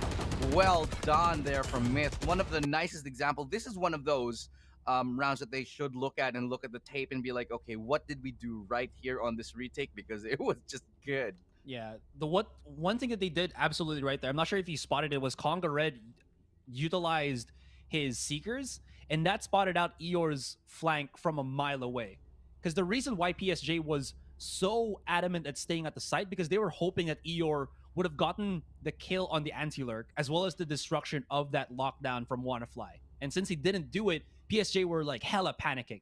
So if Eeyore wasn't able to get the destruction of that lockdown, which he didn't, that was the absolute downfall for PSJ in that round.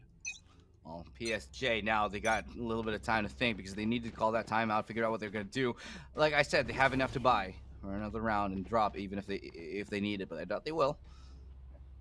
The Bladestorm is active, but Kadum now on that operator. This is, I think, the first time that we're going to be seeing it. No, sorry, the second time we're going to be seeing it in this half. It did really work out last time because, you know, if we go back to that hole towards C site, it was him having the operator who pulls out the classic, gets a right-click kill, goes out the garage, gets another kill with the operator, swatches to a Vandal. It's just a miracle of a play from Kadum. Hoping we get to see another look at it later on. But now towards garage, they try to work. Kadum still looking for that early pick.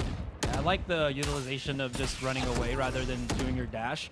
Because again, it's not 100 damage anymore on the Boombot, and if you get back into a corner, you still don't take any damage. He saves the dash. He can re-peek the angle much more comfortably here.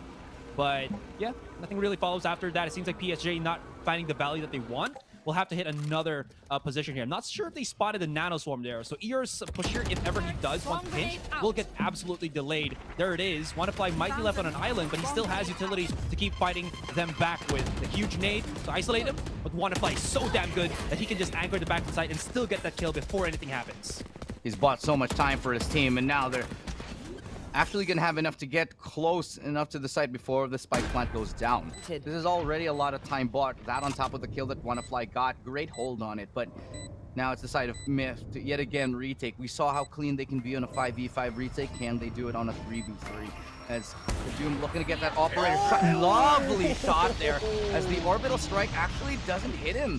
So he is going to be safe for now, but it keeps at bay the members here towards CT. But Asterisk and Dellen, they trade. Asterisk gets the third. Asterisk could go for a fourth here, and it's going to be Asterisk yet again. He's going to show up this time. My turn for the highlights as he picks up a 4K for Persija, getting them advantage. All right, there's only two possible ways why that orbital strike doesn't get any kills. it's because they want to use it as a zoning tool, or because Wannafly just does not have in him to actually use that orbital sight to get kills. But I don't care. He's hitting all of these shots, and it is just amazing from Asterisk right now. He's 20, 12, and 14. It sounds like I'm badgering the man, but he is performing where he needs to perform. So that's totally fine. Absolutely. I really think that Orbital Strike really was for CT anyway, just to hopefully get lucky, and if ever, just to slow the pace down. But now Kadum, I wonder if he's going to get checked here. Oh my god, he gets a shot in right before the ping comes through from the Owl drone. Dashes away. Stylishly played there by Kadum as he gets his team an early advantage. That's a definite big one. Flinch now hoping that Kadum or someone else will re-peek this angle on a long here. I'm not sure if that flash actually spotted him. If he was able to just dodge around the corner, he might be able to sneak up onto a long. Oh, the timing's going to be perfect. I think he did. He wasn't spotted. So Conga Red, the timing's going to be way off. And maybe on the re-peek. Neither of them saw him. No. Neither of them saw him. He saw two. That's He's the just call gonna to give A the signal. side. Guys, A is clear. A is free. Walk in. It's a party. Let's go. Bring your friends. Okay, we're just cutting the noise here because there's so much cut noise from Flinch, but absolutely has allowed them to just walk up onto A with no retaliation from Myth whatsoever. And Kadum, he knows. Look at that angle of his. Oh, he takes so much damage, but not the kill. He will get the heal from his teammate. And Flinch, does Flinch actually have a weapon? Just the Sheriff, so he needs to at least reset or be so valuable on this pistol. Absolutely. Kadum's gonna get healed up. Now the retake begins 5v4. Myth were successful on it. Last time they were a complete 5 here. Persija now at a disadvantage. The flash comes through. It's taking them a while to break down that recon, but in the meantime, Zero to get a double hit before he straight it off. Now Conga Red follows in through. Flinch with a nice one, but straight up by Wannafly. And Wannafly will close off the round. They get a very, very good retake in. Just goes to show how good Myth are when they still have 5 people left standing on those retakes. 11-11, they tie the game yet again.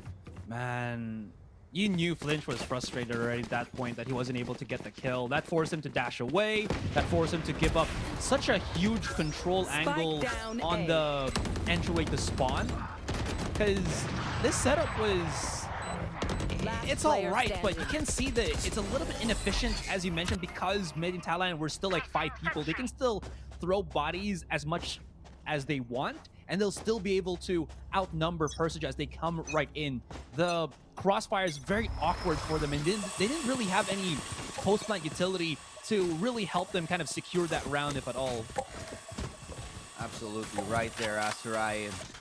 Just the bodies that they can throw. They did have a man advantage in this moment they got that first pick. They're just happy to throw more and more. But okay, all right, Flinch, I see you. It's a nice tap onto Deland right there, bringing things a little bit more in their favor earlier on in the game. Now Conga Red, he wants to bring it back. He pushes here towards mid. Might get caught off by Famous, and he does. That's a very, very big pickoff. Suddenly it's a 3v5 in a round where it did not need to be. The rifle should be recoverable here. So this is going to be at least 3 rifles on the side of PSJ as they get on towards that B site. Rosify needs to plant the spike. Oh, okay. I'm not sure about this because it's Asterisk with the rifle, yes, but Rosify would have had his Hunter Spear if they allowed him to plant it, and he had the only Sheriff in the team, if I'm not mistaken there. Anyways, flanks from Myth would be snuffed out, and they actually really have a nice crossfire here from Persija. Here. I imagine that Myth might just go and save this. They have an operator. They don't want to use that to retake on B, especially not with the judge. I think it is going to be a safe call, so they're going to have to fall back. They're going to play this a little bit more conservatively. As they know if they lose this round and all of their weapon, it's probably just the end of the road here for them in map number 1. So they will be saving it. Try their luck next one, but map point. Oh my god.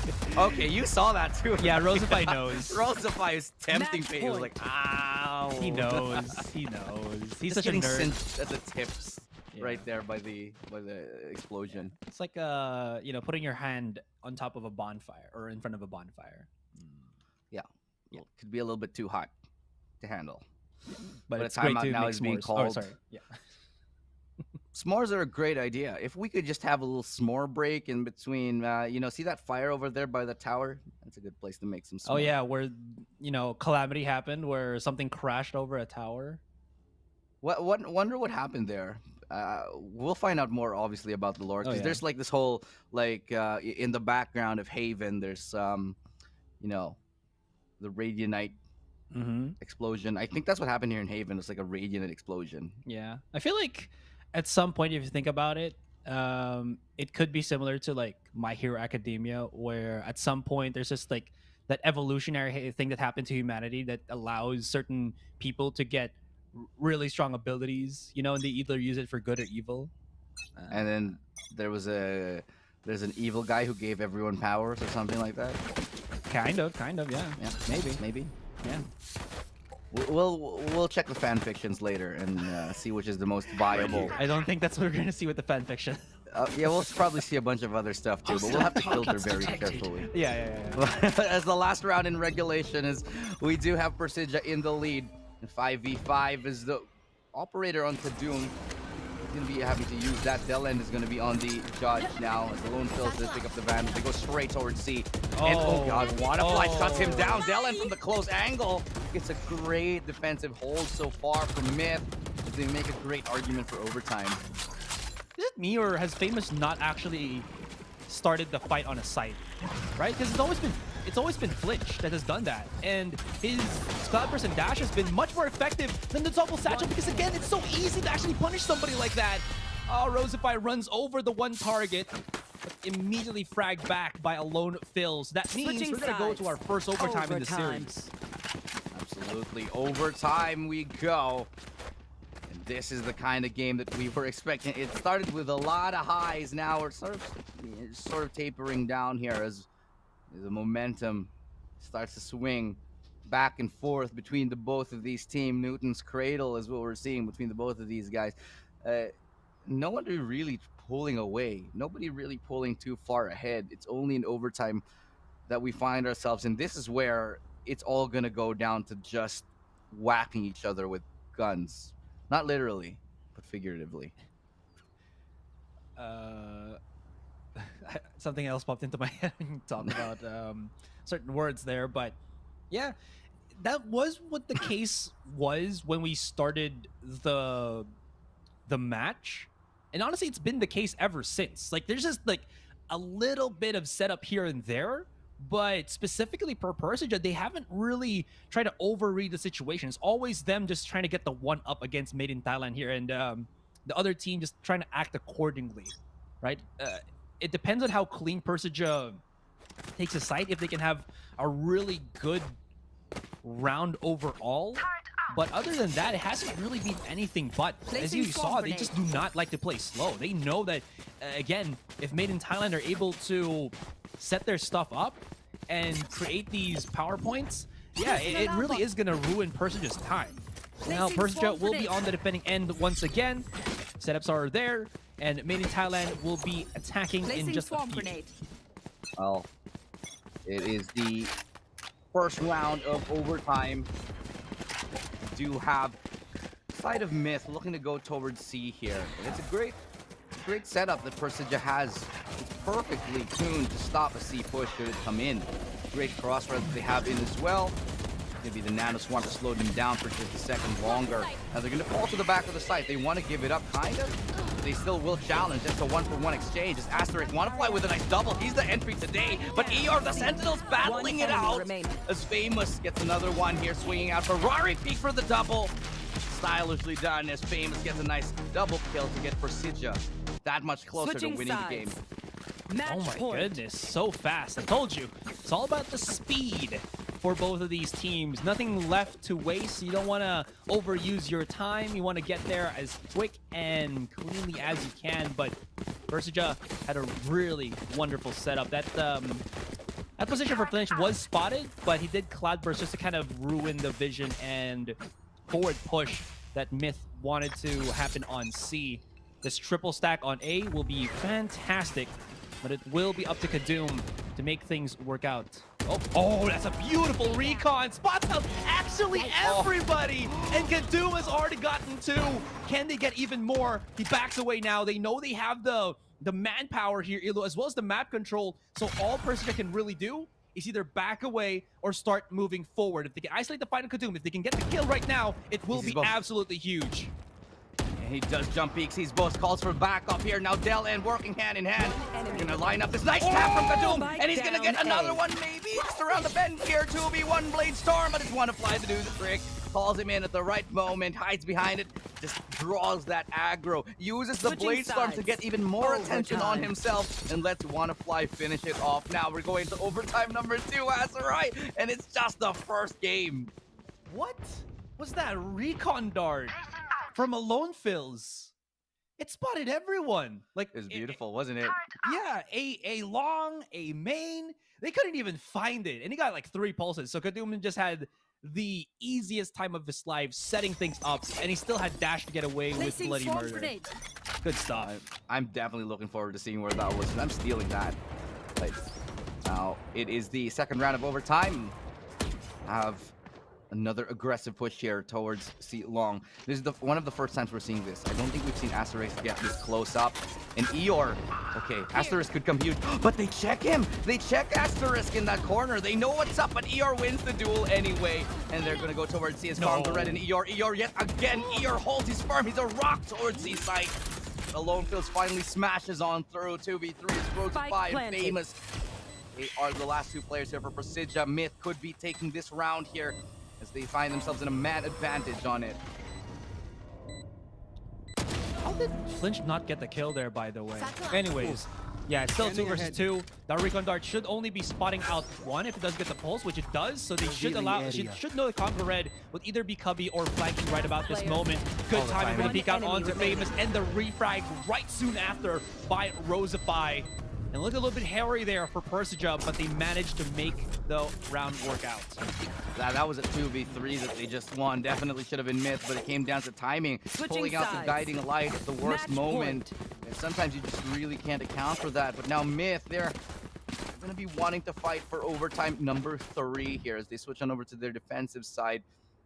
It's been tough here, but still, if we look at the scoreboards, it's really the battle of the Sentinels here. Eeyore versus Wannafly, 2 of the finest Sentinels we have in SEA, in Indonesia, in Thailand, and they are just lighting up the server. 27 on Eeyore, 25 kills on Wannafly. It's a treat to watch this. Caution here. This is just Caution here. show us Caution just here. because you're on a Sentinel doesn't mean you can't care. I mean, you know, there's a team in NA that's called Sentinels, and they were carrying at least a few months back. For a while. For a while. Not now, but at least, you know, Sentinel is a word that still strikes fear in the hearts of men. In all of Southeast Asia. In all Southeast Asia. Yeah, but absolutely. Like, again, this isn't like your regular hero shooter that you're just solidified to the support role or any form of that. You still have the same weapons as a duelist, maybe just the different abilities, but you will still have that opportunity to make things your own. You're not going to be as fast as Jets, but if you have that proper placement, if you know if your game sense is good enough, which you know Eeyore and Wannafly both have, it can still get you that value, which they have been getting so many rounds here, Elu. Multi-kills, mind you, in multiple clutch rounds. Absolutely. It's just been, everybody's having their moments here. The Conga Red stepped up. We saw a lot of great rounds from Asterisk, Famous as well with the operator shots. Even Kadum with a lot of great kills earlier on in the game. I think everybody's had their moment in the sun here. This is one of those that could just be El Clasico here. Oh, and I think the Boombot spots him from up there. Now they know that there's somebody close here, but towards B side they go. Kadum is in a very vulnerable position. It's definitely one and done here. He can't tailwind out as the spike does get planted. Nobody's going to walk towards Garage. Yeah, I don't think Famous knows that Kadum is actually boosted on top. Maybe he'll guess it or something, but the Boombot doesn't really tell you if they're up or down, right? So they might have been able to spot him maybe at the broom there, or whatever. Persija, though, is actually going to charge right out here. I'm not sure if that's the correct decision to go about this one, because now they're going to get pinched. Oh, they still do have the crossfire. Beautiful flash from Conqueror, but Eeyore is already here to help out the rest of the pack. And Persija, they're fighting on. They have everything that they need. And that recon dart might have been the death sentence, because Alone Fields is left on an island. The smoke dissipates. He actually lines everybody up, but there's still time. No time anymore. That spike's about to explode. Say goodnight. There it is. Boom. Attackers win. An absolutely amazing way to go out of the game, sure. And it's a great 4K. But ultimately, Persija still, they take the victor on that, as they are going to be winning game number 1 in really smooth fashion here. It takes 2 overtime to do it, but we are going to be going into map number 2 with Persija in the lead. Again, you're joining us here on the VCT APAC, and we are going to be your casters. Let's take a little bit of time to break down that last game here. Sorry, what a wild ride that was. That just happened, but every single round was keeping us on our toes. It was. It feels like everything was just full shot with adrenaline every single round that we have there. And I think the overall kills were the signing factor to that. 26 and 28 on both WannaFly and Eeyore. Just as you mentioned, absolutely action-packed. Who needs to watch the new Batman when you can just watch this and see all the action unfold in front of you? Maybe they are Batman, right? Oh yeah, they're Batman. Because they're rich, they got lots of utility. They just don't have the mask, but maybe this is like Batman in training or something. Yeah, this is a young Batman. I guess. So, maybe. I don't know. Bat teen, Bat lad. Oh, the Bat lads. But Persija with a 13 and 5. They have, I'd say, a very, very convincing defensive side. You know, their attacking side, they did struggle a lot, and I think that's where I'd say, honestly, Myth took a lot more of those reins, because we look at the attacking side of individual teams here. A lot of those brilliant entries and clutches came from WannaFly. So I do feel like Myth, they do have a lot to work on when it comes to their attack, but so do Persija. Let's take a look at the highlights, however, and relive the moments of that glorious game. Enemy remaining. There's so many times that individual players were just able to keep clutching left, right, and center. It's not just like Persija that got these amazing rounds. It was actually everybody. My favorite one here would probably have to be this one from Eeyore. But as I mentioned, there were so many rounds. WannaFly popping off with just a single rifle in his hands and punishing Persija. And then again, vice versa. There was just no dull moment. There was no time for anyone to breathe. And I think that was the game plan overall for Persija, is to always stifle the calm that Made in Thailand like to play around on. But to be honest, Made in Thailand, they actually adjusted and answered quite well to the aggression, the push that Persija was just shoving in their faces. Well, it came down to the wire, and in the end, it was Persija who lived on. But certainly with moments like this, they will be indelible in the minds of us and the viewers at home for at least the next few months here. Should definitely be a game to be remembered. It's always an interesting game when it's Indonesia versus Thailand. Always watch out for those ones. And this is what I was talking about here with Kadoom. He somehow pulls out his operator, gets that kill, dashes on through, swaps to a Vandal. What the hell? How is he even allowed? My God. Enemy remaining. Well, our next map will be Breeze. I'm not sure how that is going to pan out. It seems like both teams not as clean on that. And I'm also assuming maybe we'll see Conga Red from Made in Thailand finally bring out the KO. I was actually expecting it to be the case as well here on Haven, but he does love to use that Sky. Regardless of, I want to see how that unravels, because, again, both these teams really do struggle in the Breeze map. Well, we are going back to our faces, and for now, we have to give a congratulations to Persija, as they have managed to take a 13-15 in overtime. What an absolute thriller of a game. But we're going to be delivering more of that same flavor your way as we continue on with the spice after this short break. We'll be back in a second.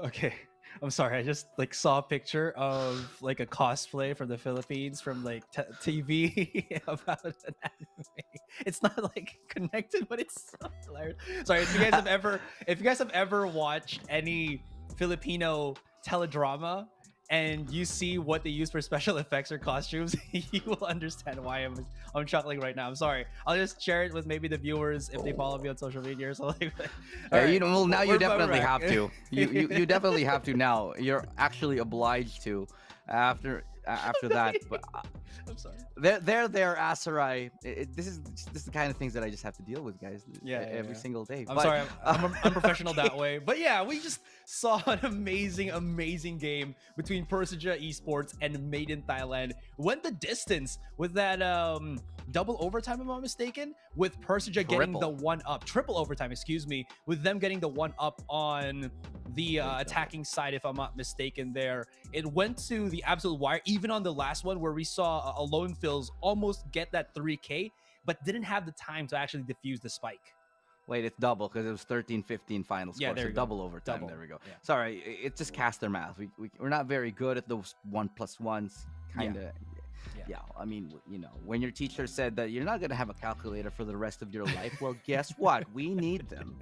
So you know, I think the next time, or I don't know. I know that Christmas is like way later in the year, but I feel like I'm just gonna buy us 2 scientific calculators. So okay, this is what we do. We'll have in the studio once we go back. Okay. We're gonna get a calculator and we're just gonna label it caster math, and we just put that in there every time we need to do some caster math.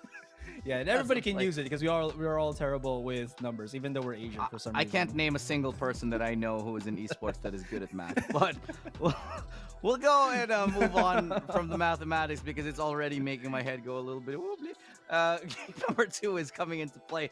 It is Persija who is pretty much in the lead right now. They take a game off of Myth here, and in this lower bracket, they are fighting for tournament life. They want to be the ones to go to the lower bracket finals. They want to go through, but it's going to be a gauntlet. What can we expect in game number 2? You touched on it a little bit here. Breeze, Asarai, neither of these teams you said look 100% comfortable on it, but both of them neither looking so confident. Maybe that's a good thing. That could honestly be a good thing, since we did see maybe a prelude to what would happen in Breeze, since Haven was so far flung into playing this like not a tactical shooter but an action combat shooter where you just run into the sides, maybe throw a bit of utility here and there and just try to outpace your opponent, which was what we saw multiple times. Breeze could be looking about the same, because honestly I feel like the interaction to that map is gonna be similar. The only difference from Haven to Breeze would be how well you can really get that mid control, to be honest. And I'm not sure if we even are gonna see too much mid control. I could be wrong though, but I feel like with how we saw again in that first game, we should be seeing a lot more action happen. Well, we'll go into it very soon as we're getting ready for Agent Select. It should be coming up on your screens very soon. But of course, before that, I just want to remind you guys who are watching at home, thank you all for tuning in. This is, of course, game number 2 in the VCT APAC Challengers on the 3rd series of the day. It's Persija versus Myth. And if you're just coming off from that break and you didn't get to see map number 1, well, definitely go back and take a look, because we saw a lot of insane moments, especially from the Sentinels of both teams. Yeah, I wonder if we're actually, speaking of Sentinels, we're gonna see WannaFly bring out the Cypher once again on Breeze, because even though Killjoy might be sometimes the answer for some people, I think sites itself aren't really well utilized by her utility, and the lockdown doesn't actually do anything if you don't like plant it directly on the site itself, because I think the radius isn't that big enough to get you the angles that you want to. But with Cypher, it's so much different. You also have that extra smoke to blot out vision from your opponents, and the camera will work wonders with how you fight against that. That being said, I wonder as well if Eeyore can bring back his Cypher, or is he going to go the more aggressive route and actually bring out the chamber? Because we saw how well he can hit those headhunters, and even more so once he gets activated with that tour de force. Absolutely. And you're talking about agent picks here. One of the things that I do want to see coming back into the fray is obviously I'm excited for Omen. We've seen a lot more teams pick it up. Maybe the Phoenix. And you know what? Yeah, sorry. Now that Yoru was picked earlier by Forsaken, this just means that the least picked agent here in this tournament is Phoenix. Yes, yeah. Even Yoru has gotten more love than Phoenix, and that was the one time. I think at least for VCT, including 2021. I'm not sure if this is accurate, but I've only seen Yoru twice. One was actually, both of them was used by MOSG teams. One was Team SMG before. I think that was Zesbu back way then. And then this one with Paper Rex's Forsaken. Yeah, well, now that we're talking about the agents, it's going to see which ones they actually go ahead and decide to pick. We're seeing the KO once more coming in from Myth. And I'm a little bit surprised about this, the KO on a Breeze. It's not the first choice of a lot of teams because it is one of those agents that might be limited in terms of range here. Sure, you can then throw the knife really far out, but the effectivity of his ultimate is definitely nullified, if you will. It's quite a lot, especially on towards that A site. So we'll see how that plays out here. On the other side, though, they do have the chamber being picked up. I like the chamber pickup here on Breeze. It's so good because you see him, you get that pick with a tour de force from A. Suddenly you're in mid out of nowhere. And it does again go in line with how Eeyore has been playing. I think he really has shown his affinity to the French agent. Going back specifically, though, to your point about Congaret, I'll go the other direction here and say that I did mention how Killjoy felt iffy on Breeze because you can't place your lockdown anywhere really good. But if you think about the null command, even though it might be risky to, get shut down as you're trying to enter on the sites, it's like a run it back with a moving lockdown or a moving suppressed as you're pushing into the site. And if you think about... suddenly you're a ward. Exactly. You're a ward, you're a deterrent. So utilities like what Eeyore would have if he's stuck at the back of the site, but if you get still hit by the pulse of that null command, it reduces the stress that PSJ have to go, or not PSJ, but Made in Thailand have to go through when they go up against the utility that PSJ has set up. Well, pistol round now as the second game does commence. PSJ will be on that 1-0 map point for towards halls. They do go. Trailblazer should spot out a lone Phils, who will be falling back and sending a little shock dart care package as he goes along his way. The rest of the members now hanging sort of around mid. They have left Eeyore to spot out any rotations to cut him off, and they also have left the spike towards a main. But Autofills and Waterfly, they're doing a good job of holding the site for now. They get all of the players here, still leaving us in a 2v4. Famous, basically no HP left, and Asterisk still looking to join his team, but it's a brilliant nade to take down Famous. Asterisk will follow shortly thereafter. That was kind of awkward. I think Famous hit his flash on multiple of his teammates. Because I was wondering, wait, who flashed like everybody on the A site? Because you saw already the peek out there for Flinch. He was already looking, I believe, at Deland, who was stuck at the pyramids, but couldn't really follow up on the kill because he was still fully blinded. And the reason how Myth was able to not actually get blinded, I think, is they were already pushing to double doors, and that wasn't really hit at all by the guiding light, which was again coming out from Famous. So that was just an awkward setup that Persija tried to do as they try to envelop the A site. Oh, towards that A site, they do once again show a little bit of presence. Once more, leaving Eeyore towards mid to do his own thing for now. Not gonna be hard committing. Eeyore will be probably coming in through the double doors. He has had free reign over mid. Now could be in a prime position to catch off Deland here as he does try to work his way in to Viper Walls. Will be coming in through as Deland holds the line onto Flint. His flinch saved right now, backed up by the rest of his team. Kadum with a nice double. That's going to be Eeyore and Rosafy. Suddenly they get 2 nice pickoffs, but there's still quite a lot to be done. They get the spike plant down and 2 kills. More than enough on a great equal round here for PSJ. Oh yeah, they got the plant and the multi-kill for Eeyore. That's just steps in a good direction. I think the right direction since they still did lose the round, but enough that at least it does give them a better fighting chance coming in to this next gun round here. How many more till Eeyore gets his one? Oh, it's still halfway there, but let's say he gets the kill. But since they did lose, again, the wall so straight up, look at how Kadum just lovely stuff from those hits with the Marshall. Yeah, that's what change of the Viper does. You can't really put it back up and back down anymore as quickly as you want, so you have to commit to either pushing, or if it's not there, you're just going to go for a dry peek as you wait. So really a little bit awkward, but still fine. Oh, now they're going to be trying to push on through. Kadum flashing by his teammates. Can't actually get anything done. Nice. This is a great response by PSJ. But they still haven't control over shop. There's still 2 players here from Myth that they want to keep track of. And they get the timing wrong. Rosafy actually gets 1. Alone Fills only finds another, but still going to be a 1v4. There's one fly coming from the flank. And they know where he is now. Oh yeah, for sure. And they don't even check that. Good adjustment, though. That was a rifle. That would have came out in favor of Wannafly. Again, I do like to just point those things out because I do not have as good aim as these guys, but they go so good. I love it. Zed icon right there with his bar. I actually have no idea where this is, but it looks fire, looks lit, looks blazing. Blazing hot. Yeah. Sizzling. Like the Cheetos. I love blazing hot Cheetos. Flaming hot Cheetos. Sorry, flaming hot Cheetos. Yeah. They're the snack that doesn't make my head hurt. You should try Takis.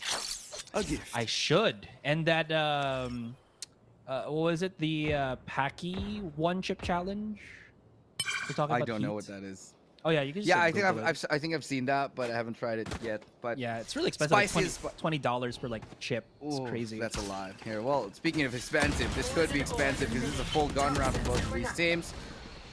As the utility does come in towards that A side, a full execute is on, and they're gonna slowly work their way towards it. Not really throwing too much utility. It's a good flash to blind up one. And they're gonna nicely top off that plant Sunday with a very nice Viper's Pit with cream on top of it here. But what's gonna be the cherry? How are they not killing anybody inside the smoke? They've been shooting. Yeah, they're chilling. They're just hanging out here. Yeah, exactly. Look at that. What? Oh, it's going around his head. Flint will never know how lucky he was in that one. Oh, he's what? Okay, they finally find him. Okay, sure. Great stuff. But now they still have to fight all the others. As Famous and Rosafy, they follow suit. They get 2, but Conga Red gets 1. Seekers. And that's going to be a nice couple of taps here from Eeyore. Can't get the shot. It's awkward here. As Eeyore, okay, definitely uncharacteristic with those misses, but not from Dylan. As he gets a nice triple kill. Get the round for Mid. Okay. Mid still won that, but I have no idea, absolutely no idea how Percy just survived that long when there was like 4 people inside the Viper's Pit getting shot with a, not really a crossfire, but a suppressed fire all the way from spawn. I think maybe that's why they didn't get the kill, because there was nobody crossfiring through double doors. But even so, right, we saw the lineups and the bullet tracer. Oh, just... Is this going around? I'm so stressed, dude. That was such a stressful interaction. I love it though. Well, you want to play? That's part of what makes the game fun here, Asterai. And oh hell yeah! What sort of force will be used here by Eeyore? He's found enough kills to get him a fairly early one, but it's Myth who are very much in the comfortable seat here, in the driving seat. The 3-1, and Persija, they're going to force because they have a jet and and the chamber who can make life easier for their economy, make their buys that much easier. Especially on a map like Breeze, where you need those long-range guns, you need those force buys, you need those blade storms in your pocket to help boost your economy. But again, it's A site. A site again and again is where Persija want to persist. Oh, that is unfortunate.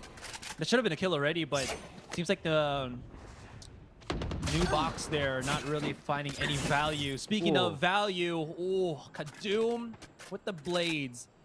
He's trying to make mincemeat out of his opponents here, and that's a step in the right direction. 1 kill already. That is an Spike angle. down Alone A. Fills. How does it even spot that? Kadoom still in the enemy close remaining. corner. Hits the Oh, shot. dear. Now 30 we're just seconds. alone to the one. Rosify. Can he butt up?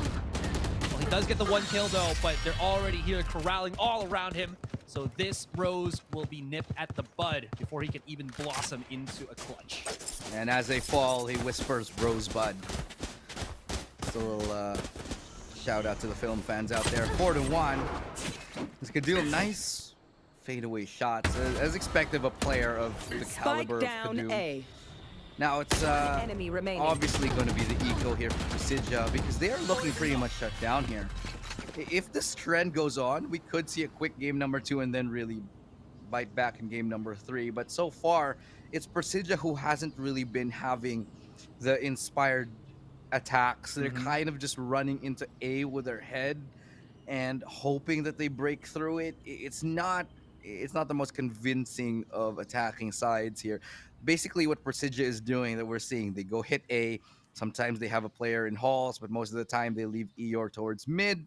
But mid, they know how to handle that. They play far back on towards site. Sometimes they'll have Dellen playing up close just to throw out utility. And all of that is enough to stop PSJ from getting full control over the site. Even with the Viper Spit, they can't hold A Persija. I don't know why that's actually happening, because this is a map that Persija was able to beat down against PaperX, but I think you're right. It is because they just like to charge out, and PaperX at that series also was just a team that was willing to challenge, not really any setups. So, as I mentioned, Persija coming into this one against mid in Thailand that really have things working well in their favor, and now they can't really find the utility to use that gets them anything other than. Oh, look at how just afraid Flinch is of somebody coming through and shutting him down. But finally, this peekaboo, this sneak out from Eeyore gets him one. Wanna fly? Okay, I thought he was gonna get swung out there, but immediately teleports as his teammate also tries to get that, the wraparound. Can he get the shot? No, Congored's just quicker.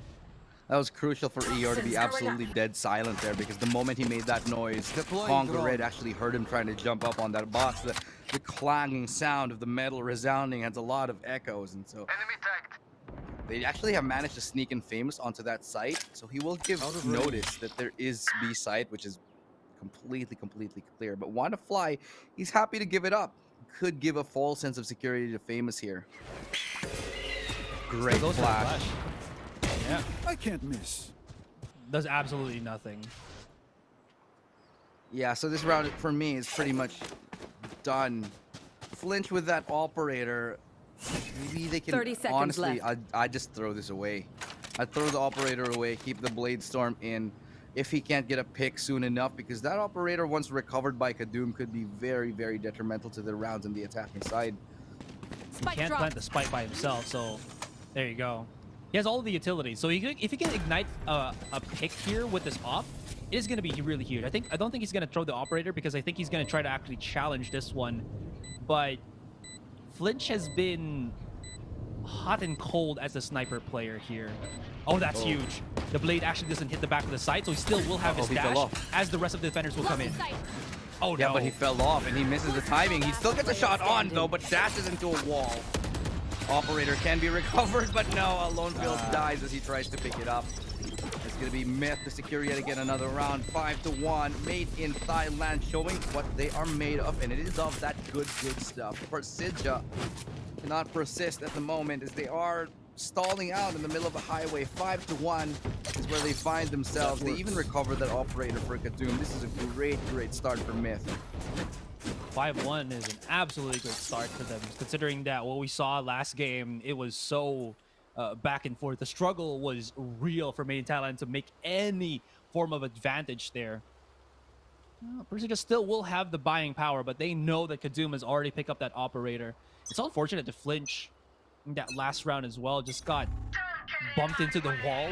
Wasn't really expecting that, because I was thinking again, oh, you know, got lucky. KO Blade hits the wall, doesn't hit the back of the side, so you have all of your utilities.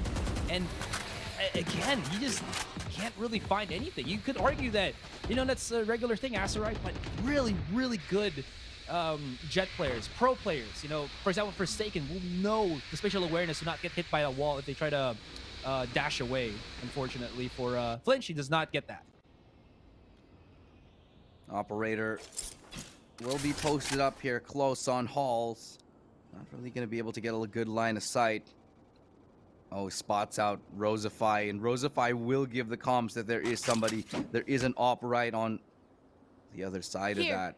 And just because he gets spotted out, just because of that, Kadoom will fall off the angle, will decide to reposition because that is information relayed, but they do manage to find Delend here. The Hunter's Fury chases him out of his own Viper's Pit, but alone, and Kadoom will be able to back up his teammate right now as the Orbital Strike does come in through. Excuse me, not the Orbital Strike, I was thinking of the wrong game, but they do have 30 seconds left to deal with still the player within the Viper's Pit, and that's Asterisk. Delend finding another one, but runs out of bullets, misses the spray a little bit more in this 2v2. Kadoom and Wanna Fly still somehow alive. Oh, great adjustment from Kadoom. Quick flake off, traded by Asterisk, but now it's a 1v1 as Wanna Fly is able to get him. That's going to be another great round here from Myth. 6-1, and PSG just can't keep up, Asterai. Out of charges. Yeah, they just can't really go through anything here. Myth just have the setup that PSG cannot go through. If you think about how Made in Thailand have started each and every round from the beginning of this Breeze map, Made in Thailand don't even have to break a sweat, right? You see, who is it? Lone Phil's getting, Lone Phil's getting a kill because opponents just don't know where to look. He backs away, gets away with bloody murder. PSG can get the frags, but not enough that he can get them that round win. And again, the separation by Congo Red. Spot shot Flinch there. Flinch finally makes a huge wave with this entry fragging of his. Flinch definitely could be the person to set ablaze the rest of Persija. Because right now, somebody needs to light a fire underneath them. They are struggling in this game, 6-1. But this could be the spark. Starts it all off in this one round. One is all it takes here, but a lot of utility will be forcing them back. And you know what? They're just deciding that they've had enough. They're going to go for that save call. And I think it's a smart call with an operator to their name. 2 rifles. They'll want to keep it for the upcoming rounds. They have so much money. You don't want to risk giving the operator again to Flinch, even though it might not be as scary in front of us. There could always be that round that he just explodes, and I don't think Myth wanted to do that. Doesn't make sense to fight them since it is going to be the 5 versus 3. We're talking about that. There we go.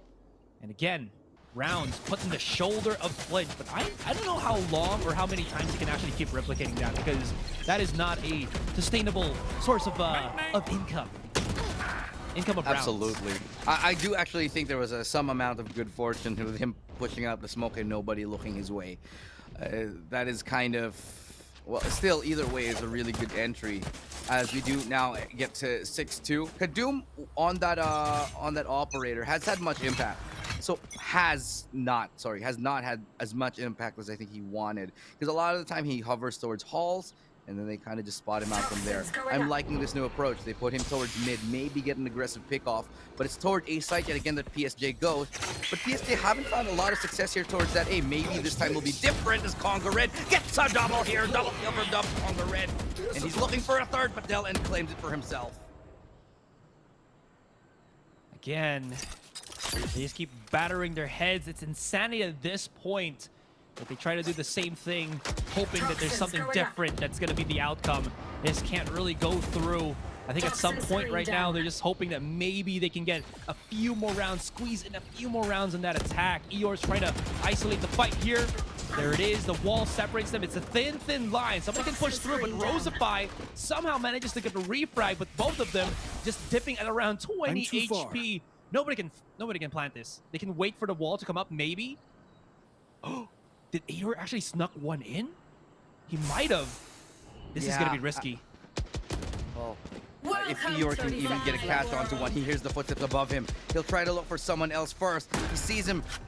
Goes for the patience play here, looking for one. Adjusted the second, and Eeyore with a brilliant lurk here, bringing it to a 2v1. And exactly like that, if I could clap my hands, I would. But Actually, I can. What am I talking about? I can. You have hands. What do you mean? I forgot.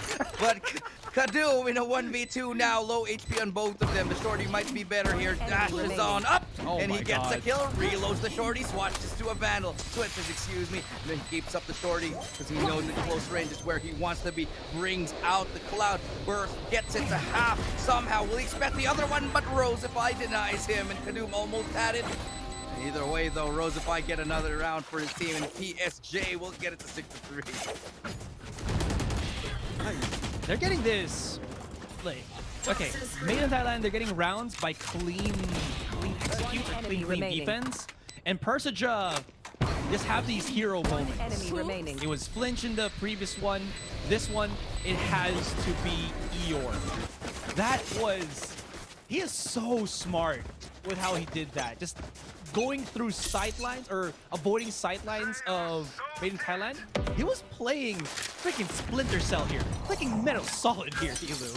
Oh, yeah. Snake! Snake! Snake! If you had like that sideline line for the observers, we would have just seen them not even spot. Imagine having Snake in this game and his ability would be to turn into a box. I think with like the pedigree of all these players knowing about they probably might spot a box out of and just shoot it. Yeah. I Who knows, man? Who knows? Maybe, you know, maybe. like Maybe if this was a prop hunt, and then you can change them to anything. Or he could put down a box and pretend to be a box. Or sometimes so basically, he's in it, sometimes he's not. Basically like Yoru, but instead of clones, he has boxes. Exactly. That's the play right there. But let's see what the play is coming here towards that A site. Look at how far that they've walked off for Sinja. Nice shot from Rosify. Gets the line of Kadum. That's the operator gone. The A site defense smacked up and beaten up against the wall right here as Eeyore finds another kill. That should be the round. PSJ secures that nicely. Myth should be looking to save. Yeah, just back away. I think Wannafly just can actually go far forward here. Yeah, because he does have that tour de force of his and just make it a little bit more hellish for PSJ. But since they are going to be broken to the next round, I believe it's going to have to save these and live the fight for another round. Oh, good flash comes through. It does actually give some information, but I don't imagine PSJ will hunt too far. Yeah. They're probably just going to try and get out because they know that their economy isn't exactly in the best situation. I mean, look at Asterisk, look at Famous. They're sitting at around 1,000. And they're going to want to hold on. But the Rosify's kind of floated. Rosify's got your back. He's got 7,300. Now he's got to drop for his team, though. But the economy, the balance balances out for the side of PSJ. Meanwhile, Myth, they're a little bit worse for wear. A couple of half armors. They got a couple. They have Vandals, sure, and Kadum, he has his Blade Storm up, so it's still going to be a good buy from them regardless. But PSJ, they are coming back. Just when we were starting to think, oh no, it's going to be a stomp, it's a 6-1. PSJ win 3 in a row. I gotta say, they started playing more mid once they actually got those big highlights for this. Like, it's not a proven thing yet, guys, but when somebody gets that mid pick, once Eeyore started to make a lot more kills there, you see PSG adjusting and says like, oh yeah, you're right. We totally forgot that Breeze, it doesn't only have A main, B main, it's also mid. I wonder if Eeyore's gonna get knocked off here because Wannafly's about to swing on him, is making so much noise on elbow. Yeah, there it is. He was making so much noise. Yeah. Ah, yeah, all right, never mind. They're dying. Very, very weirdly. Left, right, and center. Yeah. Yeah, this is looking to be a good round for Myth here to bring us at least the 7-5. Unless the members of PSJ, they come back. They're going to go towards A again. But as we all know, A side is exactly the most successful side for PSJ. Still have 5 members to keep alive. They actually detect the 2 of the 3 remaining players. So that's massive. It's going to send out a rotation all the way towards that A side. With 35 seconds left, they know it's going to be a commit. And I want to see what they can do on this hold. No chance. Well, they do make some waves. Actually, better waves. Asterisk is pop, lock, and dropping. This wall is going to be such a deterrent. Huge deterrent. It's only left to Rosify.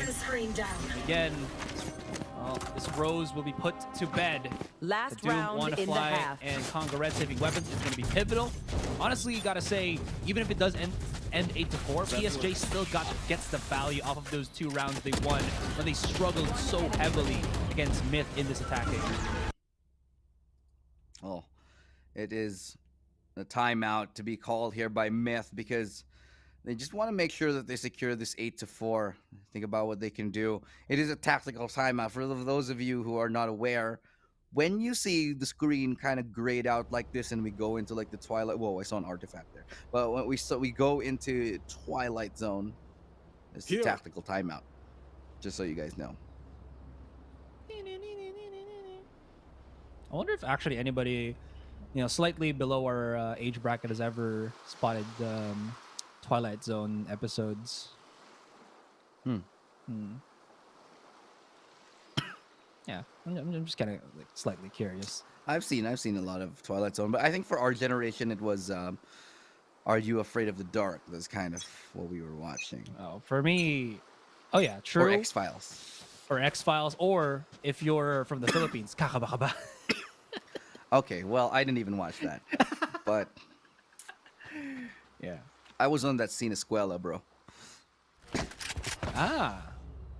Yeah, that's a really good one. Yeah. Here. I cannot lie, that's a solid recommendation. I've got your trail. All right.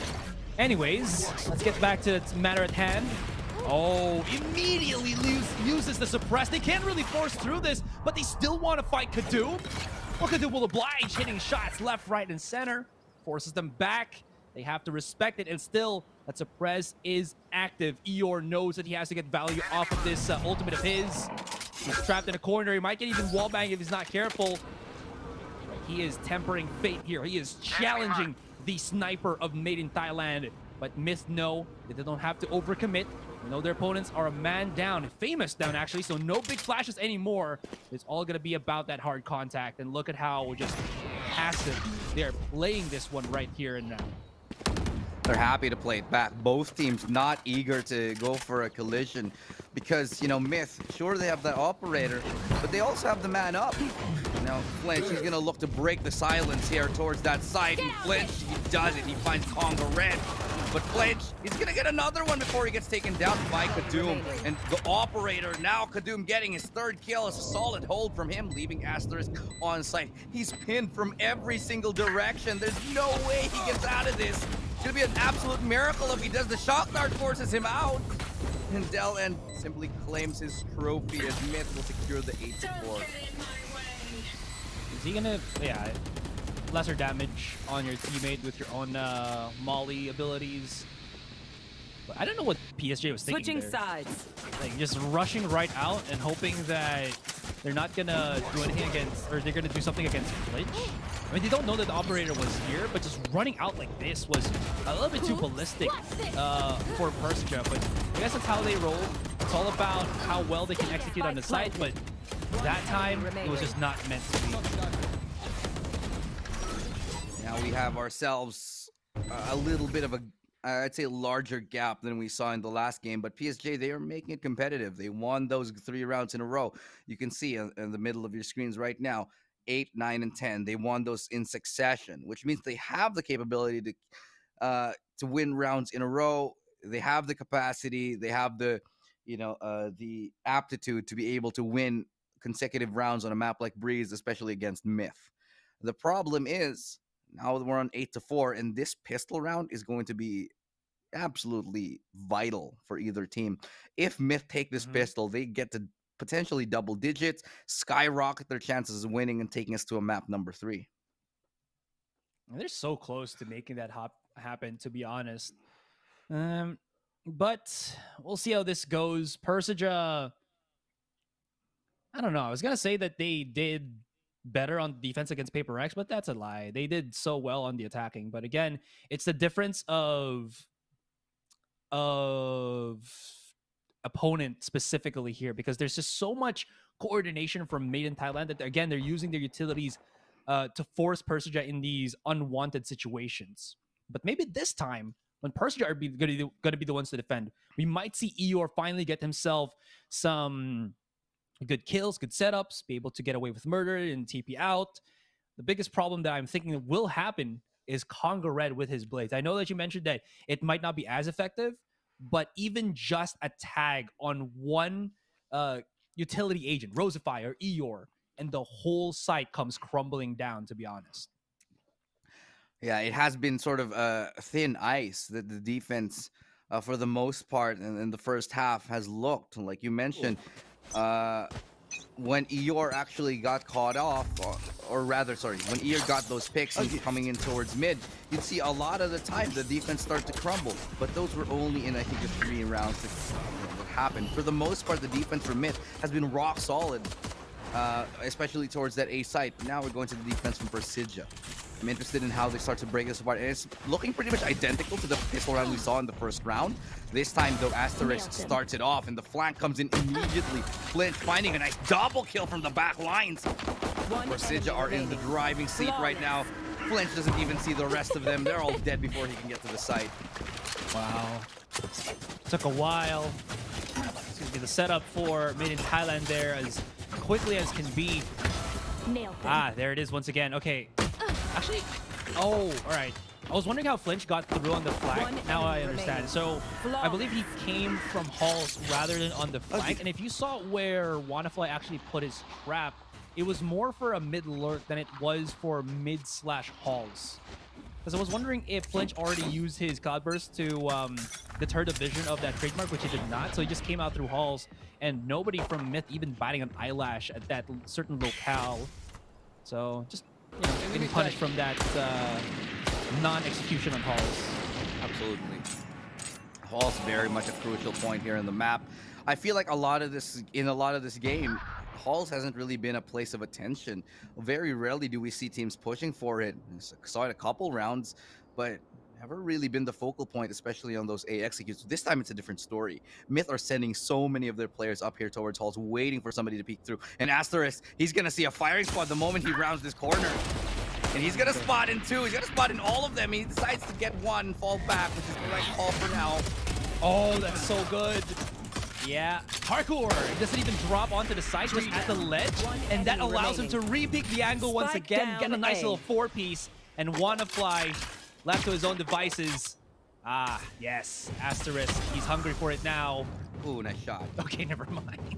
Well, Wannafly, he's picked up a... He's already made this really expensive. He's gonna go through mid. Not gonna see this. Oh my god, he does! He's looking for the ace. He turns around, but the timing, will it go in his way?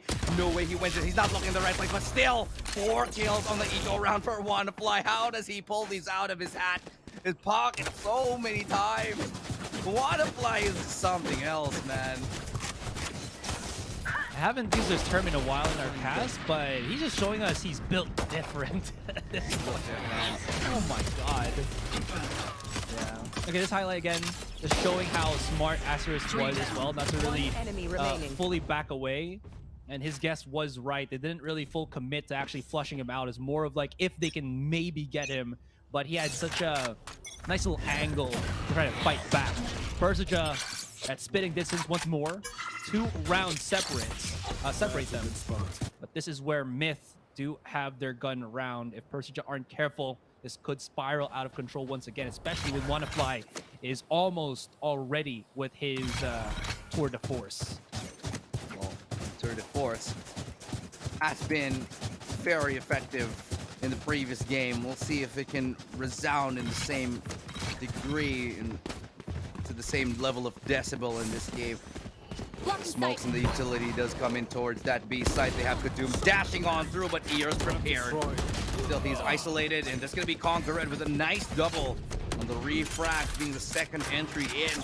Lovely stuff as they secure the B site, forcing PSJ like all the way back here, and they don't really have the best of weaponry to contend here. They have a Spectre on Rosify, and they have a man disadvantage. Things are going to be quite tough, but the smokes do come in to help them get a little bit closer, to close that gap, to shorten that distance here. But Conqueror, oh my god, he's on a tear. He's gotten 3. He's looking, he could go for an ace here. Well, let's see if he'll be allowed to as he does around the bend. And I think they might just go for a save call right now, and that might be entirely reasonable. Yeah, told you. There's something that switches up when Conqueror's on attacking, that his KO just looks so freakishly ridiculous. Like, it's not just the blade that makes him deadly. You know, it's just a supplementary thing that allows him to get the site easier, but the way that he moves around with this KO, I gotta even like put this out there. I feel like Conga Red is probably the best KO right now that we have in APAC Challengers. I'm putting that out right now because of just how cleanly he uses this specific agent. You're absolutely right. You hit the nail on the head there. Conga Red, one of the players on this team that we really wanted to see step up, and he has been doing a phenomenal job as that second entry time and time again. Even on the first map when he was playing on that sky, a lot of the times he'd be flashing for his teammate in the first moment of contact, and then following it up with a nice double or triple kill on the entry right thereafter. It does seem a little bit like he has been foreshadowed by. It's not foreshadowed, overshadowed by WannaFly and Kadum, who have been coming up with exceptional plays round after round. But Conga Red still holding his own. And if you look at the scoreboard, they're pretty much dead even. It's 12, 11, 11, 11. And then Alone fills in the back with 8. But he's still on a net positive in terms of the KDA. He's got 5 assists. So really everybody truly contributing on this Myth squad. It just goes to show how well they can really synergize as an entire team. They're vibing. Yeah, they're they got that nice bond, and I like it. It allows you can really see Made in Thailand making it work. Persija, on the other hand, it feels like they are disjointed, and it's all about how well they can make waves by themselves, and that could be good. So allow them to get the 6 rounds, but if they go for a full-blown push here, it might not be possible. That should have been a kill for Kadum there, but he gets taken down instead. Dellen with a good double. And the A side is finally the myth, the puzzle has been finally solved here as they finally breach into it. But can't they hold it? Dellen is gonna get a 3rd kill. Could get a 4th, and he does. And Dellen is able to take it for his team. Myth get that much closer to game number 3. 10 rounds already, and that's double digits for Myth.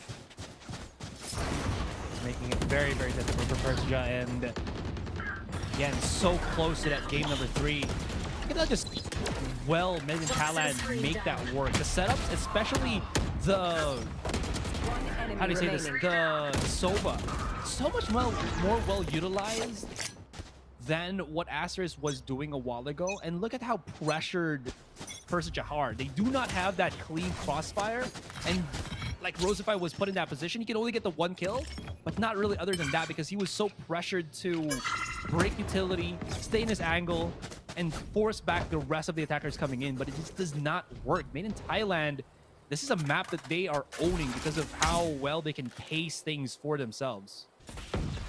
Well, PSJ, they've had a couple of bright spots, a couple of shining moments, like Eeyore a couple of rounds ago, and pretty much that actually. That was pretty much the highlight, I think. But still, the point still stands. They have kept it close. It's 10-6, not too far away. It's Myth who has really been leading the way here, paving the path of their way to game number 3. Right beyond the smoke, though. 2 players right head-to-head. WannaFly and Asterisk are here towards Halls. Who's going to peek first? Asterisk. Oh, he's going to get antsy. He peeks onto WannaFly, and that's A site now, right for the taking. WannaFly will be pressuring in from above, so Rosify has to be careful. He's going to be nulled, so he can't really throw out a lot of utility. He can't throw any utility as the Viper Spit comes in. And that's going to be the plant coming from Myth. Makes this into 4v5. This 4v5 even more difficult for the retaking side. For Sidja, they're going to have to find a pick soon if they want to get this retake done and dusted. But Eeyore goes down. WannaFly finds 4. Does he get the ace? Oh no, he's actually already dead. Never mind, but the lone fills. Secures the last kill, and Myth only 2 more before we go to game number 3. WannaFly made the big noise with a rendezvous. Just he goes back on the initial entrance of Halls, and he doubles back to the door. Rosify, I think he just expected somebody to follow up against WannaFly, but the timing was off. I don't think he closed the door. So when WannaFly re-peeked the same angle on Halls, he just had players from PSJ not even getting a second bat on that direction because, again, Rosify thought it was clear. Teleport's ready. Well, Toxins going up. False senses of security for Rosify, but Unfortunately, it was WannaFly who mows them all down yet again. It's just a nobody surprise this time how good he has been. 11 rounds right now is double digits. Now that much closer to match point. We're gonna go towards B this time. And there's only one person to really hold the site. But the flash is coming in so immediately. Eeyore does get dealt with, however, and the site does fall. But Famous is still hanging on. He gets naded. But still, it's a great flash, but he runs out of bullets. Heartbreak, as he could have got that, but Flinch picks it up. Now it's a 2v2. Shot goes wide, barely. And Rosify, he gets taken down by Dellen. It's a drive-by. The final kill does go to Dellen, who secures map point for his team, getting us that much closer to map 3. And WannaFly and Dellen leading the way for their team. 18-9 and 15-7. These two players, these two back lines are just showing everybody that just because you're in the back doesn't mean you can't frag out of your mind.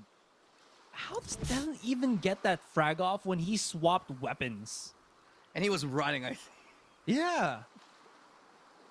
Speed at which he can get himself to fragging capability is rather magical. Wow, PSJ, they're just, stuck 12-6. And I feel like we are just gonna go already and pack our bags, go to game number 3. Call it a day for this one. Oh, you just jinxed it. Now we're going to 4 overtimes. I'm not ready. So. Well, she is casting on the Filipino broadcast, so you still have that. Okay, they do spot Rosify. Rosify trying to be a little bit cheeky. They're trying to play hide and seek with the Aldrone, but this time we'll change angles. Myth can't decide. They still haven't decided where they want to go, but they still have a minute left. They are sending Kadoom so far off on his own, though. Oh, nice. Oh, no way! Again. Oh, the timing just didn't work out. He saw the barrel, though, didn't he? I don't think he did. He might have been looking at the mini-map. But that's a big kill. Eeyore removed the Sentinel, gone from the defensive half. This makes things so much more difficult. And so we're going to go to B this time. Maybe Eeyore is also a 4-3. 30 seconds left. 4-3 aspect ratio. Hello? I don't know.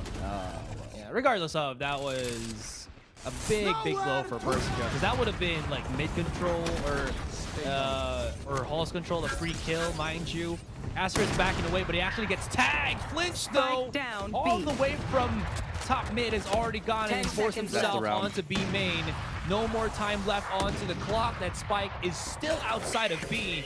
And everything being thrown just to delay even further. Conga Red makes waves, but I don't think he's going to have enough time to get the kills needed to actually secure the round, but they are falling down left and right like flies. Finally, PSG take a lot of damage, but they still hold on with 5 more rounds to try to push to over.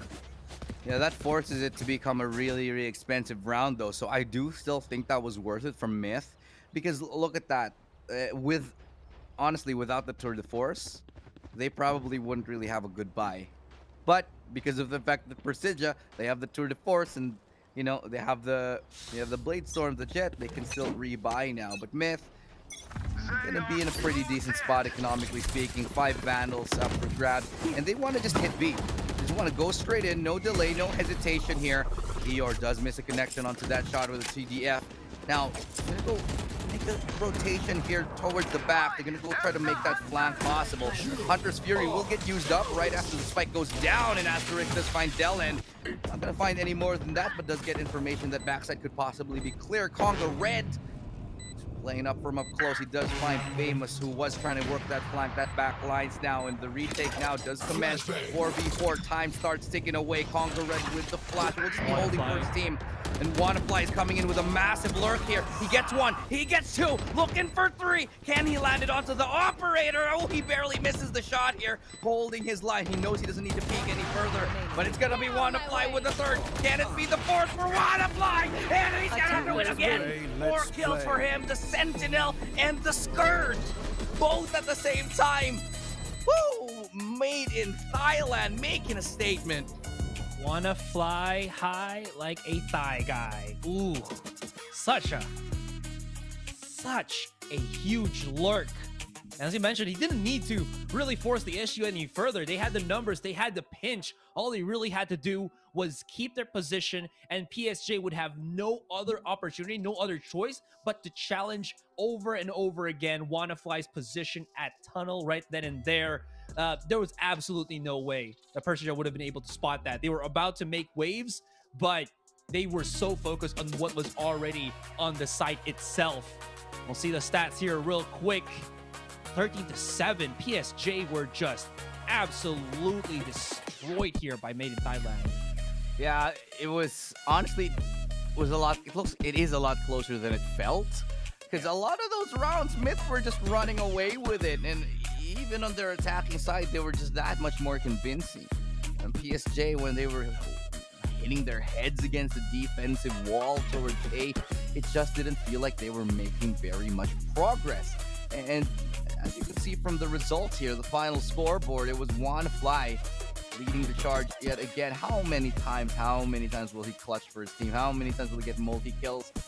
I think he's just got more to give as we go deeper into the series. We're going to game number 3 here, Asarai, and this is definitely a game that is delivering. It definitely is. Such a back and forth between these teams. You see the struggles right now from Persija, but specifically for Made in Thailand, I wonder if serious exhaustion is going to be a thing for them, or were they able to fix the issues that WannaFly was experiencing in the last series that they played at. That being said, this second game, definitely a statement play here, statement piece for Made in Thailand. You see all of these rotations that Persija were able to do, all of these highlights that they were able to make were because of that. Singular highlights from specific players, not really team executions. It's not sustainable long term, and you saw Made in Thailand really show that up.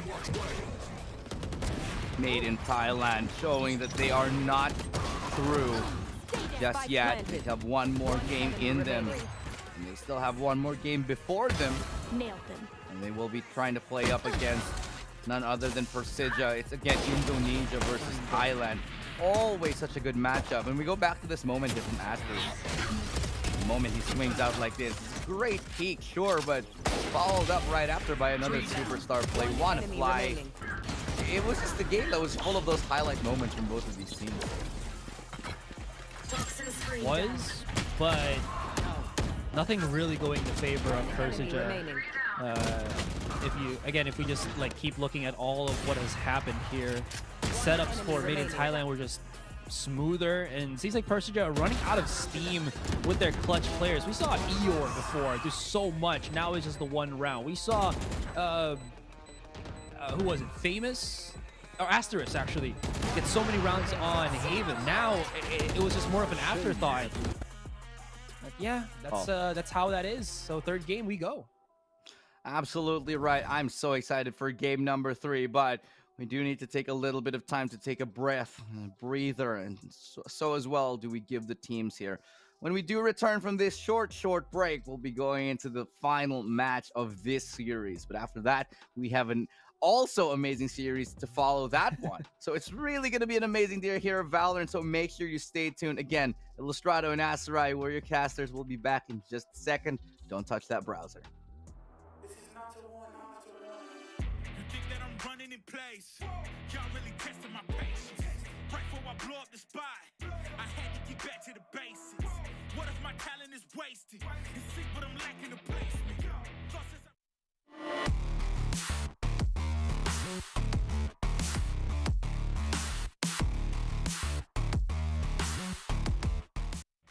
Basement, but my come up is legend, is greatness. I don't care now, it's pedal to the metal. I can never quit now, I will never settle. Puppet to the game, I'm pulling strings like Geppetto. We in the same game, but I'm on a different level. I passed it. Gotta keep grinding till I'm laid up in the casket. No fake round, but you feeling too plastic. Yeah, y'all feeling too plastic. They say my style crazy, but then it's straight jacket. Wow. Why you still testing my patience? Trying to turn me into something I ain't trying to be. All that hate is a heavy rotation. You gon' lose yourself, quit testing me. Don't make me lose my mind. Don't make me lose my mind. Don't make me lose my mind, cause I'm looking like Wesley, test me. Don't make me lose my mind. Don't make me lose my mind. Don't make me lose my mind, cause I'm looking like Wesley, test me.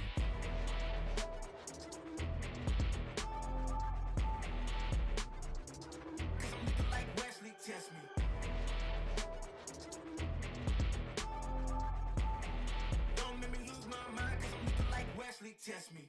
Yeah, guess I know no better. I ain't got no chill, so they call me a devil, I know. Look, I am just a man on a mission. If I want it, then I get it, I go. And if you're trying to test me a beast, you gon' need Liam Neeson. The chance that you taking is flagrant. You're testing your luck. If you think you make it out, then you're sadly mistaken. Careful what you put in your stake in, cause I ain't got no patience and no limitations. You trying to figure me out, and I know I don't make sense, but no one's there when you call like you're trapped in the Matrix. You need to take a break from it. I think you should take 6. Cause yes, I hold a throne and no one else can replace this. The pain will only go deeper the harder you chase it. I'm the greatest that you ever met. It's time that you face it. So tell me, why you still testing my patience? Trying to turn me into something I ain't trying to be. All that hate is a heavy rotation. You gon' lose yourself, quit testing me. don't make me lose my mind. Don't make me lose my mind. Don't make me lose my mind, cause I'm looking like Wesley, test me. Don't make me lose my mind. Don't make me lose my mind. Don't make me lose my mind, cause I'm looking like Wesley, test me.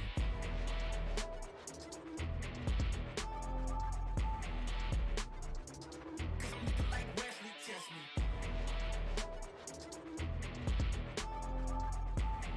Don't make me lose my mind, cause I'm looking like Wesley, test me.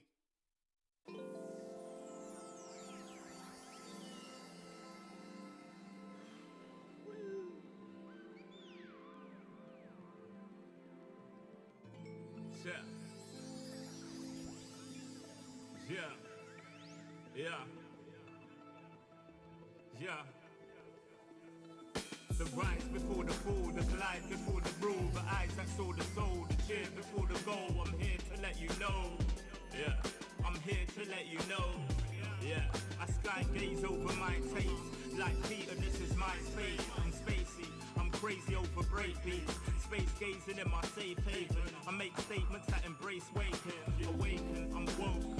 Taking the road to who you were sure. The celestial scope, the stars explore in your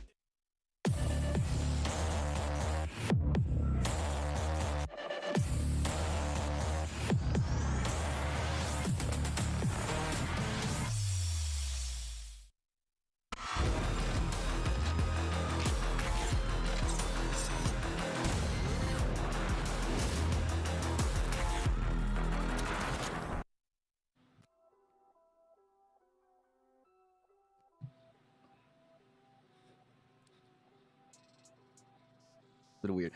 Map number 3, here we go as we now go into the series. Apologies, I think I might have muted my mic there. But yeah, it is going to be the distance that we're going to be seeing for the both of these teams here. Indonesia versus Thailand, time and time again.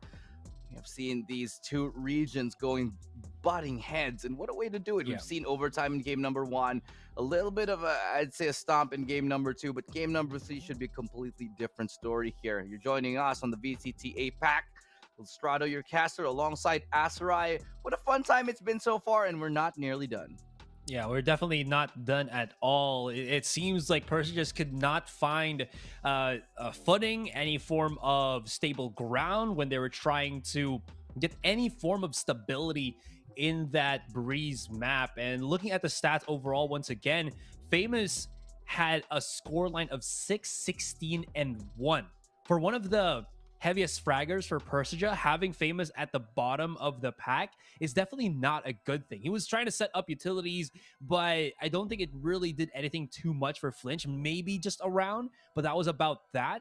And maybe coming into this next map, which is Bind, we could be looking at something different. But the worry in my head once again pops out that Dallin, once he goes back to that Astra, and if Persija go for that double duelist, what's going to be the kind of change that Persija have gone against Full Sense here and not really finding any success? Yeah, I do think that they look very, very lost on Breeze. I think, Persija's approach, here on Breeze just looked a little bit flat. A lot of it just looked one-dimensional. They would do, I'd say, fairly rudimentary default and then set executes. Never really reading too well what the side of Myth had to offer on the other side. So coming into this third map, I think the biggest thing that has to change is that they have to start looking into themselves and how they want to play this map against a team like Myth. They have to look at how Myth like to play. They have to be a little bit more responsive because in that previous map, all we saw was them just trying the same thing again and again. And we say that trying the same thing again and again, expecting different results. That's insanity. Yeah. But hopefully we get a little bit more of a sane game in Game 3. Oh yeah, absolutely. I feel the same way about that. But I'll put this for Persija though. They banned out what was it? I believe they banned out Ascent as their final veto because they want to force out Bind. Whether it's because they're comfortable or Bind or not, I think it is going to be put to the fact where they want to have the same opportunities that they had on Haven, which Bind does allow compared to Icebox. If they want to go for that full commit on these circa 2021 Indonesian pushes, this is, I think, a map that would really help that. The biggest problem, again, though, that I will be pointing out is that the Astra was such a huge deterrent when they face up against Full Sense, and Mid in Thailand with Deland can definitely do the same thing with that. Oh, you're absolutely right. And that's what we're seeing here. Or not. Oh. Okay, this is a couple of... Oh, wait, hold on. There's a couple of curveballs that we're seeing. We're seeing the chamber. We're seeing the neon. Okay, I'm liking this already. And sure, we're not having the Astra, but Dylan's picking up that Brimstone. It is going to be the double controller life here for Myth on the defensive side. Their one Sentinel is going to be that Sage. It's pretty good. I actually think that's pretty balanced because you can use that Sage aggressively. Meanwhile, PSJ, they're doubling down on the aggression on the attacking side. They're going for that double duelist. They're going to clear out those angles with the Neon, with that Raids. This is, honestly, at this point, it's looking really good for the both of these teams. I would not be surprised to see us going into like a triple overtime yet again, just from these picks alone. Okay, they did use this Persija comp when they face up against Bonkers. That was an Oceania team. This is a Southeast Asian team. Very different play style. It's a risk, but they have used this. They have experience with it. It's not the first time. This isn't them going in blind into this matchup. But I am also curious that Made in Thailand went for the double controller. But I will say, though, double controller makes it much more straightforward to actually play for retakes because you have so much ability to blot out vision, especially on choke positions in certain parts of the map. Already an early Molotov lineup is coming in. Is that what I'm seeing right now? Could be. This is going to give indication that it's going to land here towards Hookah, and they're going to rush straight up into it. See how that one goes as we go. Yeah, they're going to throw it straight up. It's straight into Hook.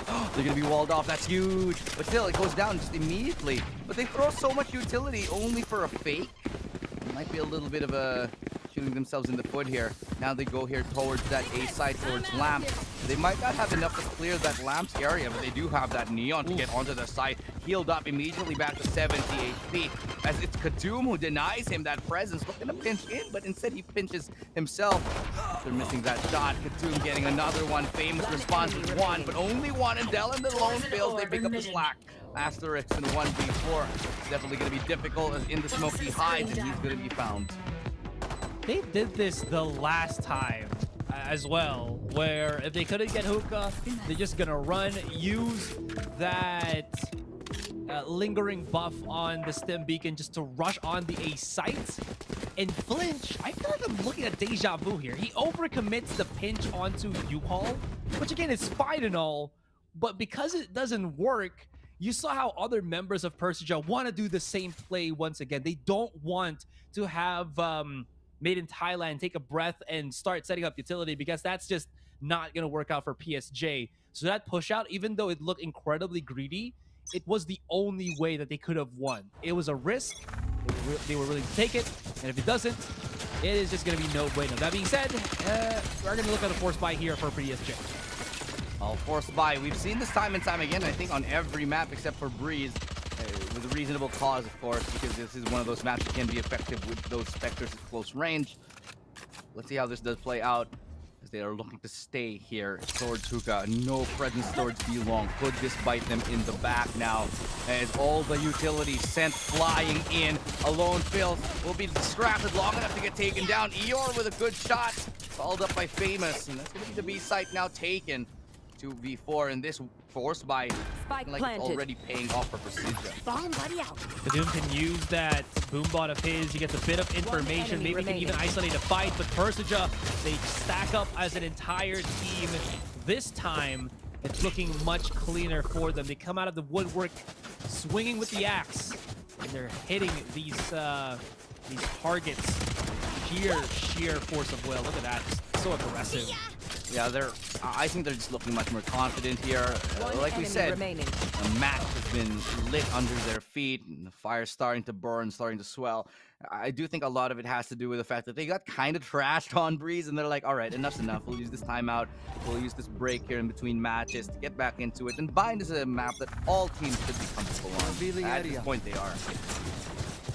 Now again, how fast they can go with Flint, though. He's already on the side. He's dashing it through. Can he get the kill? No! Kadum does it with a classic, but Asterisk finds a double.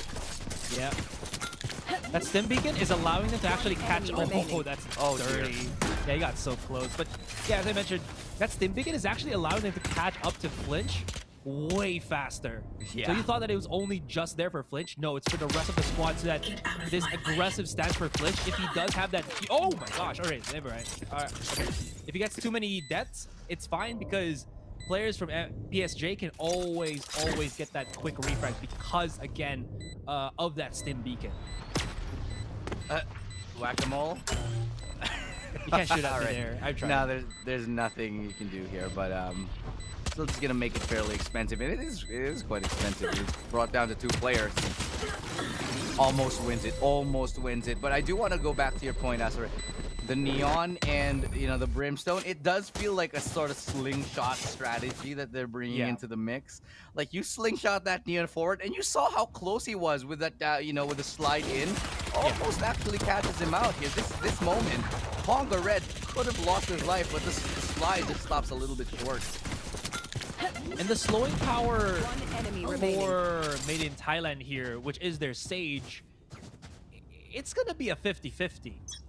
Right? Because actually, maybe even make that a what is it, 25 out of 100? Because he's going to be in one avenue of attack where Myth or PSG might not be. So he can't really throw out his slow orbs to help stop out this aggressive rush from PSG. And again, it happens. Look at Flinch. He's already at the spawn. He's about to swing out onto Famous here when the rest of his teammates are about to hit aggressive onto the side itself. Actually, not Famous, but Kadum rather. But Bills with the shotgun. Oh! Guacamole once again. Bills. Oh my goodness. It's always on Bind. No, we get the spices of highlights. And look at how they got separated from the rest of the pack. 2 versus 2, but defenders coming in from where the attackers came from. Yeah, role reversal right now as they plan for CT. And now the defenders are coming in from B long. It's a great snake biter here.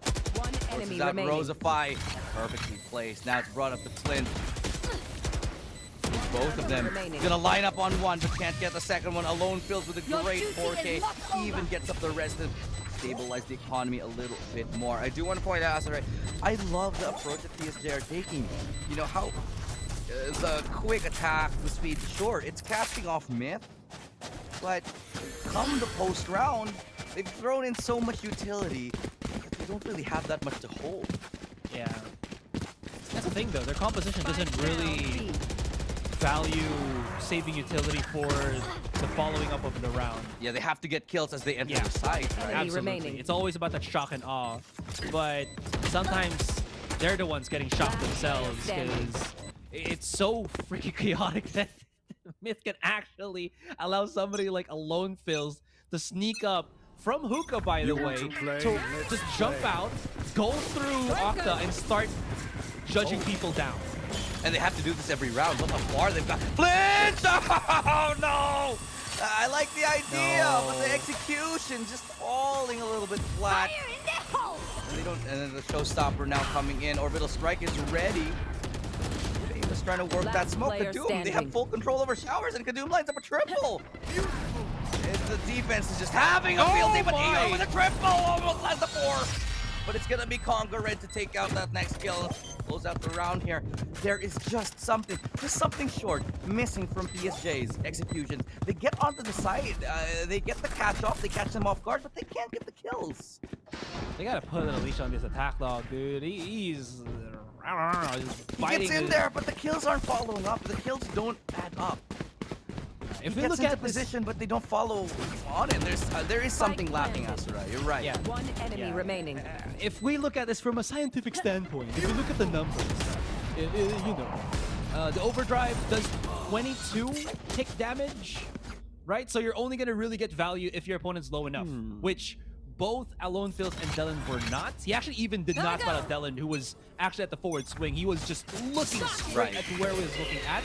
And again, even though that stim beacon allows the rest of Persija to follow up, Flinch also gets the movement speed boost, so he is still way faster than the rest of PSJ. And again, he overreaches. It's these little bits of factors that he's done every single round. Allows him to get the site, yes, but when they get the site, it's almost always secured to 4 versus 5 because for some reason, Flinch overreaches his attack. Now this time, let's see if he can slow down the pace for the rest of this team because, yeah, man, Neon goes fast, but sometimes you can't go too fast. You gotta keep everybody up. It is a team game after all. It's not a race, it's a marathon, but Spike planted. It's 5v5, the spike does go down. Can they hold the showstopper for Kadum? Sees absolutely nobody, but Dylan's gonna get one with the orbital strike, and Eeyore and Asterisk, they clean up. Now 2v3 here as the orbital strike lined up themselves. Asdel getting caught off guard, and Eeyore and Flinch will finally secure around 3-3. And this is, I think, a little bit better, Asteroid. They slow down the pace. They get a couple of kills first. You know, well, not really. They take the site, and then they slow down the pace.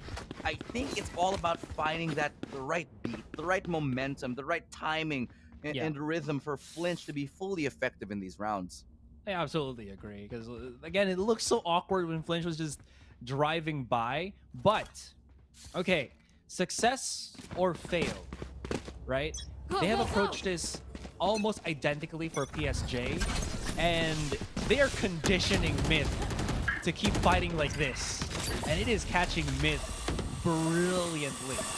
Considering that Myth are a very defender-sided team, and their tactics and lineups are very good against teams that are slow, PSJ have put their speed up to 300 kilometers per hour, and it is working. But somehow Myth are still getting these kills, especially with Wonderfly being the anchor that he is. What a shot! Eeyore still does get some value off this one, though. They were lacking in people, they were lacking in map control, and that's going to be that for Persija. And they even get a kill with a Bucky, just to get him a little bit more here. But Wonderfly truly going above and beyond time and time again. Nice double, almost landing the triple there, but Eeyore well having a couple of moments in the sun as well. But this game, like I said, I thought this game was going to be a close one, and sure enough, it is. As the economy from PSJ now starts to dwindle, they're forced on to lesser buys. Rosify only going to have that Sheriff here. I'm surprised they're even buying at all. They're going to take a gamble on it. They want to claw their way back into this half. Like you mentioned, shock and awe.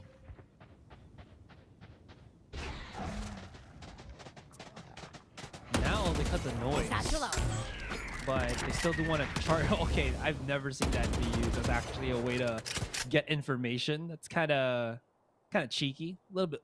I don't know if it's wasteful for the satchel, but yeah, I think they're waiting for the wall to break down before they make any more waves here. The problem therein lies that they might not know that Alone actually still has gone for his judge. So if they overcompensate this, if they try to rush right in, especially through the slow orb, there will be a huge shotgun that is going to be in their path. That being said as well, lots of utility being committed by Myth just to delay the rest of PSJ even further. They do spot, the judge, man. The judge, it just doesn't work. Flint gets the better of him now onto site as well. Has secured backside already, but can the rest of the site be held on to? Yes. Wow. As this is what we're wanting to see. You and I, Asteroid, equally impressed. This is, I think, that the effect that they were desiring, the effect that they were going for in the first few rounds of this game. Okay, let's see if they can get this one. The stun doesn't... Oh, no, it does hit Wannafly. Flinch realizes this, gets right one in. I love that. Totally forgot that when you do have that sprint for Neon, it makes her jiggle faster. and Flinch actually peeks out fast Spike enough down that the B. judge for 30 alone kills in that angle would not have been lethal at all.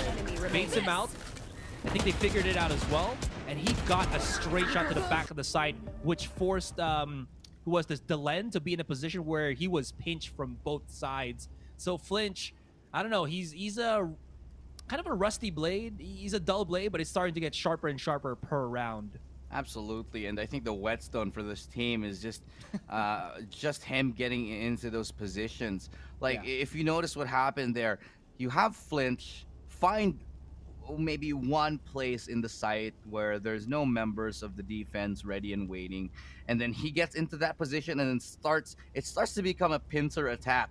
You know, it's like one of those it's like one of those horror movies where they inject a parasite in you and suddenly it explodes from your chest because suddenly it's in there. And that's what Flinch is doing. He gets in the middle of the enemy's defense, and suddenly it's a two-pronged attack from within the site. A Trojan horse, if you will. I mean, a But xenomorph. a forceful one. A xenomorph. Exactly. Yeah. The alien. Yeah. Is that what you call it? Yeah, xenomorph. That's what they're called. Yeah, the one that bursts out in your chest. The one that lays eggs. You're right. Is From face Alien. hugger. Yes. Yes. It's face hugger. Satchel out. All right. Let's see if they're gonna hug faces here on mid. Satchel out. They are. They do get very close to running into each other, but Famous is okay. Okay, never mind. Kadoom gets it. Great. Okay, I thought the flash would land, but it doesn't. Dylan, they just want to fight. You want to bring the heat to us? We'll bring it right back, and that's exactly what Myth do. They start with a heavy pressure, but look at this topsy-turvy round. The last two players of Persija, they're in the spawn. They're in the spawn. Yeah. Well, if you can push, we can push too. At least what will this allow for Persija is they'll be able to plant safely, but they can't really separate from each other. You saw Asterisk just equipped with the Spectre. If they can plant this back here, I wonder what's going to be the setup though. Okay, Spike so that's going to planted. be at least a crossfire for them. They're going to maybe allow Asterisk to be as close to the spike as possible. Does he have any utilities left? He does have Stem Beacon as well as Demolish. That's going to be a good delay tactic, but he needs to have a straight shot line into the spike itself to delay even further. Flinch on that tower, on that heaven, will be huge to help this post-plant happen.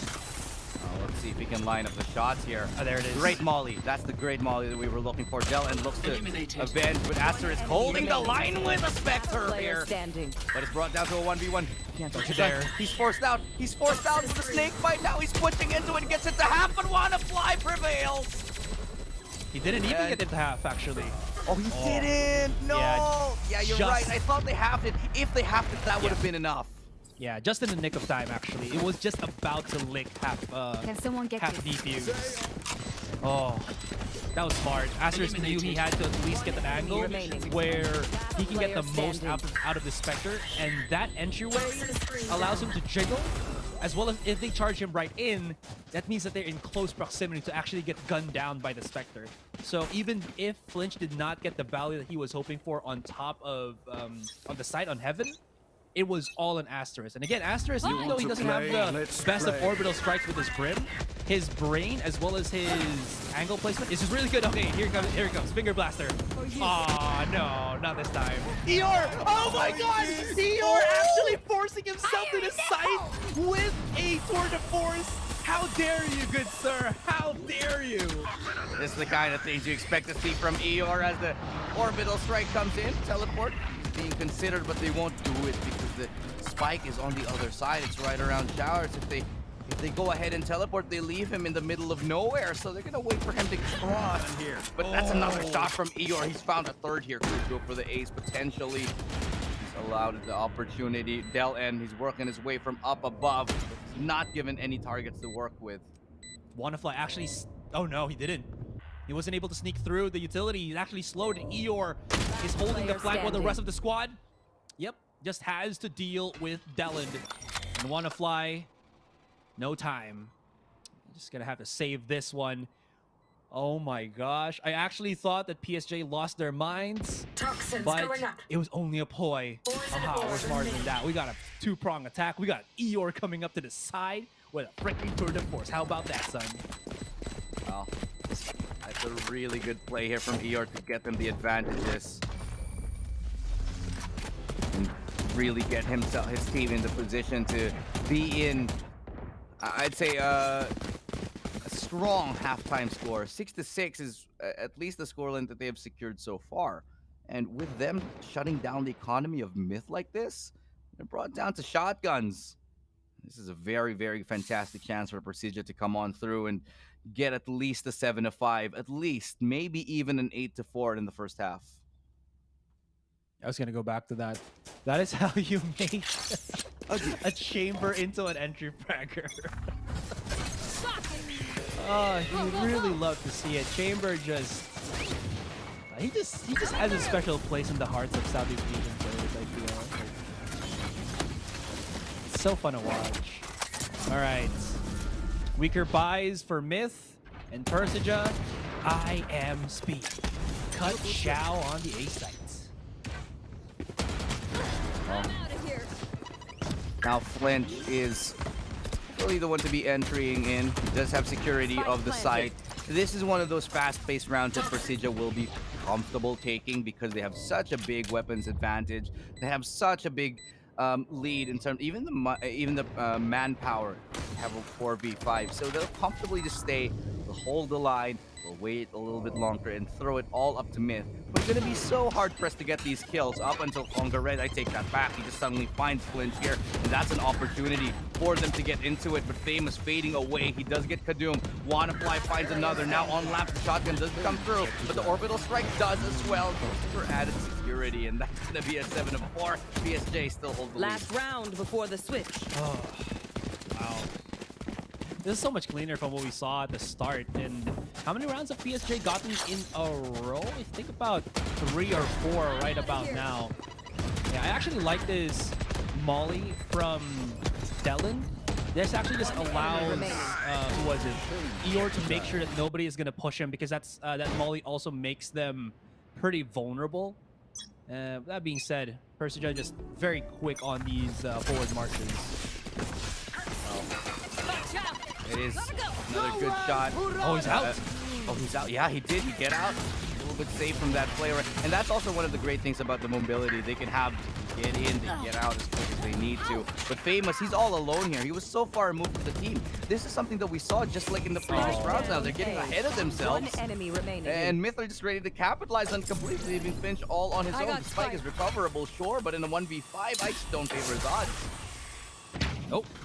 Okay, luckily enough, the Boombot doesn't spot him. You can see the eyes of where Wannafly and the rest of Myth are easily taken. And yeah, there's nothing else to be said, Switching but sides. PSJ just overcommitting. It's what they're best for as of now. There's nothing really that they can do to change things up.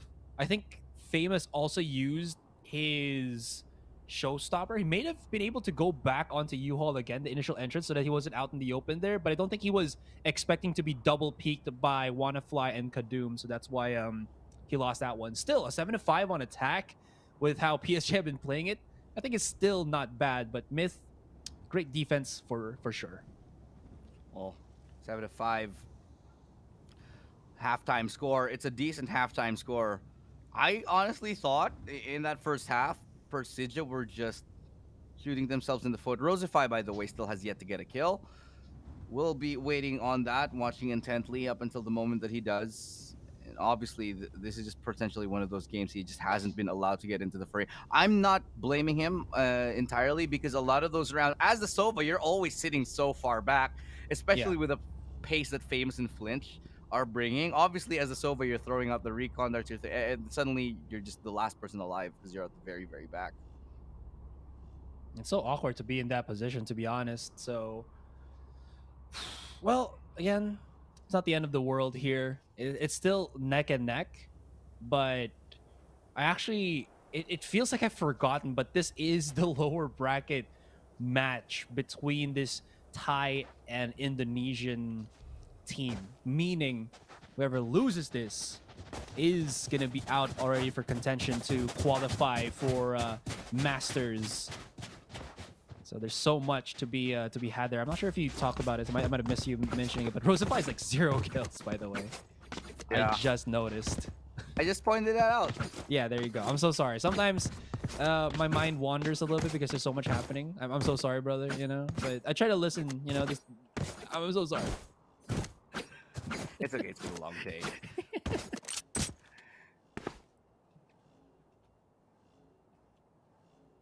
All time now is going to be exhausted on this halftime break. It's been a while. Now we go straight into it. 5-7. The last round, the last half of the last game in this series. Still that aggressive push coming in from Flinch towards V-Long. He should be able to swat one, and he does. Even with a frenzy, he lands the long-range connection. And that's a lot of information given because Flinch definitely saw more than one player up on that push. Oh, if they trigger that trap on Trademark, Famouses can actually throw out a nade. Oh, this is going to be awkward. Is that the slow? They weren't at all. I wonder if he is still going to try to do that. Never mind. It's going to be all about that retake here and now. Eeyore, I like the idea. He could TP out from A to B, but that is too much to handle. Kadoom with the kaboom as that frenzy goes in damn wild. Wannafly here's TP. Already about to hit the lurk here. And what are you going to do, Famous? One at the back. His spider senses aren't tingling at all. He might actually get stabbed here as it's a 2v4 situation with the retake heavily in the favor of Myth. Okay, Famous gets one on a player that hasn't even turned around, but he gets another nice adjustment right there from Famous. 2 more to find. Can't get any more of those. A great attempt, but that's all he gets. Well, it's going to be Myth closing out that gap. It should be 7-7 after this. Very nicely done as find ourselves within spitting distance of each other yet again. Oh my gosh. Precision kill. I actually thought Famous would have been dead even before he got that 2-piece. Unfortunately, Asterisk not able to get the follow-up. That would have put the flank from Wannafly from advantageous to disadvantageous, if ever. Are we gonna see the force buy? Well, not this time. PSJ, I guess they knew that they have at least one more round to give away. Get that gun round, that sure gun round in the next, and just work with that. Okay. Rather than forcing. Absolutely. I agree with you 100% there. As force buy, I'm surprised that PSG didn't go for the force. Because they have been shown that they really love to go for those force buys. True. This time they're exhibiting at least a little bit of restraint here, a modicum of control for the meantime. As we go towards that A side, Lamps will be the target here. Eeyore looking to step up, but will be taken down shortly as Kadoom will be hiding in the smoke with a shotgun. Ciao. Oh, they snuff him out. They find him. Nice attempt, but alas. I gotta say though, that smoke kind of obvious. One enemy remaining. Yeah. That's a very off-put smoke from a defender. Like, why would anyone put a smoke there? Exactly. All right, you could see the thought process in the mind of the Myth players. They're just kind of like, that smoke kind of sus, man. That smoke kind of sus. And they spray. Well, it was the smoke that was among us, the other Brimstone smoke. Imagine if they actually thought it was their smoke. And that would have been good. Yeah, but tiny details like that spotted by Myth. Look at how, look at that. Kadoom was just, or rather, Olympus was waiting for Kadoom to clear it out more than anything else. Oh, I love it. Enemy. Optics failed. A gift. Let's flush them out. 7-7 tie game yet again. And this series has just been delivering as much as we wanted it to. Asterisk playing up on close will spot the Trailblazer and he'll be forced back.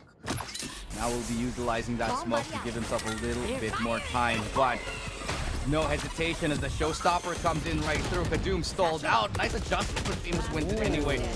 And they all just get mowed down. It's a blender that they walk into as PSJ use their weapons to get a flawless victory on that one. Just the weapon supremacy takes the cake. Oh, yeah. Yeah, I'm just going to say, Kadoom had the showstopper, did nothing, and he basically gave the keys to the city for Famous, as he also gets his showstopper coming into this next round. And yeah, that Spectre kind of just made it iffy for Kadum to make anything, because he just wasn't able to follow up his boom bot that actually got the attention of Kadum, or of Famous there. That would have been maybe the one entry kill. But even so, the slow from, who was it, Eeyore's trademark would have made them easy pickings for the rest of the PSJ team. Smoke's down. No stopper yet again, and it actually lands the connection onto Conga Red. That's one player down already. Successful early push here to take that territory away from Myth. I love that setup. Put his TP, yeah, sorry, I just want to say, he's put his TP outside of the bath entrance on spawn, and he actually just ran out through B to put his TP on his rendezvous on the TP. It's really good. I like that. Nice. It was very well executed, and they come away with it scot-free. No chance for Myth to respond on that one. And so, what's Myth do? You have to slow down the pace, wait for any other pushes onto Ward. But PSG, they're happy to play their advantage and stay close on site to Flinch. Spike down. Really nicely done there with the timing, choosing that off angle, and he's gonna win the duel onto Del. And now 3v5. Myth are looking like they're about to lose this round here unless the Doom brings up. Oh no, he made a sound. That was crucial, but he hits the shot anyway. There's two players waiting on the back of it though, because Eeyore is absolutely ready to drop the spike and want to fly in 1v4. Don't favor his odds. He gets straight through the wall, and that's gonna be it. PSG take the 9. He made the no-no sound. I thought he was safe already, but you gotta come in, I think, on the right side of it. Yeah. On that left, I think it's just high enough that crouch or not, even if you try to maybe like control the strafe as you're dropping down, you will make a sound regardless. But that smoke doesn't allow him to actually sneak by. So I think he was just hoping that maybe, hope to God, it's not gonna get that, dropping sound as his boots hit the coarse hot sand on Bind. Oh. Well, it's timeout for Myth, as they do want to figure out what exactly went wrong. A lot of time to think, a lot of time to figure out how to deal with PSG, who are sort of outmaneuvering them at every front. You have the aggressive pushes, the really good timed executes from PSG on their defensive side. Myth are trying to be responsive to that by sending their players backwards and holding towards spawn, but PSG are still finding the initial picks first. I don't know how PSG actually make that happen. I think, again, I feel like other than the setup itself, they're just so confident right now. Like, it feels like there's nothing that they can do wrong. And 16 rounds in, Rosify is still 0 kills. You don't need no kills to be a good Sova. All you gotta do is get that recon, maybe even die to make sure his team can get those kills, and it works out. But this is probably the longest we've ever seen anybody get no kills in a game. Yeah, this has been a while. 17 rounds in, so definitely needed a little bit more from Rosify here. And the side has just completely been relinquished by PSG. They're happy to play for retake though, because look at how much. Yeah, they have sight, sure, but what else? Myth have nothing. They don't even have Hookah. They can come from B long and sight, but all the utility, all the bombardment should be beginning now. And this one tiny pass, Flinch manages to find a double. Famous follows it up. And Asterisk gets the next one, and all is done within the blink of an eye, and Flinch just finds 3 somehow. See how smooth that was? Lost no momentum whatsoever. So here's the thing about Neon that I just noticed. You cannot dash with Neon unless you get one step in with her sprint.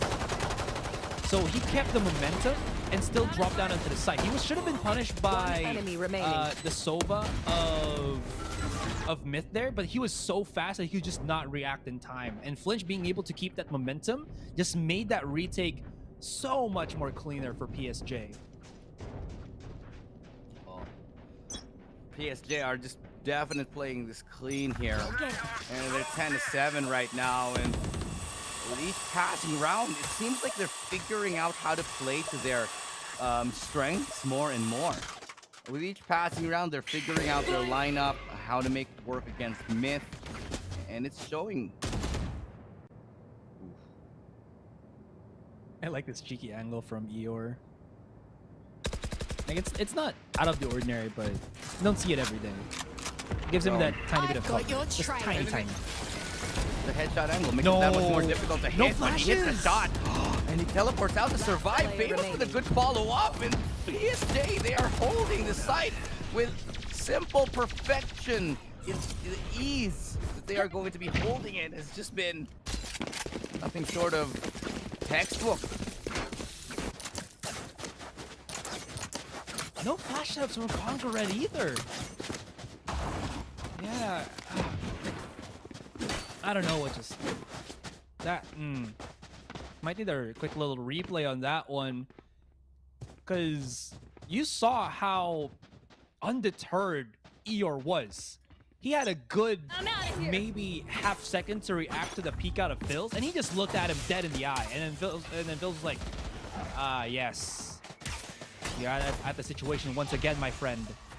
But lack of initiating strength from Myth here. There's at least some info gathered by Congo Red, but where was this last round? Where indeed. But I'm just loving what Flinch is bringing, because it really felt like in the first, I think, half of the game, Flinch was just like way ahead of everybody else. Okay, that's another example for that, sure. There's no way to trade. But just as I was saying, Flinch is really feeling like he's starting to fit in with the rest of the squad a little bit more, especially on this defensive side, where he's able to, you know, stack up with his teams a little bit better, not overextend on the attack. And he's got on the back lines, Eeyore really rounded out here. But still a 4v5 now. As the push does come in towards A. Okay, the orbital strike will not really connect. It will deter a response with the orbital strike here. And there's two already being deployed. Kadoom will be landing one. Suddenly it's a 2v4. The Viper's Pit will be deployed as well. How many ultimates in this round will be used just for this one? It's imperative that Myth win this and deny match point. They want to keep them away from the 12 here. And PSJ, they have a lot of money. They can afford to keep going. They can afford to keep challenging and getting these kills on the mid side. And they finally the kill comes in for Rosify. I think that's his first. Oh, it's gonna be Congo Red to fall, and now it's gonna be Del and missing. Suddenly it's a 2v2, 2v1 and a 1v1. Wanna fly? Does soar high with the 2 kills with the judge. He's brought out the giant Buteri. Sorry, only Filipinos will know that word. The giant lizard of the Elder Flame Judge. So deadly inside the Viper's Pit. I was concerned for a second what that meant. No, put that there. So it's like a worm. Yeah. There you go. The boo is very good. One enemy remaining.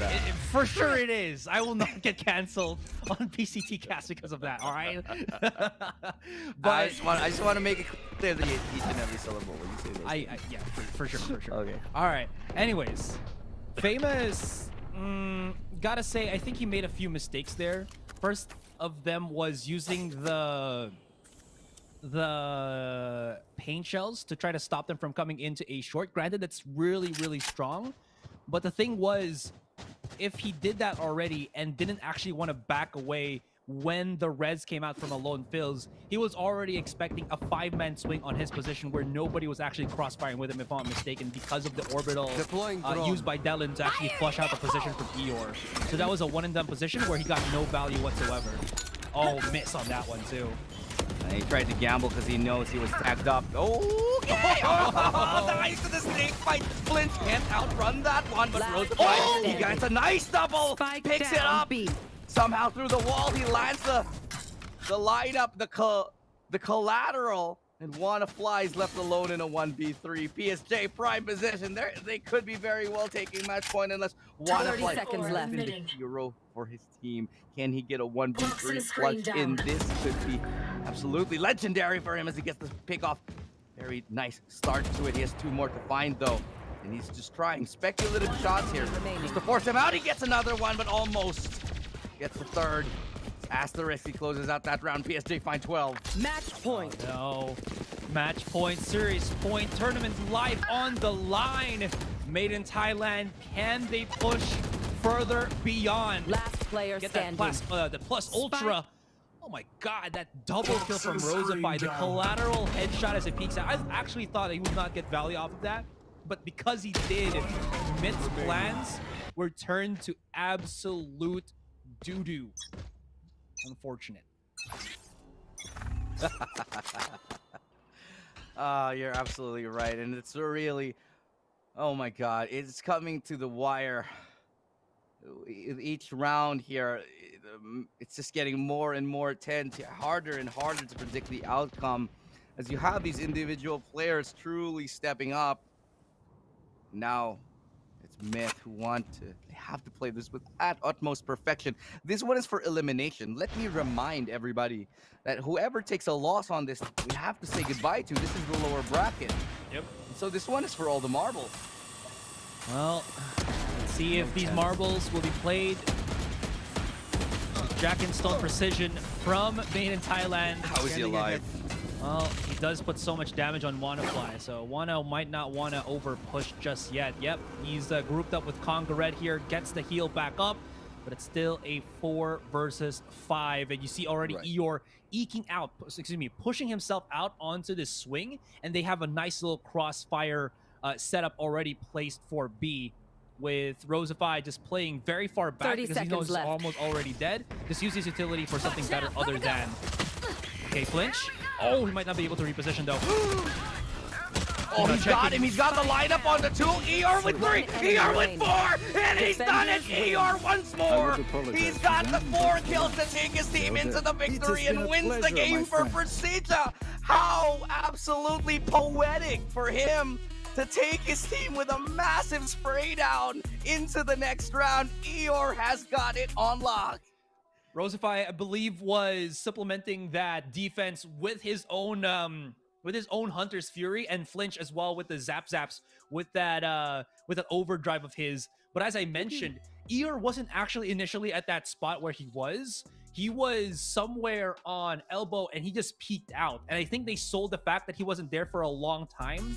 That once Dylan was able to clear out that angle, again, second, third player to come in will not check that again because all their attention was focused on Flinch. So Eeyore, perfect position to strike fast and hard. Boy, he did 4K, and you can see already he's gotten so much value. 378 combat score in this final game, Yulu. My God. It's unfortunate when we say goodbye to the next Thai team here. Another adieu to one of the Thai squads. Myth will be going home. Persija from Indonesia will be advancing. It's not a great day for the Thai fans right now because XERXIA, they take a loss as well today. But can they come back in this tournament? They still have XERXIA to contend with. But for now, it's Persija. Indonesian fans will be able to hold their head up high. And with a performance like this from the individuals of Persija, they should certainly be proud of what they have done here today. They really do. But man, I don't know. There's just some form of next step that these teams are bringing. It's like different identities, even on the same region. There's like something just different with these specific players. I love how Persija have been playing this fast, hard, and it looked shaky on Haven. It wasn't as good. They still cleared it out. It looked definitely bad on Breeze. But this Bind one, it came into full swing, especially with Flinch. Flinch, he's a hot and cold kind of guy, but his Neon is just absolutely blazing in this Bind map. He died a lot of times, yes, but his ability to get that map control was just phenomenal. Oh, you're absolutely right. I'm liking how they use, Flinch in this and the Neon. I think there was a little fine-tuning that had to be had, especially in the first few rounds. But when he got it, he really got it. We saw him in that last round. He popped up 4K. And for the rest of the match, it would be more of the same.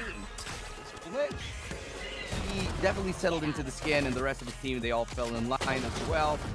big props to Flinch. However, it truly was the story of Persija, who, once again, in the face of adversity, held firmly and in a close game, were able to take it through to the very end. I do want to give a little bit of props here to Wanafly, who was fantastic in the series, truly amazing talent, but just couldn't get the rest of his team over the finish line. It was the story of Eeyore. And you know what's crazy about this, Asteroid? We used to cast, you know, Eeyore a lot back when he was Boom. And a lot of the conversation just revolved around Adern King and Blaze King, you know, and just all the other members of Boom. But now we're seeing Eeyore get this good. When has he been this good?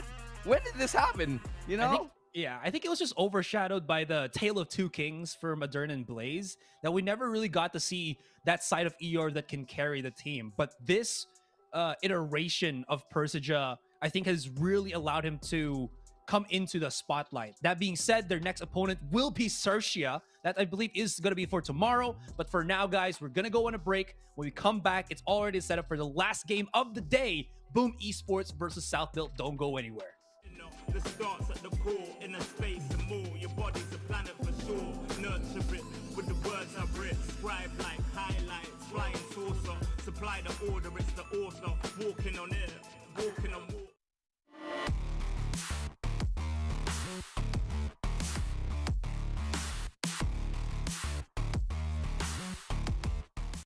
Blending between borders to let you know this is here to support you. The blend, the blend, the blend, the blend, the blend, the blend,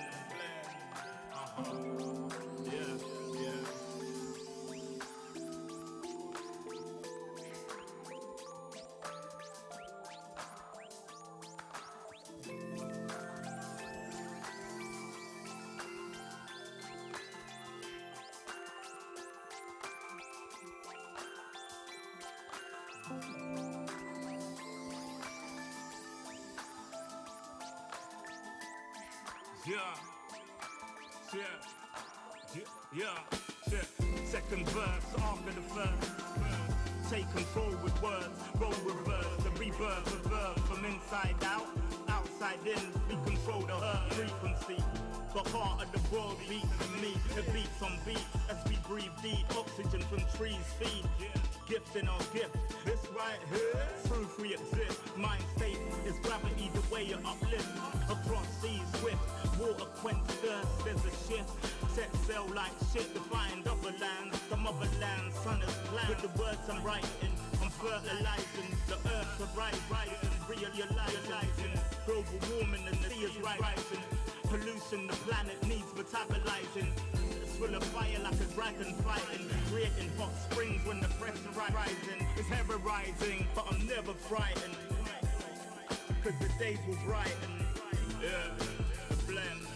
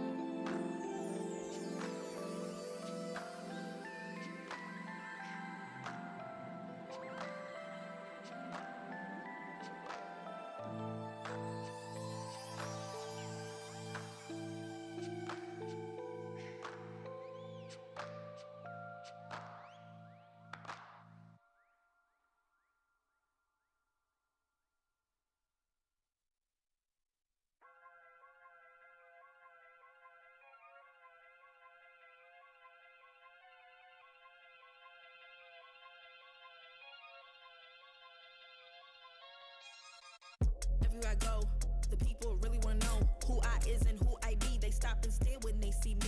If it's said it once, no need to repeat. Run up on me, watch you fall to your knees. Tip my hat when it's time for the kill.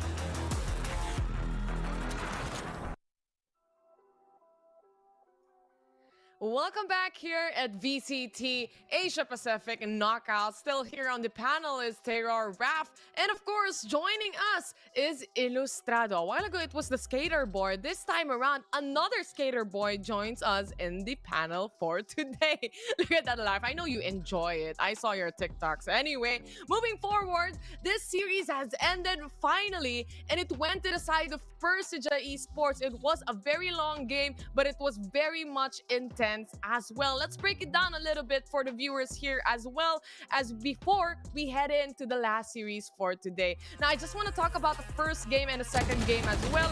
I also assume like Myth like to leave the site wide open here, and specifically here in map number 1, they seem to leave the site open for the take of the other team, which is Persija Esports, and they just allow them to swarm it on the site without any problems. It was definitely a tight game. This was the time when we went into overtime, and even on the Breeze map, Myth has a better intact defense, but when it comes to the attacking side, they seem to falter around it, Raf. That's the panel, ladies and gents. Thank you, Eliza. That was a wonderful, wonderful explanation. But on Aven, I had one specific round that I really loved from Persija. I think this was the 7th round where they used the lockdown to complement that pinch play. I think they netted everybody there super, super cleanly.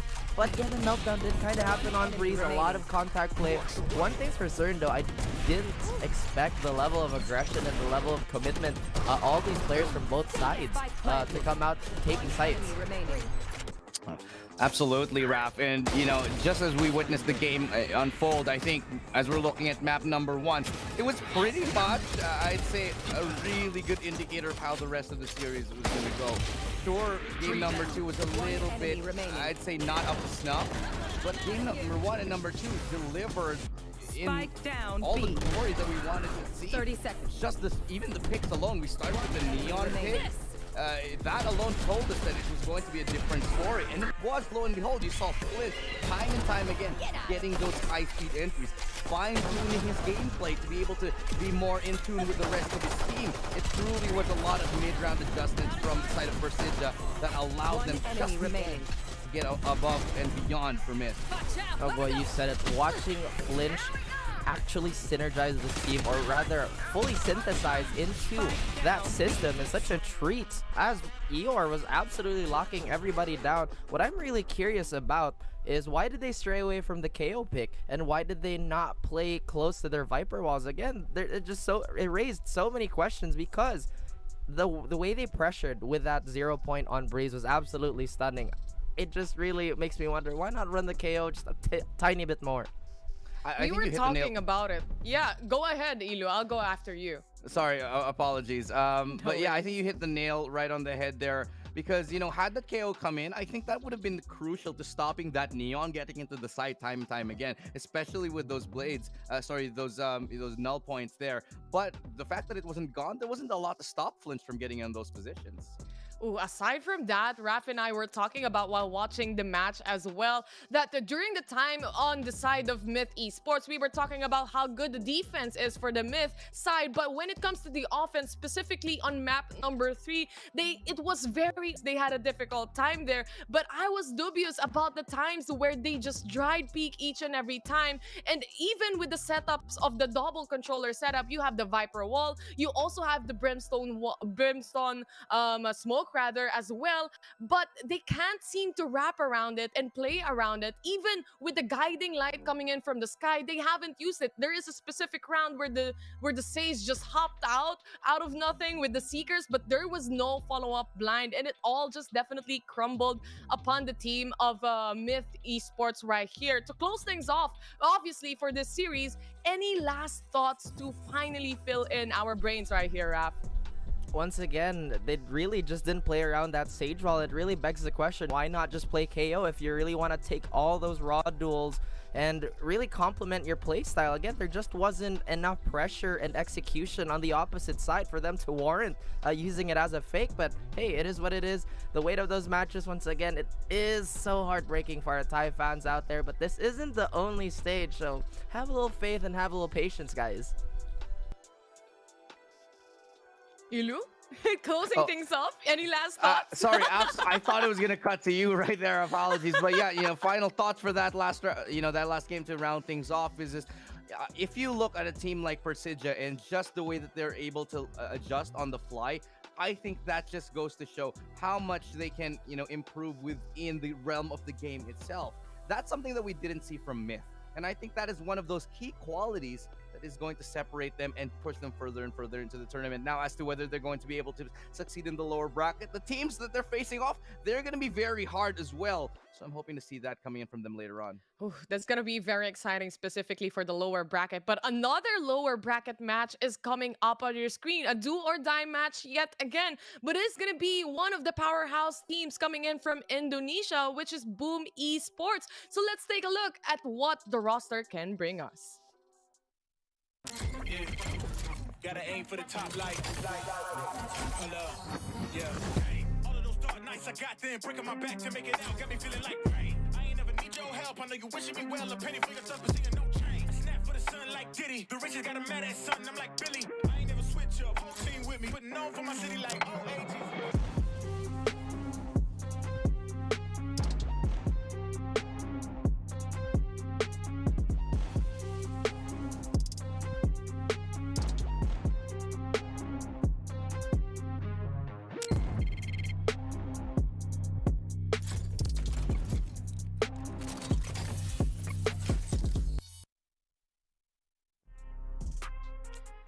Boom Esports, probably the strongest team of Indonesia, fighting for their life or fighting for the survival here in the lower bracket right now. We have Berserks, Blaze King, Flipzitter, Frostmind, and Tebotol as well. Now, Ilu, this lineup, we always talked about it. They are the powerhouse team of Indonesia, but actually looking at it on the lower bracket, how did they end here? Boom Esports, they are the 100%. They are the super team of Indonesia, and they have had a very, very tough run. When they actually got taken down to the lower bracket by, XERXIA, a lot of it came as a surprise because it was a 2-0.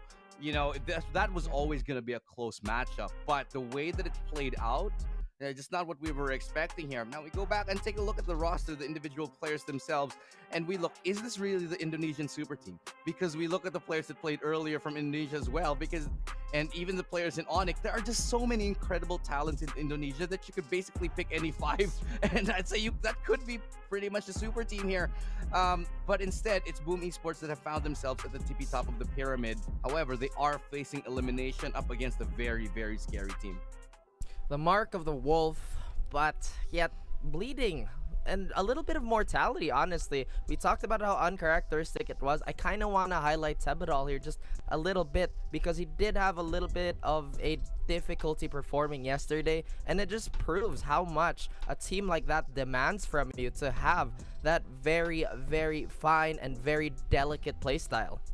You know what I want to say with this kind of roster right now for Boom Esports is the superstar of Indonesia, yes, but I actually miss seeing ER in this line. Imagine if he was here and everything else for the side of Boom Esports. Oh yeah, might be totally different. But on another note, they are gonna be going up against SBE, the Filipino pride, right here on the stage. So let's take a look at the following roster.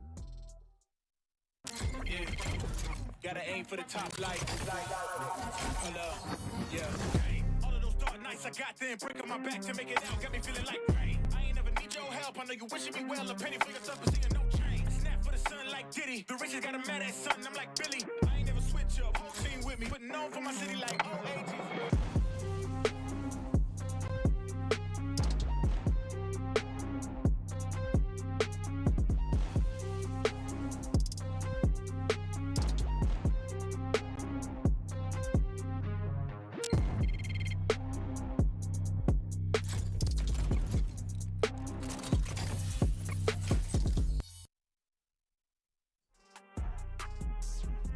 South built Esports, are they really built different, especially here in the lower brackets right now? Do or die matchup, and one goes home. As this Flippy, Ja, Papi Chulo, and SBE Pro. This kind of lineup that we have right here, a powerful lineup, but what is the winning condition for this team, Raf? I like to also think about what would be the players doing. Are they going to be popping off? Is it more about strat plays? What is the game plan here? You know, again, those are very, very excellent questions. But before I get to that, I just, with all due respect and love, I want to ask, how does South Built find themselves in this position, constantly being the last hope, but addressing everything you ask? You know, South Built, they have been on the up and up despite losing their previous series against a very, very strong Paper Rex. On the other hand, Boom has been on, I would say, somewhat of a slight decline, especially with the performance against XERXIA. So now the task for South Built is to find that weak link, to constantly, for the lack of a better word, abuse that player, to use that to their advantage. But knowing how systematic Boom plays, they're not gonna make this an easy romp for our boys from the South. Okay, but there is one very, very important factor to consider here, Raf, is they are in the lower bracket. And that's kind of where they play their best games. I'm not going to sugarcoat it. They kind of do better in the lower bracket. If you look at all of their tournaments in their history, I think since their inception, it's always been in the lower bracket. Even in the PH qualifiers where they got up to the grand finals and won, it was through the lower bracket. This is just something that they like. And Rafi, you were complaining about it a little bit earlier, like, why do they always end up in this position? Maybe they need the pressure. Maybe it's just something that works for them, but they are shooting themselves in the foot because they're going up against Boom Esports. Like, that is not a team you want to face in the lower bracket whatsoever, given how good Boom has been lately. And I just don't envy South Built Esports' position right now. These fools could never make me sweat. South Built probably the winner's bracket. And then they meet Boom in the lower bracket. Oh boy, once again, it's one of those matches where it's an all-star roster versus an all-star roster. This is going to come down to the most minute adjustments. South Built have definitely shown they're capable of doing that time and time again. But for them to play without any safety net, now that is pretty extreme. I also feel like they strive under great pressure for this team right here, South Built Esports. But the thing is, do you really want to be or stay in the lower bracket time and time again? But this time around, they have to, because this is a do or die match like we said, and they have to win this if they still want to stay on the tournament itself in Asia Pacific region and want to go to Iceland. But other than that, let's take a look at the head-to-head and actually put a microscope on the players right here for the side of Boom Esports and for the side of South Built Esports as well. We have Frostmind right here and Papi Chulo for our head-to-head. I just want to say that Papi Chulo has been having a rough time lately in getting those frags that we initially actually saw from him. He used to get those 4Ks, 3Ks as well for the team, but right now, correct me if I'm wrong and disagree with me if you must, but I feel like for the past weeks, that was fast, Raf. Past weeks and past days, Papi Chulo isn't in his top performance yet. Oh, I mean, the thing about Papi is he does come in and out with the nature of South Built, right? One thing that has been a hallmark of him is his ability to, well, be as stable as he has been and be that instant spark that South Built have been looking for, have been needing. And that's really something coming from a Sentinel player. He is absolutely fabled. We've seen all his clutches on Ascent and everywhere else. Papi Chulo stacking up against Boom Esports. We need to see the very, very best version of him too. Yeah, I'm looking at this head-to-head, and I just think it goes to show that it's a perfect description of how different these two teams are. Papi Chulo, I'm going to say it right now, he's probably the star player in South Built. He's like the best player that they have. And he's still sitting not that much further off from Frostmind, who's probably the lowest ranking player in terms of KDA, in terms of performance for the side of Boom Esports. That's not a knock on South Built. They're just infinitely different teams in the way that they approach the game, infinitely different in how they approach in each and every individual situation. In fact, even different in how they approach their roster. You know, so many changes coming in. You talked about Pro, you talked about Micro. They might be coming in, switching out with Papi Chulo, but it's all going to come down to the superstar. I have to agree with you that just the nature of the beast for both sides, but Frostmind, yesterday was, I believe, one of those performances where he proved to ever not be sleeping on me. I am a very, very quiet player on this Boom roster, but once I need to pop off, he's definitely going to do it. Now, once again, we've mentioned how this is a game of inches, and we might just see more of those very, very slight differences here. Differences as we see it, but of course we are bound to see in any way when it comes to the first matches, or rather the first map for today. But we are looking at the vetoes right now, and Icebox is the first ban that we have right here coming in from Boom Esports. Now, with this map selection that we have right here, what favors or who favors what map in the coming selections right here? SBE, we're waiting for the ban yet still, but when it comes to this, we are looking at the Icebox and Fracture map bans, Raf. I heard a bit of a sigh from there, and honestly, it's just Boom getting that Icebox. Yeah, okay, why? Honestly, Icebox, it's pretty big for, I'd say, South-built, but what I am interested in seeing here is Split. That, to me, is going to be the very big thing. South-built have quiet on Split somewhat, but they actually haven't had the biggest performances on it. Now, Boom Esports, I love the selection of Breeze here.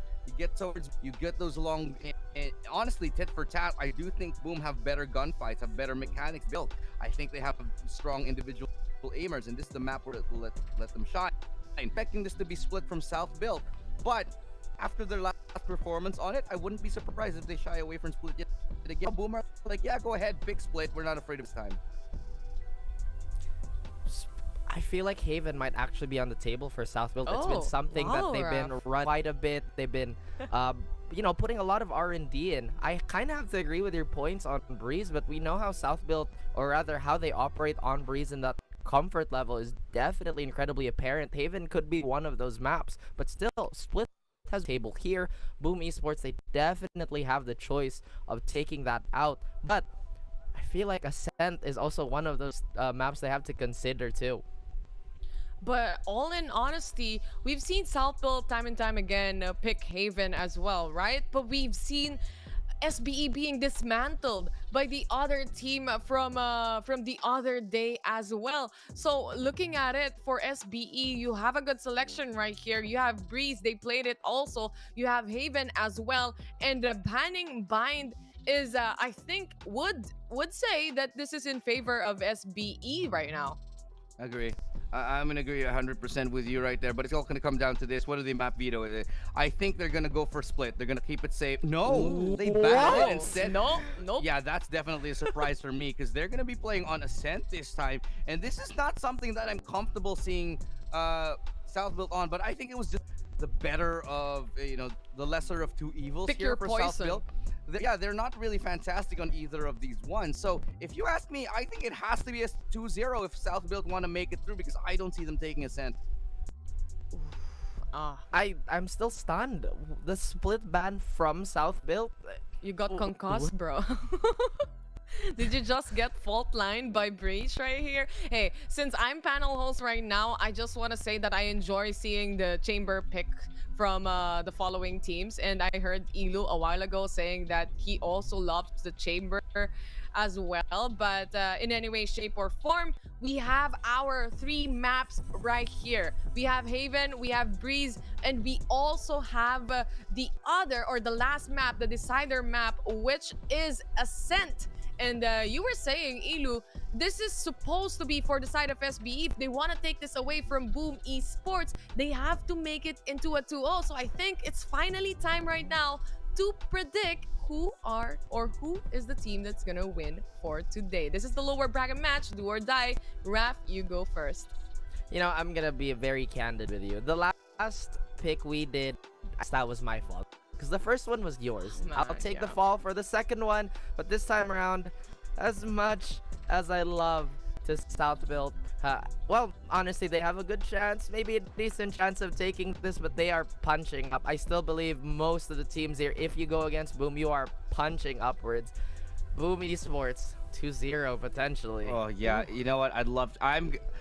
I would love to agree with you, and my mind is telling me that is probably what's going to happen. Boom Esports, they're probably going to take the series 2-0 just because of how they've been performing lately, and South Built coming up a little bit short. However, I am going to hold firm in the fact that South Built in the lower bracket, it's kind of a different beast here. So I'm going to hold true. I'm going to hold firm in my faith, and I'm going to say 2-0 South Built. I do think they're going to hold on and be able to play their own play style, and that adrenaline is going to kick in for them when they need it the most.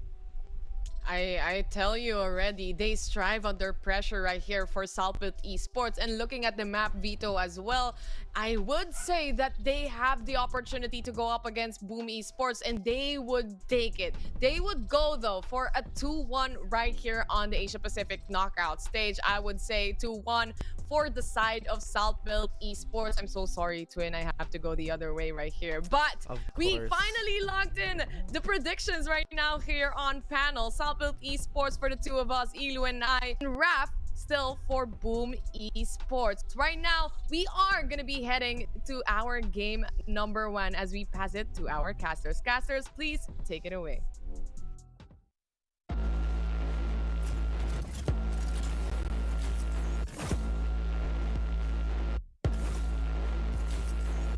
Can't stop, ain't no one on my level.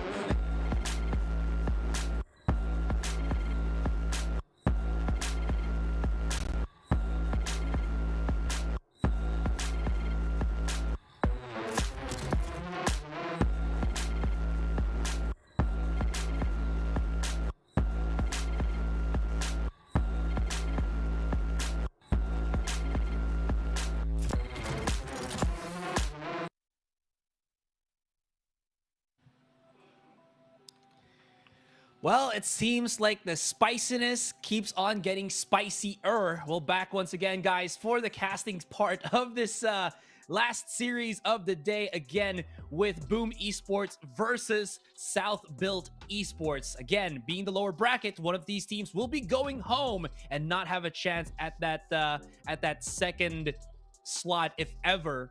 They want to keep that tournament life alive, and Elo looks like he is just a picture frame, and we will frame that forever in our hearts. Maybe you can take a screenshot, guys, send it to us on our socials. But yeah, there you go. You're back. Yeah, welcome back. Sorry, I think my net dropped out there for just a second, but I'm back now. But yeah, like you mentioned, take a picture. It'll last longer, Astra. I know you look a little, but we go into the game. What? It's just another series for you and I. It's the very, very last one of the day, so let's delay no longer and go straight into Agent Select here. Boom versus Southbuilt. I want to hear your thoughts, Asper. We talked about it already. You know, my brain was going for Boom, but you know, my heart obviously was, you know, for SBE. But I want to hear about it. I don't know. I feel like SBE always comes up when they're at the brink of defeat, so I feel like they might be able to do so. That being said, Boom, I don't know, man. Like, this is so hard to tell because obviously, because I'm Filipino, I would love SBE to win, but my brain, my logic is screaming Boom Esports right about now, and with good intention, because this is an incredibly stacked roster. You got Flipshitter, you got Sabatol. Let it be known that even though, you know, I'm supporting Southbuilt Esports here, I do in fact feel that Boom Esports have such a huge margin over their counterparts right about now. Is indeed, I think I would say David, because the skill gap isn't that huge. There's a lot of experience in both of these teams here. Yeah. I just have to say, I think though that the firepower aspect is just really scoring for Boom. And meanwhile, Southbuilt have looked a little bit muted. They're not putting off those superstar rounds. Yeah, they're clean here and there, and they're good enough to make it in APAC. But I haven't really seen them with those plays that made me go, oh, wow, that's amazing. Wow, Southbuilt. Yeah. I'm sorry, that's a really lame way to put it. No, I absolutely get it. It feels like there is, like, even though we do, again, see the brilliance that is Southbuilt on the VCT PH side, it doesn't feel as explosive as what we've seen with other teams. Like, if you saw that last series, if the viewers saw the last series with Persija up against Made in Thailand, that was good. Yeah, exactly. But Southfield are good in their own way. That again, because they do have roots in CS:GO, they're a very more muted yet very tactical team. And whether this is a good thing or a bad thing up against these, you know, these Zoomer cracked kids playing against them right now, is all still left in the air if they can survive against Boom Esports, who is all about being cracked. Yeah, I think if there's any team to shut down individual plays, one of those teams is going to be Southfield, 100%. But let's take a look at how it goes. I like this. Southfield taking matters into their own hands. We're ready for it, though. Maybe a nice trade here from Poppy Chulo. Gonna run into a couple more, test his fate. A little bit there on the side for Poppy Chulo. Really hoping to get lucky, but now it's a 2v3. Recon Dart doesn't really spot them here. Flip the Dart feet. That knife will be enough to get us at least a little bit of information that there is a KO right and waiting. Flippy wanting to get those taps in. Now the rotation comes in. They even have one from the flank. Okay, there's a wall that can come out from Micro. So if they wait for this one, he can probably use it on elbow and force the rest of Boom Esports to actually start peeking in here. He does want to keep that low profile first, but there it is. Yeah, that's absolutely huge. If they can use that to close the distance, this will allow SBE for a little bit more firepower. The problem now lies that it can be used against them as well. And Tabatol already at the forward march gets the pick. That Recon Dart will spot out Micro as the wall actually depreciates, and he will not know Blaze King was already at the right swing. Good kill though on Tabatol, but not enough to spot out again Blaze King. Yeah, and it's coming down to these, I think Raph said it perfectly, these marginal, tiny, infinitesimally small differences that just give the edge from one team over the other. And Boom, I think the difference might be just that much better. The firepower, look, man, Southfield, they have great decision-making, they have great tactics between one another, but they're not perfect. A lot of the rounds don't go their way even when they should. I think if Southfield want to win this game up against Boom Esports, they're going to have to be absolutely perfect. They're going to have to play one of the best games that, we've seen from them in a very, very long time. And yes, they have the pedigree, but Boom Esports, they have everything that they want and more to be able to take the series. Now they even have the guns to take in this round. They have the positioning on towards the side as they now wait, and they do find us. And that's going to be another couple of kills here. They've already managed to make it expensive. It's another kill from Poppy Chulo. Bringing it down to a 2v2. Suddenly it's all up in the air. Tabatol low, and Flippy lands a shot. Now it's Frostmine in a 1v weapon. Recoverable. Frostmine gets the first kill. 4 bullets left in the chamber. We'll swap out to the classic. Swap. Okay, we got there. Poppy Chulo now in a 1v2, only with a classic. Can he actually do it? He has picked up a Bulldog now. We'll be seeing the head, but Frostmine does it. That's a triple kill from him. Weapon here. That was so unfortunate. Frostmine never reloaded. So his Spectre was, I believe, just 4 bullets. And that still was enough against Poppy. Almost the round taken, but that 2 versus 1. Yeah, Flippy got a bit too overzealous and didn't wait for Poppy's lurk. Either that or he was just hoping that maybe he could have gotten that passive angle on his opponent. But really good stuff from Frostmine just to isolate the encounters and make it much easier for him to manage that that round. With all of that though, Boom Esports still have to actually buy aggressive now. This buy round, or this supposed bonus round has turned into a buy round because they lost way too many on that second. Yeah, absolutely. It's basically do or die for the enemy of Boom just because of how many Southfield challenging Boom Esports that they will not simply roll over and die.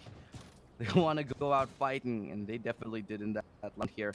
Now it's a pretty, I'd say an early gun round, way earlier than, well, not way early, but earlier than we'd normally expect because of how the economy was challenged. But now, towards that B site, we have a Cypher trap in there, but he dashes above it. Poppy to hold the line. He will be right behind his trap here. Berserks get the entry onto Ja. And Poppy Chulo might have the perfect frag out. Okay, he only gets one. But Flippy is right there, and suddenly a 3v3. They can plant the spike here for safe. No punish will come out, as I don't think Flippy does have shock dart angles here. The problem now for Southfield is, because this wall is still up there, they can't really know if somebody's hugging elbow, which Berserk has actually placed himself at. If he gets another kill, he will have a dash up good use on that snake bite just to slowly creep them up. But again, the explosion will be coming through here. The double up is going to be nasty. But it seems like SBE, with the help of Aziz, with the flashes, making it work. Still, Blaze King coming in through on tunnel, just destroyed the setup that they were hoping for. They want to isolate fights. They want to compress what was the encounters. But Boom Esports not even allowing them that kind of solace. Yeah. Well, Boom Esports right there. A lot of great work from Berserk. It definitely holds the line and makes that entry happen for his team. Southfield, I feel like they could have actually had a really, really good round in this, especially with Papi Chulo holding that line. But he only is able to get one, and I think his position will be crucial. They needed him to probably get another one, at the very least two. Now, because of that, Boom Esports, I wouldn't say have stabilized their economy, but have at least netted themselves enough to get another round on the board. We're most certainly going to get a 4-0 at the end of this, and Southfield should be very, very wary of how the rest of this match is going to be played out. Now coming into this one, Flipshitter, if he wants to make sure to get just that side control, he can use the ultimate already, but to be honest, they should probably save it for the next. Unless maybe Ja has his blades, which he does not. There's not really a lot of things that would probably make me kind of sweat here a little bit. Good initial tag there onto Frostmine, but it hasn't really opened anything up for SBE here. Boom, taking this very slow but good map control as they start to set things up. 50 seconds on the clock, and they're already looking to hit on that A. Well, 45 seconds to go. They have fairly decent position, especially with the up in here towards all. But 3 agents with on that back line, 3 agents to defend. They're going to be a bit of noise here. Flipshitter will get taken down nice. Flippy takes a couple of shots and he still gets it anyway. The ultimate from Cypher. Now we'll be giving information, but Blaze King is going to be good for the duels. Now Ja picks up a Vandal. He's going to try to use its full potential here. Takes the rest of the members of Boom Esports. Will be crowding around the right pyramid, trying to make themselves a little bit more difficult, a little bit more difficult to isolate in 1v1. Ja will be simply taken off, and Flippy with virtually no HP should follow thereafter soon.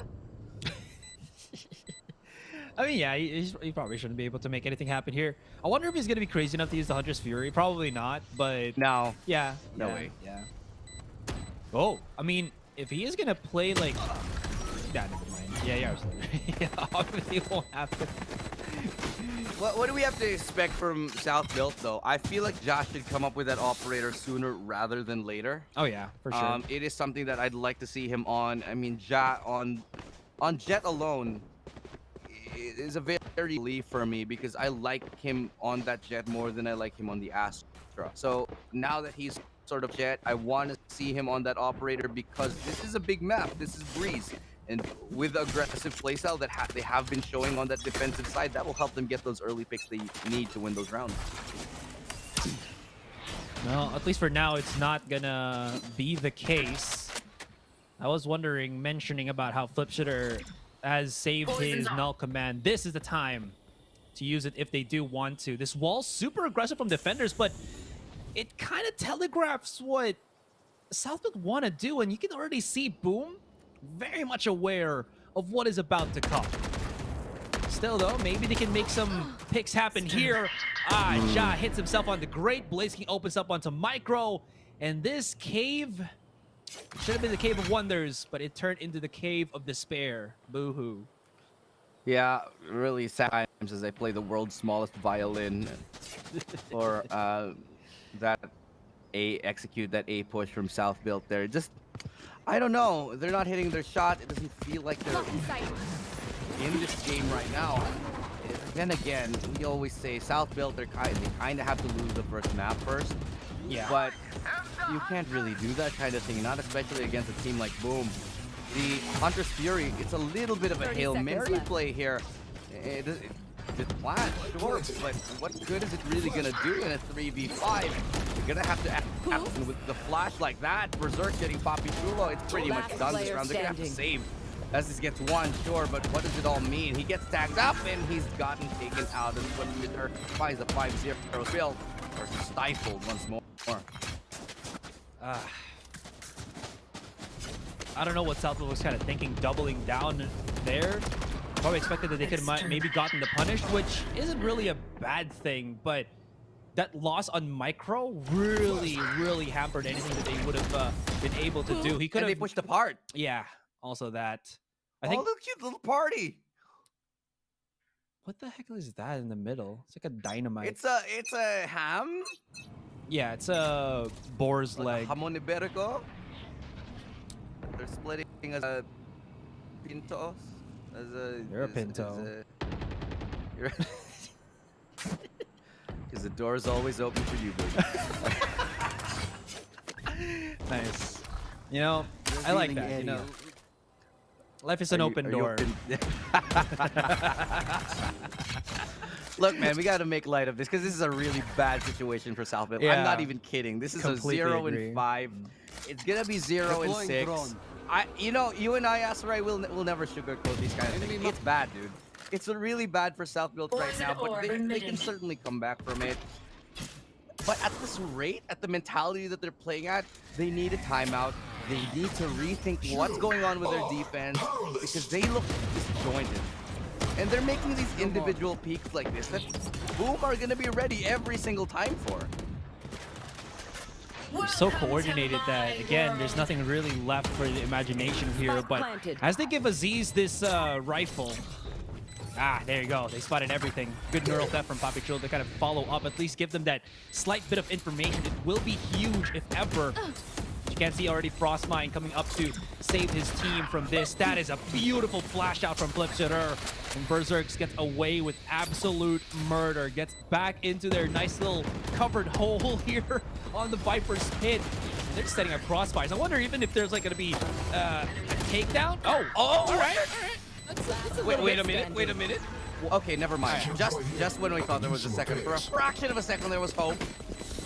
But it was taken away. Hope is a cruel, vile temptress.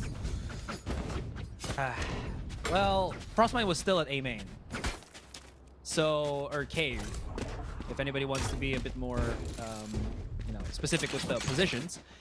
But yeah, because of that, there wasn't really much that they can do. They could have gotten kills inside the smoke itself, but Frostmine had clear vision of the cross that was happening from South Build. So unless he whiffed like all of those shots, right?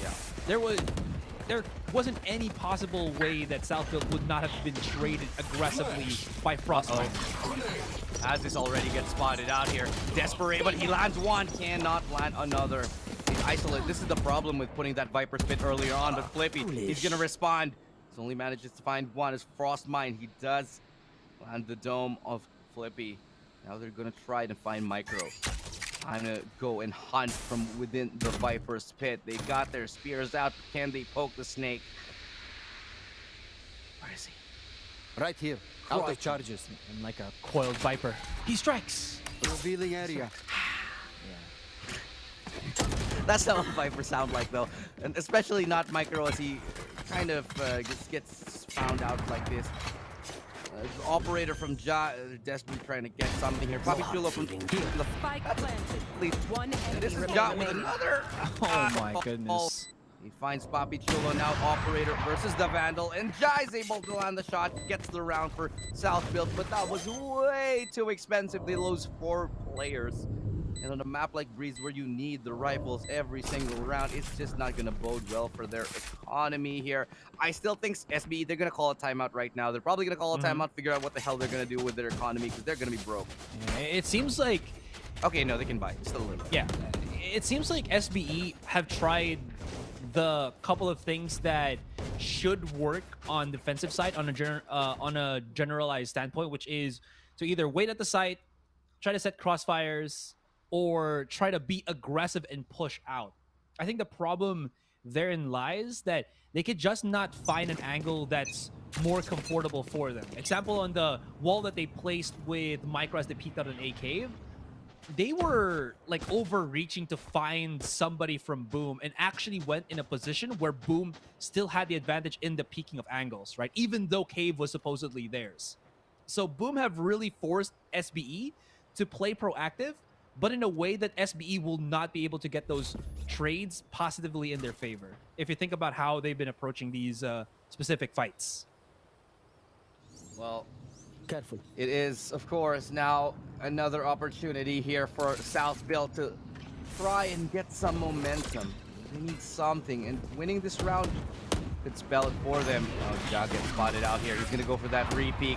Misses the shot, has to dash on out, pulls out the classic, but he's going to get simply to... No, he's going to be saved by Flippy, who gets a double here. Now it's going to be... Oh, I thought Ja connected onto that, but Tebatol with a nice double. And as this, he's going to still work that back line. He gets 2 here. Now it's a 1v2.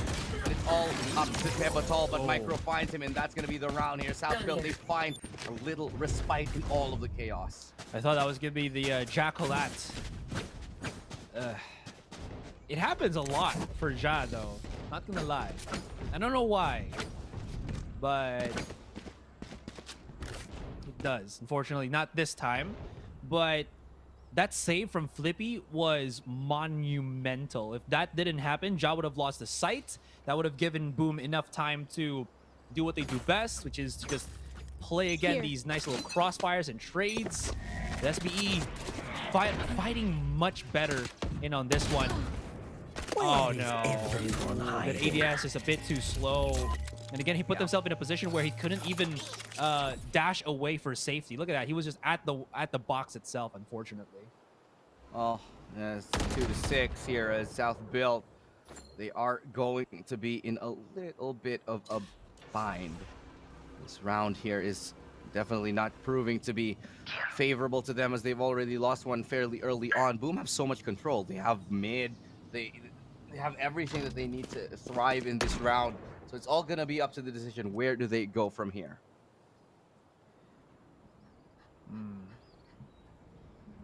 You have so many options as well. No, never mind. Aziz at least shuts down one of those. Maybe they can double up on it to Aziz, but it would be difficult. That tiny little hole is going to get absolutely demolished by a well-placed molly there. But it seems like the fake wall from Tebatol here has baited out Southfield Esports. Just isolate the fight. Look at who's all around the side. This is going to be so hairy. Papacho's already down. It's up to Flippy once again, but he gets a 2K. All right, Flippy. He shuts it down for the moment. Spike is already out in the open. Blaze King trying to maybe get it back into his hands, excuse me. And he does. Very afraid of what is coming. 15 seconds. That is still very possible. But Aziz shuts it down once again. And Southfield Esports coming back. Yeah, I don't think he can run back the site within the amount of time that he has. 4 seconds. He does have time. But will he be able to get it down? Oh, wait. Okay. Yeah, no. As this getting that triple kill closes out the round. They still get the spike, so it's still 300 credits. But this is a much better look here from South Build as they find another round in a row. Remember, this was a 0-6, and suddenly it's a 3-6. South Build have suddenly made an argument. Normally, South Build take longer to warm up than this, but in round number 9, I guess they'll take it. Hey, if Ja's role right now is to either get a pick with the operator or die and at least make Boom Esports second guess, then by all means. Absolutely, by all means, keep doing that. Because if they can keep saving the operator for him, it's fine. He'll find a frag that helps him out in the end. But it is absolutely working for the rest. You know, sometimes you just have to play those trades. And even though it's a little bit messy, it's a little bit gruesome, if it gives you, as you mentioned, the rounds in the end, it's still perfectly fine.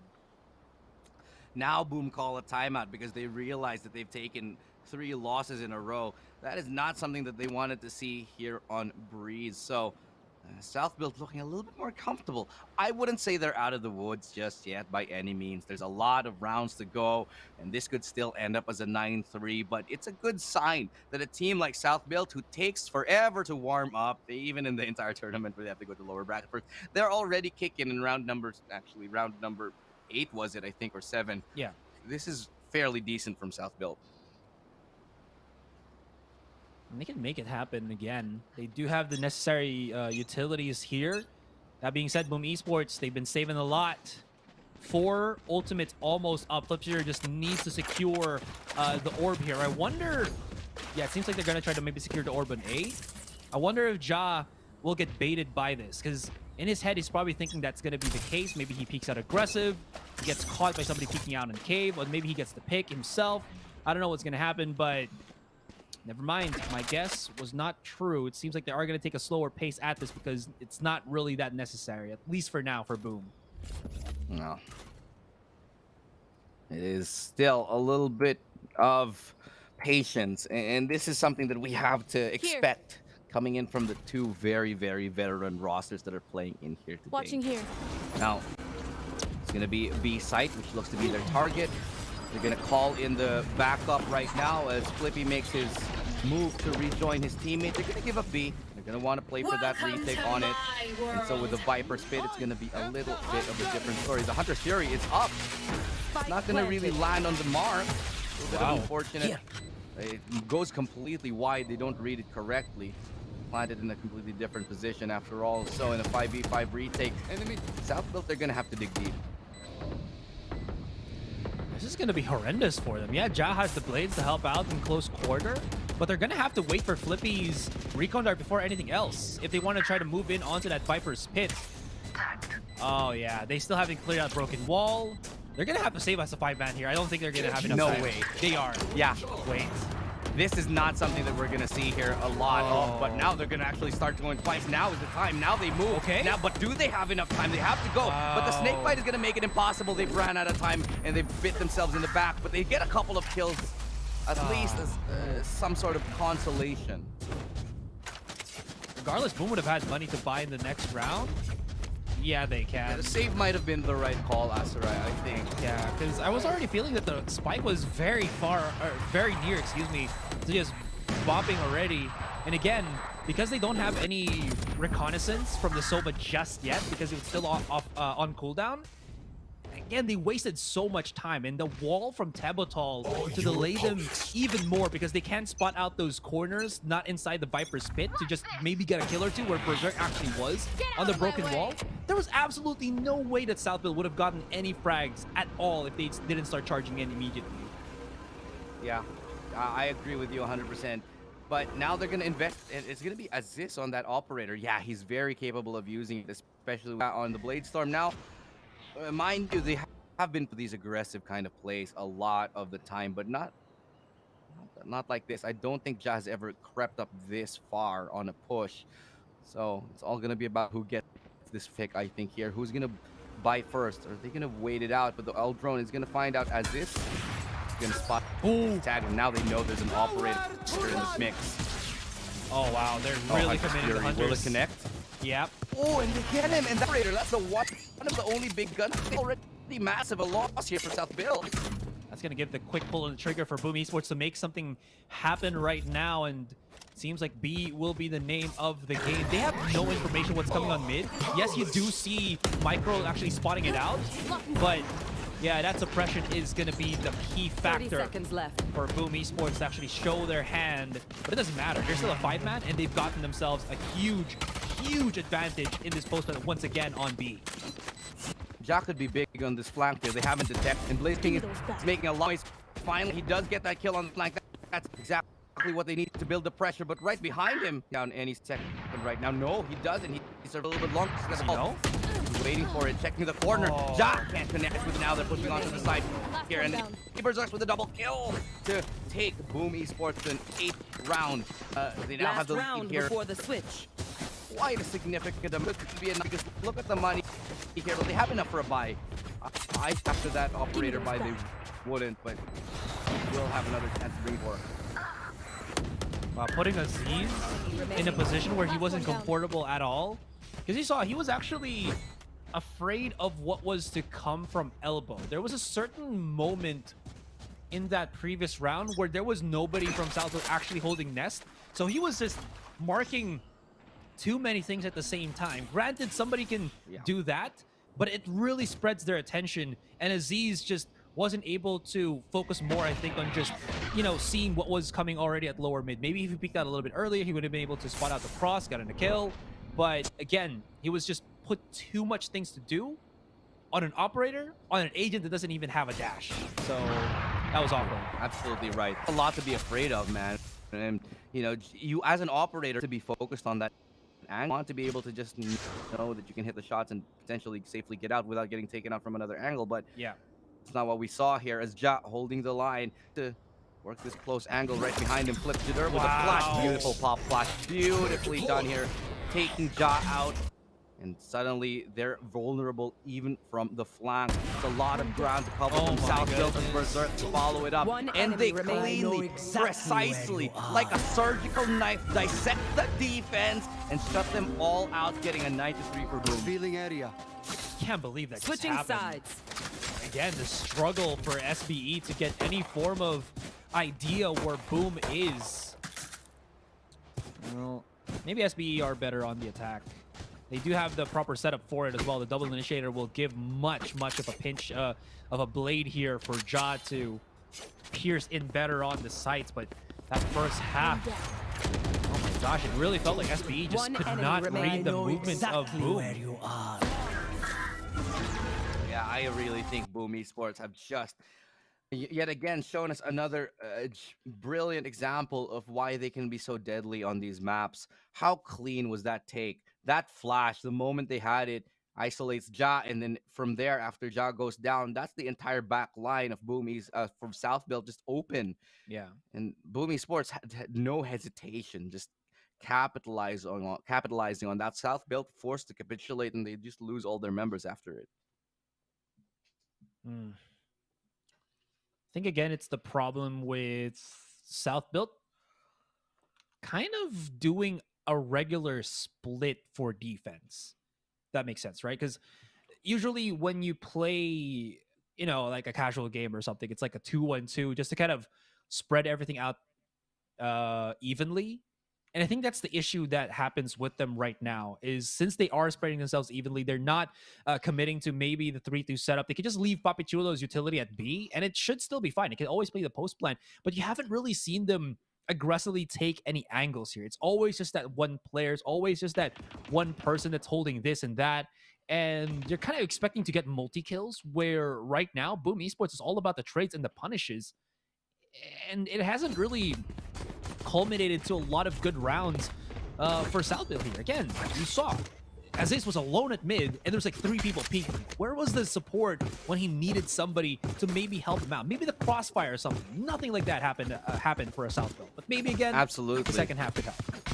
Well, Flippy and Aziz, they actually have been the support. If you notice, a lot of the time, it was Aziz and Flippy coming in to support the rest of the team, like Ja and Micro and Papichulo. But strangely enough, it's Flippy and Aziz who, you know, are the second ones in. They're the ones getting a lot of the kills here, but a brawl is what we're seeing as Ja starts off strong. Good double kill here on the pistol. A pistol with round win here would be absolutely massive for South Built. Get them that 2 rounds to help them feel a little bit more comfortable. But honestly, if South Built loses pistol, I'd say pretty much move on to the next map here. But looking like Ja is pretty much finally awake and in this game as he gets a nice triple kill to start things off. Ja's pistol game is incredibly strong, so that's what South Built are using as of this moment, using those numbers to just obliterate Boom Esports in that pistol. And yeah, this is such a pivotal thing for them. If they lose this, they should be looking already what they can do for game number 2 there. This gives us hope. This gives Filipino fans hope for South Built. Again, this is the last series for one of these 2 teams. So every single round, everything that they can use to get advantage is incredibly pivotal. That is gonna be yet again another entry. Oh, I thought Ja was gonna get that one. It proves me wrong, but Micro picks up the pace and he's gonna get that kill for his teammate instead. 9-4. South Built, this is okay. A little bit of time for them to think, yeah, let's get our berries together, build up that confidence. Once they have it in their hands, maybe even a Marshall. That should at least more confidence coming into this upcoming one. You know, they definitely have to build that because they have been shut down for majority of their defense time and time again. Having said that, Asteroid, this is Boom Esports' map pick though, so it's natural that the attack of Boom Esports is a little bit more put together, but we'll see on the other side how this works out.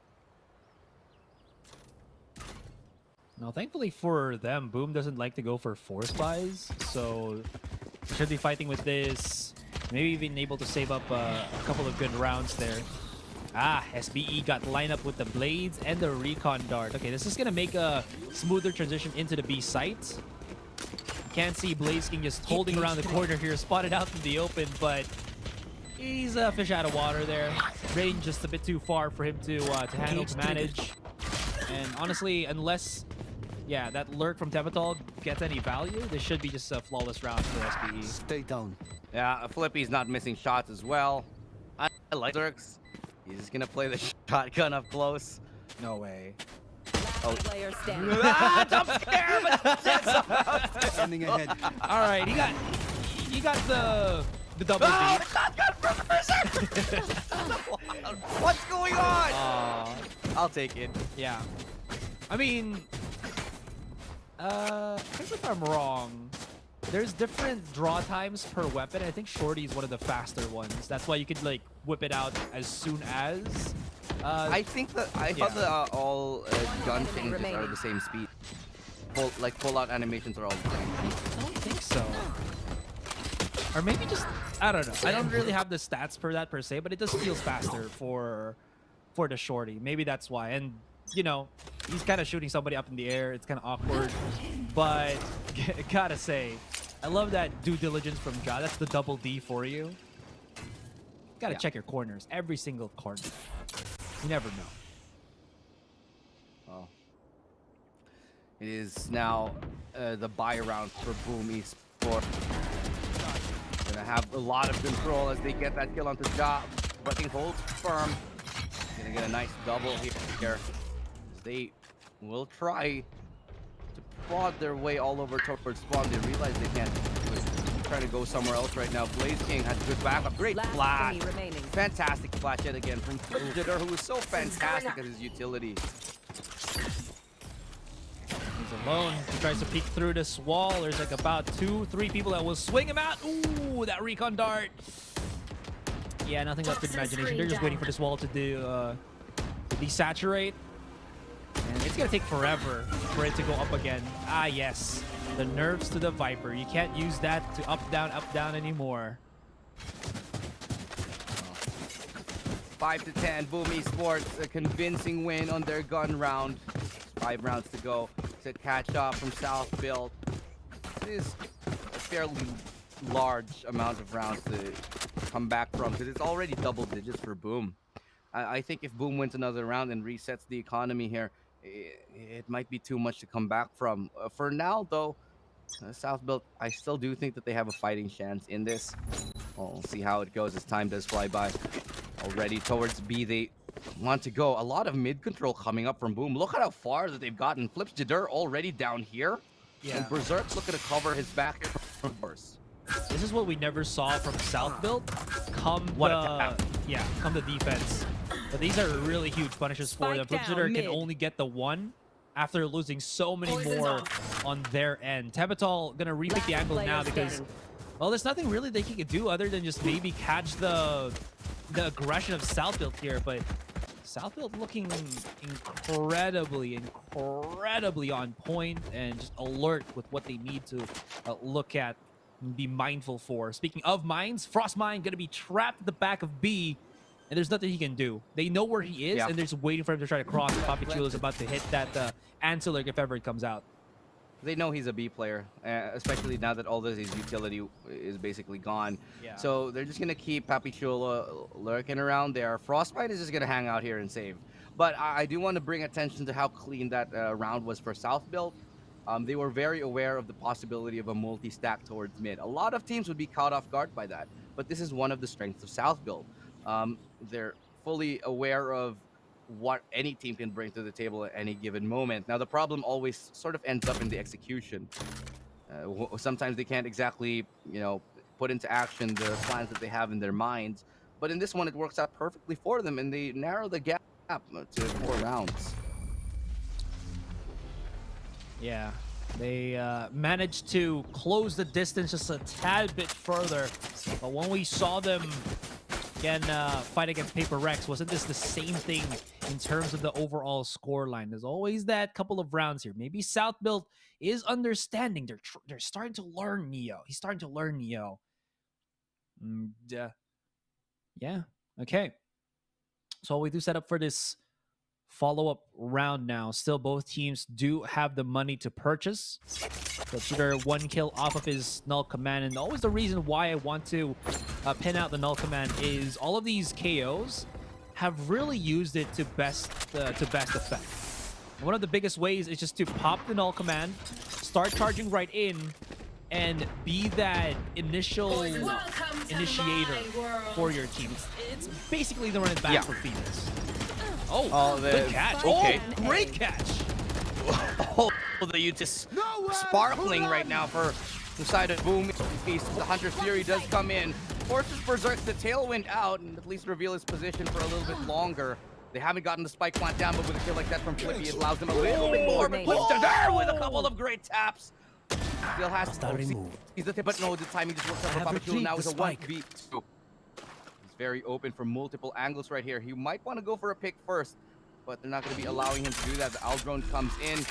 He's just going to go try to get that spike plant down, and it does successfully get down. Planted. And I really like that little here that they have put up, but I'm going to start wrapping him onto so much information available on where Poppy's right now. They swing wide onto one. Poppy Chulo can't land it. It's going to be Frostmine who does it, and Boom Esports find 11. I like the idea there from Poppy to use the smoke to maybe blot out the vision of the Sova drones. He wasn't going to get spotted, but he just got one up by Blaze King. That's absolutely that. And that Recon Dart just solidified his fate. He might have been able to maybe get the win if he knew the timing of where Frostbite was going to peek out through his Cypher cage, but it was a risk. But look at this from Flipshitter. Holy, that was so disgusting. I love how he just retracted his ADS and still got the shot off onto Aziz, and then got the prediction shot on Flippy. That was something. Yeah, absolutely. Just Flipshitter showing everybody got the tappy taps in tow. Ja now forced on the blades. We won't have enough money to buy otherwise, so we will have to be using them, hoping for the fullest of effects. But it's towards mid that they attempt to control. Boom Esports to give it up. They don't really want to invest too many players to control it. They got punished this time. And so what works out for Boom Esports is when they just sort of wait on towards that site. Oh, that Aldrone doesn't spot him. Doesn't he really? Alright, regardless of. I think so. I think they're still feeling it.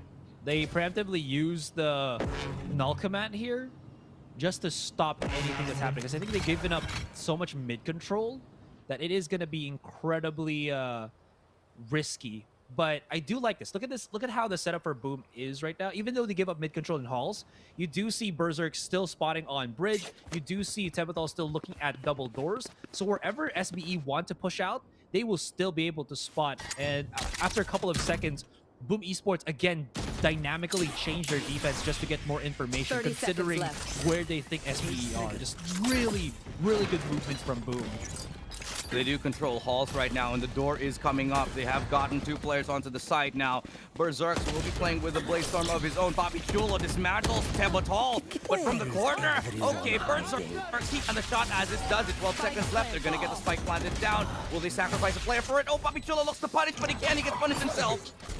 And then suddenly the fragment now does come into the picture. 4v3 here. Still a big chance for Boom Esports to make this retake happen. But a lot of information now being given onto where there is. They have all of the information they want, but Jai's there to land nothing. It's mine with a big triple. Who does it? Micro finally takes him down in a 1v2. Blaze King, can he line up the shots? Can he find Ja? Sees the shoulder. Will not commit to the peak, but Ja will get it. Landing that Blade Storm to the head, keeping the match still in the realm of coming back. Yeah, Berserks really needed to make something happen there, or else that would have been SBE with a full-blown control on the A site. Look at this. They just punished back. I'm not even sure how he got back into cover there, Blaze King, but he still got through. Got back, I mean. That was pretty crazy. But now, you got this 7-1-1 convenient scoreline. And the money for Boom, actually not that convenient. They're actually broke. So, yeah, this should be around for SBE if they play this, if they play the cards correctly. They have the patience. And they're just gonna wait it out, man. South built, they know they've got a whole minute and 18 seconds that they want to play with, so they're gonna then just wait for anybody to make any of those push. And that knife is probably gonna slot out one. They actually do suppress. It's gonna force them to fall back.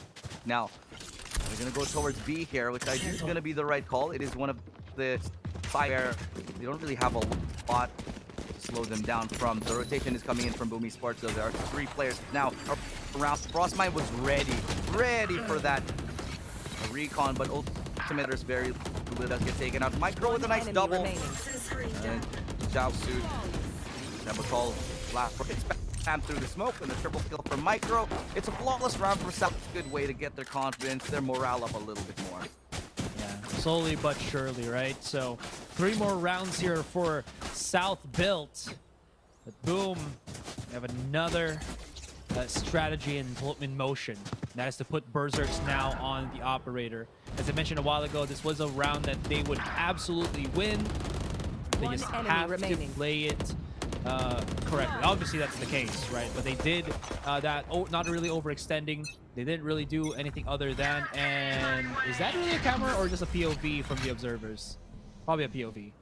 That was pretty cool. Yeah, probably. Yeah, that's pretty nice. But I think to give props. Oh, okay. I thought that shot would have connected, but just misses that. Tiniest of margins here. Boom Esports, though, they are kind of letting this map slip away grass. Only 3 rounds that separate these 2 teams now. But Boom Esports need to win 2 in order to win. So there is a little bit of margin for error, but it is ever growing so small. Well, losing the dash from Berserks is a step in the right direction. You can't see how very far back he's actually playing as of the moment. He did not actually leave the B site. Still playing for A. Blaze King. Oh, he might actually be in a bad spot here. Just like 3 people right beside him. This recon dart does absolutely nothing. Oh, it's going to be the immediate peek out from Ja here. And that's going to leave the 2 to defend. Flipsitter, as well as Tevital, will be pressed to try to make things happen. I love the rotation here from Flipsitter to go through the smoke, and he actually still gets the kill with Tevital. But look at the pin from SBE. Perfect, concise, and precise as they just dominate, have time to plant the spike, and Berserk and Frostmind, yeah, they need to save. Yeah, they're going to get out of there. They realize that if they want to end this game sooner, they're going to have to go for that save. Keep those weapons. Keep that operator in Berserk's hands. Berserk is one of the most fantastic players out of Indonesia. And if you have that operator on his hands, any round could turn into a victory for them. So it's going to be imperative that they do save it. They pick the right side to do so, the right position, especially with the Cypher to support him and keep him alive. And that's exactly what's going to be the call right now. I don't think South... Okay, South Built should chase. South Built should actually hunt for these kills because they have so much money right now. They've won so many rounds in a row that they can throw as many bodies as they can just to be able to get this operator out of the hands of Berserks. I agree. I think they just did not know that that was the play there for Boom. So they were just maybe thinking that Boom might have actually forced the fight. And when they realized that it was too late to actually go for the chase, especially when Boom was already running back to the B site when they knew that they had nothing else to gain.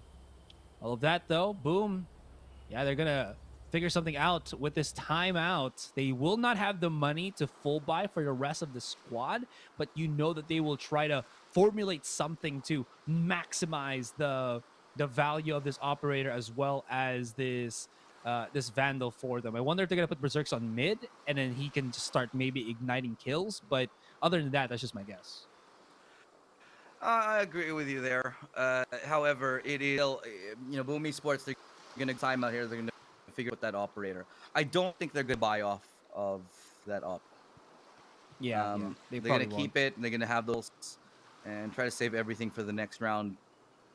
Probably play for the next round instead here. So timeout does expire, and the buy does come in from South Built. Let's see what their plan is.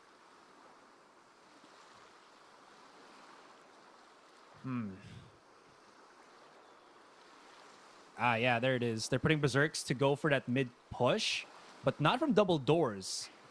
actually from elbow here. So if they don't spot anybody, he can actually go on top of elbow and then get that good pickup on mid, because he does have Flip Shooter right alongside him to maybe provide some support. Here. But their guess is going to be at least not meriting any kills, as the rest of South Built Esports are, just looking for this A site.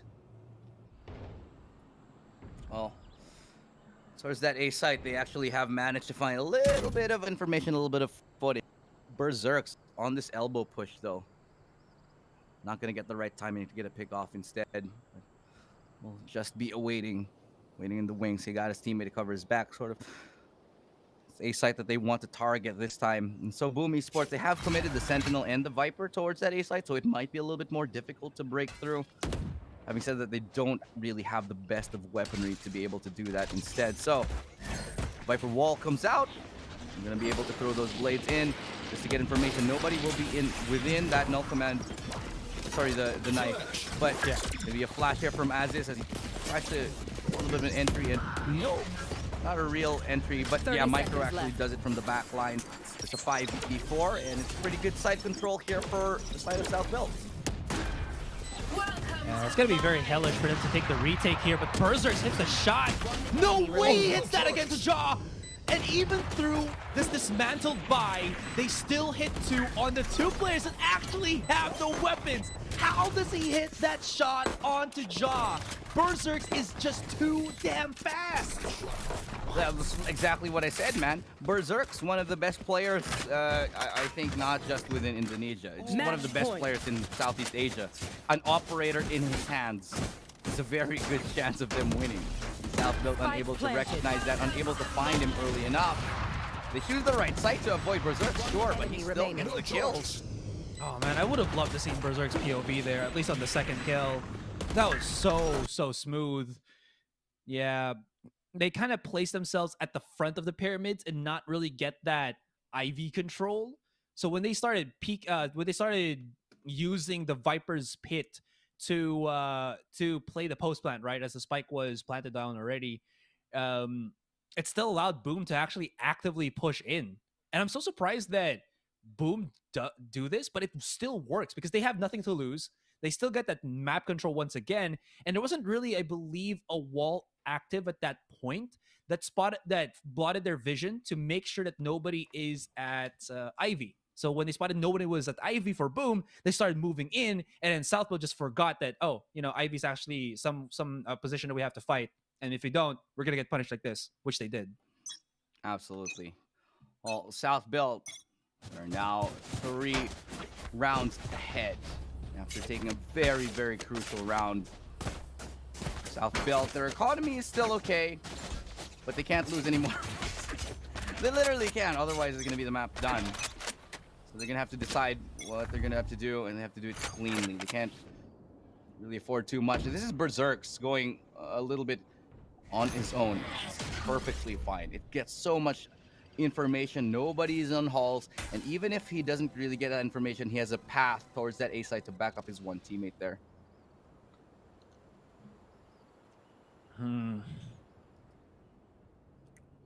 Well, at least for now, you can see SBE playing that slow game, so there will be no contacts just yet against Boom. But you can really, I feel like this position is such, you can really feel the pressure for them. Oh, great bait. Great bait. Puppy Chulo, I think, just showed where his camera was. And he swung on top of it. Yep, absolutely that. Wow. Well, they still have to find 2 more players on that B side if they want to commit to it. Oh, smart. Here comes the null command. Well placed right there from Flipster, but can he get the kills? It's looking like a Noah. Giant Bobby Chulo, they clean up the site.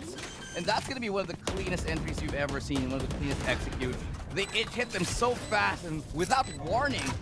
Definitely a sucker punch of an execute that completely caught Boom off guard, and this should be a 10 to 12. Boom Esports should save on top of this. Yeah, they still should have money for the next round, and again, it's still 9 to 12, so they have at least 3 more rounds to try to win this first game, if ever. It honestly feels like the second or third game now because of how intense and different each and every interval of rounds have been. But also to just point out about Flip Shooter there, I did mention how good the answer was, that he used his null command before the blade hit and the animation still pushed through with his pulses. But because it took so long for the animation to whip out his gun, he got caught so quickly. That being said, though, a couple of good kills for BME. They still saved the operator for Berserks, and that will give them some bit of fighting power coming into this round once again. Crunch time, and I think the money on the side of Boom isn't exactly phenomenal. They might be able to get away with a buy here because they were able to save a couple, but yeah, they will. It's not going to be the cleanest. They have a judge on Blaze King, and on a map like Freeze, not the most ideal. See how it plays out for them. They have sense weakness on the South Build side towards that B site. So that's where they're going to try and go one more time here. Flips Jader will be holding the close angle. Timing. Oh, wow. Gets spotted, throws out the molly immediately, and the flash to delay even further, but Berserks? Ah, okay. I thought SBE was going to go for the chase, but SBE, they're making Boom Esports second guess and use utility. This is a really good way to at least alleviate some pressure as the round goes. And as they spot out Berserk with the operator on double doors, they don't waste any time and start moving their magic onto the B site here. Well, they execute already in it. Sees him, tries to get the wall bang in. Poppy Chula finds him. Berserks with the off. He's able to snuff out Flippy. 4v4. And they do get the spike down. Shock darts come in through. Not too much. Get up to cause a little bit of concern. Now they're onto the side. Nobody really watching the flank. It's a tough spot for South Build right now. What's the call? They have to push. They want to get close because they don't have the position on the flank. Look at how close Micro is playing. He's going to play off of the contact, but flips to there with a big 2. He's going to try to get closer. Flash ready and waiting. No way. Perfectly too long. That's a 3 kill from Der. Looking for 4, and that flips to there to get it. And he's going to take Boom Esports into map number 1, securing it for the Indonesian squad. Okay. Before anything else, we need to see how he got those 2 kills. And he just charged out by himself, and SBE could do nothing. Absolutely nothing to stop Flipsitter from just running rampant and taking the site, taking matters, Elu, into his own hands. What an absolute demon Flipsitter is for Boom. You talk about Berserks, you talk about Tabatal. Flipsitter is also a monster, a being to behold. Oof.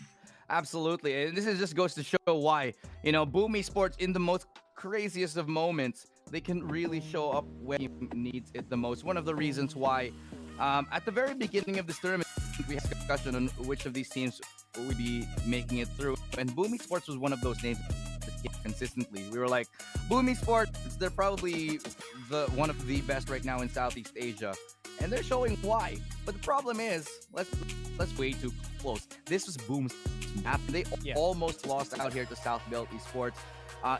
And they come into a victory for Boom Esports as we look at the statistics. 21 kills for Flips Jader, warranting the MVP. Because let's face it, won the game for Boom Esports in that last round. Single-handedly giving them the keys to the city for that game number 1. But yeah, I think, you know, regardless of if it was a close game or not, if this was Boom's map pick or not as well, that's what the knockout stages really bring out in these teams. When you're almost at the brink, there is that second wind that just comes out. You know, you don't know where it comes, you don't know how it happens, but it does. And SBE almost gave themselves that fighting chance into out of regulation. Unfortunately, yeah, gotta go back to the point again. Flipsitter was just such a demon. And as we go to the highlights, I really would love to see his POV in that last interval. Well, Flipsitter, man, we talk about him. How many times did he perfect flash? How many times did he get the perfect setup for his team to be able to run into one enemy remaining? I know exactly that they absolutely wanted. Well done from Flipsitter here, deserving of that MVP as the last moment of the game. This is one of those. Yeah. Oh, he's getting shot by a pistol. So, yeah, unless you got your 10,000 hours of game labs. One enemy remaining. You know. Probably only had like 9,899, so it was like maybe a minute or an hour. Yeah, 1 hour remaining. From hitting their shots. Planted. Yeah, look at that. This one was actually super awkward. Enemy remaining. I like how they held the angle, but if you think about it for a rotational standpoint, oh, that's how he hit it.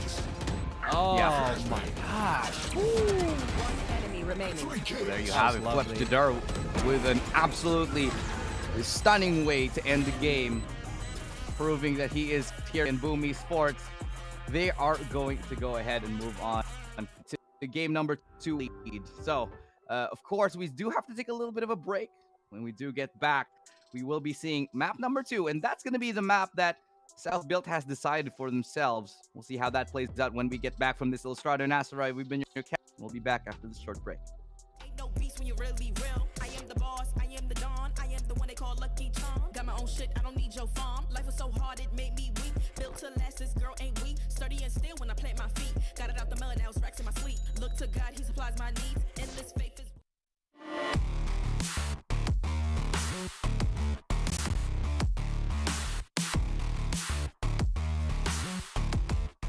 Brought me next level prosperity.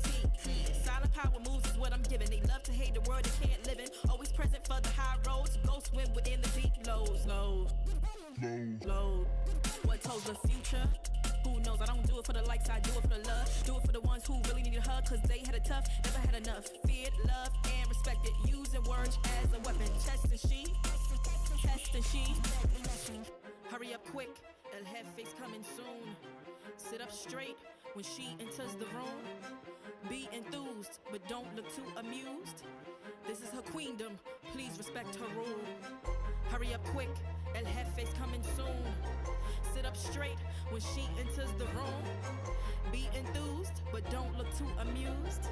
This is her queendom, please respect her rule. Smile in my face, what in my place, but act gully on cyberspace. Let's pump brakes, let's be frank. Running after him when you're the chase. You are the catch and he's the net. How quickly do we all forget to honor these small policies, my darling? You are the empress queen. Man, respect or he'll neglect. You are the wind beneath his wings. You are the season, you are the reason why this world can breathe. Giving sons eyes to see and daughters dreams to believe. Anything less than the best for you is high treason, queen. Hurry up quick, El Jefe's coming soon. Sit up straight when she enters the room. Be enthused, but don't look too amused. This is her queendom, please respect her rule. Hurry up quick, El Jefe's coming soon. Sit up straight when she enters the room. Be enthused, but don't look too amused. This is her queendom.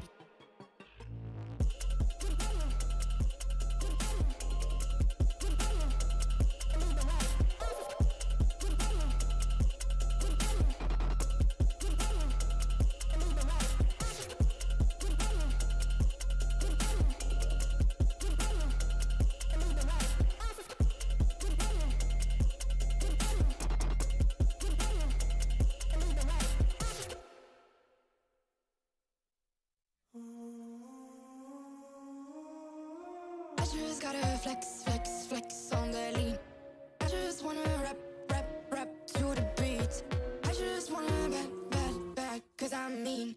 I just gotta go back, I'm a freak.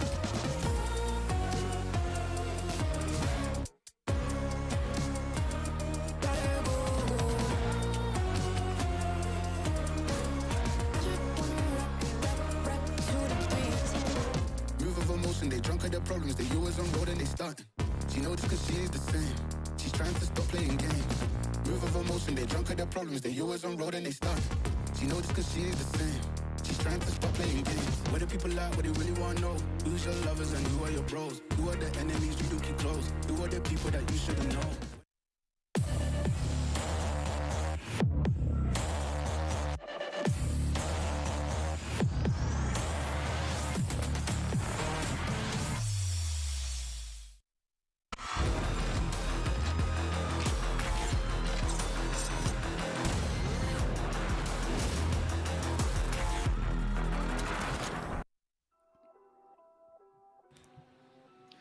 Boom Esports with a stunning victory in map number 1 against South Build Esports. We just witnessed Flips Jadar go absolutely mental in the very last round, taking his team to a 1-0 here in Breeze. If you're joining us, we're about to head into map number 2, and we're going to be your casters, Illustrato and Asteroid, delivering to you all of the action. Now, let's start breaking it down. We saw map number 1 start really slow for South Build, as they always do, but they kind of get back into the picture. They got a little bit better as time did progress. Might have been too little too late, but now it's a completely different story. They're gonna try to clean things up, start absolutely fresh as we head towards Haven. And they went up against that flip shitter demon on his KO. 21 kills in that game with an absolutely incredible 2024 ACS. It might not seem like a lot, but if you think about how many times he's brought back the rounds alongside Berserk X, it wasn't really doing that bad, but not enough that it allowed Boom Esports to thrive in the first game. It really was Flipshitter that gave them that next level boost, and his utility usage was just absolutely incredibly spot on. And yeah, you mentioned it, Haven is going to be a clean slate here, but honestly, I'm not really the most confident for South Build on that Haven map. I actually was betting on them to win Breeze, and then Haven could have gone for Boom here, especially with their track record there. But yeah, you know, before the game started, a lot of us made our predictions, and I said straight up, yeah, I just think that South Build, they have to win this 2-0. This is not one of the series where they can lose map number 1 and then do a reverse sweep. Not against Boom. Yeah. Because Boom are way too fundamentally solid. Boom is just way too, clean. And especially on a map like Haven, sure, South Build can get it, but when you go on to the next map, we're going to be ending up on a map like Ascent. It's going to be very, very scary. Now, as to what they can do to actually keep that momentum up, sure, we saw glimpses of, success, glimpses of inspiration, flashes of gold within the dark time that we saw in South Build's offense. They did a little bit, defense, they did a little bit better. But in order to, I'd say, recreate that here, Asteroid, and perform better and better time and time again, they're going to have to tap into their inner playoff mode, as they normally do from the lower bracket. Yeah, technically, this is already the playoffs. It's just a different name to it. Knockout stages, playoffs. It's basically the same thing. Maybe SBE didn't get the memo. Maybe now they know that this is the playoffs, and we can get them into playoff mode. Because if people don't understand that, there was that running joke that SBE, there's like two sides to them. There's the group stage where they're very lax and they don't feel like they're playing seriously, and then the playoffs comes in and they're like there's something in my eye. There's absolutely nothing that stops them from winning these specific matches and just showing to us what the best of the best SBE has to offer. But I don't know, against Boom, it might be falling short here. Yeah, I just don't see Boom as a team that throws away series like this. But obviously there's still a chance here. Game number 2 and 3 is coming along, and we saw, I'd say, South Build, they were starting to warm up. But as to whether that's going to be the case more on in game number 2, they cannot have the same of game number 1. They're going to have to start off strong. South Build, they can't just take losses and go 0-6 and then suddenly make a heroic comeback. Boom Esports will not let you do that. Boom Esports are a rock solid team that are, probably the best in Indonesia for a reason. And they just don't let these, opportunities slip away from them. I don't know how this is going to pan out as well, because, again, this is a map that we don't see Ja playing with his Jet. It's Aziz that does play the Jet, and the last time that they played this against Paper Rex, Aziz only was able to mount up 6 kills with 20 deaths. So he really was incredibly shut down. Obviously, it's a overall different team here. The dynamic is going to be not the same, but again, I do really, really appreciate the Ja Jet overall, but he is going to be relegated to the controller, most probably going to be the Astra, and I'm not sure how that's going to pan out when he's going to be facing, again, Berserks and Flipshitter on more aggressive agents. Yeah, this is one of those, I'd say, moments where I say, okay, Ja, yeah, he's a great operator. He's great on the Jet. And on the Astra, he's absolutely fine. But now that we're sort of shifting up and changing the momentum, the face, the meta of the game, The Omen. This is something I'd like to start seeing Ja on. Maybe put him on that Omen, make him a little bit more comfortable, play that aggressive role that he can really be playing, and get away with those kills as that Omen. Now on the other side, Boom, they have a lot figured out. I think right now they are in the driving seat. They are the top dog. They are the person that South Built has to adjust to. And when it comes to matchups like that, it's going to be very, very tough for South Built to keep up when they're used to being sort of the favorites in the game, especially in their local scene. But obviously, we'll go into Agent Select. And we'll take a look what they decide to go ahead and pick. Ja on the Astra, like you did mention, Aziz on the Jet. And on the side of Boom Esports, Blaze King on the Sova. No real surprises anywhere. This is kind of what we expect to see. It's really just going to be all about what we see in the game itself. Yeah, the only difference, again, is Flipshooter, I don't think has ever played Breach. Flippy, I believe, has played the Sky, though, but he does historically like to go for that Breach here on Haven. I think it makes a lot of sense. If he pops off a lot more, he'll have that Rolling Thunder, but fundamentally, at least, they will have that fault line to at least allow Aziz a lot more support if he needs to go even more aggressive as he pushes, I'm assuming, on a main here. But, you know, let's go away from Ja a little bit.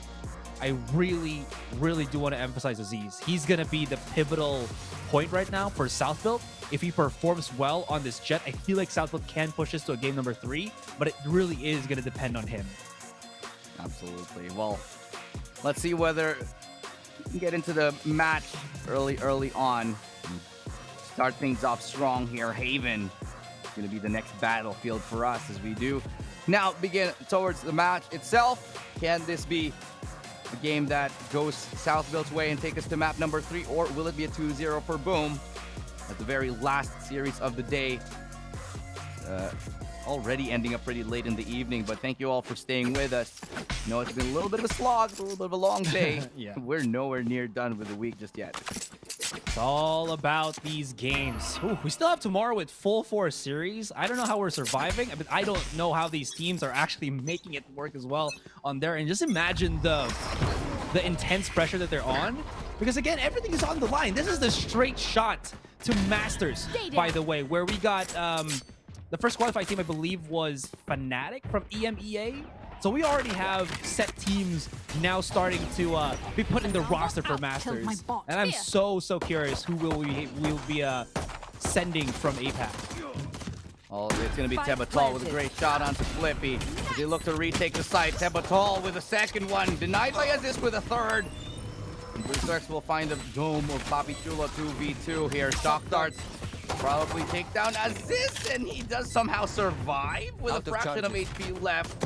One enemy remaining. Recon dart. Oh my god, Aziz closer to the ace, but Ja takes it instead. Wants to play it safe. Aziz was very low instead, and South Built will take the pistol round. They get 1-0 over Boom. Yeah, just a quick charge onto the B site. Nothing really other than that. Aziz mentioned how he's gonna be. He needs to step up in this game, and he immediately shows up the 4-piece. It feels like he just replied to us and says, Asarai, Ilu, I got you. All right, just let me do my thing. I got you. Yeah, definitely a great start from Aziz. So we're looking at him to... earlier on in the game alongside with Flippy. They were definitely putting up those numbers. So something I do want to point out as well. Pro is now... Oh god, what a shot from Flippy as well. Just destroying Berserks with a shot to the dome. Crispy as it can be. Served on a sizzling plate.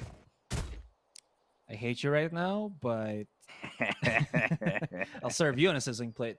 All right. Oh, with gravy. With gravy. Okay, B-site. I'm not exactly the first choice I'd go with on an anti-eco, but they know what they're doing with the Spectres and all. And they do get it without really much of a hit, so yeah, going to be a little bit of a slow, steady approach from the Boom Esports side in terms of this retake. They're all stacking up in one area. Maybe they'll just go for exits. And again, this the... Hey man, what you doing over here? Yeah. Well, I see you. What? Sova, is that eye of his? Nice shoes, man. Nice shoes. Yeah. Where'd you get them? I wonder if there's gonna be, you know, at some point in Valorant, since we don't really have to analyze this. There's absolutely nothing happening. If they're gonna like make agent shoes actually readily sold, I would love to cop me some Jet shoes. I'd Those get the look Yoru absolutely shoes. fire. Actually, even the Yoru shoes, yeah. Oh wait, no, sorry, Phoenix shoes. Wait, I need to remember what Phoenix's shoes look like. Phoenix has the best Valorant. Let me check. It's all half body. I can't see his feet. No feet pics from Phoenix, unfortunately. Oh well. Oh yeah, that actually looks good. Black and orange pretty with the slick. yeah, it's pretty slick. How about the Jet? How about Jet?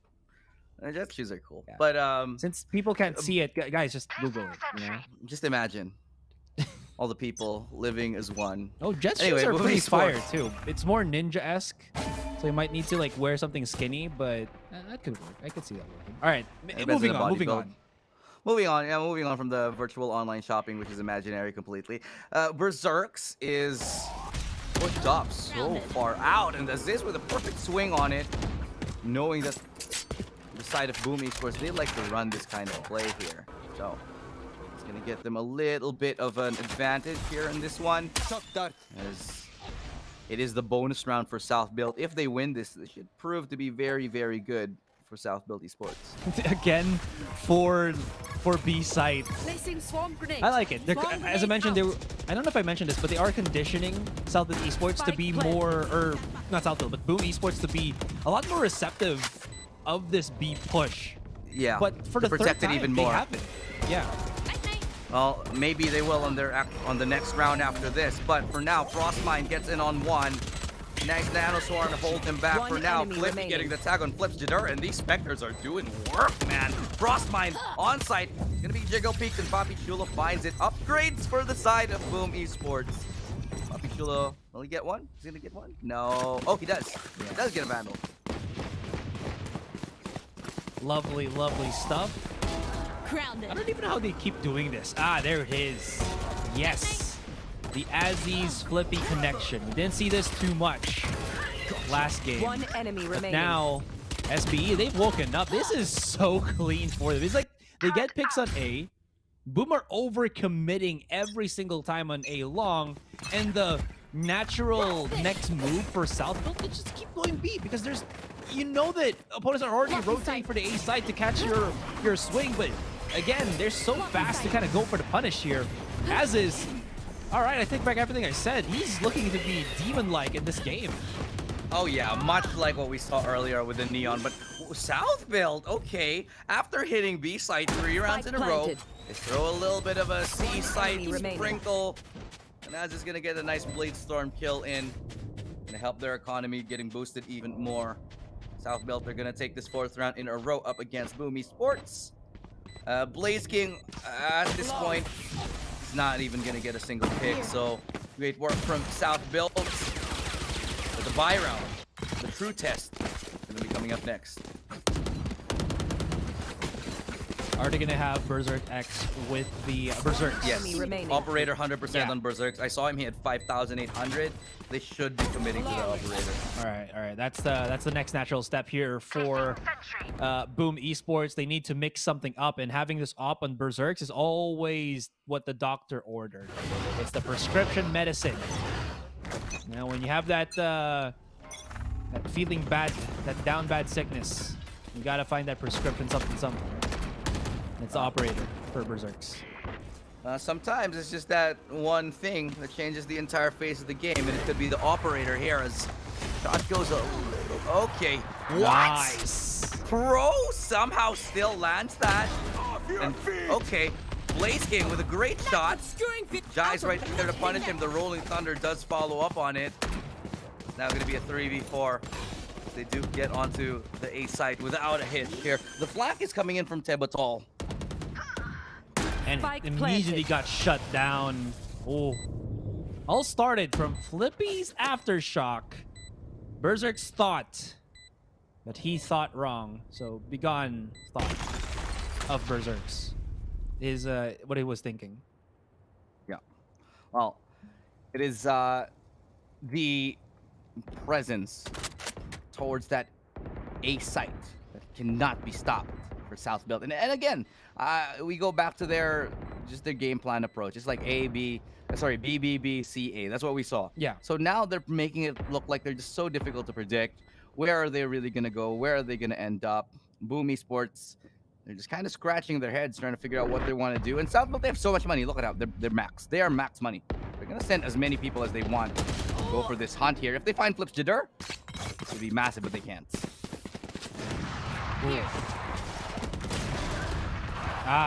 Wow, he actually got stacked down to 8. So somehow that body shot still went through the wall, unfortunately.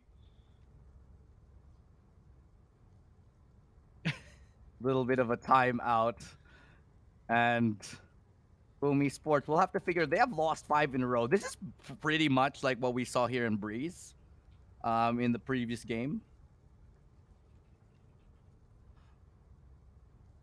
Yeah. Oh, sorry. I was thinking about something different there, but yeah, this is incredibly different right about now. They're not finding the tempo that they got as you were talking about on that Breeze map, where again, it feels just really off for them. Coming into this round, Berserks will have his blades up and running. I'm not sure if he's gonna go. How many rounds have they lost in a row? 5. So he's probably gonna have the shield, the full shield up and running, and then he'll be able to at least still go for maybe a rifle. But I think he half shields because he's gonna have enough money for an operator next round because of how much is it? 2.5, 2.9. That's 5,400. So that should give him enough for operator once again, even if they don't get this round win. Yeah, they should have enough for an operator yet again. It's starting to get a little bit worrisome though. 0 and 5, that is quite the sizable lead. And assuming it goes to 0-6, this might be a little bit of, okay. See if he actually goes and takes that shot right there. Has an inkling that Tebotol might right be around that bend here. But there are so many players of Boom Esports that have gathered right around this side. Dash in comes through. Aziz doesn't spot anyone. I don't think he did. Now gets towards the backside. Aziz, nice 180, but Tebotol with a sheriff gets a 2 big kill. But Flippy gets a trade in 2 kills for himself as well, leaving us in a 2v3 site now. Being taken. The flash comes through. Frostmine with a Vandal. Frostmine, can he get another one? He does. Frostmine with a big double. It's all up to Ja in this 1v2. This eco round from Boom Esports might be stolen from Southfield. He gets one. Gets around the bend here. Ja, is he ready? And he is. That's a double kill for Ja. As he gets the 6th round on the board for Southfield. Dirty position there from Ja. Easily strafable. Back into cover he goes. And nothing left for Boom Esports. I'm pretty sure he spotted Tebotol, but Tebotol repositioned to the other side of the box and still was able to get that 2 kills. So we almost got it for Boom there off the swing, but yeah, heroics from Ja keeps them alive, keeps them contained, and that still gives SBE 6 straight rounds in a row. But we were mentioning it already, Berserk should have enough money to buy the operator once again. He's bottom fragging right now, so he needs to get some value off of this sniper. Well, if Berserk is going to find that value that you did mention, very, very close to it. Enemy kill. He does get the hit onto Ja. It's a great opening pick. And Frostmine follows up as well. Now, Southfield, they don't really have much. Nowhere to go but B. It's going to be a problem for them, especially if you don't clear out more than just B site. They can't just hold on to B. They've lost their controller. They have 2 initiators and a sentinel. Here. Not exactly the best for holding the post plant. If Poppy can get a kill, he will have his lockdown. That will give them enough time to actually reposition for post plant. Disregard allows them to sneak right in. They already know what was already there. Oh, but no. Yeah, that's going to be difficult because Frostmine's forced them into such an uncomfortable position, and there is no way in hell that Flippy's going to be able to work this, right? Oh, yeah, just close enough. Yeah, it's too awkward of an angle for them to work, but I totally forgot that Frostmine had his own. And good stuff from Boom just to kind of use that before SBE could really make something happen in that round. Bomb grenade out. Now 6-1. Just when we thought it could have been 7, Boom Esports make it happen. The operator now coming from Berserk's really paying off for them. And that's what we need to see from Boom. Because Berserk's, again, he's such a fantastic shot. Getting into those advanced angles in order to get those early pickups for his team. Sure. But Southfield, ball's in their court. How are they going to address that problem? They have 2 initiators. force him out, force the operator into a difficult position, or bypass him completely, go towards A. That's the right call right now, I think, as Cloudburst is coming through and help the members of South Build gain control of A long. Seems like Boom Esports will respect this well enough. There's the aggressive peek at the double swing, and Frostbite and Blaze King, both ice and fire and ice. Well, there's no story for these two. Ooh. That just might be the round here already. Could be the safe call because Boom, they need to maybe at least get one to even consider. But the Killjoy lockdown just to secure the round here might be a little bit superfluous. They're gonna do it nonetheless, and it's gonna be another round here for South Build. Definitely a different look. This is not the same South Build that played on Breeze. Why do they do this?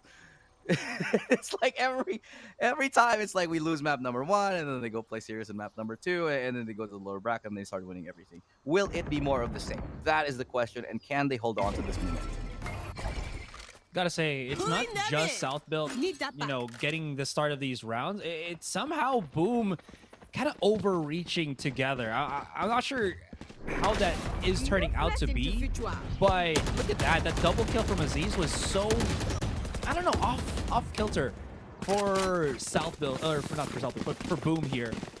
Yeah, it's gonna be more expensive rounds. Berserk thankfully still has his operator, but he hasn't gotten any value at all from this.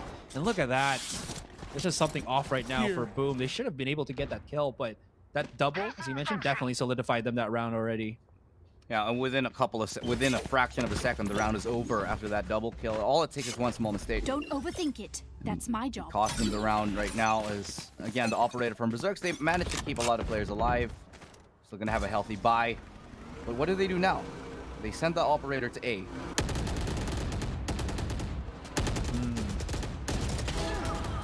Well, and Aziz is again with an easy double kill from Aziz. And the 100 tier, yeah, sure, it gets a nice double kill from Blaze King. He finds 2 members, but look at how far Aziz is already gone. He's gonna get a 4th kill. Could he find a tailwind out? Oh my gosh. Aziz, I'm never gonna call out your name again for performing not so well for your team. Yeah, that was definitely clutch. Look for the ace. Ace? No, ace denied by Blaze, but still, could Blaze get the ace? It's his turn to shine right now. As a shock dart for the site.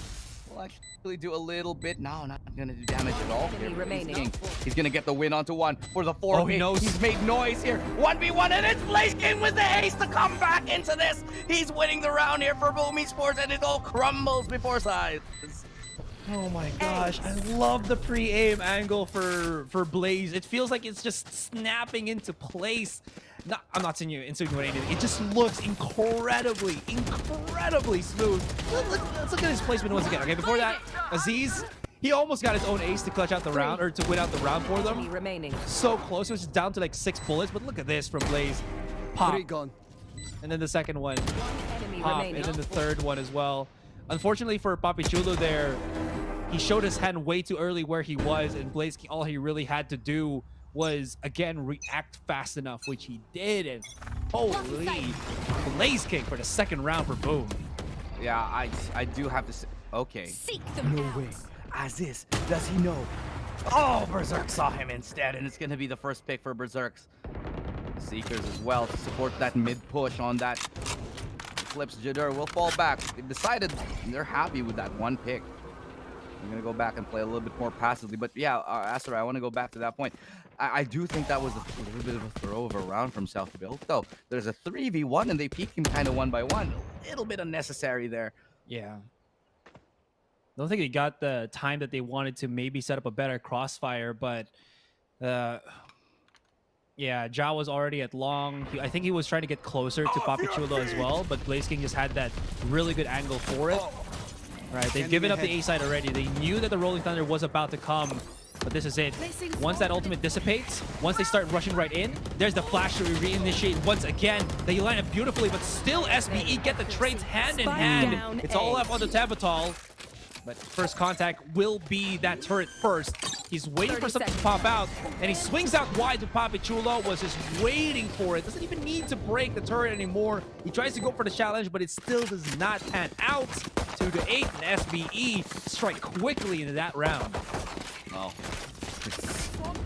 another economic reset for the side of Boom Esports. They are once more forced on to scraps. But with scraps from the previous rounds, they have managed to make magic. Do it again here. It's going to be 8-2. They have won here and there. Yeah, 1 and 2. But South Built have just been that much cleaner, with the exception of that 1-3 that just kind of threw away, if I'm being honest. Well, at least for now, it's not the end of the world. I mean, they've gotten like 8 rounds to the 2 for Boom here, so they're doing something right. You know, it's falling into place. Yeah. Yeah. For now, look at that. Boom already. Okay. Blazing's got to take it a bit calmly there. So he doesn't want to lose that much map control, but I am liking this double stack by Flipsitter as well as Berserk. Actually, triple stack. Yeah. There's also a triple stack on the other side. There's like 3 people waiting on both fronts. South Built right on the cusp here. Great flash. Perfect flash, in fact. And as this is going to get another one clean up. Dashing on in through. Tempest with the classic. All right, round stabilizes here. Nothing too much to write home about. It's going to be a very good anti-eco from the side of South Built. They find themselves 9-2. Securing at least 9-3. If they can get 10-2, we might as well just say move on to the next map. Maybe. Time to go into the Astro. Maybe. Maybe it will happen to the SBE fans out there. You know, they haven't had the cleanliness of rounds against these top teams, but something's just clicking. This again, it's so difficult to analyze how SBE play because it doesn't feel like they have that one real big thing that they do. It's just them being fluid on the games that they need to be fluid in. All right, let's see how this goes. As is has already rummaged through the site there. They're getting delayed even further by the utility. Pro has answered back with his own, and look at that. Tebathol cooks to the Nano Swarm. Flipsitter comes in for the swing here. They still have one on the side itself. It's Blaze King, and they can't push any further than that. I thought Aziz might have been able to make some waves here and there, but that wave B stopped. Revealing area. And they still have the spike, so they can rotate back if need be. Oh, that spot, that recon gives information that there are 2 players. But look at Ja. He's all the way on the flank here. It's going to come down to timing. Berserks, barrel of the gun peeking out. Trigger discipline. He's one. Turns around, knows where Blaze King is. You should run. Not going to get the win on that one for sure, but it's going to be the lockdown being deployed. Hunter's Fury could use it to stop it, but instead they're going to be going towards A. They're going to, this is a very risky play. Pro is hanging out towards C. Oh, they immediately know where he is. He is so screwed. And he's alone. Oh, well, they'll have to, they don't know that Pro's and Pro on C. is so far. They don't know. He might be able to hold the lurk. If they don't hear the timing on his flank, he might be able to hit this too. No, they know. Oh, unfortunate. Okay, 1v1 though. Well, he has a recon. Can he work it to his advantage? They actually do get it to half. Recon comes in. Pro, he jiggles it. And he's gonna get the headshot, Pro! Takes it to 10-2. Just that round should not have went South Built's way. It was awkward. Pro was so far away, but he ran back. Just with that one moment. You could see, by the way, that they hesitated. They were like, wait, did you just hear a footstep coming in from spawn? And they did. There was a shot that came in. They knew Pro was coming in from the flank, and Pro somehow still won it anyway. Yeah, because that angle where they were coming from was supposed to fight somebody from A long or short, not from what was coming from behind. Here's the thing, though. The reason why they second guess was I feel like it should have been Blaze King to actually hear Pro, but because he had his Sova drone out, you don't actually hear anything as the Sova. All of your vision, your audio gets picked up by the drone itself, and it was farther into the site that I don't think he was able to actually hear Pro coming in. So it was Frostmind that second guessed it. He was right, but they both hella panicked for some reason and actually didn't. What do we do? Just run to the site. Run to the site. Yeah, but they had time to fight. So I don't know what happened there from Boom. I think, as you mentioned, yeah, they just got confused and panicked. Yeah, I think a lot of it was like they were not prepared for that flank, and really, it ended up with just another clean win from South Built. I'm surprised we haven't seen a pause from Boom Esports. They have looked stumped, as this is at 17-7. Yeah. You hate to see it. Scary, scary thing. As this is at 17-7, this is his map. It's his playground. It's his haven, if you will. Oh, I'm wow. sorry for that. I'll show myself out now. Yeah. It's okay. It's not Asteroid caliber, but you know, Okay. it's fine. We'll get there. I'm learning a lot. Oh, am You've I? rubbed off on me. yeah, I have. All these puns, but yeah, there's again, SBE are just doing everything right. That's literally it. Anything that Boom have been throwing at them, it seems like there's always that quick little answer back by South Built. Whatever they've set up, and the amount of resources they've actually put as well, specifically for Boom on Berserks, just to go for that operator and go wild with it, hasn't really panned as well as they would have hoped for. But maybe this could be the shift that they are looking for. Obviously, we're going to say it once again, they cannot lose this pistol anymore. They can't.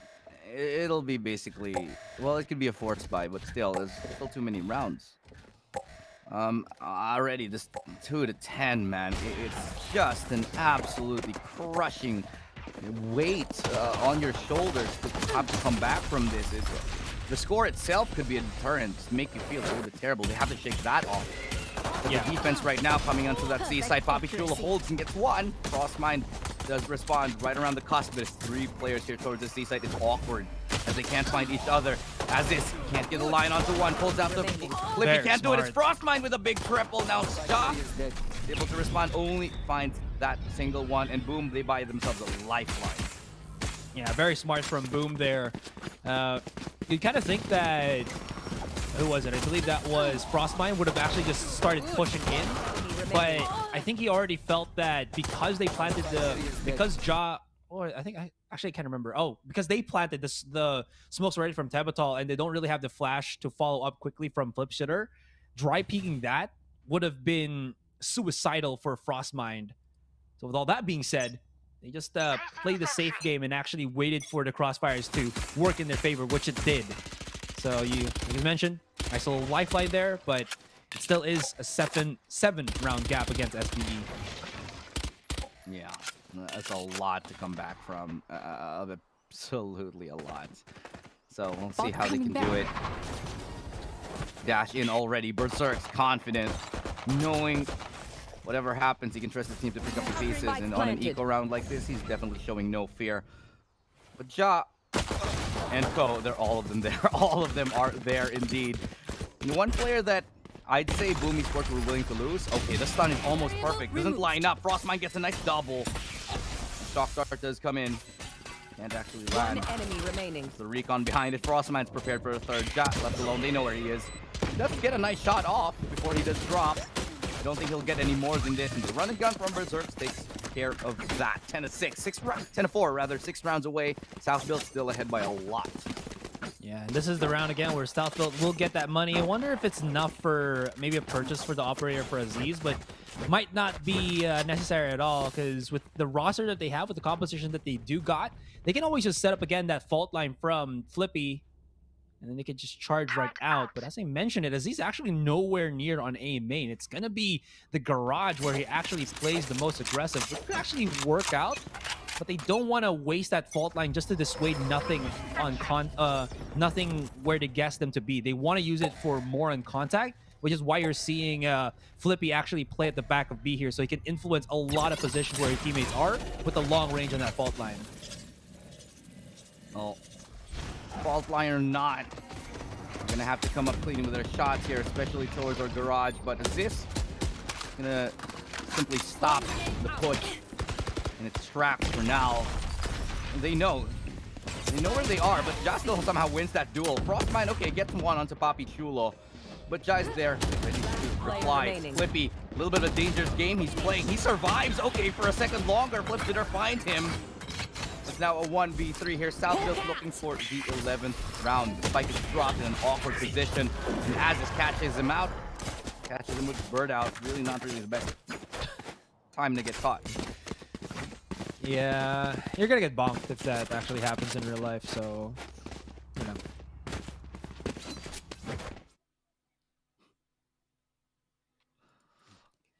Oh. I like not getting bonked, Asarai. Yeah, same. You know. 11-4. Here. Guiding light with caution. Why is it always game number 2, which is kind of just like, they're getting stomped? The same thing that happened in the first game here. Yeah. Let's face it here. That's kind of just how it went. Now, they know Berserk's there. They know he dashed in. Or not. They just try to spam each other. It's so awkward. How are they alive? How has no one died? And no damage taken as well. What the hell do we just witness? All right, maybe Pro's gonna get screwed up here. Does Blaze King have another shock dart? No, they're gonna leave him. They're gonna leave him. All right, they wasted enough time. They wasted too much utility. It's not worth it anymore. Just try to go for a fresh sight here. Be seemingly the way to go. Frostman can't really push up because he does have his utility to counter out the lurks. So him not overly reaching is going to help him in this case. There you go. Well, they get stunned up, and that should slow their approach out of the site. But ultimately, it's okay. Well, Aziz just finding that kill onto Blaze King. And that's the lockdown to help them a little bit more along the way. Frostmine with a close angle. Papi Chula gets one. Gets a dig onto another. Can't find the kill, but Cliff Shadur with 10 HP. He's gonna get spammed through, and it's a wall bang that actually takes him out here. Recon Dart doesn't get a ping in, so you're gonna have to play a little bit slower here, and they're gonna be forcing him out. Berserk with a nice tap. Oh! That's a third kill. What a shot from Berserk! But he's got to find one more, and that's Aziz. No more Cloudburst, so he can't do it. He'll have to push out, but he's gonna push into 2, and it's a crossfire from Boom that survives them another round, helps them survive another round. 11-5, Boom Esports. They're clawing their way back into this game. Dang, can we just give Berserks a doctorate already? Because he has a PhD in being incredibly surgical.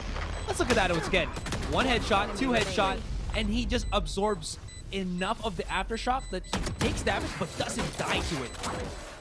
Oh my god, Berserks! Time out. Oh. Yeah, what a time for Berserks to step up here, but he's still a 9-12, so he's gonna have to do a little bit more than this. But it's good enough that they force an eco onto South Bill. Probably going to see an 11-6 here, but South Bill needs to not let go of this momentum.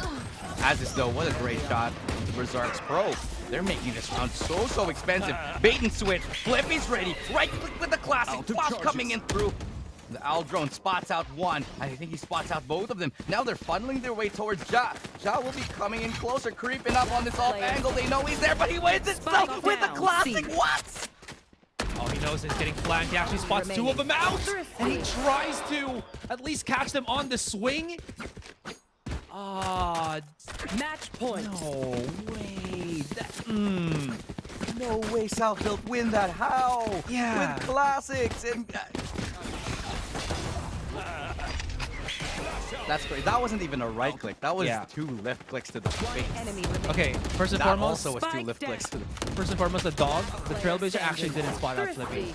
That's why they didn't double check that angle, because they expected it to actually be free and not have like somebody checked up on it, because I think they were hoping that the dog would have actually just hit the concuss on the one that was actually running away, which was who was that? I think that was Aziz. Yeah, that was what they were expecting. Okay, Berserk, great shot onto Papi Chula, but close. Ja holding onto 1. Can't get the second one. Awkward for Ja, but he gets a double. That's gonna be a 3v4 now. The operator from Aziz now working that garage angle.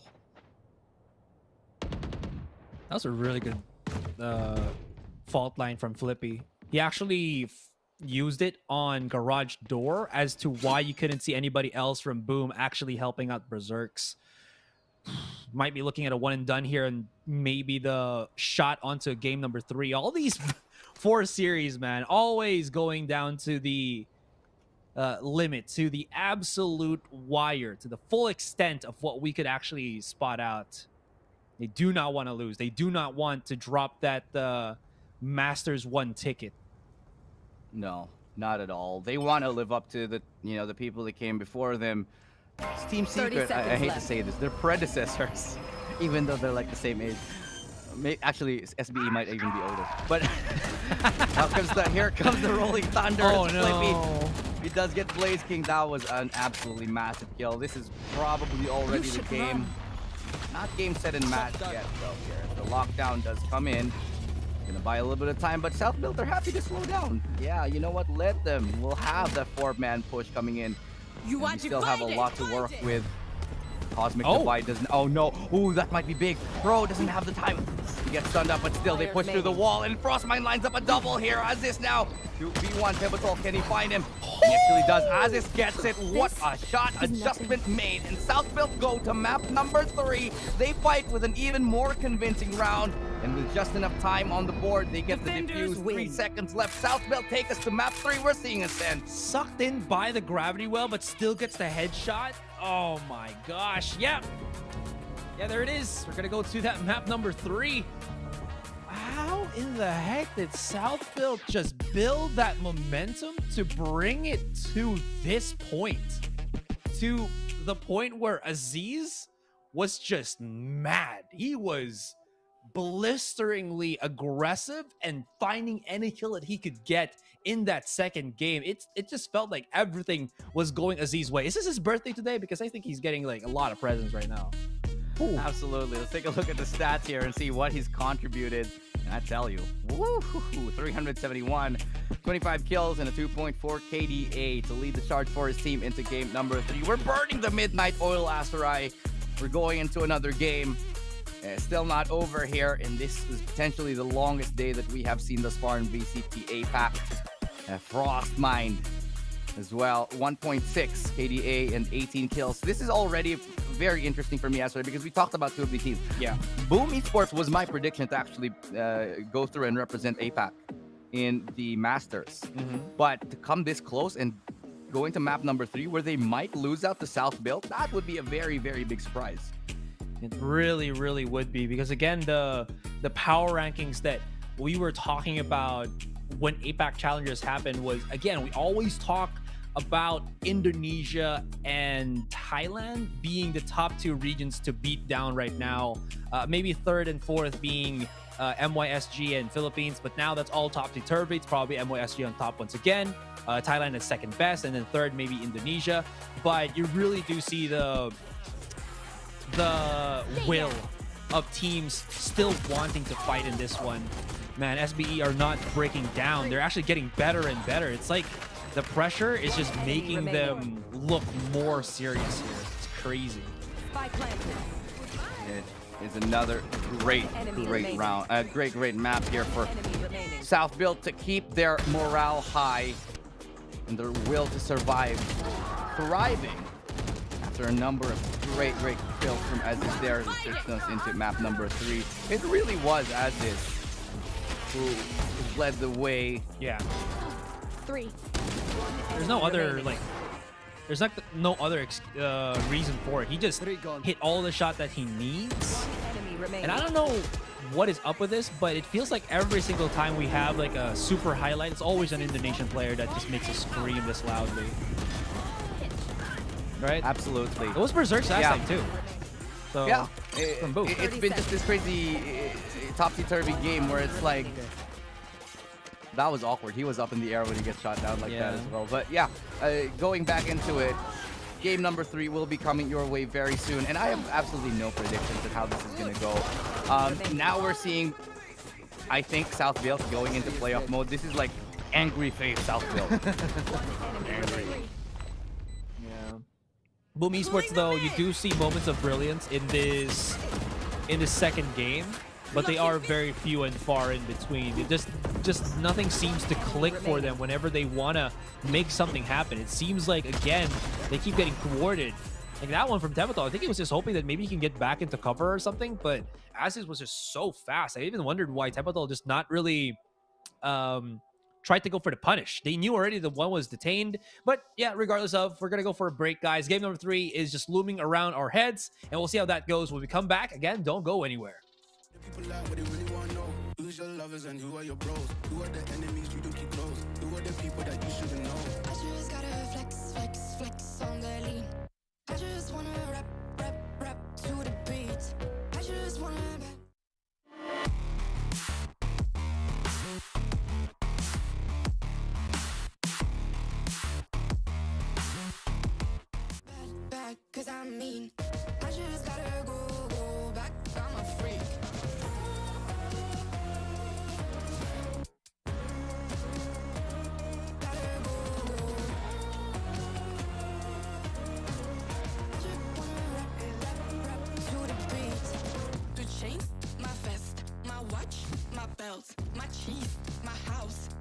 sneakers, my blouse.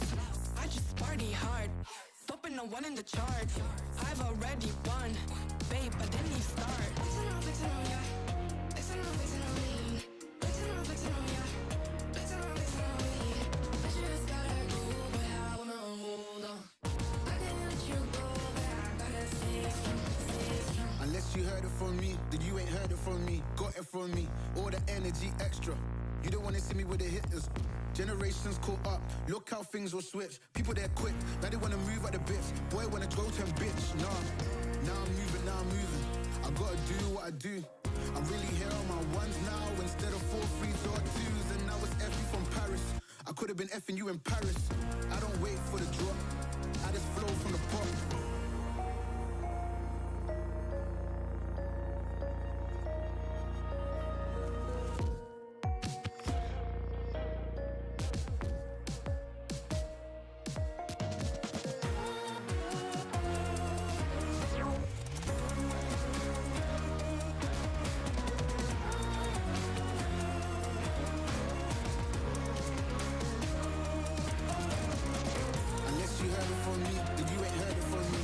From me, all the energy extra. You don't wanna see me with the hitters. Generations caught up, look how things will switch. People they're quick, now they wanna move at the bits. Boy wanna go to bitch, nah.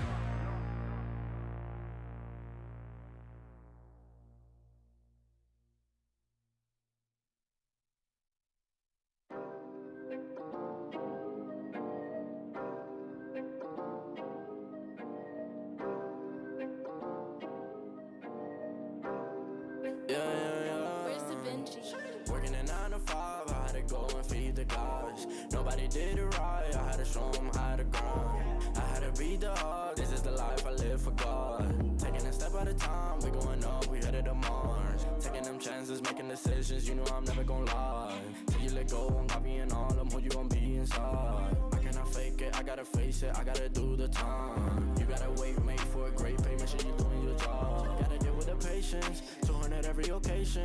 Going to different locations, how they got when I need some direction. Me and Vinci go up every session. Cook it up, yeah, you know it's no pressure. Yeah, you know how we do it, we all in. We can slow up and you never catch us. Working at 9 to 5, I had to go and feed the guys. Nobody did it.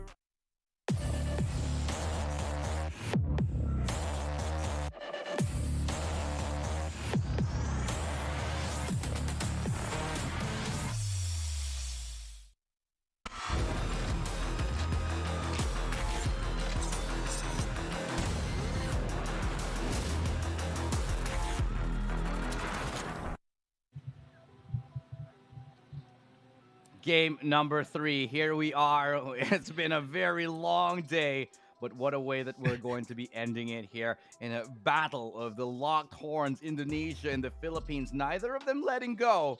And just when you think Boom is going to come out on top, Map 2 was absolutely stomped by the Filipino squad. You're joining us, Illustrado and Asarai. We're going to be your casters here as we deliver to you the action on the very, very last map of the day. And it's certainly going to be a good one. We're going into Ascend. And Asarai, how are you feeling about this one? Wow. Again, Southfield Esports just took us all for a ride. We were pretty... I was pretty surprised at how the performance of Aziz was. I know that he can perform really well, but I did not expect him to go at this immense level to bring Southfield back in this series. I honestly thought that it was going to be something different. Ja, it was always the one that I wanted to see on the Jet, but Aziz now brings it all the way around. And this could be a good thing because Ascent, I do know that Ja plays still the controller here and Aziz will be back on this Jet. So if he can do the same thing that he has on Haven, well, if you're an SBE fan, this is a really good metric. On the side for Boom, it felt like the two heavy hitters for them, that being Flipster as well as Berserks, just not really finding the groove that they were hoping for. And again, they put a lot of emphasis on Berserks to play with the operator, but it just never really clicked with them, at least on that map. Look, man, you can't be a Southfield Esports fan and have a heart condition. Like, that's just asking for it. Yeah. Anybody who watches Southfield knows what they're in for. Anybody who's a fan. This is the kind of entertainment that we come here to see. Meanwhile, Boom Esports, it's also a very, very rough story now that they're in the lower bracket as well. tensions are high, and fans from all across Southeast Asia, man, glued to the edges of their seats. I know I am, because I can't wait to figure out who actually makes it ahead. This is the last chance for both of these teams. South Built, they took a loss very recently as well against Paper X in Boom Esports. So they lost to XERXIA. So, and they have to potentially fight off against XERXIA if they, if they take a win up against here as well. Yeah, it's going to be a very tough lower bracket for anybody here. There is just so many. It's a gauntlet, to be honest. The lower bracket, it's like if you don't invest and get the wins early in this series, you're bound to go up against the other best teams already right now, especially since again, anybody coming out from the lower round 1 is just going to be put to the absolute limit, to the ringer, mind you there. Yeah, again, whoever wins this, you mentioned it already, will have to go against Full Sense and then either XERXIA or Persija, and those are not easy teams to go. So however this goes, if ever it's Boom or South Built, they still have a hellish road ahead of them. Okay, you know what? Just because we can, I'm gonna try to recount who is in the lower bracket. So you have Full Sense. Okay, that alone is that's like, I'm scared. If I were any team in the lower bracket, I'd already be scared. And then there's XERXIA there. It's like, what? Who else is in the lower bracket? Like, obviously, Persija is the one. Yeah, the other team that's in the lower bracket right now. Yeah, so it's obviously not a very friendly, fun place. I feel like this is kind of like the salty spittoon here, where the lower brackets. Yeah, and lastly, whoever loses in the upper final between Paper X and Bleed, MYSG team, will have to go down to the lower round 3. So there you go. Basically a recycle of like scary teams to go up against. Yeah, it's not gonna be fun. Really not. It definitely isn't. Well, let's take a look at the lineup here. Put Jitter on the KO. That's something I'm liking. Put Jitter has been cast on it. Flippy, he is going to be on the KO as well. Yeah. A little bit of a mirror match, actually. Pretty much same pick, exactly the same on Ascent. Not something that we're too surprised of. This is pretty much what a lot of SPA teams like to play. So this is, I'd say, fairly commonplace.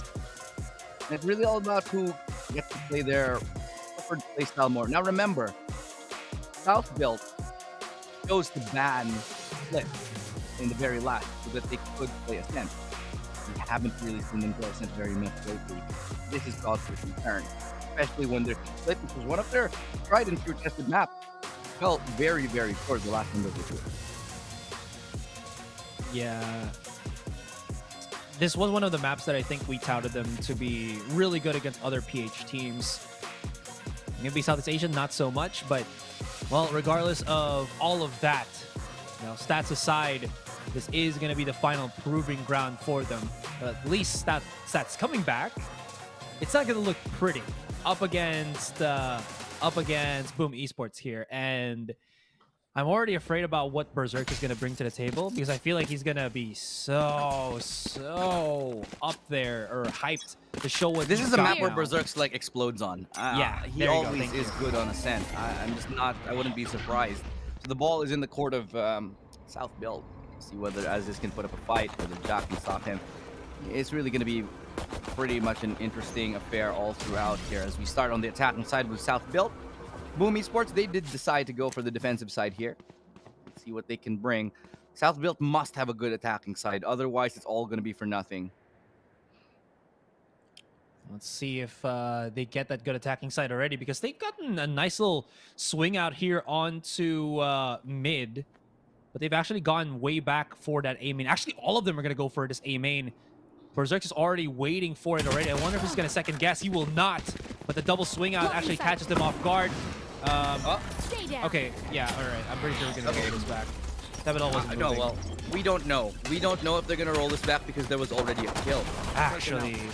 So I'm pretty sure the rules are like, if you get a kill, you can't roll back around anymore. But if there is no kill, you can. Player standing. So the timeout wasn't called. I just don't know what's exactly happening. This round is basically, it's already done. So I'm just wondering what's going on, whether they just lost, whether Sebotol just dropped out or not. Yeah. They might need to forfeit this first round at least. Not the game. calm yourselves. This is the first round, if ever. But in this high-intensity series, every single round counts. Yeah, especially the pistol. For sure, for sure. Frostmind, yeah. Don't forget to die to the spike. Let's Need just extra wait money. for the let's just wait for the call actually, because Frostmind looks like he was still kind of trying and he died to the spike. So I don't know if the pause call came too late or whether I don't know if the marshal saw it or not. We should be seeing a pause now. Yeah, there it is. 100% it should be a pause. Technical issue. Hey, guess what, Asarai? It's a technical pause. And the third map of the series of the last series of the day. It's Ray casting, by the way. She is. Okay, well, that makes sense. That makes so much sense. You got the pangkukulam, bro. Oh dear. Ray's just laughing in like the background. I will curse this last game. So for context, for English viewers, there's a Filipino broadcast where one of our co-casters there has what we call the Ray curse. And whenever she casts, we go to either triple overtime on all 3 games or a very, very long technical pause or multiple technical pauses. Yep. Yes. Yep. Okay, listen, Asarai. It's time to relax. It's late into the night. This is now this is our time. It's our special episode of Illustrado X Asarai on the late night show. The late night show. This is the late night Valorant show, and we're on a technical pause, guys. All right, calm yourselves. Who would you like? Look, let's say we had a talk show. All right. Who would you bring on as your first guest? Ilona Garcia. Oh yeah, speaking of, she's coming on, isn't she? Yeah, for the APAC finals. They announced it already on a tweet and everything that she's gonna like do a performance. I think if you actually follow her on social media, she actually I think already teased the outfit that she wore for that trailer. So yeah, she that did. means She that, posted I think it was a neon outfit, wasn't it? It looked neon, but honestly to me it looked like it was a Viper outfit because it's green. Maybe it's neon. Yeah. I don't know. But yeah, there is gonna be that performance. So we'll just see how she will entertain us. This, the song "Entertain Me." Yeah. Shout out to Leona Garcia. Please follow me back. Just in case. Nice try, Asarai. Nice Someday. try. Yeah. Oh, bear with us, ladies and gents. It is a technical pause. We do have Ray on the Filipino broadcast, so it's gonna take a minute. All right, they're gonna just bring us back first, and we might be looking for at a quick little breather here. I'm not yet sure if we are, but at least for now, it seems like Boom are trying to figure things out on their end. And again, we're not assuming anything. We're not gonna talk about that unless the TOs let us know, so that we're sure what was gonna be coming. And yeah.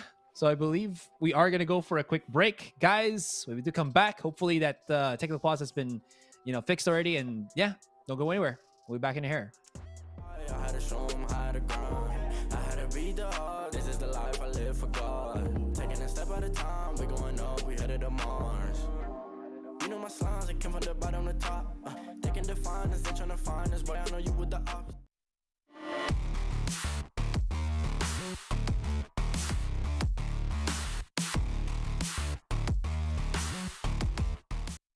We're not the same, no, you can compare me. I don't belong in the box. Don't try to play me, no, I'm not friendly. This is everything I got.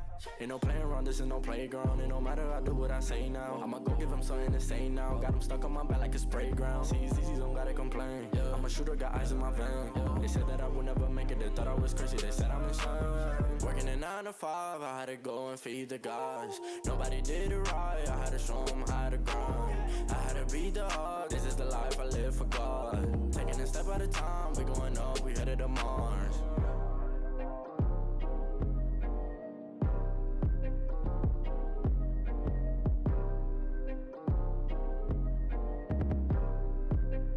Undefined for life.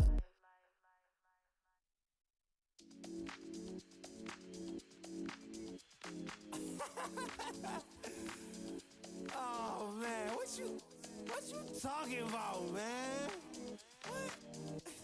You're so crazy, bruh. Wasn't too long before I realized a whole lot of truth just realized. Two groups faking the real guys, and both of them plotting on your meal size. Gotta be more, is this real life? Got a bad hand, but I still try. Try and knock me down and I still climb. I can see the promised land right over the hill line. And when I get there, yeah, we all gon' party. Learn how to surf cause the waves is gnarly. Gotta make the bread, gotta bake the barley. But it take a little time, be patient, darling. Working for the people, gotta rake them all in. But sometimes people make you hate your calling. Some people panic when the brakes is stalling. Me, I go to God when my faith is falling. Put it on the tattoos. A righteous man don't know bad news. Found forgiveness for my snafus. Nothing for the pretty girls trying to get a cashew. Bad dude. Sometimes life really suck like a vacuum. The devil I don't never turn my back to. I just want to shower love like a bathroom. And be a role model for the black youth.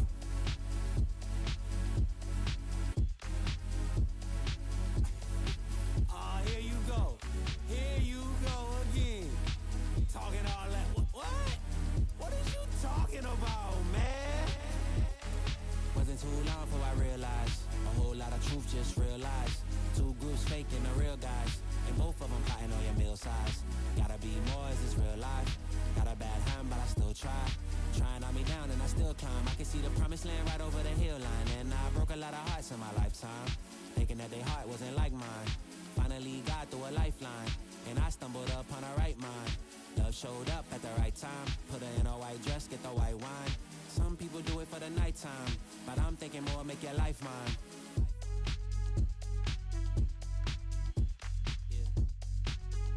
Is it possible we could last forever and ever and ever?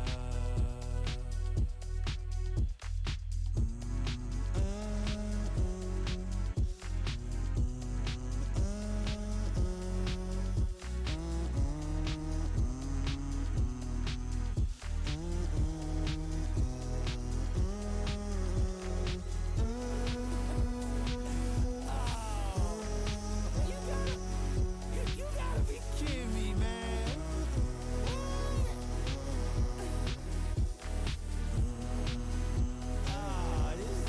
This is crazy.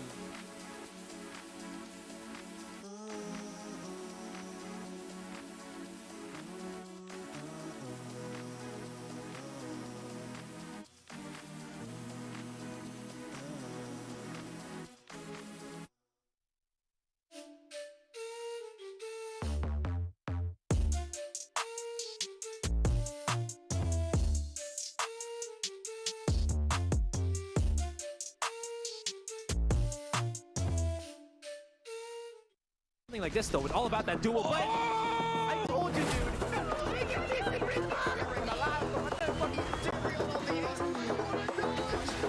Welcome to the VCT Challengers APAC Playoffs. The journey to Masters starts here.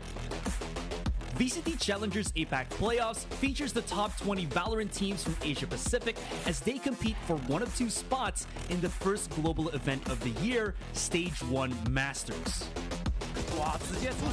The tournament runs from the 10th to 27th of March and is made up of 3 stages: the play-ins, group stage, and knockouts.